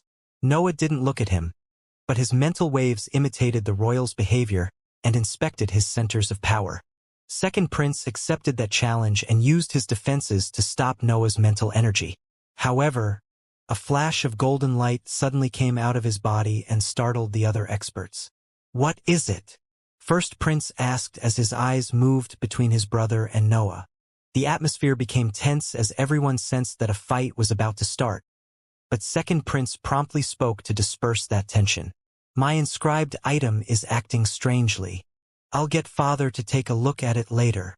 Chasing Demon glanced at Noah, who shrugged his shoulders to express his innocence, and the group forgot about that event to continue their march. Noah and second prince were at the back of the group. Most of their interactions went unnoticed since the other powerhouses were busy studying each other. No one noticed that Noah's mental waves had cut right through second prince's defenses effortlessly. The abruptness of that event directly destroyed the defensive item that the royal had used to help him in the task. "Another puppet," Noah whispered, and second prince's expression froze when he heard those words. His guest had uncovered his secret with a simple glance. The royals weren't the only ones capable of learning from the enemy's techniques. In the last centuries, Noah had eventually understood why he didn't notice that his opponent had been a puppet. The red crystal had mysterious abilities, and one of them allowed Second Prince to alter his aura. That had tricked Noah in the past, but it didn't manage to do the same now.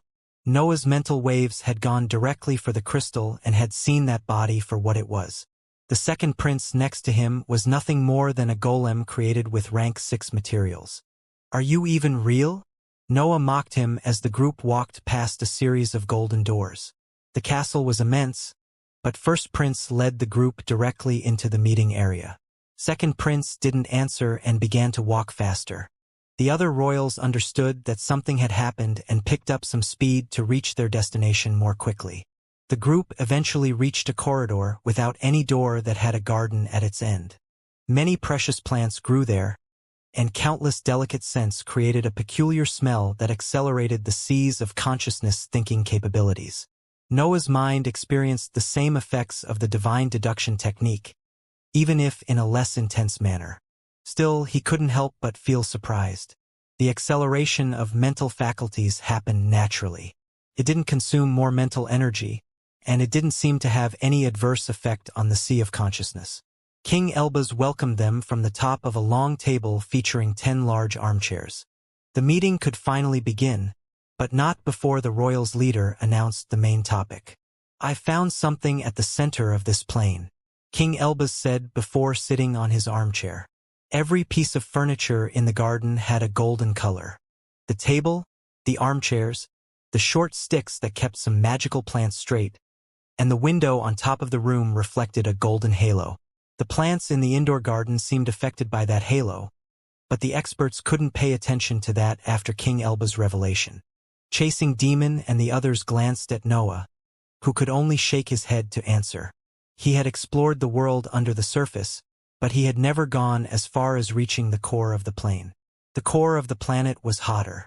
That was common knowledge among the higher-ups of every organization. The temperatures there were so high that every material melted by merely standing in its area of influence. Yet, the density of the magma increased as one descended further. Noah didn't know if the core followed that trend, but he didn't expect many cultivators to survive there without external help. Even most powerhouses would have to resort to inscribed items to explore that area. "What did you find?" God's left hand asked without taking a seat. But King Elbaz didn't pay her attention. The princes and princesses sat next to their father and imitated him in ignoring the guests. The 4 powerhouses eventually took a seat since their curiosity got the best of them. Great Elder Diana sat on the short side of the table, and the other experts took the long ones. Noah surprised Chasing Demon by sitting next to Second Prince, but his confident expression reassured the patriarch. Second Prince didn't like that disposition, but he had to maintain some dignity in front of his father. He was his heir in the end. He didn't sit next to him only due to seniority reasons. "What did you find?" God's left hand asked again after everyone had taken their seat, and King Elbaz finally seemed to hear her words. The royals' leader waved his hand to fill the table with strong wine and special delicacies, and Noah didn't hesitate to fill his cup. He wouldn't waste that chance since he knew how good King Elbaz's wines were. His direct behavior surprised some cultivators on the table, but they quickly let go of the matter to focus on the meeting's main topic. King Elbaz imitated Noah and filled his cup as he finally replied to that question. Laws in their raw form. Only God's left hand understood what King Elbaz meant with those words. Chasing Demon, Noah, and Great Elder Diana had no idea of what that was. King Elbaz decided to explain since he noticed the confused expressions of his guests. Raw laws have yet to gain a true meaning. Powerhouses can absorb them to increase their cultivation level without suffering any backlash. They are ownerless energy that awaits to receive a purpose. It was needless to say that the revelation shocked the 3 experts. If what King Elbaz had said was true, anyone could directly increase their cultivation level by absorbing the raw laws. "How can something like this exist?" Noah asked after he took a sip from his cup. Raw laws defied the fairness of heaven and earth if he had understood how they worked. They would be no different from the royal pool without its side effects. "They are addicting." God's left hand intervened to clear some doubts. Your individuality needs to be strong too. They won't turn into your laws otherwise, and you'll lose your path forever. There are side effects then, Noah exclaimed in his mind. A limitless increase in the cultivation level was too good to be true. Nevertheless, King Elbaz would have never returned to the surface and disclosed that information without wanting anything in return. It was normal to have doubts about his behavior. Why are you telling us this? Great Elder Diana said. Why didn't you stay there by yourself until you ascended? King Elbaz took a sip from his cup at that question. He didn't like to talk about his failures, but he didn't enjoy lying either, especially now that he was a solid-stage powerhouse. I didn't reach the solid stage with the raw laws, King Elbaz admitted. I experienced the breakthrough before even finding the Xianxia ape. I met the raw laws only after the underground currents forced me near the core. The four from the three forces remained silent as they waited for the last part of the story. Instead, the princes and princesses lowered their heads since they knew about that already. King Elbaz struggled to continue that phrase, but he eventually steeled his resolve.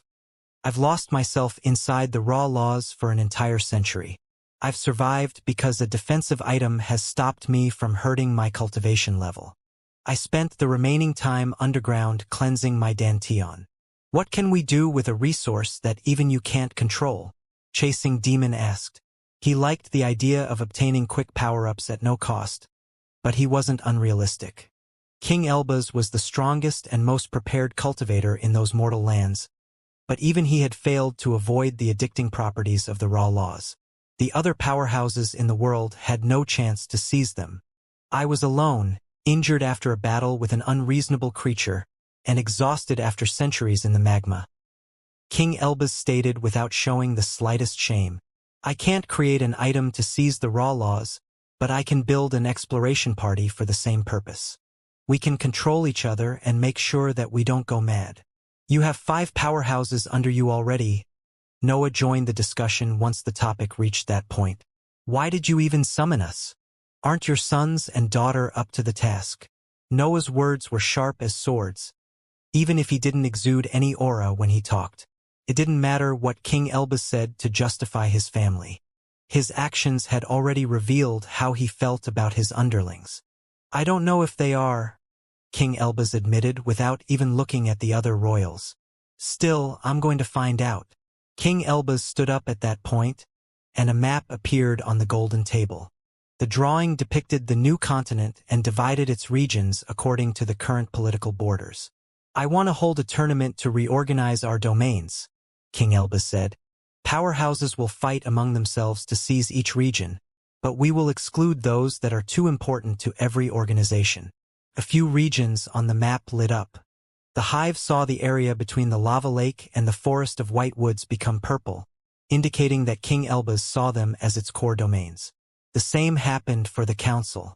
The lands between the natural paradise and divine market city became green, with some purple tinge near the steel. Nothing lit up for the empire, but that only meant that it couldn't lose anything. Still, the powerhouses had yet to hear the reason why they should join that tournament. Great Elder Diana gave voice to everyone's question. What if we refuse to join both the journey and the battles? I'll spend the next century taking every land that you have, King Elbaz replied coldly, glancing at Chasing Demon with the corner of his eyes. I don't mind burning the entire new continent. I don't need it anymore. His threat sounded real. Noah had believed him even before he finished speaking. What about you? Noah asked. He didn't mind fighting. He had actually been waiting for opponents to come in his way. However, everything would be pointless if King Elbaz joined the battles. Only my underlings will fight, King Elbaz said. The new powerhouses will fight themselves for the right to come in my journey. The regions are only a bet on the side. The conditions didn't appear too strict, especially for the hive since it was proud of its experts. Chasing Demon didn't believe that the princes and princesses would be stronger than his fellow demons. I have only one condition, King Elbaz added before finalizing his offer. You can only fight once. Noah found King Elbaz's forefinger pointing at him when he heard those words. Why is that? Noah asked with a tinge of interest in his tone. The fact that King Elbaz had placed a limit on him spoke for his prowess, but Noah didn't care about fame. He only wanted the chance to seize rank 6 stanchions. King Elbaz's gesture surprised the other guests too, but they could vaguely guess why he wanted to apply restrictions on Noah. His answer confirmed their hypothesis too. "You have already proven your ability," King Elbaz announced. "You all have shown that you can deal with threats in the 6th rank. Those that have advanced while I was away didn't, so I want to test them before bringing them in my journey." King Elbaz didn't miss the chance to remind everyone that the mission was happening because of him. He could place all the restrictions and rules that he wanted. The others couldn't object after the last threat. "Does that mean that we can't fight either?" Great Elder Diana asked, and King Elbaz nodded to reply. The royal's idea became clear now. He wanted to hold a tournament among the newly advanced powerhouses to see if they were worthy of accompanying him. The 3 leaders had to admit that they were quite pleased with those conditions.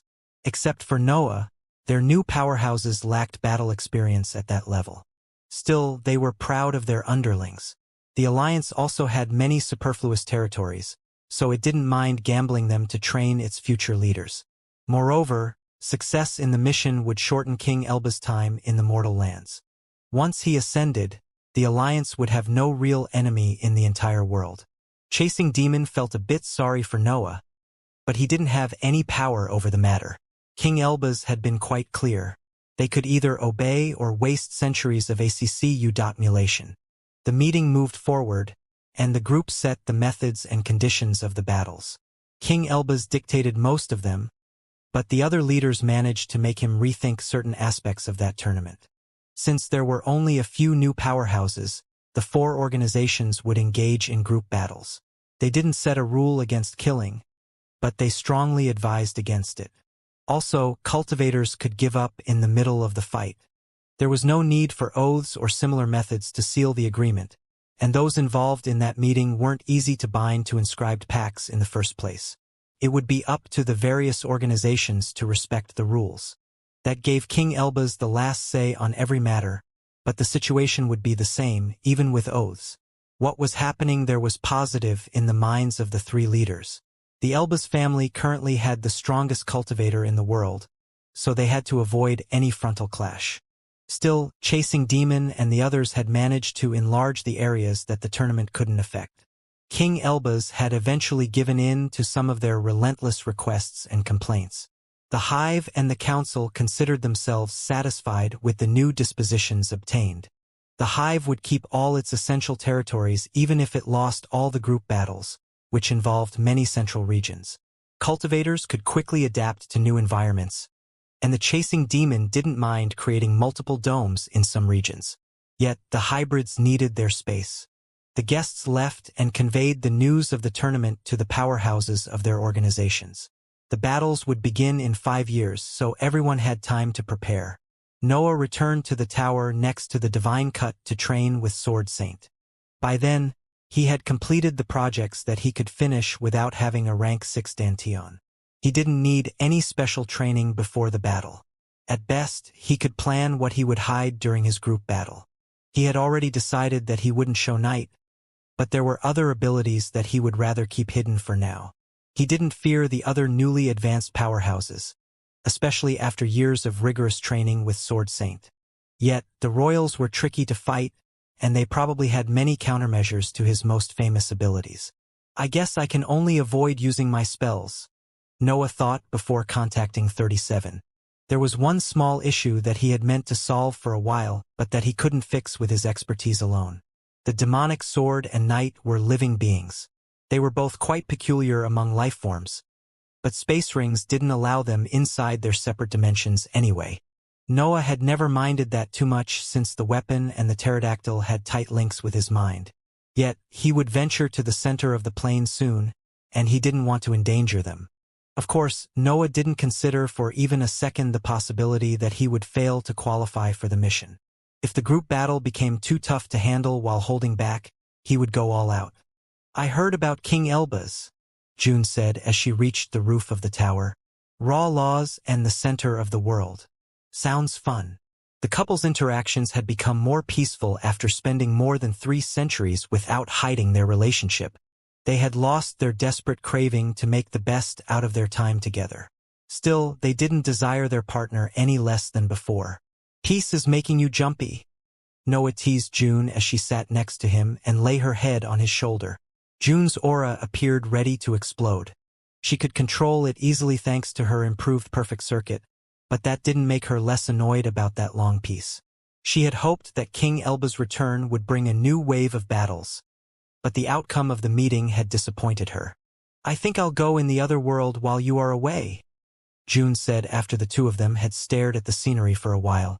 The mountains covered in a thin fog and the ancient vibe radiated by the cut created a wonderful picture that the couple enjoyed in silence. "Hoping for a new rebellion?" Noah asked as a peaceful feeling filled his being. Noah stood in the last stage of the heroic ranks.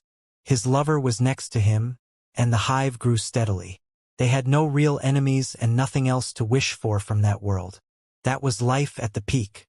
Countless years of training to be one step closer to the immortal lands, and nothing else to do but perfect their arts.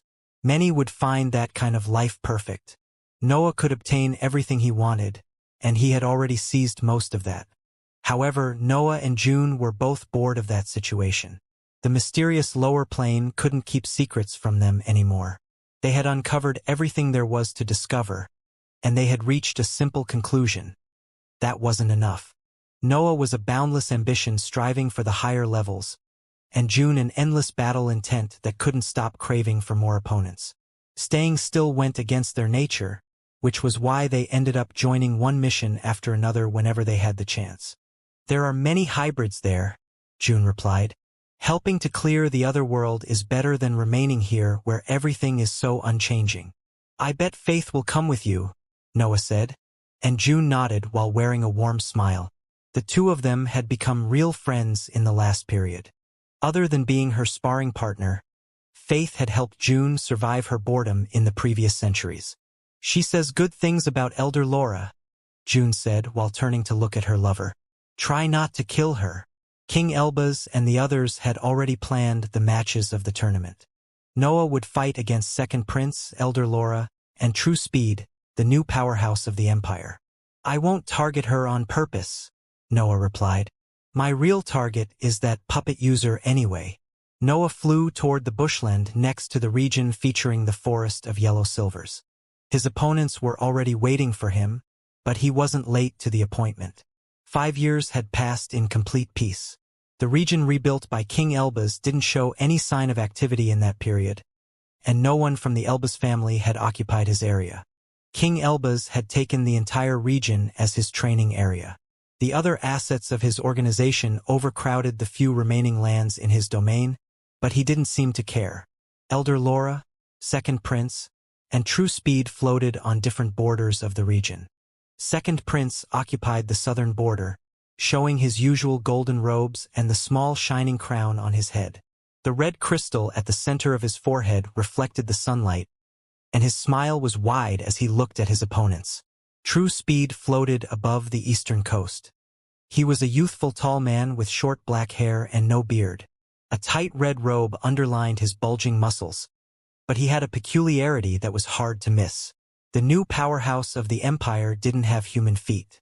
Both his legs had wolf-like features, and his hairy paws stuck out from the bottom of his robe. The Empire had met some success with the hybrid transformation. Every organization had done the same, but only a few of them had implemented it to high-ranking cultivators. Noah couldn't help but praise that type of process in his mind. True Speed had gone through a proper partial transformation to avoid the issues connected with his individuality. That didn't give the expert a hybrid body, but it unlocked some abilities humans couldn't perform. It wasn't hard to guess that the man's name came from a movement ability. Elder Laura flew above the northern border.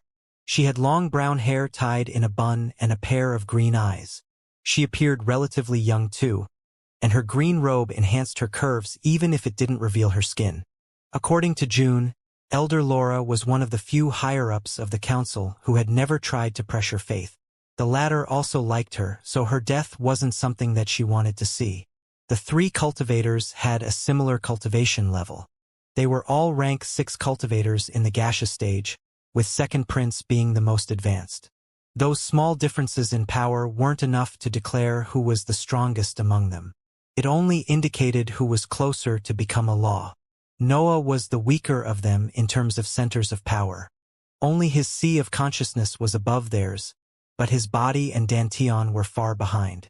Still, that didn't speak for his battle prowess, and the anxiety lingering on his opponents' gazes when they looked at him proved that.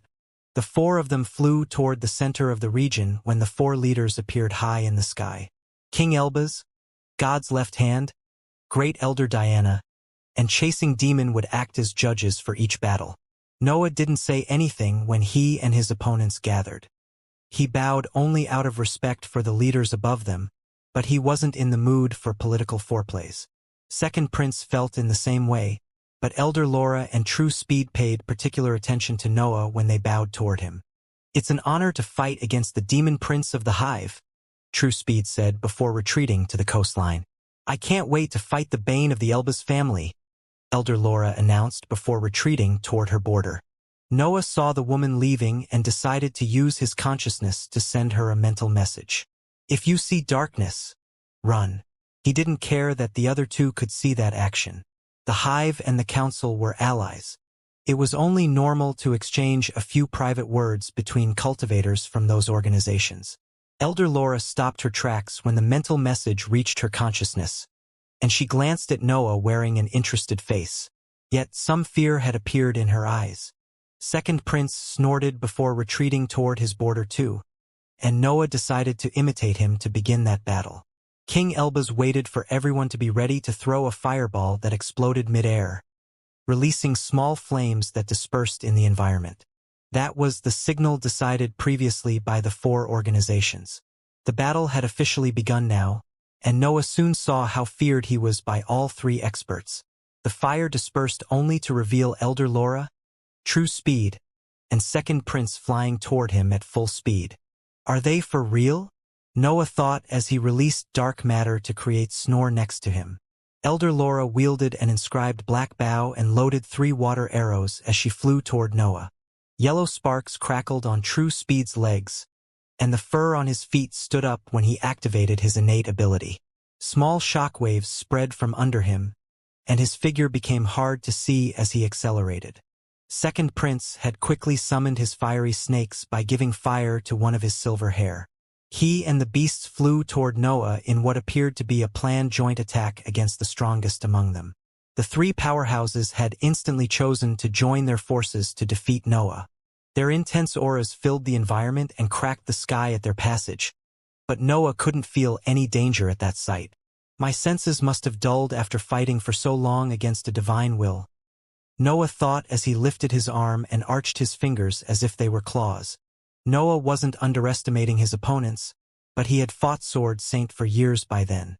He knew the terror that divine existences could generate, so he didn't feel anything when against powerhouses. Attacks eventually shot in his direction. Elder Laura fired her water arrows, and Second Prince commanded the snakes around him to release a torrent of flames. True Speed kicked the air in front of him, and a series of quick lightning bolts flew in the sky. The attacks converged in Noah's position, but he didn't perform any evasive maneuver. He only lowered his arm with a quick movement, and 5 black cracks formed as his fingers dug in the fabric of the sky. The 3 powerhouses didn't even sense the attack coming. Only Second Prince understood something at the last instant and activated a defensive item. A large golden shield appeared in front of the trio, who could only watch 5 thick slashes appearing in the sky and cutting their attacks. The slashes flew through their abilities before landing on the golden shield. The structure of the defensive item began to tremble to no end at that point, and its light eventually dispersed as cracks appeared on its surface. Second Prince threw away 1 talisman from his space ring after Noah destroyed the spell. He didn't even try to hide his surprise at the sight of Noah's prowess. That shield was enough to endure a few spells launched by cultivators close to the last part of the gaseous stage. It was quite strong as a defensive item, but Noah had pierced it with a single attack. Moreover, Noah's slashes had crossed attacks before landing on the shield. That had dispersed some of their power, but they still managed to pierce Second Prince's defensive item. The three powerhouses calmly realized that Noah's battle prowess had already gone past ordinary gaseous stage cultivators. The four leaders observing the battle revealed surprised expressions seeing Noah's attack. He didn't use his demonic sword, and he had barely depleted any breath. However, the slashes that had come out of his fingers carried the power of spells launched by experienced powerhouses. That should be impossible for a cultivator that didn't even have a rank 6 Danteon. The leaders could understand that Noah's sheer power allowed him to fight powerhouses, but they didn't expect him to have such mastery with laws already. Creation is lacking, Noah thought as he analyzed the effects of his attack. The most significant difference between ordinary and experienced powerhouses was in how intensely they could express their individuality. In the 7th rank, their individuality would be intense enough to turn into a unique law. That was the evolution of a cultivator from the heroic to the divine ranks. Noah had stepped on that path by now. Even if his Danteon shouldn't allow him to carry laws as well as other powerhouses, he already wielded the intensity proper of an experienced being. It was as if Noah had already strived to become a law without waiting for his Danteon to advance. The shock of the leaders came from the fact that such an event wasn't possible in theory. His mind is making up for it, King Elbaz explained after he analyzed the issue. The royal was surprised too. He could understand that Noah used his body to compensate for his weaker centers of power, but he had never heard of a mind doing the same for the laws of the Danteon. The contenders couldn't see the reactions of the leaders, nor hear King Elbaz's explanation. Still, they realized that Noah was far stronger than he appeared. Second Prince, Elder Laura, and True Speed didn't plan to cooperate beforehand. They had charged at Noah together because they had no confidence in doing that on their own. Once Noah was out, they could decide who was the strongest among them. The power that Noah had revealed forced them to change their approach. They couldn't only launch spells at the same time to defeat him. They had to work together and create a proper strategy. Noah didn't give them any time to regroup. A human-shaped crack replaced his figure, and a series of tattoos appeared on Second Prince's forearm when he neared the group. Second Prince quickly activated Talisman to create another golden shield, but the ability immediately fell apart since Noah had arrived above them and had launched 5 more slashes already. Snore quickly reformed and spewed its elemental attacks. Fire, ice, and lightning bolts came out of its mouth and horns and shot toward the trio running for their lives. Noah had yet to improve Snore. He had decided to wait for his dark matter to evolve before fusing all the elements with its structure. Noah had initially planned to wait until he obtained all the elements, but he had eventually set a date for its upgrade since he had no confidence in copying the light element. Second Prince vanished in a sea of flames and reformed at some distance from Noah. 5 drops of blood came out of his palm, and a massive snake formed once they took fire. A giant humanoid figure made of water surrounded Elder Laura and protected her from the elemental attacks. Her defensive spell fell apart under that offensive, but she managed to endure the blow and load 5 arrows in her inscribed bow. Yellow sparks covered True Speed's legs, and the expert disappeared from his spot. Small crackling areas formed on his path as he sprinted toward his opponent.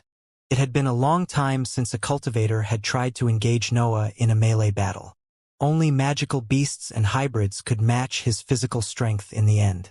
However, True Speed sprinted toward him without any fear. His movement technique resembled Noah's in some aspects, but he lacked the physical strength necessary to threaten him. The power of True Speed's attack came from the yellow lightning bolts gathering on his legs. His acceleration was a consequence of the energy released during their motion. Noah sensed True Speed coming. He could dodge him or even launch an attack in his direction. Yet, he chose to face him with his bare body to feel how advanced the Shandal Empire's fusions were. True Speed delivered a powerful kick aimed at Noah's head only to meet his palm. Noah blocked the attack, but his opponent released the amassed lightning bolts at that point. An intense series of lightning bolts entered Noah's palm and ran through his insides. Noah's arm trembled under the intensity of that blow, but his dark star blocked most of that energy. It's not bad, Noah thought as he clenched his hand. True Speed held back a painful cry as 5 long wounds appeared on his right leg. Noah's fingers had even stabbed his ankle, and they continued to dig his tissues to rip his wolf foot apart. His other leg shot as he tried to hit Noah again. Still, Noah blocked the attack with his free forearm and endured the lightning bolts released in the impact. Noah had to admit that the Empire had done a great job with the fusion. True Speed's lower body carried the physical strength of a hybrid and its innate ability. Yet that wasn't enough with Noah. His body was simply on another level, and his higher energy protected his insides. Snore launched its elemental attacks against the trapped cultivator, while Noah continued to endure the lightning bolts entering his body. He didn't manage to chop the limb in one slash, but he would do it with the second. Second Prince and Elder Laura's attacks disrupted his plans. The Elder shot the 5 arrows that turned into dragons mid-air, and the royal snake spewed crimson flames that left large cracks on the sky. True Speed had activated a defensive item before Snore's attacks landed on his body. Thick sparks had surrounded his body and blocked the various elemental blows that tried to kill him on the spot. Noah analyzed the scene and threw True Speed toward the dragons before creating a human-shaped crack with his sprint. He reappeared behind Elder Laura in an instant with fingers arched to slash at her back. Another water giant surrounded her figure, but Noah's slashes pierced it and left 5 deep wounds on her back. Her defenses weren't enough to block his attacks at such close range.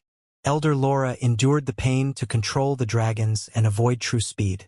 Meanwhile, Second Prince reappeared on Noah's side, followed by his massive snake and ready to launch another attack. A starry sky suddenly covered the area. Noah had launched his flames to damage his opponent and sprint without being seen.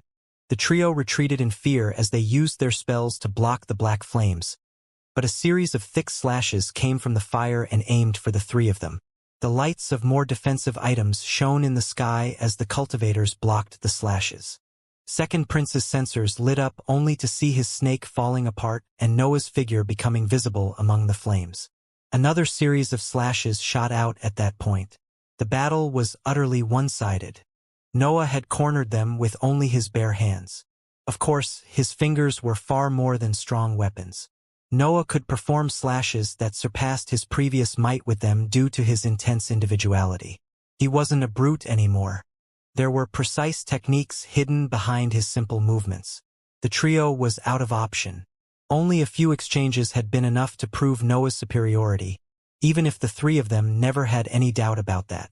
The only problem was that they couldn't compete with Noah even as 3, and he had yet to show his real power. It was with a tinge of unwillingness that the cultivators began to announce their defeats.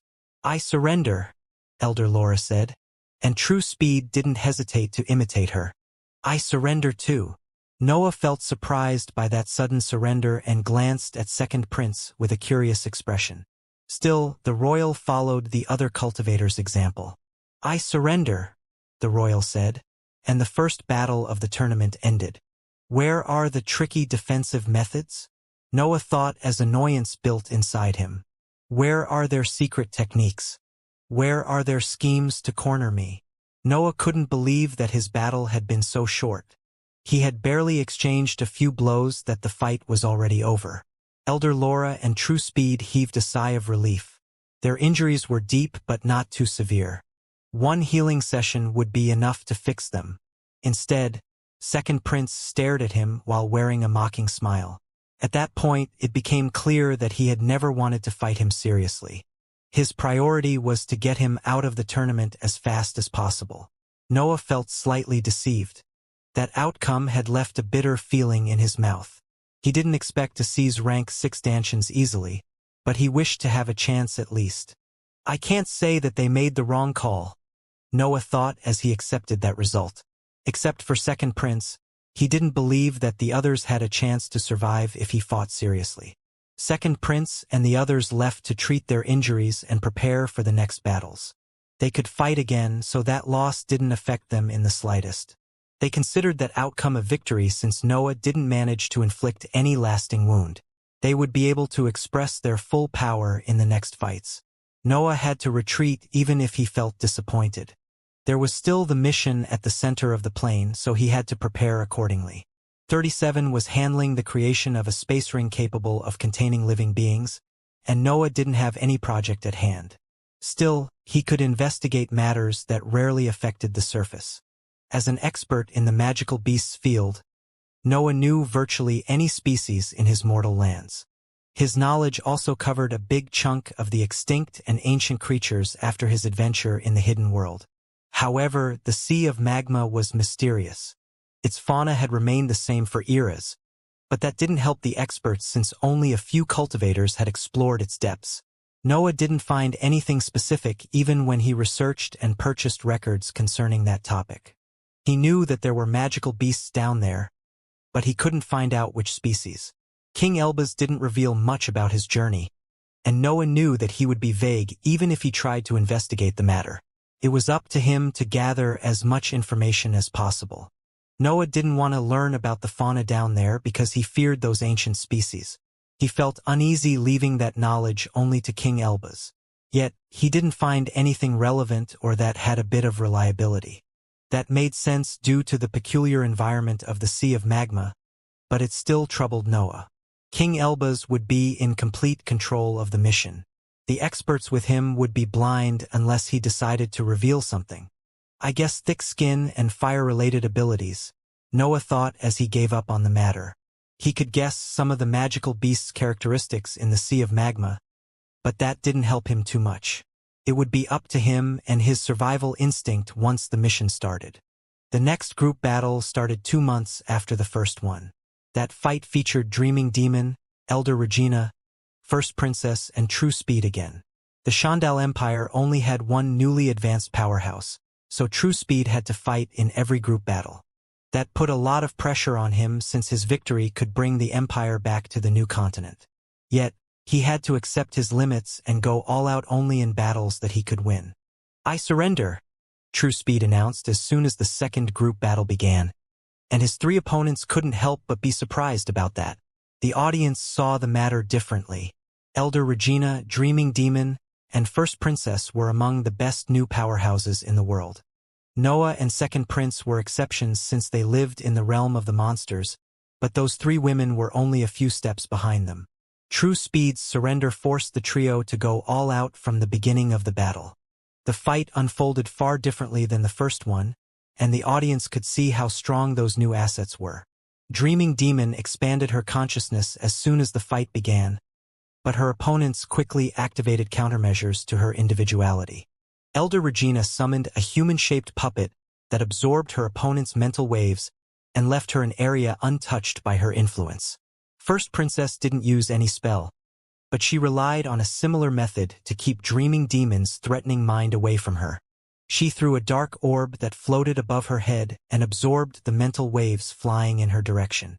Dreaming Demon's opponents had studied her power thoroughly. She had managed to block powerhouses while she was still a rank 5 cultivator in the end.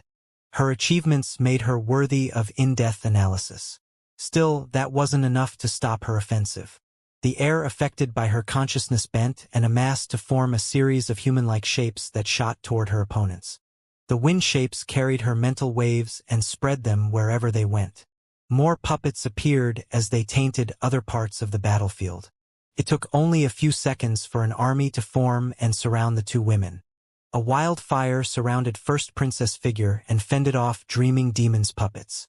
Yet, her flames slowly started to bend to the demon's will as the wind shapes spread her influence. It didn't take much before First Princess felt forced to rely on another inscribed item. A cylindric object flew among the puppet's army and exploded in a white radiance that removed the demon's influence from the air. Noah was watching the battle. He recognized that inscribed item. It was similar to the flare used by the rebels to shut down the defensive formations in the other world. They recovered that study, Noah thought as the battle raged in front of his eyes. Elder Regina had summoned an army of puppet-like beasts to fight against the enemy's creations, but she was slowly losing ground. Dreaming Demon's influence had become too thick around the Elder, and the creatures crumbled without detonating as her will invaded their fabric. Elder Regina appeared unable to do anything against her offensive. First Princess' next actions surprised the audience. She had just freed herself of the demon's blockage, but she didn't counterattack. Instead, She launched a fiery snake in Elder Regina's direction. The powerhouse of the council was struggling already. The arrival of the snake forced her to rely on a defensive item to avoid deadly injuries. A talisman came out of her space ring and covered her in a thick rocky armor. Dreaming Demon didn't understand the reasons behind First Princess' actions, but she didn't waste the chance that she had created. The intensity of her influence in the environment suddenly spiked, and her mental waves seeped in Elder Regina's armor to destroy its superficial layers. Then, the flames arrived and crushed what remained of her defensive method.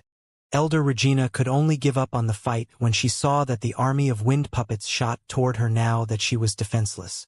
Once Elder Regina left the battlefield, Dreaming Demon and First Princess went all out against each other. They didn't exchange any word nor hesitated in unleashing everything they had at their opponent. The sky became a mess.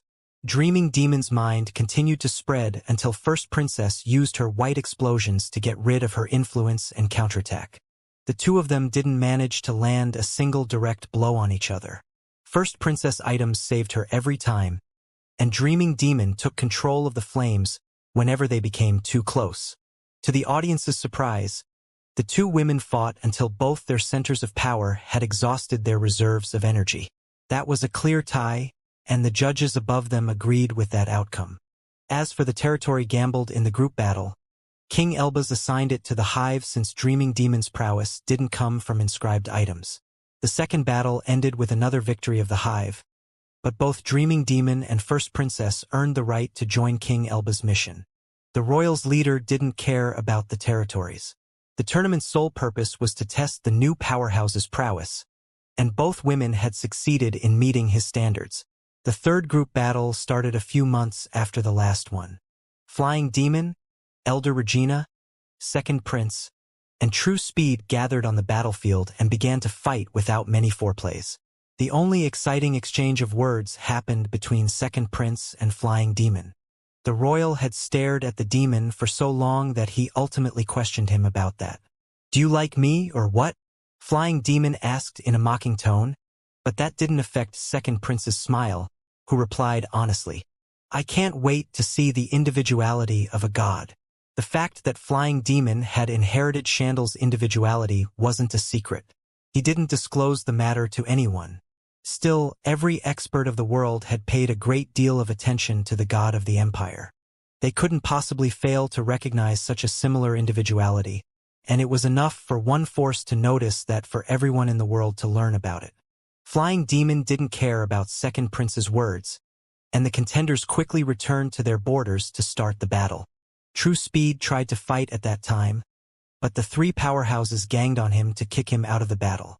No one wanted to see the Chandal Empire on the new continent again, so he was the natural enemy of all three organizations.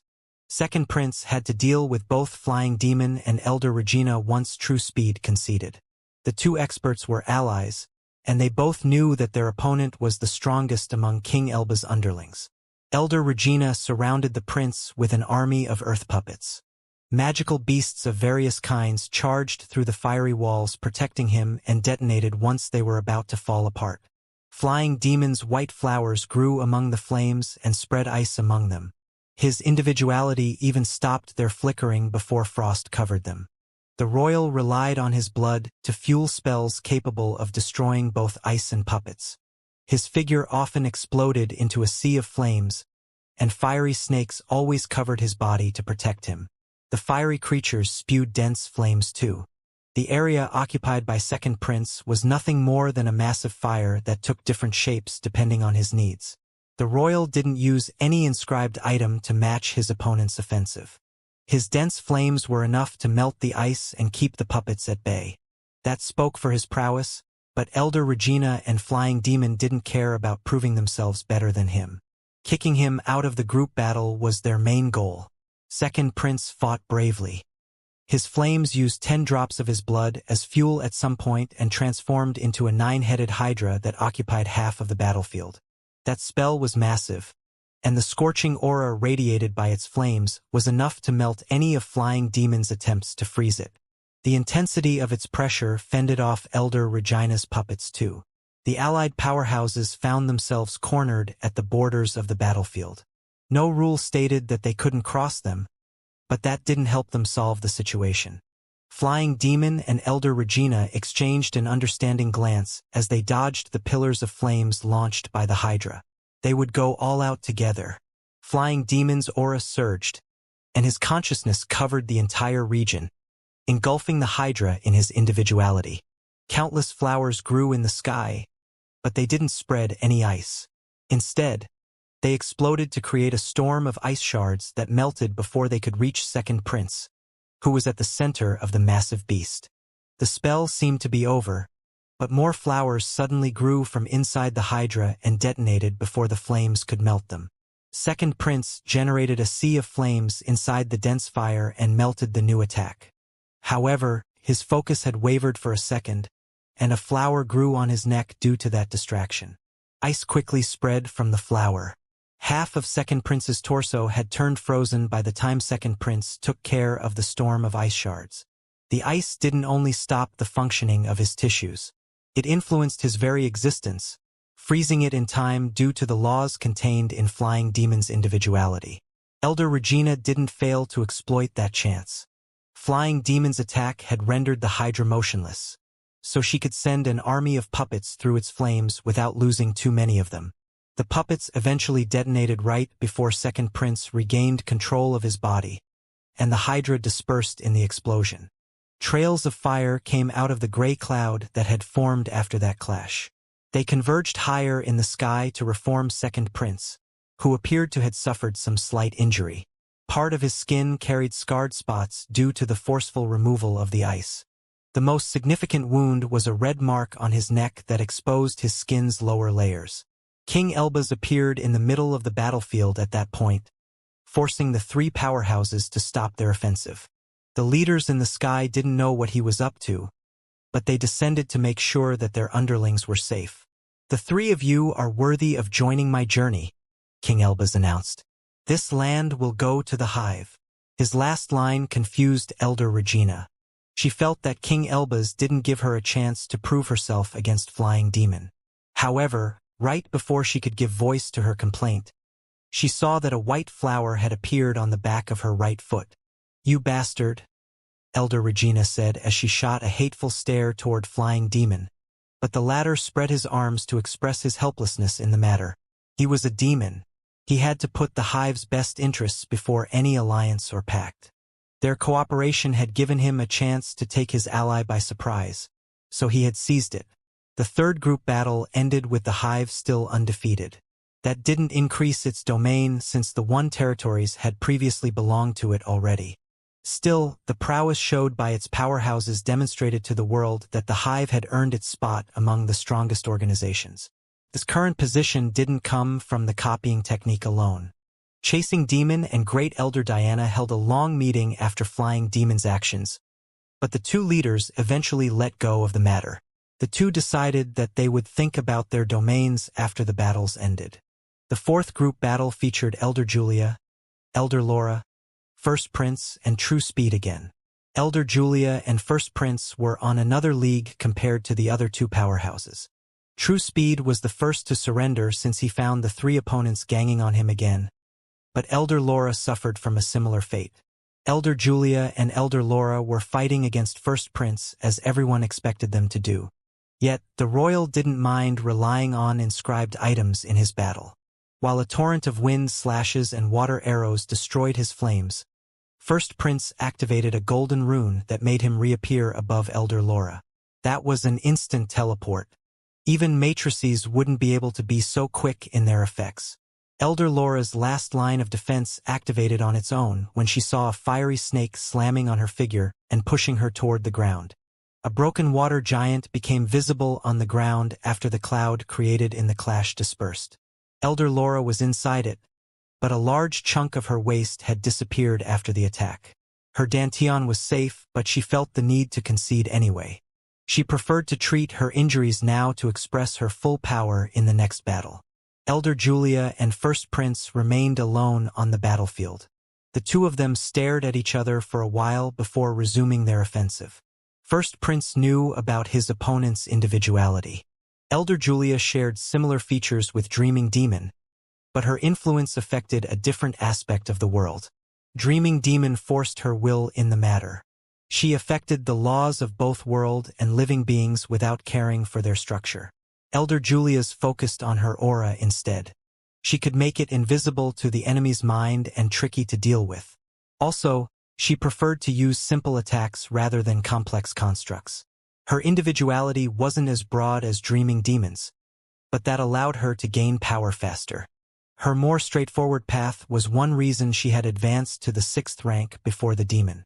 First Prince had a hard time keeping track of Elder Julia's offensive. She didn't rely on schemes or plans. It was in her nature to pair an imponent display of power to insidious slashes. Elder Julia hesitated to face the royal too. The fact that he had relied on inscribed items made the situation far more complicated than she expected. First Prince was by no means weak. He was weaker than Second Prince, but he was still more potent of many new powerhouses. Elder Julia was the same, but she lacked such powerful inscribed items. She didn't even go to Chandal's separate dimension, so she lacked a divine weapon that could bring her prowess to the next level. First Prince and Elder Julia's levels were similar, but the inscribed items were a vital variable that she couldn't ignore nor overcome with her methods. The royal summoned a series of fiery snakes once he decided that it was time to resume the battle. Elder Julia answered with a sea of wind slashes that clashed with the flames spewed by the creatures. Many of the slashes crumbled as the flames engulfed them and flew toward Elder Julia. However, a dangerous sensation suddenly surged inside First Prince's mind and forced him to explode into a sea of flames. 2 massive slashes divided his array of fiery snakes into 4 parts. They created a cross-like fissure in the sky that absorbed the flames gathered in the environment. Only a few fiery trails escaped the void's suction force, and they condensed at some distance in the sky to reform First Prince's body. First Prince didn't have any time to relax since a series of wind spears materialized around him and converged in his position. The royal had to explode into a sea of flames again to dodge that attack, but something similar happened once he reappeared. Elder Julia wasn't giving her opponent any time to breathe. Her consciousness covered the sky, allowing her to cast precise spells that shot toward First Prince as soon as he reappeared. Moreover, she used her hiding skills often. Many of her tricky attacks arrived after the royal blocked the flashy ones. First Prince had to deal with a myriad of both visible and invisible wind weapons. Countless slashes often filled his vision, and the Elder always forced him to rely on the sea of flames to escape her offensive. Elder Julia couldn't match First Prince's inscribed items, so she wouldn't give him time to use them. The royal never suffered an injury during those oppressive exchanges, but his energy reserves depleted at high speed to dodge the relentless offensive. The visible attacks weren't a problem, but he couldn't cast the most suitable spells for the invisible ones since his opponent always managed to catch him by surprise. His consumption of breath and mental energy would be far lower if he could identify the type of attack in time. Still, Elder Julia's individuality made that impossible. Determination appeared on First Prince's eyes as that situation continued for an entire hour. He would lose if he didn't do anything to change the trend of the battle, but he didn't have any safe option at hand. Golden runes lit up on his skin once her reformed in the sky. Slashes, swords, arrows, and spears of various shapes appeared around him and converged in his position, but he didn't rely on his sea of flames at that time. First Prince jumped toward the side with the least number of wind weapons and summoned a series of snakes to endure the blow. The blades and slashes cut his defenses and dug in his muscles, but he didn't reveal any fear at those wounds. The blood that came out of his injuries took fire before the other weapons could reach him. Dense flames went out of his body and formed the shape of a gigantic 8-armed titan that swung its limbs around him. Elder Julia saw her spells vanish under the titan's rage, but her problems didn't end there. Every time the fiery creature swung its arms, massive fireballs would fly out of them and destroy everything in their path. Gales made of sharp slashes clashed with the fireballs aiming for her, but Elder Julia had to perform evasive maneuvers to dodge those chaotic attacks nonetheless. The wind slashes weren't dense enough to stop the fireballs. They could only slow them down and give Elder Julia time to dodge the offensive. Golden runes shone in a spot behind her while she retreated. The 8-armed titan disappeared from its previous location and reformed behind Elder Julia, taking her by surprise. The titan clasped its hands on her figure, and the audience held their breath when they saw that nothing came out of the fire. It was as if Elder Julia had died on the spot. Nevertheless, the most experienced cultivators among the spectators noticed how no ashes came out when the titan opened its hands. First Prince looked around him as golden runes lit up on his skin again. He was ready to launch another instant teleportation as soon as he found his opponent. Elder Julia reappeared in a corner of the battlefield. She seemed unharmed and with her robe still intact. Yet, her expression revealed how unhappy she was about that situation. Her battle prowess was enough to suppress First Prince, but the difference in inscribed items ultimately tilted the scales of the battle against her. Truth be told, First Prince had shown great resolve in charging toward the wind slashes and weapons to escape from the negative trend where Elder Julia was forcing him to stay. The royal had proven that he wasn't only a spoiled cultivator who had managed to reach the 6th rank because of his father's backing. He had the determination to stand among powerhouses without any shame. "I surrender," Elder Julia said when she saw the golden light radiated by First Prince's skin. She couldn't handle those teleports. She had survived the first attack because she had created a copy of herself during the battle. Still, her cover was now gone. The region went to the Elbas family, but the hive didn't mind that outcome. First of all, King Elbas had recognized Elder Julia's prowess and had agreed to bring her on the journey. Moreover, that land had initially belonged to the council, so the hive didn't suffer any loss. Almost all the hive's new powerhouses had qualified themselves for the mission at the center of the plain. Only Scully remained among the forces in the 6th rank who had yet to earn King Elba's recognition. Yet, she didn't want to return to the sea of magma. She preferred to remain on the surface and handle the hybrids rather than returning to the place that had kept her prisoner for more than 100,000 years. By the time the 4th group battle ended, the party for King Elba's mission already had a decent number of experts. 5 came from the hive, 4 from the Elbas family, 2 from the council, and only 1 from the Shandal Empire. There were still battles to fight, but every organization learnt to recognize the best assets currently living among them. The 12 of them were elites even among powerhouses. "It's been a while since I last fought cultivators," Scully said when the contenders of the 5th group battle gathered in the sky.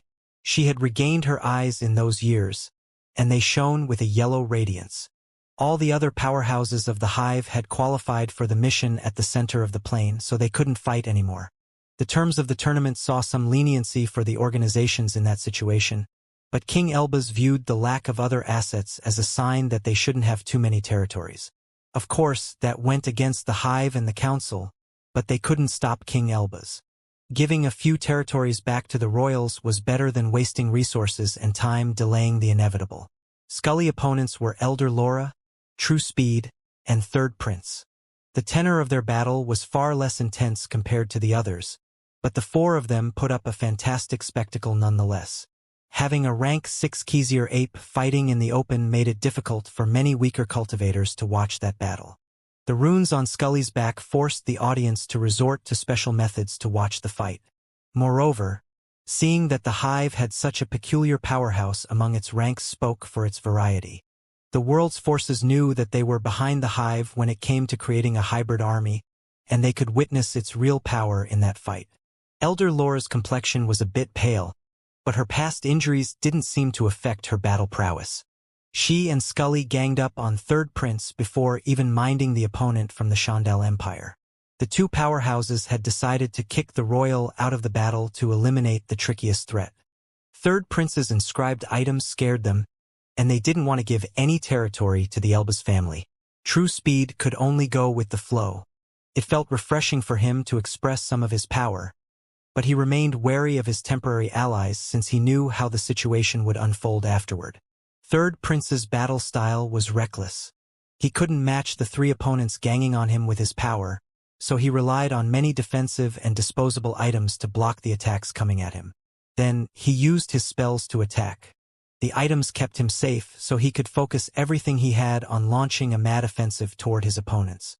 Elder Laura's arrows transformed mid-air and took the shape of huge magical beasts that fought against any fireball or fiery pillars that came in her direction. True Speed dodged the enemy attacks easily and kicked the air to launch violent lightning bolts that crashed on the royals' defenses. Scully had it a bit worse. Noah didn't make her a Danteon, and he had yet to even think about that project. She could only rely on the natives' inscription method to launch spells, but their power was quite dull. However, her defenses were solid. Scully's sea of consciousness had improved a lot since her return to the surface. Her mind was among the strongest in the hive, and she could even pair her mental waves with the Xianxia species' innate ability. The flames that came in her direction fell apart before they could touch her fur. Scully then condensed them with her consciousness and launched them back at her opponent. Third Prince initially managed to hold his ground against the three of them, but his stash of inscribed items depleted at high speed due to that relentless offensive. It only took him an hour to understand that he wouldn't find a way out of that situation no matter how many defenses he used. It was better to invest his resources in easier battles.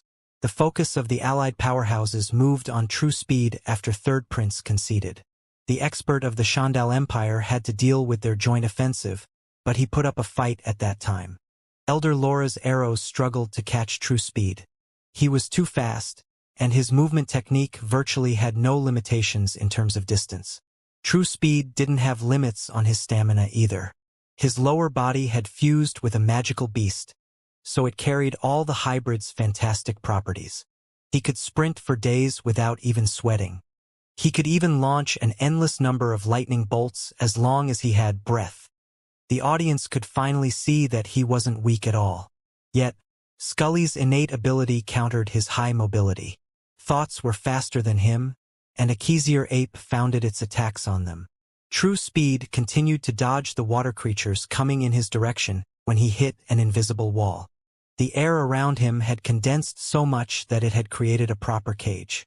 Countless lightning bolts exploded inside the invisible cage as True Speed tried to free himself, but even his element's piercing features weren't enough to penetrate the condensed air. That was quite normal. Scully was also a hybrid, so the two innate abilities were almost on the same level. True Speed's skills were a bit weaker only due to the lower level of his mental sphere. True Speed decided to reveal some of his power when he saw a series of bright blue dragons coming in his direction. Elder Laura had exploited the chance created by Scully and had attacked her opponent instantly. The sky turned yellow as True Speed gathered all the sparks amassed in his fur to execute one of his strongest attacks. Lightning bolts crackled on his whole body as he crouched inside the cage. Noah was the only one able to understand what True Speed was doing. Breath flowed above the expert's skin as he sprinted forward and turned his body into a massive lightning bolt. That move was similar to Noah's techniques. It fused a spell with a martial art to bring the best qualities of a hybrid body out. The lightning bolt pierced the condensed air of the cage and flew toward Elder Laura. True Speed didn't want to attack Scully since her physical strength was similar to his. Elder Laura threw everything she had at the incoming yellow flash. Massive water creatures appeared in front of her and created a tight defense. It will fail, Noah thought when he saw the defensive wall. Cultivators never expected how strong the techniques of a hybrid could be. Simple spells weren't enough to stop it. As Noah had predicted, the giant lightning bolt pierced the dragon-like creatures that had appeared in Elder Laura's protection. True Speed's figure reappeared with feet aiming at the Elder as the beasts exploded. The fact that he had become visible again meant that it had lost some speed to pierce the creatures. Scully could intervene in time to entangle her mental waves around True Speed and stop his charge once and for all. True Speed could only give up when he saw Elder Laura loading her bow while Scully's mental waves restricted him. He had lost again, but no one would underestimate him anymore. Scully and Elder Laura bowed at each other at that point, and the former conceded to give that territory to the council. Chasing Demon and Great Elder Diana had already decided on that matter beforehand. The fifth group battle came to an end, but King Elbaz had yet another surprise to show. When he descended to announce the outcome, he assigned the territory to the council, but he didn't acknowledge Elder Laura's prowess. In his opinion, the Elder was still too weak. She still needed a few centuries inside the 6th rank to learn how to use her power correctly. King Elba's decision angered the other leaders, who held a long meeting that delayed the 6th group battle by a few months. The meeting's outcome disappointed the Alliance's leaders since King Elbas didn't want to acknowledge their complaints. It was his mission, so he didn't want to bring anyone he didn't find worthy. Chasing Demon could quickly get over the matter since it didn't affect the Hive personally. But Great Elder Diana's anger couldn't fade so quickly. The mission at the center of the plane involved raw laws. They could improve any powerhouse that absorbed them. Refusing one of the Council's experts was akin to putting a limit to her growth. Still, Great Elder Diana couldn't do much about that situation. King Elbas had been clear about Elder Laura. She wasn't ready in his opinion. The tournament eventually resumed, and Scully and True Speed rejoined the battlefield. Elder Paul filled the Council's spot, and Second Princess took care of the Elbas family's side. Elder Paul was the third and last new powerhouse of the Council. He was the youngest member of the higher-ups, and his youthful appearance proved that. He was short and quite slim. Long black hair fell on his shoulders, and his pair of blue eyes reflected their light on the world. His dark skin had many white marks due to the numerous scars that filled his body. His cultivation level appeared to be at the bottom of the 6th rank, but his battle style carried some peculiarity. As soon as the battle began, Elder Paul uncovered his right arm to show a beating mass that covered most of his limb. That pile of superfluous reddish tissues was uneven, and it didn't resemble anything in nature. Noah's eyes lit up at that sight. He could vaguely understand what that mass was, and he couldn't help but feel interested in the studies behind its creation. The mass became redder as Elder Paul summoned a series of fiery lions that formed an offensive array in front of him. The flames that made the creatures reacted to that change of color and became denser. It was as if the mass was a new organ that interacted directly with Elder Paul's spells. The denser flames also obtained some violent feature, making them quite similar to those of some magical beasts. Noah had no more doubts at that scene. The mass was an attempt to make a living weapon, even if the Council had pushed the study toward a different field. 37 and Noah's living weapons used specific organs to replicate a creature's innate abilities. Their modifications improved the skill and made it a useful tool for cultivators. Instead, Elder Paul's living weapon appeared fused with his body. That wasn't a proper hybridization. Instead, it resembled what Noah had done with his 4th center of power. The lion's shape appeared unstable, but they charged at Second Princess without hesitation or falling apart. Scully supported Elder Paul with her mental waves, and True Speed joined them in their ganging on the royal. Second Princess did the same as her brother. She relied on her inscribed items to handle the defenses while she went all out with her spells. Her inscribed items appeared to be weaker and fewer in number. The lion's flames often pierced her defenses and threatened to burn her only to crash on another protection. Scully's mental waves managed to pierce her defenses too. They acted as an invisible force that created a path through the golden light and flames protecting the royal. Both Elder Paul and True Speed exploited her efforts by sending spells whenever Scully opened a path. Second Princess ended up in a poor position relatively quickly, and a few injuries eventually appeared on her body. Determination surged in the royal's expression at some point. Losing in that way would make her the weakest among King Elba's underlings, and she wanted to avoid that outcome. Second Princess threw many talismans while the relentless offensive of her opponents continued. They activated attacks and defenses that gave her the time to prepare a stronger spell. The unstable lions crashed on a series of giant fiery snakes and didn't manage to advance. True Speed's lightning bolts slammed on tall walls that created many defensive layers between him and his opponent. Scully tried her best to create a path among the flames, but one of the talismans had similar effects to the white halo and made her lose connection with her mental waves. Second Princess used her fingers to create holes at the centers of her palms. The blood that flowed out of her injuries fused with her flames and transformed them into phoenix-like creatures. Her primary target was Elder Paul since he was the biggest threat. His flames were too threatening with the enhancement of his horrid additional organ. The royal would win as long as she managed to defeat him. Elder Paul's living weapon became redder as he generated a wave of violent flames that took the form of a tall, roaring lion. The creature didn't spit flames, but its fangs and claws resembled fiery swords when it bit and scratched at the phoenixes. Scully used her mental waves to hinder the movements of the phoenixes once her consciousness unfolded again. Second Princess attacks couldn't hit the Elder with that focus. However, Second Princess continued to throw fireballs like a madman. The attacks transformed into phoenixes once they consumed her blood, and her complexion paled as she continued to pour more of it in her spells. True Speed couldn't do much in that situation, and he didn't want to go all out before his other opponents turned on him. There wasn't any attack coming at him, but he couldn't pierce the thick flames that had appeared in the royal's defense. The expert of the Shandal Empire decided to wait for someone to concede since everyone was ignoring him.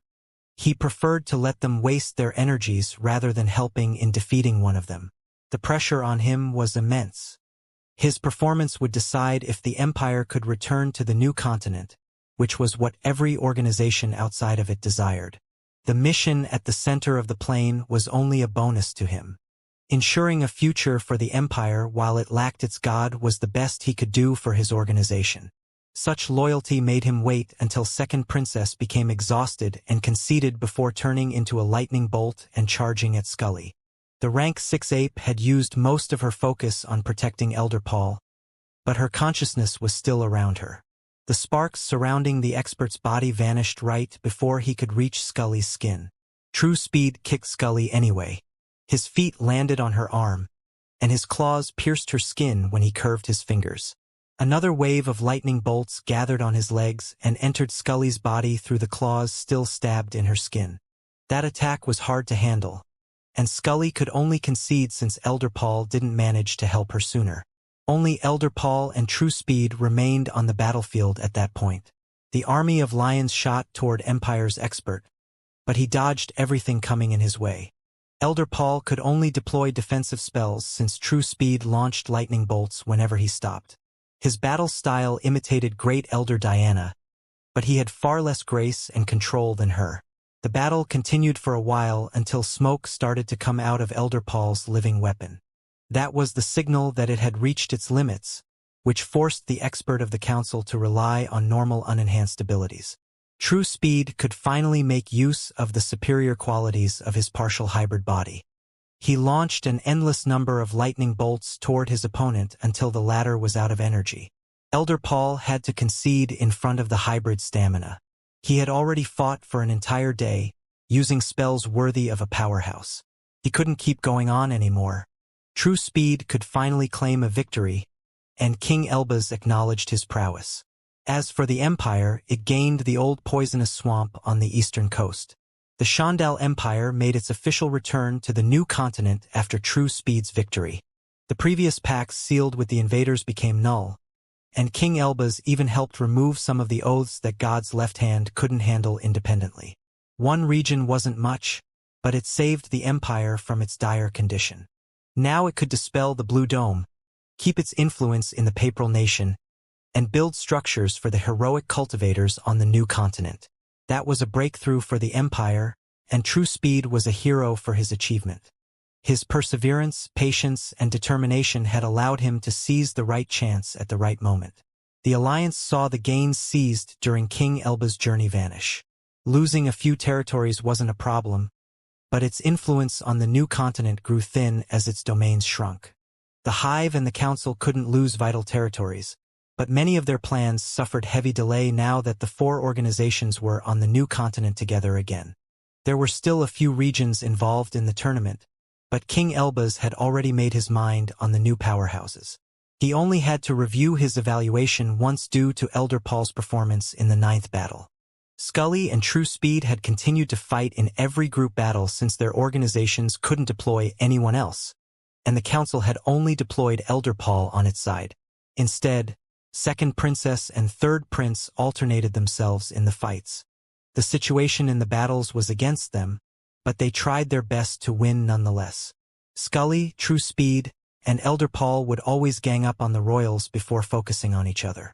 The Elbaz family was too dangerous right now, so they had silently decided to keep its expansion in check. The Hive and the Council always came out as winners of the next battles. True Speed didn't manage to take his opponents by surprise anymore, so he lost due to the numerical disadvantage every time. Chasing Demon and Great Elder Diana divided their territories according to their past domains and terms of their alliance, so their underlings didn't fight between each other. That approach made it harder for them to gain King Elba's acknowledgement, but Scully didn't care, and Elder Paul didn't seem to meet his standards initially. However, his living weapon changed in the 9th battle. It didn't have the horrid shape of a beating mass anymore. It had transformed into a tense sack-like membrane that covered his arm. Elder Paul's flames turned into a scarlet liquid capable of scorching the sky when enhanced with the improved living weapon. They weren't lava, but they resembled some of its features in their liquid form. The new flames burned the Royal's fire and blocked True Speed's lightning bolts. If it weren't for chasing Demon and Great Elder Diana's agreement, Elder Paul would win every battle with his new weapon. The Council sent Elder Laura after King Elba's acknowledged Elder Paul. She did her best to gain as much experience as possible, but her efforts didn't amount to anything. Elder Laura had already planned what she would do after the tournament was over. She had decided to undergo the procedure with the living weapon after seeing True Speed and Elder Paul. Losing the possibility to seize raw laws annoyed her. Still, she had to admit that King Elba's was right. Her prowess was inferior to the other powerhouses. Going into the mission at the center of the plane could cost her life. Seizing every opportunity to advance was the right approach to the cultivation journey, but she had to be alive to do that. The tournament eventually ended and left the political borders of the new continent almost unchanged. The only difference was in the few regions that had fallen under the Shandal Empire and the Elbas family. First Prince and True Speed's victories had given one new territory to their organizations. They were even neighbors now that Empire shared the northern border with the Elbas family. The Council had theoretically lost more in the tournament, but its alliance with the Hive allowed it to retain most of its former power. That kept the two organizations as the overlords of the new continent. The chaos and excitement created for the tournament quickly dispersed as the battles ended. The 14 for King Elba's mission gathered to settle the last agreements before departing toward their respective habitations. Both new and old assets had to prepare for the journey. Obtaining clothes and defensive items that could work well in the Sea of Magma was the least they could do before the mission. Noah returned to his regular training, but 37 gave him good news soon. It took the automaton only a few years to complete his assignment, and Noah didn't hesitate to claim it. "Come here," Noah shouted as he floated among the pure darkness of Night's underground area. "I'm not going inside a cage again," Night shouted as it hid among the darkness that it had created. The pterodactyl had yet to succeed on its task, but Noah guessed that it was close. He had sensed that as soon as he entered the underground area. There was life in that darkness. "You can come out whenever you want," Noah said. "But the Sea of Magma is quite shining. I can't let you swim freely there. You want to cage me and prevent me from destroying the light," Night replied. "Dismantle me already since you are at it. Our journey will bring us at the center of the plane," Noah said with a teasing tone. "The core should have the most shining materials in the world. Are you sure you want to miss this chance to see one of your greatest enemies?" Silence fell in the underground area, but faint steps soon echoed in through the darkness. The edges of a pterodactyl became visible, and Noah descended toward it to check its condition. Night's new body carried most of its species features. Noah had replicated many of those unique creatures' mysterious characteristics, but he had made it far smaller than the original. Night had the shape of a pterodactyl now, but it was only 2 meters tall and 4 wide when it spread its wings. Noah had yet to make proper modifications, but the dark matter already improved its body by a lot. "Here," Noah said as he raised his hand toward the creature. Night could see 3 space rings on his fingers, but one of them was dark purple and didn't block the pterodactyl. The tip of Night's head touched the dark purple ring, and its figure slowly disappeared from the underground area. "How is it inside?" Noah asked through his mental connection with the creature. Night snorted a few times before returning to the outside world and answering. It's small, but it's dark, at least. I can even see the outside while I'm there. 37 had ideated the new space ring according to Noah's requests. Since he knew how picky the pterodactyl was, he had asked the automaton to make the insides without light. The automaton had been impeccable, and he had even explained to Noah how that inscribed item worked. The new space ring didn't work as a regular storage item. It wasn't a mini-separate dimension. 37 had to steal actual space from the outside world and compress it through an unusual formation that covered the metal. Night wouldn't enter a different dimension. It would teleport to that different space inside the ring. The difference between the two procedures appeared slight with words, but Noah could understand how hard it had been for the automaton. The demonic sword flew inside the new ring and remained there. Night snorted again before following its example and sharing the separate space with the weapon. Noah was almost ready to leave, and he had already requested the materials that he needed to use before departing from the surface. Still, he had a few years, so he could avoid neglecting his training. Black trails followed the slash. They appeared to come out of it, but an expert I would see that they formed right after the attack crossed that space. Sword Saint curved his finger to launch a similar slash, and the two attacks collided mid-air. Noah's blow lost, but it held its ground for a few seconds before splitting into two parts. "I can't help but regret showing you this path," Sword Saint said after his slash crossed Noah's ethereal figure and dispersed before reaching the mental walls. Noah shot a questioning look at him as he analyzed the outcome of that clash. He could feel that he was getting close to perfecting that attack. Only a few more decades would be enough to complete it, according to his calculations. "Your graceless efforts to keep using blades for the centuries have made you suitable for my path," Sword Saint announced. "Your training would be already over if you had given up on the other aspects of your individuality." Noah shook his head at that remark. A more straightforward road made a cultivator grow faster, but it also gave less power. He would probably make the same decision even if his ambition allowed him to cut away part of himself. "I just need to train more," Noah said as he shrugged his shoulders. Noah's status had changed a lot during his cultivation journey. In the past, he would have modified any part of himself to seize power faster. However, he wasn't in a hurry now. He would still prioritize the projects that could increase his power in the short term, but he wouldn't waste his potential to quicken his training. "Now that I think about it," Noah thought before telling Sword Saint about his mission at the center of the plane. The expert was a divine being in the end. He could know something about that environment even if he was only a will. "I see," Sword Saint said after Noah finished his story. "Hunting for the raw laws. Quite ambitious." Noah's ethereal eyes widened at that answer. The fact that Sword Saint knew about the purpose of the mission surprised him, but there was a detail that left him confused. "What do you mean by hunting?" Noah asked. According to King Elba's and God's left hand's description, the raw laws didn't sound like something he had to catch. "Did you expect them to come willingly in your arms?" Sword Saint answered with a tinge of sarcasm in his voice. "They come from the world to fuse with the world. Did you think heaven and earth made them for you?" Sword Saint's words made sense. Noah had initially thought that the addiction and instabilities caused by the raw laws were enough as drawbacks to make them fair. God's left hand was also there, and she had confirmed the royals' version of the story. Those two organizations couldn't possibly have secrets deals because the Hive had already taken care of that part. Still, Noah was aware that there were many blind spots in his knowledge of that topic, and the same was true for God's left hand.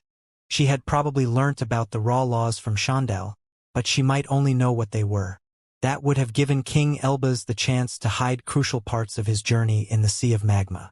Noah didn't believe that he had lied, but he was sure that he had kept many details a secret. Sword Saint lowered his hand and sighed, seeing Noah's going over his memories of the meeting. The expert inside his mind was nothing more than a will, but that didn't prevent him from changing his approach when needed. "The world is a system," Sword Saint began to explain as a sphere of light formed in front of him. "Heaven and earth can't bother to refill all the laws and breath lost because of the life forms in their planes, so they put a generator at their center. A darker sphere appeared at the center of the whiter one. Gray trails came out of it and dispersed in the outer layers. I thought raw laws didn't have any true meaning yet. Noah questioned Sword Saint on the matter. He would take any piece of the expert's knowledge before the mission. They don't, Sword Saint answered as countless black dots appeared around the darker sphere. But the rest of the world still has heaven and earth's will. I don't know the structure of this plane, but I'm sure that the path toward the raw laws won't be easy. Noah nodded before sitting on his mental sea. He had already guessed that there would be magical beasts, but the expert's words hinted that the world might be his enemy in that environment.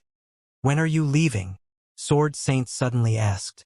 Noah felt surprised about his interest in that matter, but he replied honestly anyway. 1 year, Noah answered. We have yet to decide the day. Sword Saint scratched his beard while murmuring inaudible words.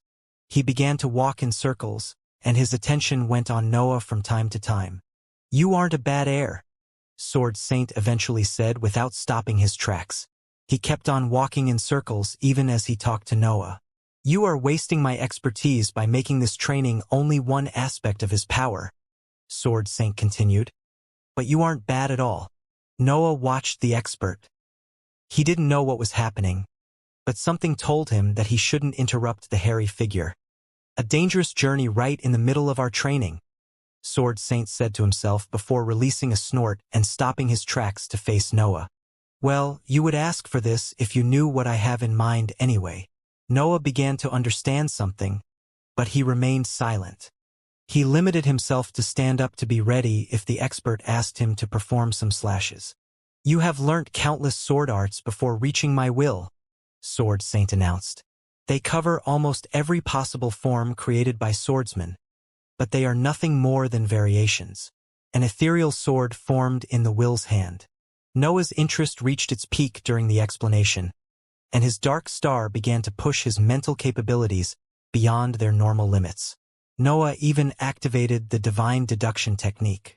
The insides of his mental sphere became brighter as the inscriptions on its walls consumed mental energy to bring his mind to a superior level. That was the same state in which he had created his movement technique.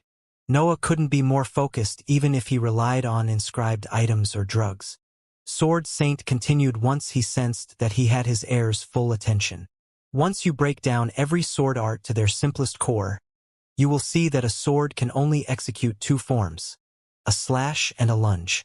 Sword Saint performed a simple slash and lunge as he spoke. No sharpness came out of those forms, but Noah could sense something profound in those smooth movements. He didn't know why, but he felt sure that Sword Saint had focused on those forms for so long that they had become the main feature of his individuality. He felt that the expert had finally decided to show his law. Sword Saint's sword descended when he concluded his line, and Noah marveled at the spectacle that such a simple gesture originated. The sword multiplied during its descent. Countless ethereal blades appeared next to it and performed slashes alongside the expert's movement. The blades didn't have an end. Noah recognized some of the forms expressed during that attack, but there were others that he had never seen before. Still, he felt that Sword Saint's attack covered every possible slash. The ethereal swords went upward, downward, diagonally, and at different lengths. One attack contained every slash in the world. Noah was too weak to sense it clearly, but he understood that Sword Saint's form carried part of the infinite. Noah couldn't imagine what that attack would cause inside his sea of consciousness if the expert decided to pour his sharpness in the attack. Luckily for him, Sword Saint's slash didn't radiate any power in the area. It was a simple demonstration meant to show part of his law. You can say that the lunge is the opposite, Sword Saint said once he returned in his original position. It's the simplest sword attack. It only has one form, but there are countless variations in its speed and rhythm. Sword Saint half-crouched as he pulled his blade backward before concluding. This makes its power limitless. The expert pushed his sword forward, and Noah sensed as if an unstoppable force was about to pierce his mental sphere and spread its influence in the outside world. Sword Saint didn't add his power to the attack, but Noah feared for his life at the simple sight of that form. Once again, he found himself forced to accept that he couldn't understand the true power of those blows. 2 attacks hide countless forms, Sword Saint said after he straightened his position. Two attacks carry unlimited power. Noah's full attention was on the expert. Both his attacks and words carried a true meaning that Noah failed to understand completely. Yet, he felt that something had entered inside of him after seeing them. It was as if his subconscious had registered something that his mind still couldn't process. Sword Saint's forms and words had already become part of him, but he couldn't call upon those true meanings with his current power. Is there a peak to this path? Sword Saint questioned himself as he moved his gaze upward. Is there a set limit? I still don't know, but it's my lifelong purpose to learn the truth about this. You can't trail my path, Sword Saint said after moving his attention back at Noah. But seeing my path might help you. I strive to fuse the two attacks into one, and this is the highest purity I can express. Sword Saint lowered his weapon before revealing a helpless smile and warning Noah. I can't hold back my aura when I perform this. Your next task is to spend the time before your mission meditating on what you saw in this training session. Noah nodded, and his mental energy surged from his mental sea to cover the walls of his sphere. Sword Saint then waited for Noah's signal before proceeding with his technique. There was a flash of light followed by an intense surge of sharpness. Noah saw the technique, but the scenery of his mental sphere suddenly disappeared. He found himself in the outside world with a trembling mind. The divine deduction technique had deactivated autonomously, and the dark star put all its efforts into stopping the tremors that kept Noah unable to focus. The sharpness lingering inside his sea of consciousness kept the tremors going for an entire day. His situation was different from when he had exhausted his mental energy, which alarmed June and Night. Noah was in a constant state of pain. The walls of his mental sphere continued to shake, and he couldn't make them stop no matter how hard he tried. His condition improved slowly.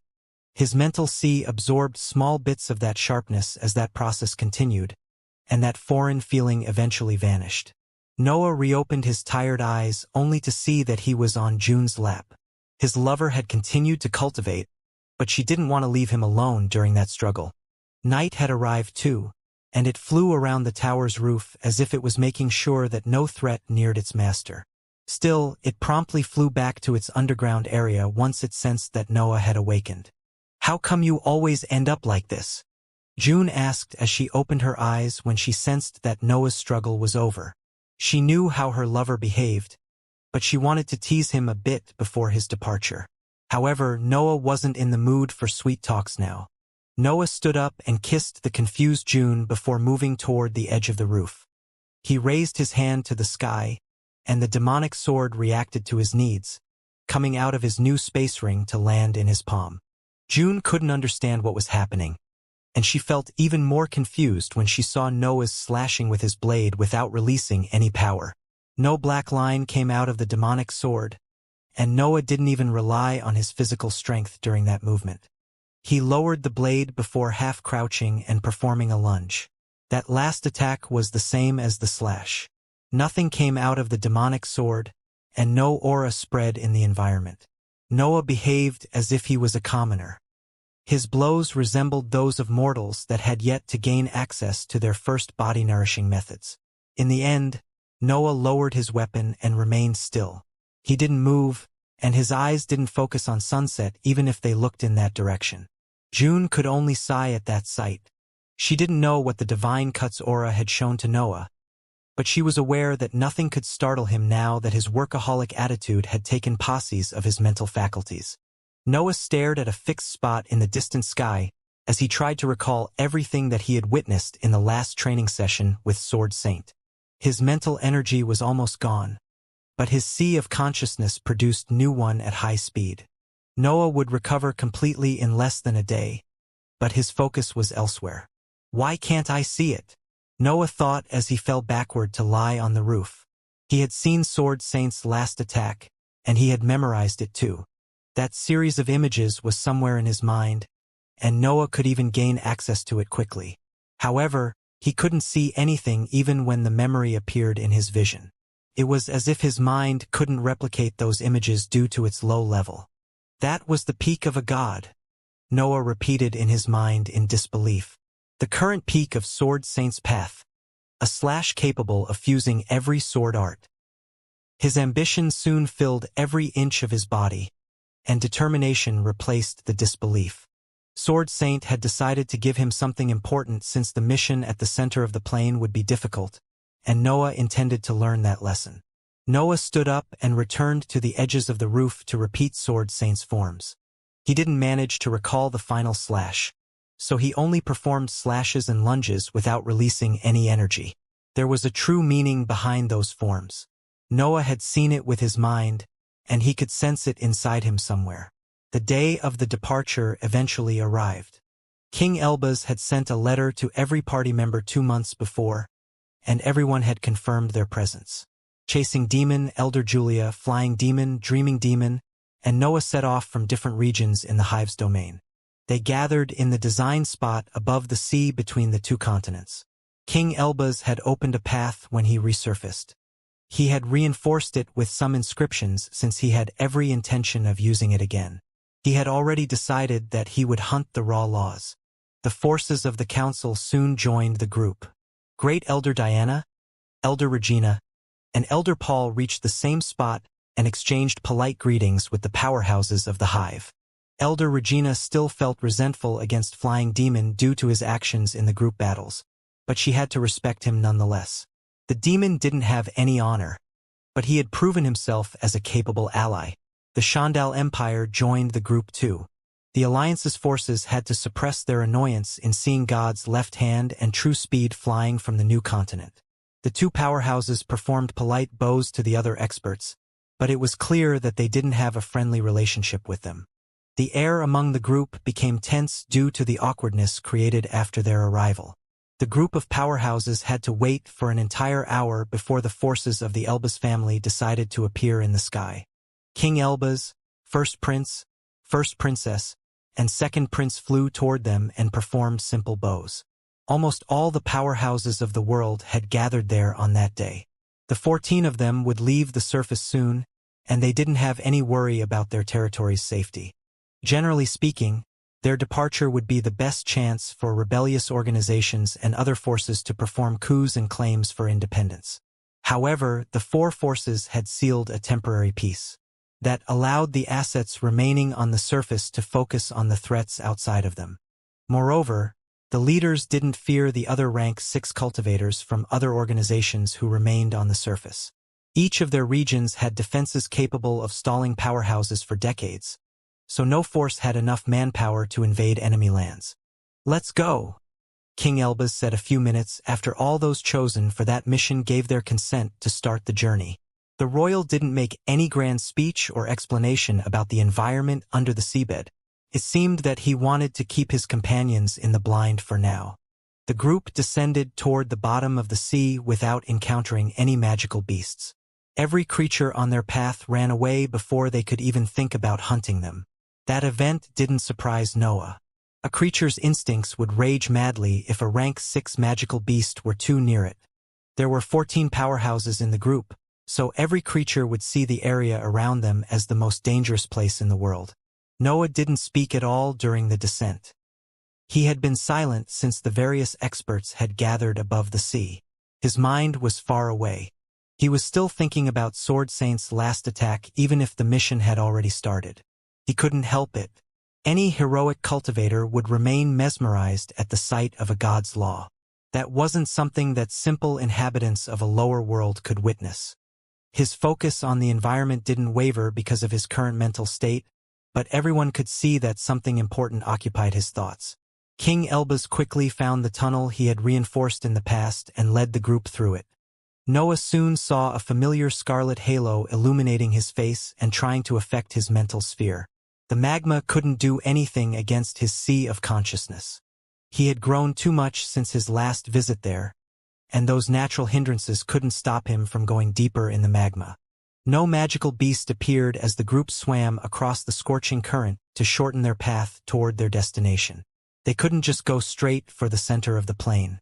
The destruction of the hidden world had spread many pieces of the black sky in the sea, and some giant boulders often fell from the seabed. There were walls and floors, even in the sea of magma. They didn't hinder the cultivators too much, but King Elbaz made deviations anyway. Noah tried his best to remain focused even if Sword Saint's attack and Knight's endless complaints took a lot of his attention. The pterodactyl had begun to shout curses at the sea's scarlet magma due to the light in the environment. Noah had to hear its plans to destroy the plane's core. Some of them even involved the destruction of the entire world. Of course, an annoying companion and a reoccurring thought couldn't make him distracted. He only had to deplete more mental energy to do everything together. King Elbaz remained silent for the entire journey, and the group could only follow him. The heat didn't faze them since they had come prepared for that type of mission. But the complete lack of information became oppressing after an entire year spent swimming in that red environment. "How long until we reach our destination, Father?" First Prince asked at some point. It seemed that King Elbaz didn't even instruct his sons and daughter about that topic, so they were swimming blindly too. 6 years at this pace, King Elbaz conveyed while spreading his consciousness so that everyone could hear his answer. "We can take less, but I want to use my old road, which is quite hard to find in this ever-changing environment." The powerhouses didn't feel discouraged. Instead, having an idea of the time required to reach the core allowed them to organize themselves. There were some experts capable of cultivating while moving. Others had unique martial arts to practice, and all of them had training sessions on hold due to the mission. The invitation had changed their priorities, but they knew what to expect now, so they could resume part of their abandoned projects. Every powerhouse in the mission had robes featuring powerful inscriptions that blocked the magma's properties. They couldn't stop the high temperatures completely, but they offered a good defense against that environment. The royals were a bit better off in terms of defensive inscribed items. Second Prince carried an orb capable of releasing a cold halo that balanced the temperature of those illuminated by it. Noah was among the first to start cultivating while swimming through the Red Sea.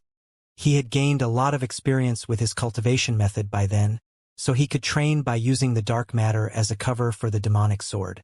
The 6 years went by in a blink.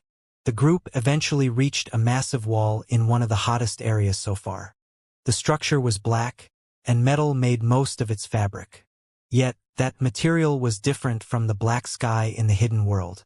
Noah began to analyze it only to see traces of blood vessels and other organs inside that massive structure. They were impossible to miss due to their size, but Noah still struggled to believe that something so big could be alive. After all, the wall stretched for a few kilometers. Noah had never heard of a creature so big in his years as an expert in the magical beasts field. Nevertheless, a more in-depth analysis revealed how those body tissues didn't belong to a single life form. The wall was similar to the purple corals under the coral archipelago.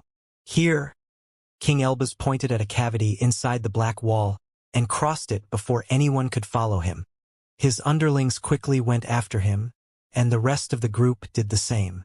The insides of that tunnel were a nice change to the blinding red environment, but Noah's interest rose when he saw a completely different light coming from the end of that passage. The other experts felt confused too, but King Elbaz quickly explained the situation. "This is one of the entrances to the center of the world. The illusion around the core is the first guardian." The word guardian hinted that their destination was a protected area. Sword Saint had said something similar to Noah, but only King Elbaz knew the specific defenses about that plane.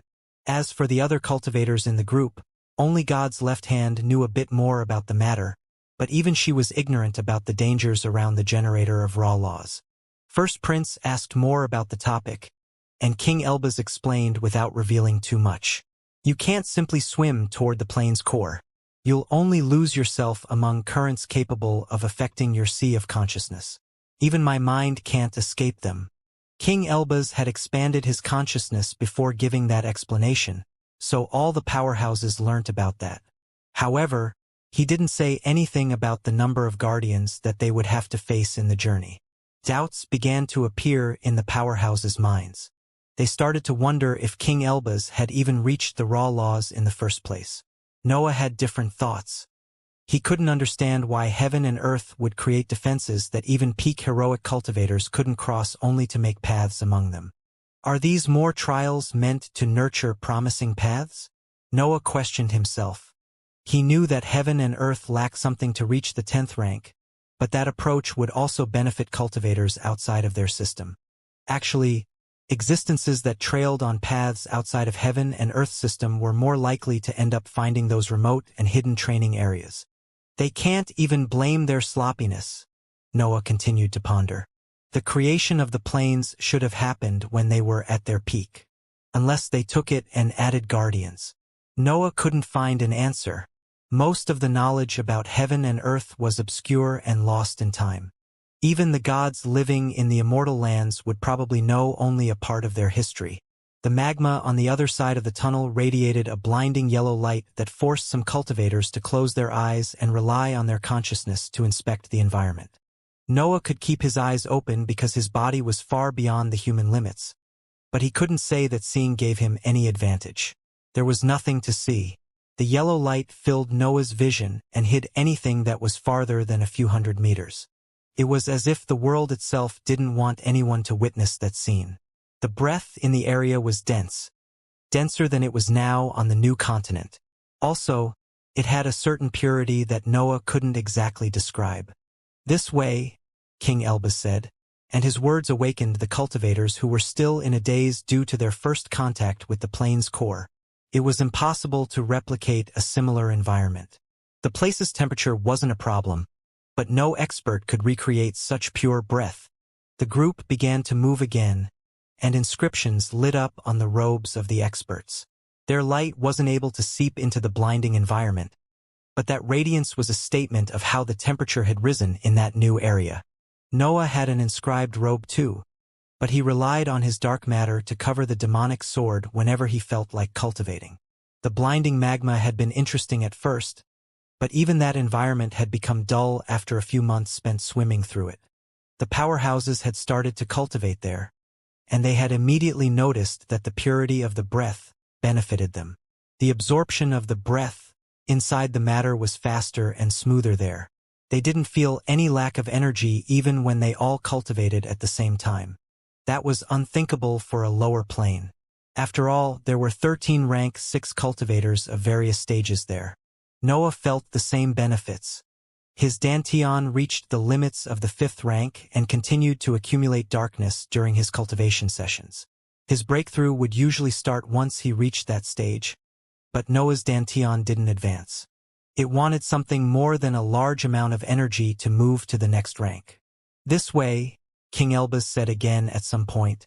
The heat had become more intense as they proceeded toward the plane's center, and the radiations of the magma had started to affect even the powerhouse's minds. The weaker among them lost their tracks from time to time. They became unable to sense those around them and wandered away from the group. King Elbas had to use his mental waves to reclaim their attention, and he didn't care if those about to lose themselves belonged to an enemy organization. The phenomenon affected mostly True Speed and Elder Paul since their minds were the weakest of the group. God's Left Hand and Great Elder Diana weren't in the position to pay attention to them, but King Elbas took care of the issue. Noah felt strangely unaffected by those radiations. He could sense the pressure trying to force his consciousness backward, but his mental waves appeared able to cut right through it. He had initially thought that his mental waves' sharp features countered the yellow magma's natural pressure. Still, that hypothesis lost any sense when even Great Elder Diana was about to stray away from the group. A simple feature couldn't compare with raw power. Great Elder Diana's consciousness was far stronger than Noah's, so his resistance to the radiations had to come from something else. The only remaining possibility was that his superior species didn't suffer from the restrictions of that place. His mental waves were different in the end, and they didn't belong to any type of creature. "Am I alone in this species?" Noah questioned himself. He had thought the same with his hybrid state before the events in the other world. Yet, he felt that there had to be someone similar to him in the planes blessed with the breath. However, it seemed that the world wasn't ready for his kind. He didn't know if it was the same for heaven and earth, but he had no way to verify it. Noah didn't reveal his advantage to anyone, but he didn't pretend to lose his tracks either. The other experts were too busy minding their safety to pay attention to him anyway. The only one who could notice that was King Elbas, but Noah made sure to remain at the end of the group even if everyone tried to stay close. "This way," King Elbas said again.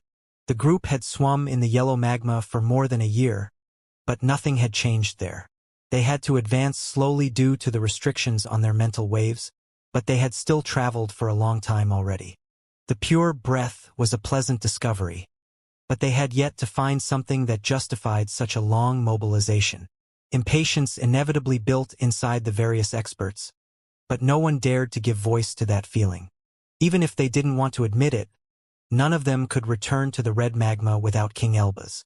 The yellow environment finally showed a change. Noah and those who could keep their eyes open saw a dark spot in the distance that disrupted the scene's uniformity. King Elba's moved toward it while using his consciousness to send signals to the others, and the group quickly became able to inspect that strange entity. The dark spot was a land that floated among the yellow magma. It had an uneven shape, and it appeared quite vast. Noah guessed that it was as large as a region, but he couldn't be sure since the pressure had begun to affect him too there. A black metal made its ground. That material enhanced the natural radiations of the magma and created an environment where thoughts couldn't survive. "What is this land?" Great Elder Diana asked. "How many more guardians do we have to face?" Her patience had reached its limits after swimming through the magma for years. The last part had been even worse since she hadn't been able to use her power as she wished. Noah could feel part of that annoyance now that he floated next to that black metal. Having the range of his consciousness restricted made him virtually blind in that foreign environment. He guessed that the suppression would be even stronger once deep inside the region. For the first time since the beginning of the mission, Noah thought that his level wasn't suitable for that journey. King Elbaz glanced at the group still floating in the magma. Runes shone in his eyes, and his expression didn't carry his usual arrogance. The royal heaved a sigh before replying. "Nothing can live here, and the same matter tries to force you away. There are only 3 more guardians, but there are no words to describe the last 2. Both the royal and the matriarch had boosted their voice with their breath to speak. Their mental waves couldn't reach their companion, so they had to spread vibrations through the magma to speak. "The 3rd guardian is the land itself," King Elbaz said as he tapped his foot on the metal. "We must walk in these conditions until we reach the very center of the plane. The journey will be rather peculiar." No sound came out of the metal when King Elbaz tapped on it, and no mark appeared on its surface. Still, there was something off with that material. It lacked any aura. It would typically be impossible for anything to survive in that environment to be devoid of aura or halo. Yet, the metal appeared empty of any quality. "It's not the metal," Noah thought after seeing that. The magma's radiations became more intense when they touched the region, but the land didn't do anything to make that happen. Noah's curiosity eventually made him separate from the group and reached King Elbaz on the landmass. His mind trembled slightly when his feet touched the metal, and the environment appeared different there. It was a strange feeling to describe. Noah felt as if his existence spread through the ground and expanded. The sensation was extremely addicting since his growth lost any limit once in contact with the metal. Noah's survival instincts kicked in at that point. His dark star spun faster than ever to restore his focus and make him jump to leave the ground. Once his connection with the metal broke, Noah found himself inside the yellow magma again. He was far above the landmass, and the group of experts stared at him with a curious expression. On the other hand, Noah found his dantian partially drained. His cultivation level didn't regress, but a chunk of his darkness had disappeared. What was that? Noah thought before slowly descending again toward the landmass. The feeling that had invaded his mind was as captivating as an illusion, but he knew that it had been real. His existence had really spread, but he wasn't in control of the process. Noah hesitated a bit before placing his foot back on the metal.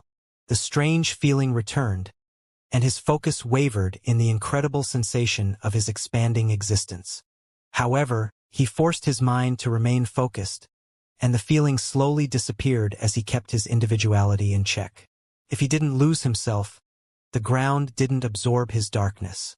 "You sure are full of surprises," King Elbaz said under the attentive gaze of the rest of the group. His praise toward Noah was honest, and it even carried a trace of admiration. Then, a smile appeared on his face as he questioned Noah. They are quite captivating, aren't they? Noah was still quite confused about everything that had happened, but the royal's words confirmed one of the many hypotheses that had appeared in his mind. Are these raw laws? Noah asked. The metal behaved in line with what he knew about that resource. The process only appeared to happen in reverse. According to what he knew, the raw laws had to flow inside cultivators and fuse with their existence. Instead, the ground applied the opposite effect. It absorbed individualities to fuse them with its fabric. Sort of, King Elbaz replied. I think they are close to their pure form. These are raw laws to obtain meanings. They don't have a clear state yet, but the world has already tasked them to become something. Noah nodded as he crouched to study the ground. The surface was uneven, and there were various cracks across it. Yet, he couldn't rip a piece of that metal even with his physical strength. I guess they are still in this form because the world doesn't need more yellow magma now, Noah said, and King Elbaz nodded in agreement. The land acted as a reserve of laws ready to refill the yellow magma, and Noah even guessed that it could turn into other materials. Everything depended on the true meaning that it absorbed. Such a ductile material, Noah thought as disappointment surged inside his mind. This can turn into anything, but I can't even seize a small piece. I call it royal metal, King Elbaz continued. I wonder what will happen if it manages to absorb an entire individuality. It's regretful that no slave can ever reach this place.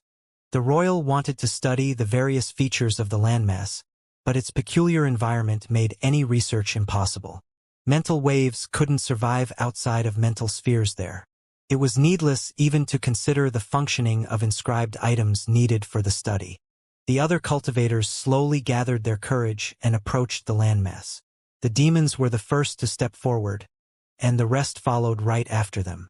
The same backlash that had hit Noah struck them, but their protective inscribed items activated and preserved their individualities. The only ones to struggle even after that were Despised and Elder Paul.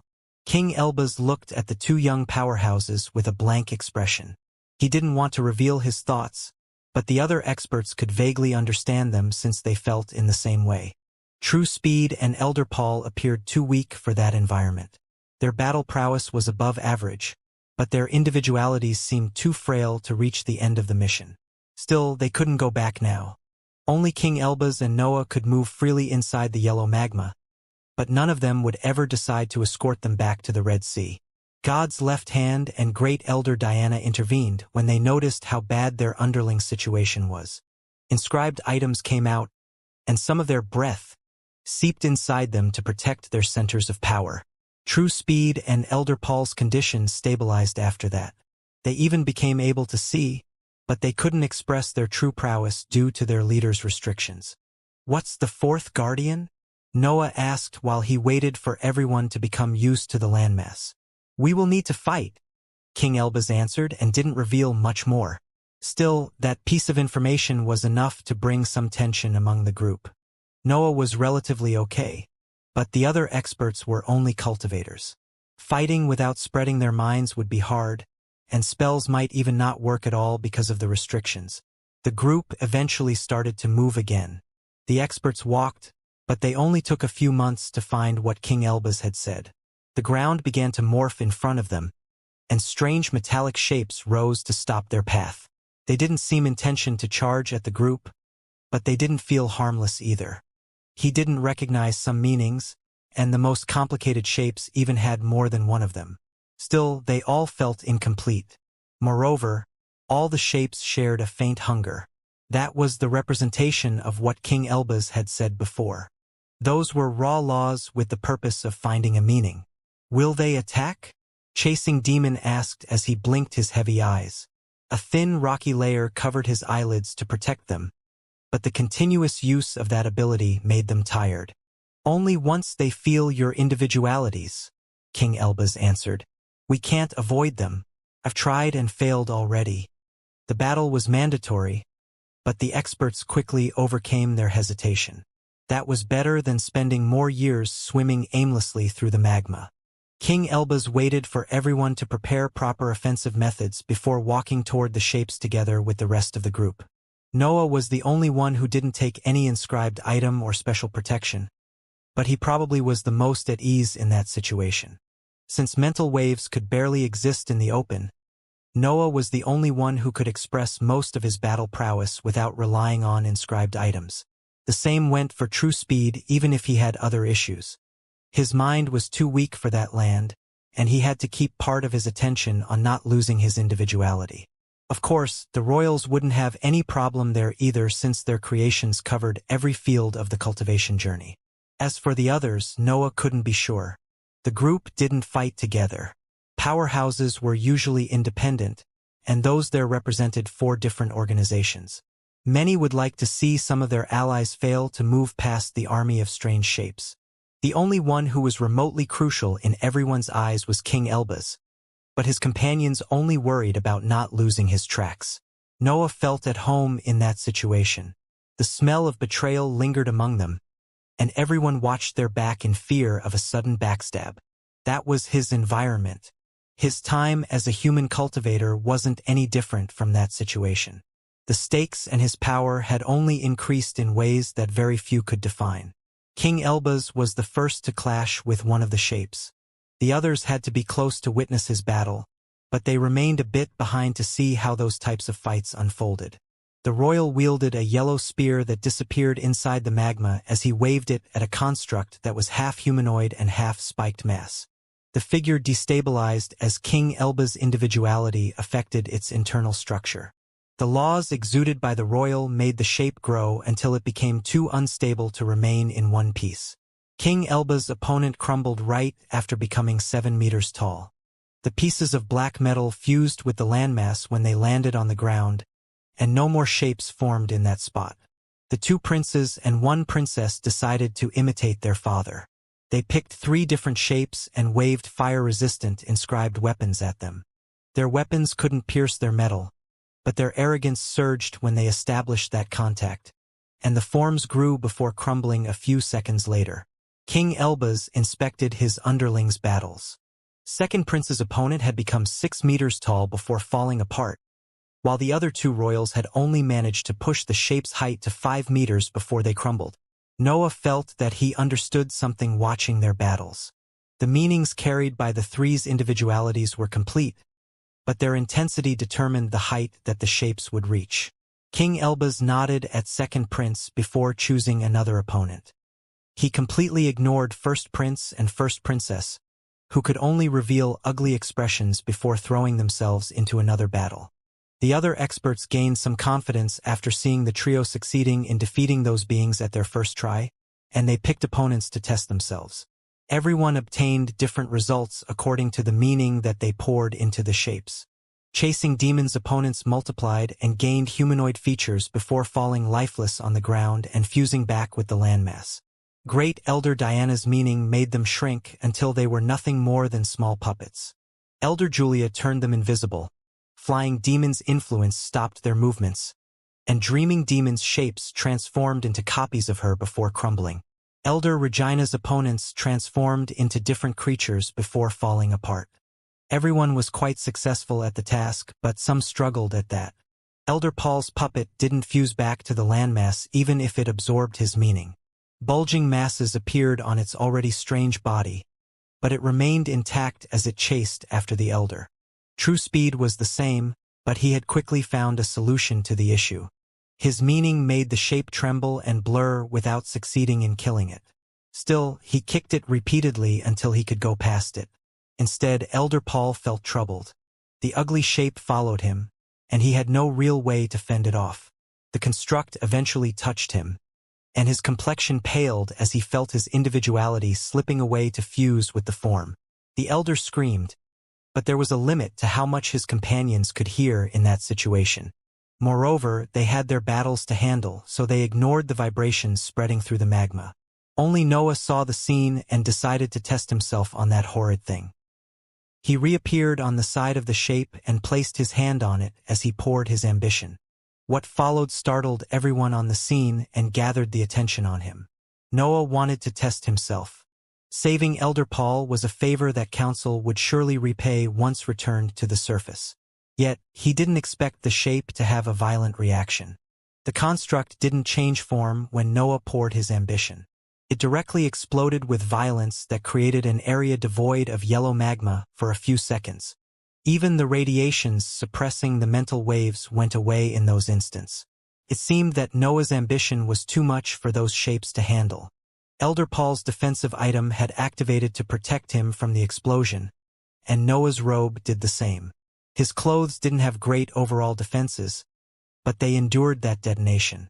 The elder quickly stood up and remained close to Noah. He had understood that he couldn't deal with those shapes, so he would follow Noah for that part of the mission. Noah began to charge at every puppet that he found. His simple touch was enough to set off loud explosions that created empty areas. True Speed eventually joined Noah too. His kicking tactic had worked for some time, but the shapes had surrounded him at some point, and he had luckily escaped that encirclement before it was too late. Everything went well for a few days. The group made their way through the army without encountering any difficulty, and even King Elbas thought that they would be fine if they continued like that. The four guardians had never truly threatened the group because King Elbas had taken care of leading the experts and showing them how to deal with each hindrance. His first voyage cost him countless resources and investigative items invested in uncovering the path through the magma and the form's weakness. Nevertheless, that land could still surprise him. On the fifth day of peaceful and safe destruction of the forms, a massive mountain rose from the ground and took the shape of a humanoid giant. The giant radiated the meaning that King Elbas and the others had poured inside the previous forms, but it didn't contain Noah's ambition. As if wanting to announce that it was different from its smaller companions, the shape slammed its massive fists on a spot among the surprised group. "What now?" Great Elder Diana shouted while she dodged the giant's attack. The other powerhouses jumped away too, but they all turned their heads toward the only expert that could know more about that situation. King Elbas stared at the giant while he retreated. That sudden event had surprised him, but he couldn't hide his curiosity when inspecting that peculiar shape. The giant was more than 70 meters tall. It had 2 long arms and humanoid features, but the meanings brimming inside its structure modified its shape after its attack. More heads appeared on its large neck, and limbs grew from its torso before becoming invisible. Ice spread from its feet, and a dense aura covered its entire figure. A snake-like tail came out of its back, and violent winds blew from the creature's horrid mouth. Also, it continued to grow. Its size increased due to the royal's arrogance. Sharp spikes spurted from its hands as the giant took a step forward. The ice that spread under it couldn't go far due to the yellow magma, but it still survived enough to prevent anyone from nearing the creature. The giant slammed its fists on the ground again and forced the cultivators to retreat further. The invisible limbs widened the impact area, but the experts didn't forget them when performing their evasive maneuvers. However, they didn't expect a storm of spikes to come out of its hands. Those sharp objects flew toward the cultivators' heads with a precision that forced them to rely on defensive items to block the attack. The group had split into small teams due to the giant's offensive. Everyone had done their best to remain near King Elbas, but they had separated anyway to dodge. Noah was with Elder Paul and True Speed when the storm of spikes arrived. The 2 experts revealed themselves useful since they activated a few talismans, but some sharp metal crossed the defenses anyway. True Speed saw a spike crossing the barrage of lightning bolts that had come out of his talisman and aiming directly for his left eye.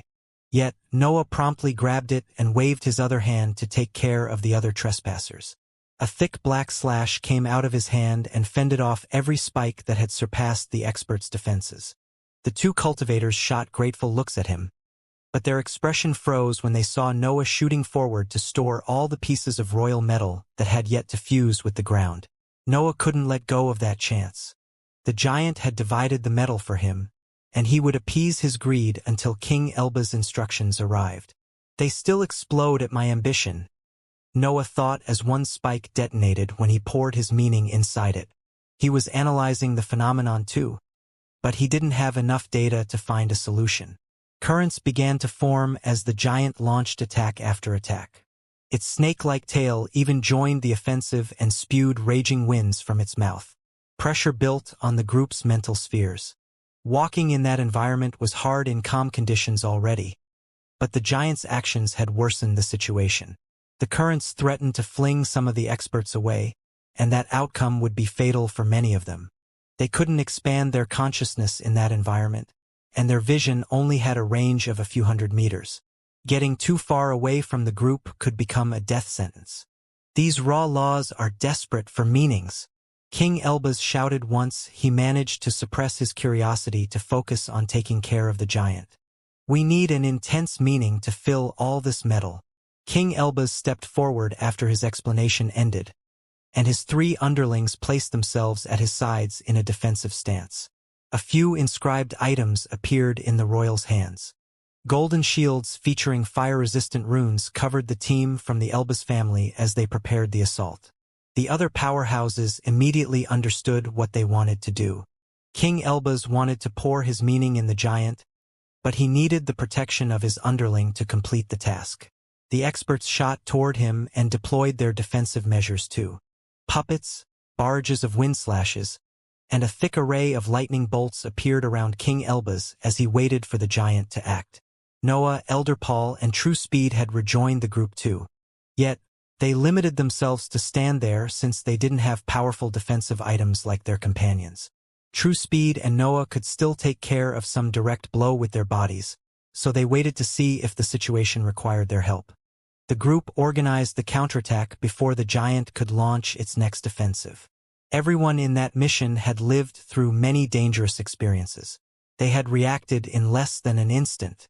The giant slammed its fists again, and the magma raged as its massive body moved. The cultivators could see the yellow sea's wrath from inside the defenses, but no tremor spread on the landmass even after the limbs landed. The landmass didn't budge at all. There was a battle among beings at the peak of the heroic ranks on its surface, but nothing seemed able to affect its stability.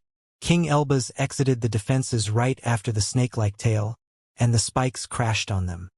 His path toward the chest of the giant was devoid of any danger, and he managed to reach it with a single leap. The royal spear touched the giant's chest, and his arrogance flowed inside the metal that made its structure. The puppet started to grow, but its form remained stable even after it became more than 300 meters tall. King Elbaz had to push himself away from the giant since its fists were coming toward him. The expert managed to swim past them and regroup with the others, but his inscribed weapon fell prey to the invisible limbs. "What have you done?" Great Elder Diana complained when King Elbaz returned inside the protections. The experts couldn't see the giant's heads anymore since it had become too tall. Their vision could only reach the end of its torso and understand that more attacks were about to fall on them. "It seems that my meaning can't fill the whole being," King Elbaz answered calmly, but the others in the group could only glance at him in disbelief.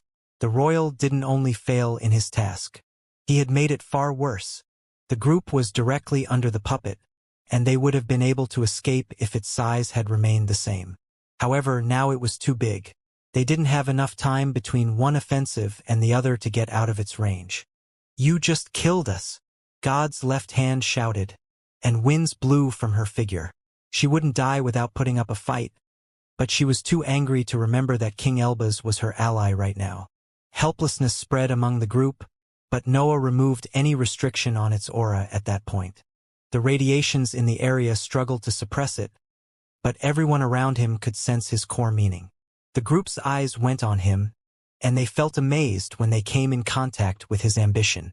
Cultivators would usually have mental protections to hide the true nature of their existence, but Noah was showing everything there. The experts caught a glimpse of what Noah felt every day. They sensed his boundless ambition and his unshakable resolve in his journey toward the stars. That emotion couldn't vanish with time. Nothing could suppress it as long as Noah lived. It was a fire that fueled everything inside his individuality and forced him to seize anything that came in his way. "Is this enough?" Noah asked in a plain tone while looking at King Elbaz.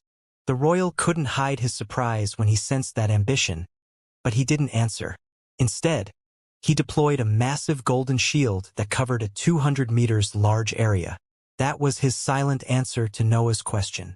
King Elbaz would take care of defending him while he swam toward the giant.